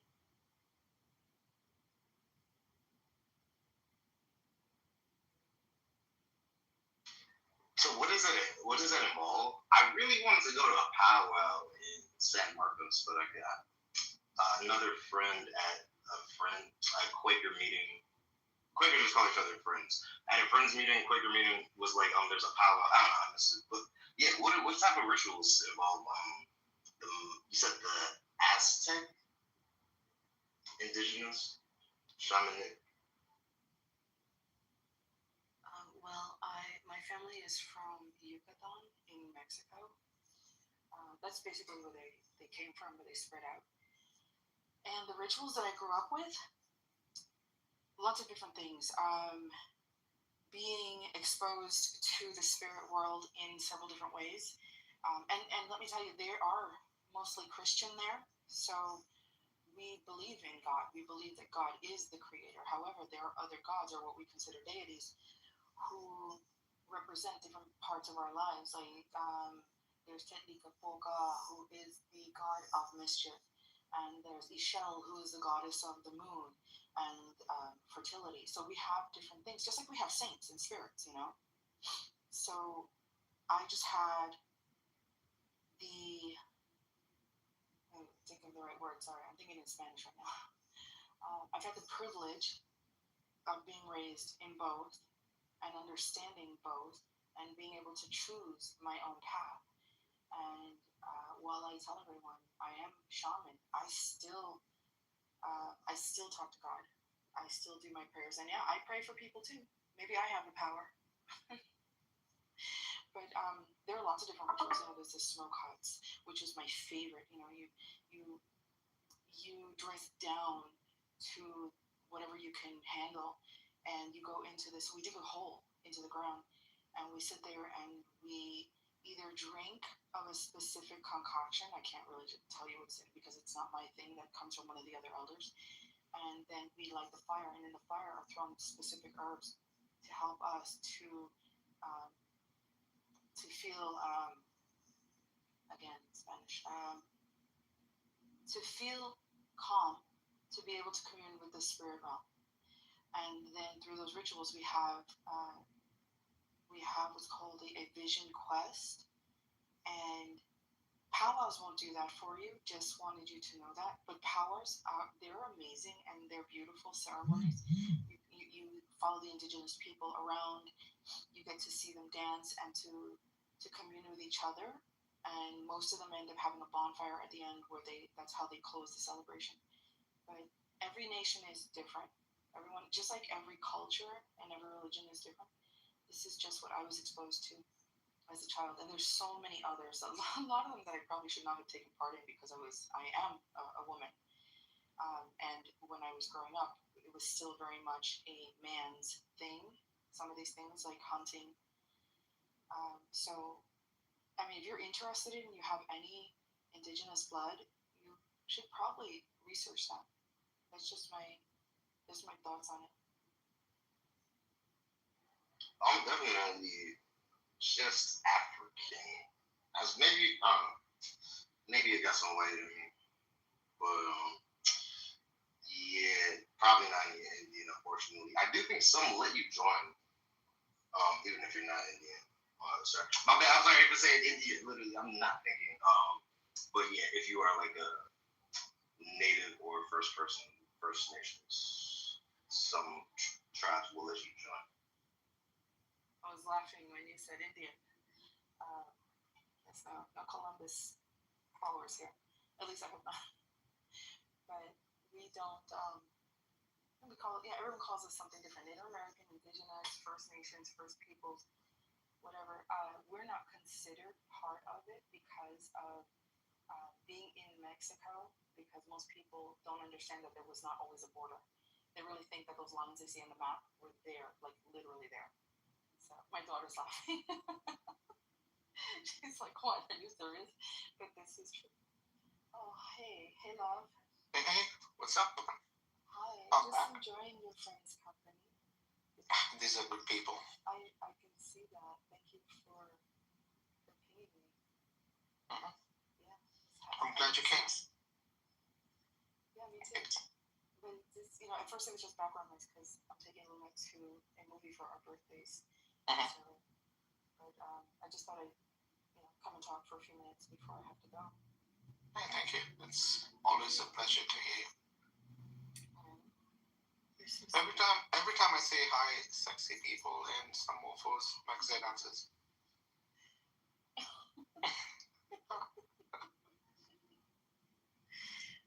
Go on, Max Z, unmute.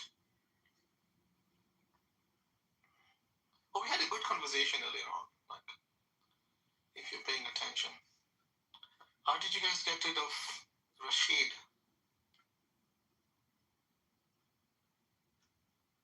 Or you didn't?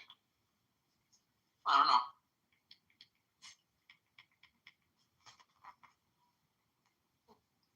It's funny when they come into the room and they're like, all you atheists. And then when we asked him, okay, can you point who is the atheist in the room? And then he couldn't, and he's like, my bad. That one over there. Yeah. Just look up and point, exactly. Well, now you got a witch on stage. A witch burner. On the stage. I would light the fire myself. Well, yeah, you're a witch. It probably tickles. I'm not ticklish. It's something. Hey, well, do you know what she did to me when I first met her? What she do? She put a spell on you. Possibly. It is a spell. I used words as much as she did. But it was terrible. I was tortured on Clubhouse. God, Marcella, tell them the story. I don't think that is fact. I think that is your perception of it. So I used to mod a room years ago called The Weird Ones, and everyone had their time slots to come in and take over. And as I was coming in, here is this person on stage being very inappropriate, in my opinion. And I said, oh no, we're not having that. So I removed him from the stage. Someone brought him back up, and I removed him again. And they said, what's going on? I said, I don't like the way that he was speaking, so he gets to sit down there and learn his lesson. So what did you do? I stayed in the audience with my hand up. For 2.5 hours. Until Brigida came and brought you up. And I said, oh no, I don't like him. He's going back now. So I don't think that was so bad. Well, I don't know. Did he learn his lesson? Ask him. Nah, not Have you learned your lesson? No, of course not. Well, then it seems like your efforts were fruitless. Well, something happened, I guess. You can tell the rest of that story. Yeah, she went mellow on me. Softened up to you. Yeah. Marcella is a character and a half on Clubhouse. Like, well, I wouldn't say much. Just the more you engage with her, the more you're going to learn stuff about her. How unique. As unique as you are, Max said. Isn't every human being unique? Like, I mean, you can't share the same fingerprints, for example. That's not exactly true. Wow. Name me 2 people who share the same fingerprints. It's been shown. That was kind of like a jurisprudential propaganda people invented to deter crime. It happens. Nope, it doesn't. There's no way you're going to have 100% fingerprint match. Not 100%, but for the standards of a fingerprint match, yeah. So you think close to is the same as 100%? I think that the way the science goes, DNA is more reliable. Yeah, makes sense. A lawyer? You're a lawyer? What kind of law? If you're comfortable to say. I defend debtors. Admirable. Thank you. every time someone starts talking about DNA, I'm just thinking, do not ask.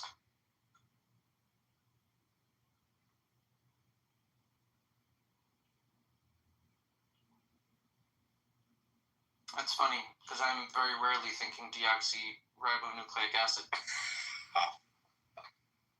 Big words, Maxette. They weigh heavy on a Sunday like this. Well, I'm saying it's funny because I don't think that. I just think DNA. I'm in trouble. Deny everything.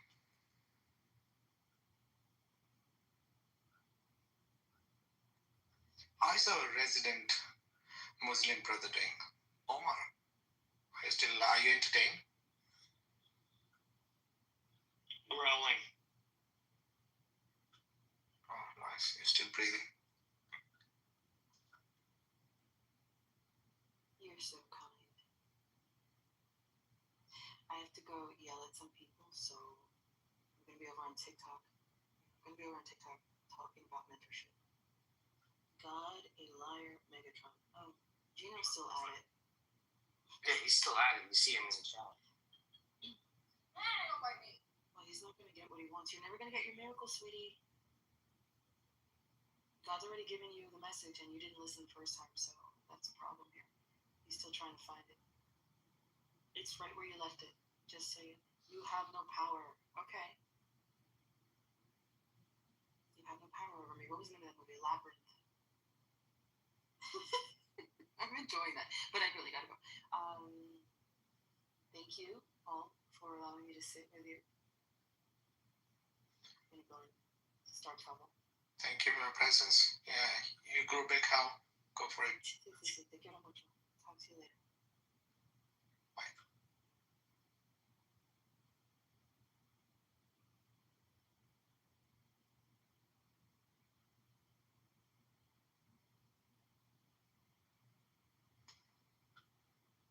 Hey, Will. Yeah. What's going on? Chilling. About to take my dog for a walk. I kind of want to go to this friends meeting. I might go. I think it starts at probably like 2 hours or so. Yeah, I'm gonna have to go as well at some point. I'll probably just pop into another room and listen to some bullshit. I think everyone else in the room is probably sleeping. I think the night when it goes a long night like this, what happens is I think a lot of people get kicked out of the room once you start giving funny characters mods. Because all they want to do is ruin the room so that they can go into other rooms. So probably gonna end this room. People probably can't even see this room. Yeah, just end the room. I'll start another one. Yeah, I'll end the room. All right, Todd. Bless.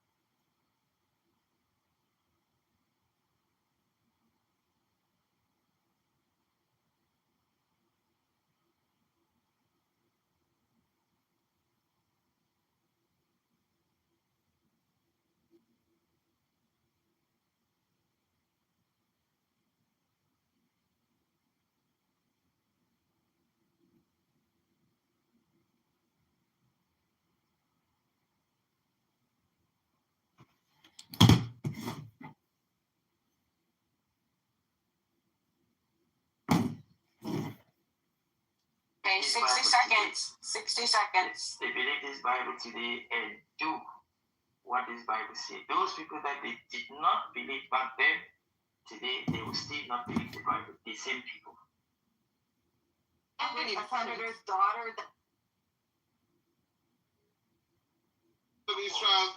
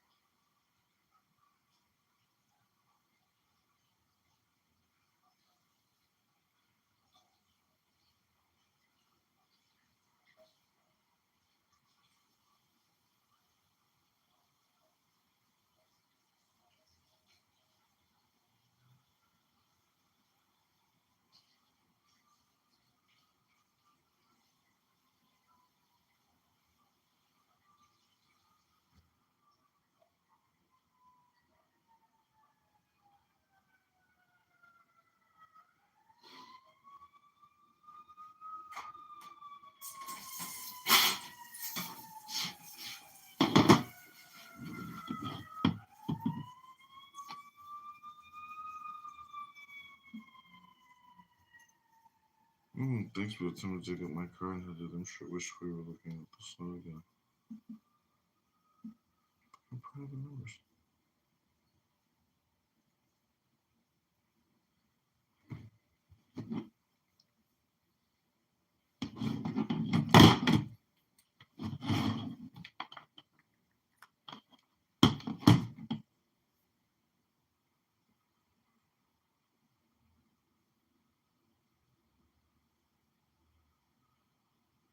The other pro day.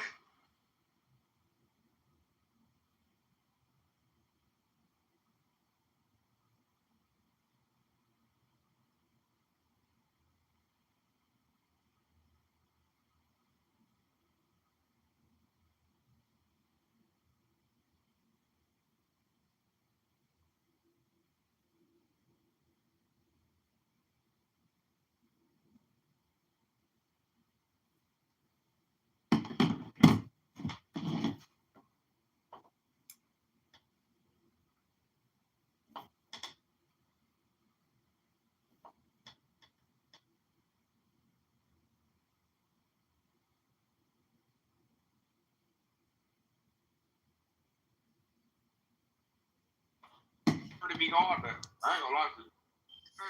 Ohio niggas have the best sticks. Hey.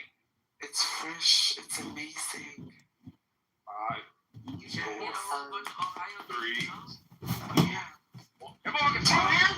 Yes, Daddy. They gotta have something going for it because ain't nothing else up there. Derek, you're here, Derek. What are you doing? Oh, Daddy.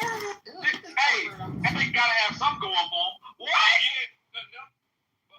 Derek, what the fuck is you on, cuz? Talking about implausible they did good. Nigga, get this motherfucker out of here.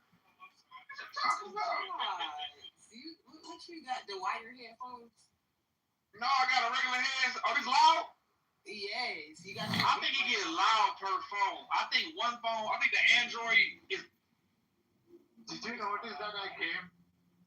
Yeah, I came here. I tried to join here, but unfortunately you were sleeping. You were the only one here. You know. I was not sleeping. I was in the shower. I take a shower. For 2.5 hours or something. Huh?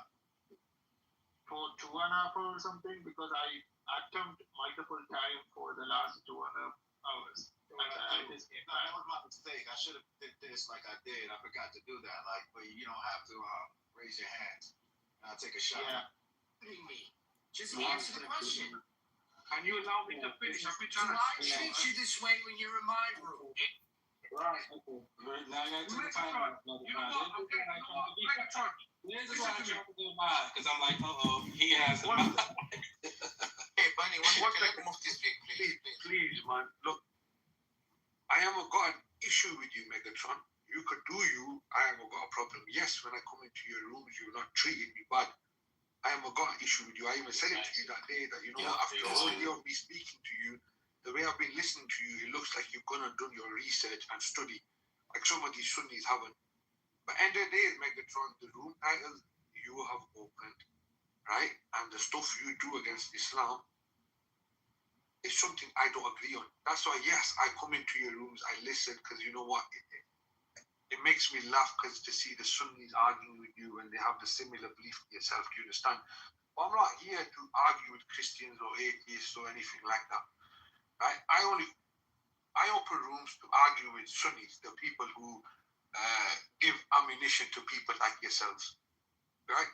So I haven't got an issue with you being here, but end of the day, it's my house and something, you know, I've been in your rooms. I've never been it's not like you say, hey, I'll be a mod or something. End of the day, I mod people in my houses for a reason, and they're not everyone that I mod. So please, Megatron, don't take anything like, oh, I'm against you or whatever. Do what you gotta do. Yeah, because you're not allowing me to speak. I've been trying to speak, and you just it's nothing to do with that. End of the day, this is a house I've created. There's people I speak to, and even though they've got different beliefs to me, they don't mock my religion. They don't mock what I actually believe in. But then there's people like yourself that do it in a clever way. I understand everyone does what you gotta do, but it's something I don't like.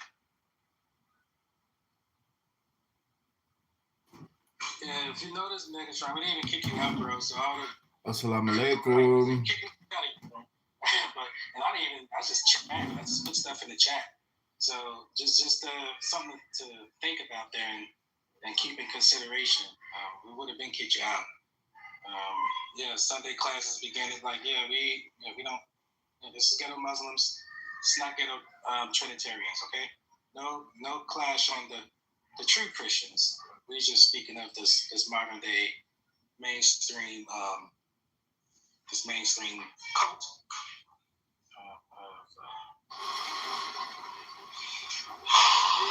I'm just changing this here to Muslim. Okay. So all is well, man. Welcome AI.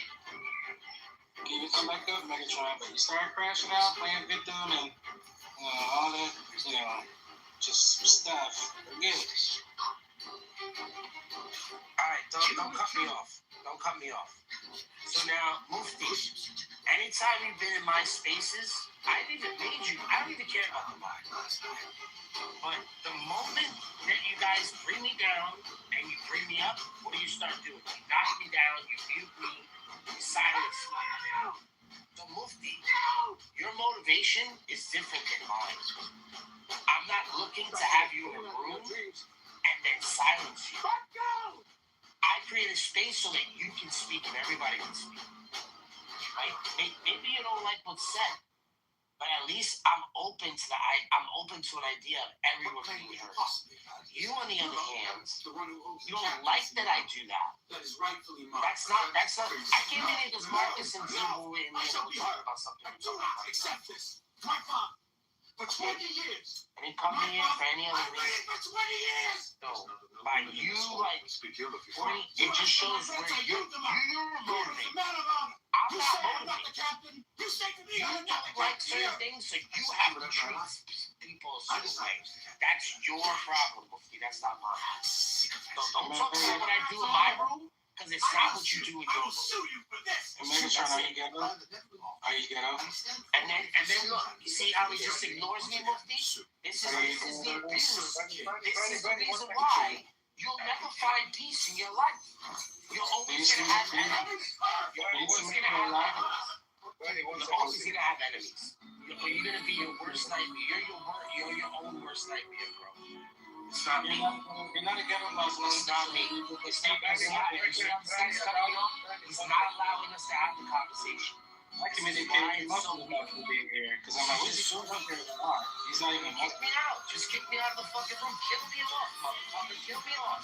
Whether you have do money what you guys do best. Terrorize and kill. From my brother. Kill. Can be installed easily without so go ahead, Monty. You're crashing out again, Megatron. So you promised not to do it. I don't even know what you're on about, nigga. I don't care what you do. I ain't gonna do. Kill them out of the room. Kill me. Just kill me out of the room, bro. Do what you do best. If you red flags, bro, you need to calm that down. Nah, I'm good. Just kill me off. Yeah, well, you say you're good. It'd be better if people like me didn't speak against Islam, right? Wouldn't it be? Yeah, that's how they argue with them shirts, coming down cases. Use monkey grease language like unalive. Yeah, you're crashing out.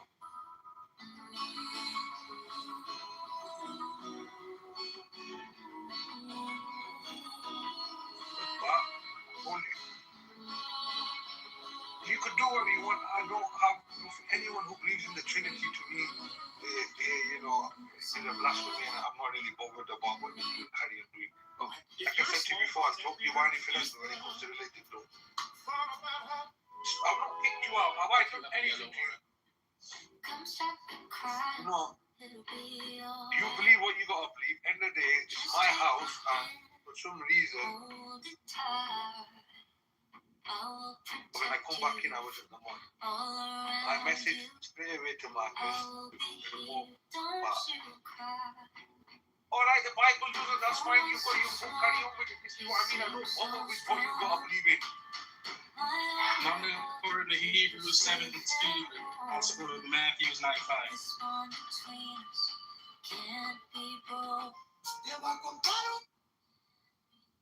She didn't deserve this.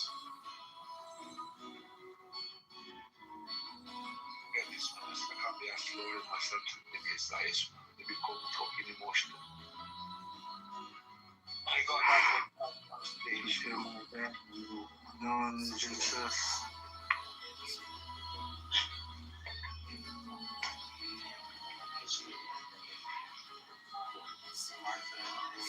Mark, if you do that. She didn't deserve this. Yeah, I kind of like switch off. That you've never seen.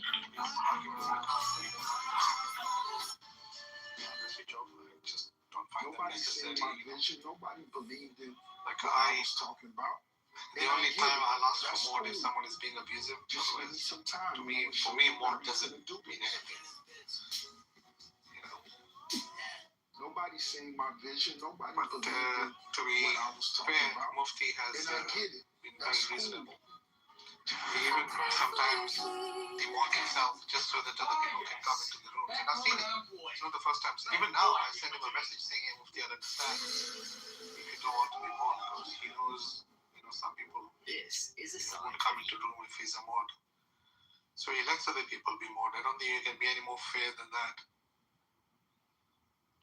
Even we have haters like Mentor who pop into rooms, but we still love them. We bring them up on stage and we entertain them, So we are equal opportunities haters. I swear down, I don't get, you know what, Mark? I don't get involved in this. This is why I've gone to his rooms.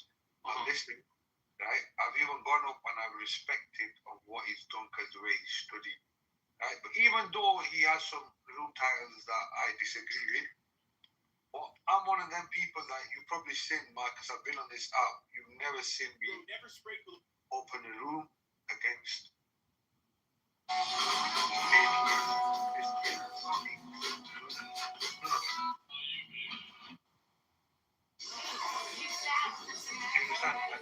Yeah. These people, I look, when I came to this room back and I said to you straight away, just demod.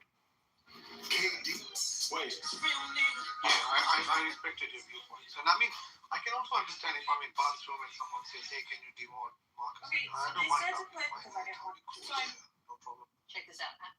If it's for the greater good, then why not? Anyway, assalamu alaikum everyone, you're welcome up. Make them to the fire. Sure. The comment that he just made about there is no Muslim or Islam in the Bible. I would like to. We were just going over the trilateral root. Sin, Lam, Mim. Which in Hebrew, the Bible is Shin, Lamed, and Mem. They're the same root letters. We even have Salam in Hebrews 7:2. Because that would be the priestly order of Salam, the order of peace. We also have Matthew 9:5, where it says, blessed are the peacemakers, for they shall be called the children of God. Keep on just Okay. Oh, no, touch the light. And,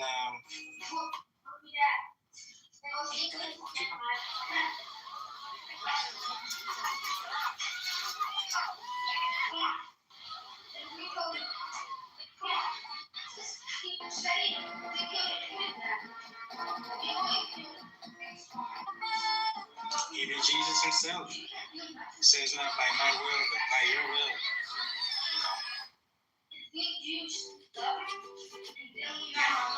The most underrated. Throw it as hard as you.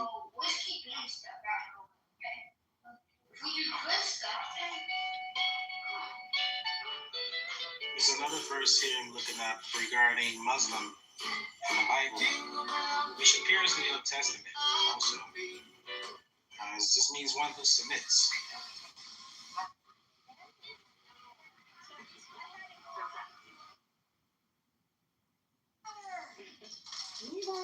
I believe it's submit to God, resist the devil, and he shall flee. You get what verse that is. I'm pulling it up now as we speak.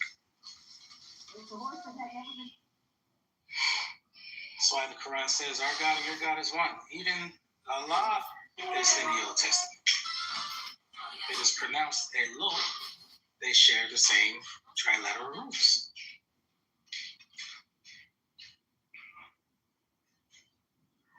In 2 Kings 22:3, the grandfather of Shaphat, described during King Josiah's reign. You have the Hebrew name Meshulam.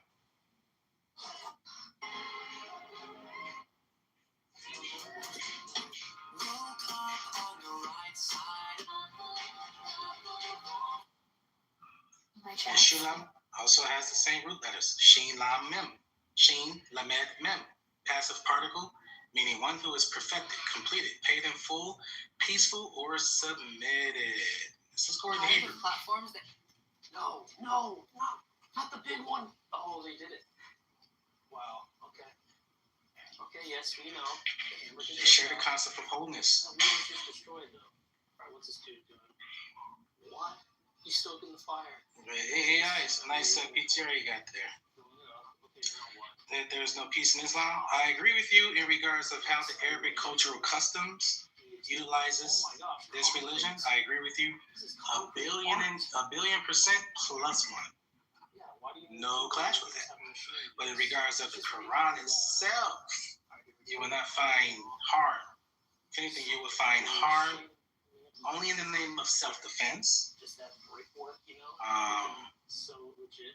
Yeah, I think that's kind of it, really. Even the whole concept of 434 would beat the wife, that has been disproven to simply mean to leave. English translators use the word beat or strike. It's all in context of how the word is used. You should know that because Jesus himself is classified as the morning star in the King James Bible, last I checked. But so is Lucifer. Now, me and you were both and I agree with how you would respond to that and go, it's based on the context of how it's used. So, you're going to give yourself a headache, man. Like, AI is here. There's really no excuse at this point. And I think this is even prophecies of what the Bible said, the King James. We said in later times, the sign of the end times is that people will become willingly ignorant. Or modern day usage of the word dumb on purpose. We have AI here now. You can still push a certain ideology, but the age of information is here now, bro. Hey, look, I'm even letting you back up. Despite what me and you went through in the past years, to share your thoughts. But if you crash out again, you start using that K word and unalive me, and in the name of Jesus, like you start going, you start getting weird. As far as I'm concerned, with Mufti's agreement, you will be kicked out at this time. So this is just like the jizya, the Quran, giving you a chance here to pay some reparations, make amends, just be cool. It wasn't that deep. I'm like, hey, it's not supposed to be mob. It's all about optics here, We know your stance on Islam, obviously. So why would you be mob in a house that deals with Islam? It's oxymoron. It comes off like central intelligence, like a mole or something. You're coming off peaceful, then you change the title of the room. So I'm like, okay, Sunday class, this is weird. We don't have Sunday class in Islam. We have Friday Jummah. We, have rooms on Sunday because a lot of people traditionally, through propaganda and psychological conditioning, a lot of people gather on Sundays. But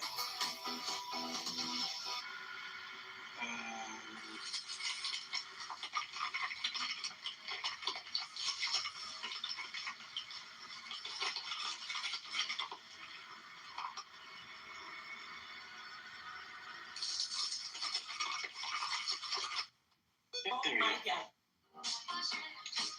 if you say so, I get it. You should have asked to be unmodded. So, just out of respect. I really want to slide it, bro. It's good. You're good. You're still in the room, so obviously you're okay. I was trying to let you back up, and I moved myself down. Okay, I can't do that anymore. I assume it's up to Mufti to let you up. I guess I ran out of invitations with you. That's that.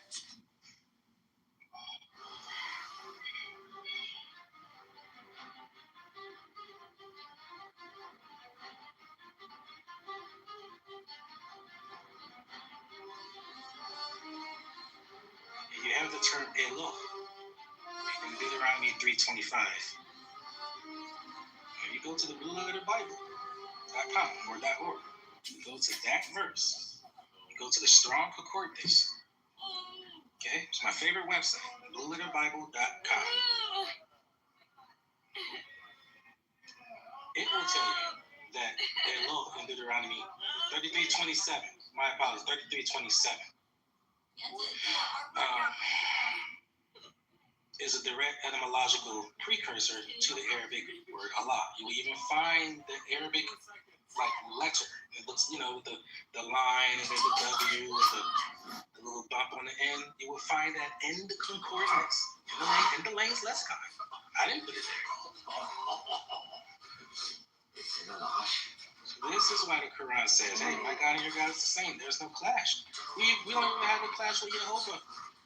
Chapter 3:18 in the Quran. You have the bilateral equivalence of Yahweh in the Quran. A lot of people don't know that. I'll go to it and I'll prove it to you. This gotta hurt. Again, this is the age of information. It's either, gullibility is a choice now at this point. We have AI, and it confirms what the Quran's been saying about the previous scripture being altered. That's why you have different books in the first place. The fact you even have a Deuterocanonical, regardless of what you want to define the word, the fact that it exists is proof that it was not intact anymore. So when the Quran speaks about the Torah and Injil being a book of guidance, it's speaking about the untampered version, not what we have now, sitting in Barnes and Noble, King James Bible. In fact, there's different versions. We don't have a Quran over here with only 19 surahs and a Quran over there under the pyramid that has 185 surahs, and Quran under the Congress of America has a Quran that only has 100 surahs. No, you don't. It's 114 surahs. Yes, the language is different. The lingo from, might say, when they try to have their gotcha with the one thing, the different translations, like the halves and the warish, what's that, like the Malik and the Malik, the trilateral root is the same.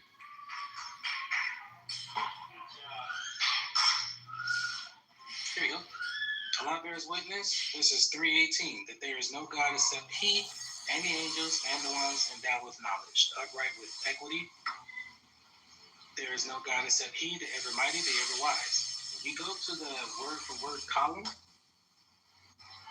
on that word, I just put in my room, my PTR. Let me upload it really quick. Here we go, the new kid on the hammer. Let's go, Josh.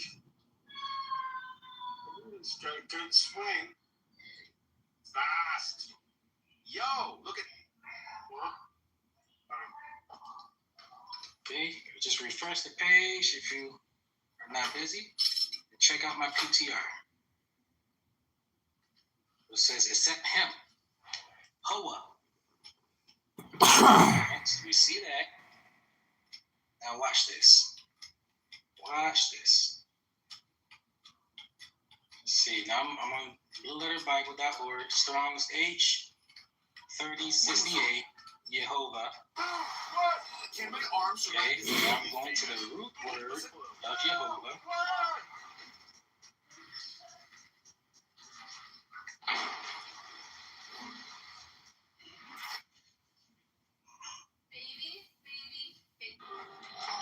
You have Hava, or you have Hava, or Haval. See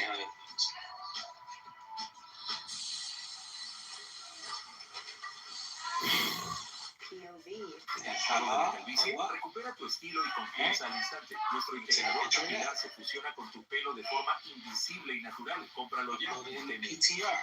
See, this is just information. Cameron, you know, this is the information page, man. This is the information age is running short. It's not gonna. This age is gonna, to me, it's like a short age because AI is here. There's nothing else really to it other than to discover new things now.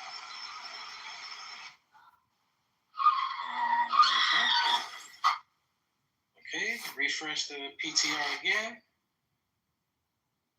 There it is. Hava. Hoa.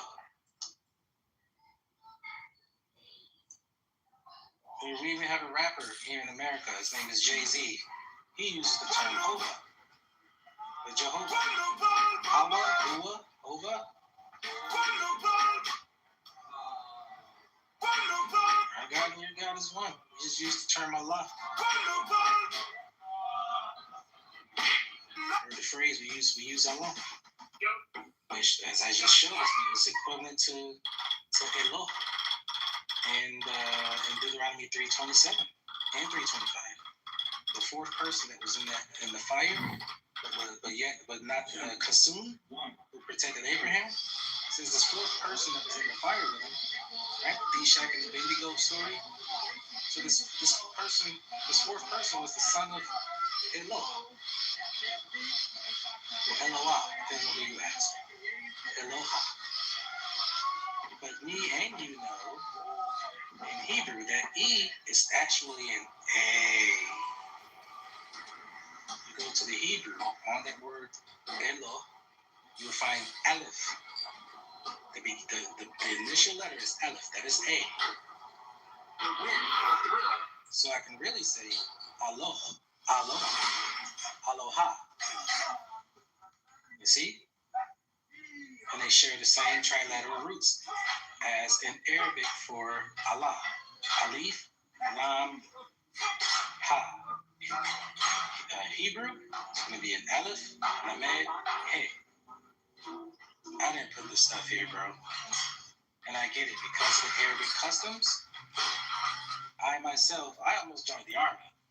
That's how, I'm here in America. That's how bad of an impact 9/11 had on me. My mom was one of those people who was going to take flight to New York to do some stuff. And she knew somebody in that building. So I get it. And that's the mainstream Islam that we've been propagated to believe this is what Islam is. Just this horror story, of people, and yet they want to say peace. But yeah, I get it. Oh, he left.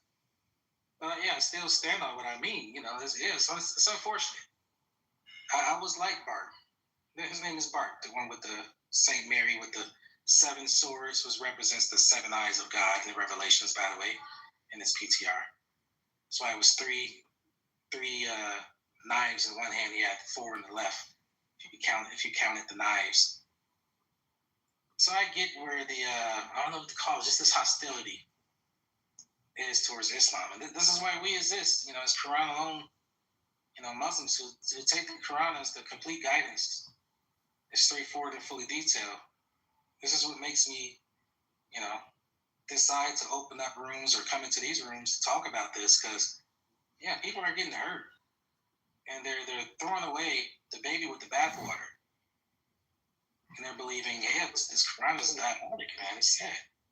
Really, this is why I said that I don't entertain them. I have a look if they believe this 3 in 1, and they've been speaking to Muslims and they're not hearing that these Sunnis and Christians are arguing with each other. You know what? Let them be. Because God tells us, isn't it? It's a blasphemy, and these people believe that there's a Trinity. It's crazy. And the Sunnis do the same. The Shias do the same. They all believe in a Trinity system. Because why? They love other things in front of God. And it's crazy. And I haven't got an issue, you believe in Christianity, go do it, fair enough. I ain't got no issue because there's no compulsion in religion. You want to be where you want to be, that's you. But when, Sunnis when they try and come in. Them are the issue because they're giving Islam a bad name. And then it's giving ammunition to these Christians. And these Christians or these Jews and all these people, oh yeah, your prophet married a 6-year-old, your prophet had black magic, or he tried to kill himself, and he slept with 11 wives in one night, and there's all these hadiths, and it's all crazy, man. It's making, like, you ask anyone, an average person, what they think of Islam, yeah, they control their women, they do this, they make them do that, it's forceful, that. And Islam in the Quran is totally opposite. No one realizes, man. Yeah, Bernie, I don't entertain them, man. I don't entertain Bala. I don't even bother. Salam, brother Fahid. I'm sorry if I was hearing the whole time, but because I'm working now, I'm driving, so I cannot get inside the discussion only for short time. And I swear, I always enjoy your discussion, guys. Thank you very much. No problem. Thank you. Mostly, I swear, Allah, you are very, very, very on haq. What about saying? The people now, the Islam now, what it is, it's almost Allah, it's almost belong not to Islam anymore. I mean, we're doing the same with the Christian. At some point, they do when we say all going to Jahannam except us, we are going to Jannah because we are Muslims. And we are not doing the same like the others by this point. And look like all the most of the Islam people, they don't go back to the most and the strongest and the important source is the Quran. Most of the Islam now, they just keep by the Sunnah or the Hadith, and they think it's enough, and they just take the Quran by side. Is already not necessary because the Hadith and the Prophet, they explain everything. But we know all that at the 2nd or the 3rd century, the hadith have been started to be collected.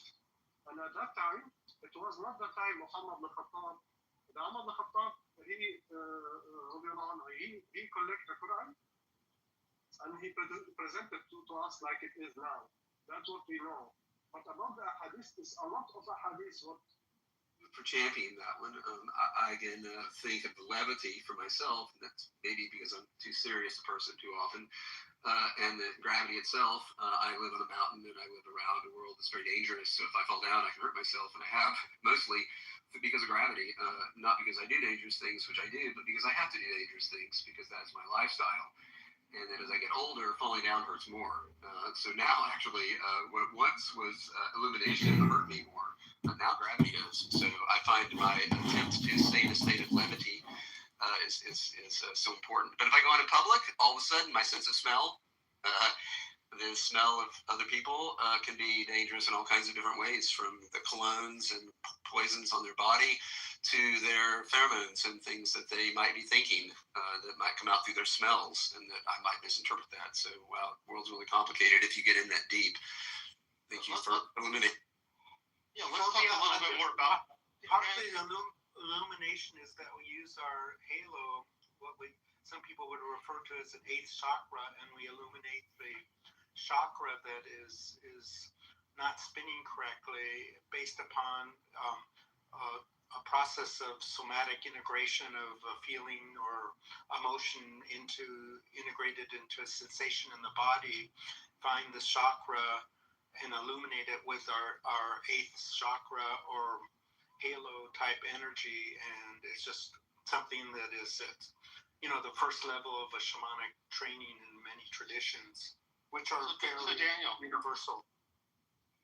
Let me ask you this: do you think it's true, that it's absolutely true, that we are beings of light, and inside each one of us, let's say animal organisms, it doesn't even have to be human, that there is an ongoing dynamic of some type of life that is real and continuous, and that ultimately is what's bringing the body together, it's ultimately setting the templates and instructing things. So, do you think we really are beings of light? Well, let me be really honest here. First of all, Patrick said that he's animal or human, and humans are animals, first of all. And last week, everybody was in a long dialogue about when you are looking at someone, you're seeing the face, the hands, the nose, the breasts. If you're a man and you're looking at a woman, blah, blah, blah. So you see these things, but you also were talking, at least this is what I heard, that you're seeing the whole energy body. Everybody's seeing that. They're just, not really sophisticated about seeing that, and that we do actually see multiple layers of what we're looking at, because what we're seeing is 99.999% wave and 0.0001% matter. And so us as luminous beings, which is part of our limbic system, it's how hundreds of millions of years of evolution, we are these luminescent beings. We see all of that all the time. And so I'm not saying that we're not matter. We are, but a very small thing. But we all have sight to see all of these other layers and to actually encircle and isolate this role. Not in a icky way, but we're grossly. I mean, are they watching these moves? Is the U.S. watching all this? They're not saying anything about it. They're not seeming very proactive. They're completely not focused on Sudan at all. It is, and I have to be honest here that it's kind of like they're. I don't know. They've made no comments about this. So we've been fairly active in Somalia, but for the most part, we've kind of just taken a third party outside the game's position on Sudan. Sudan has both sides. Take a look and let this flow through your system with grace. And I think everybody in the room knows what I'm talking about, and they all do it whether or not you know it or not. Did that answer a question, Jordan? I think it's actually a huge topic, and that was the beginning of a very good answer. I think it's, I'm looking for some kind of way to anchor the notion that maybe from the time our DNA comes together and there's been fertilization, that there's a certain type of electromagnetic or light field that starts being emanated by the DNA, and that particular signature field for each of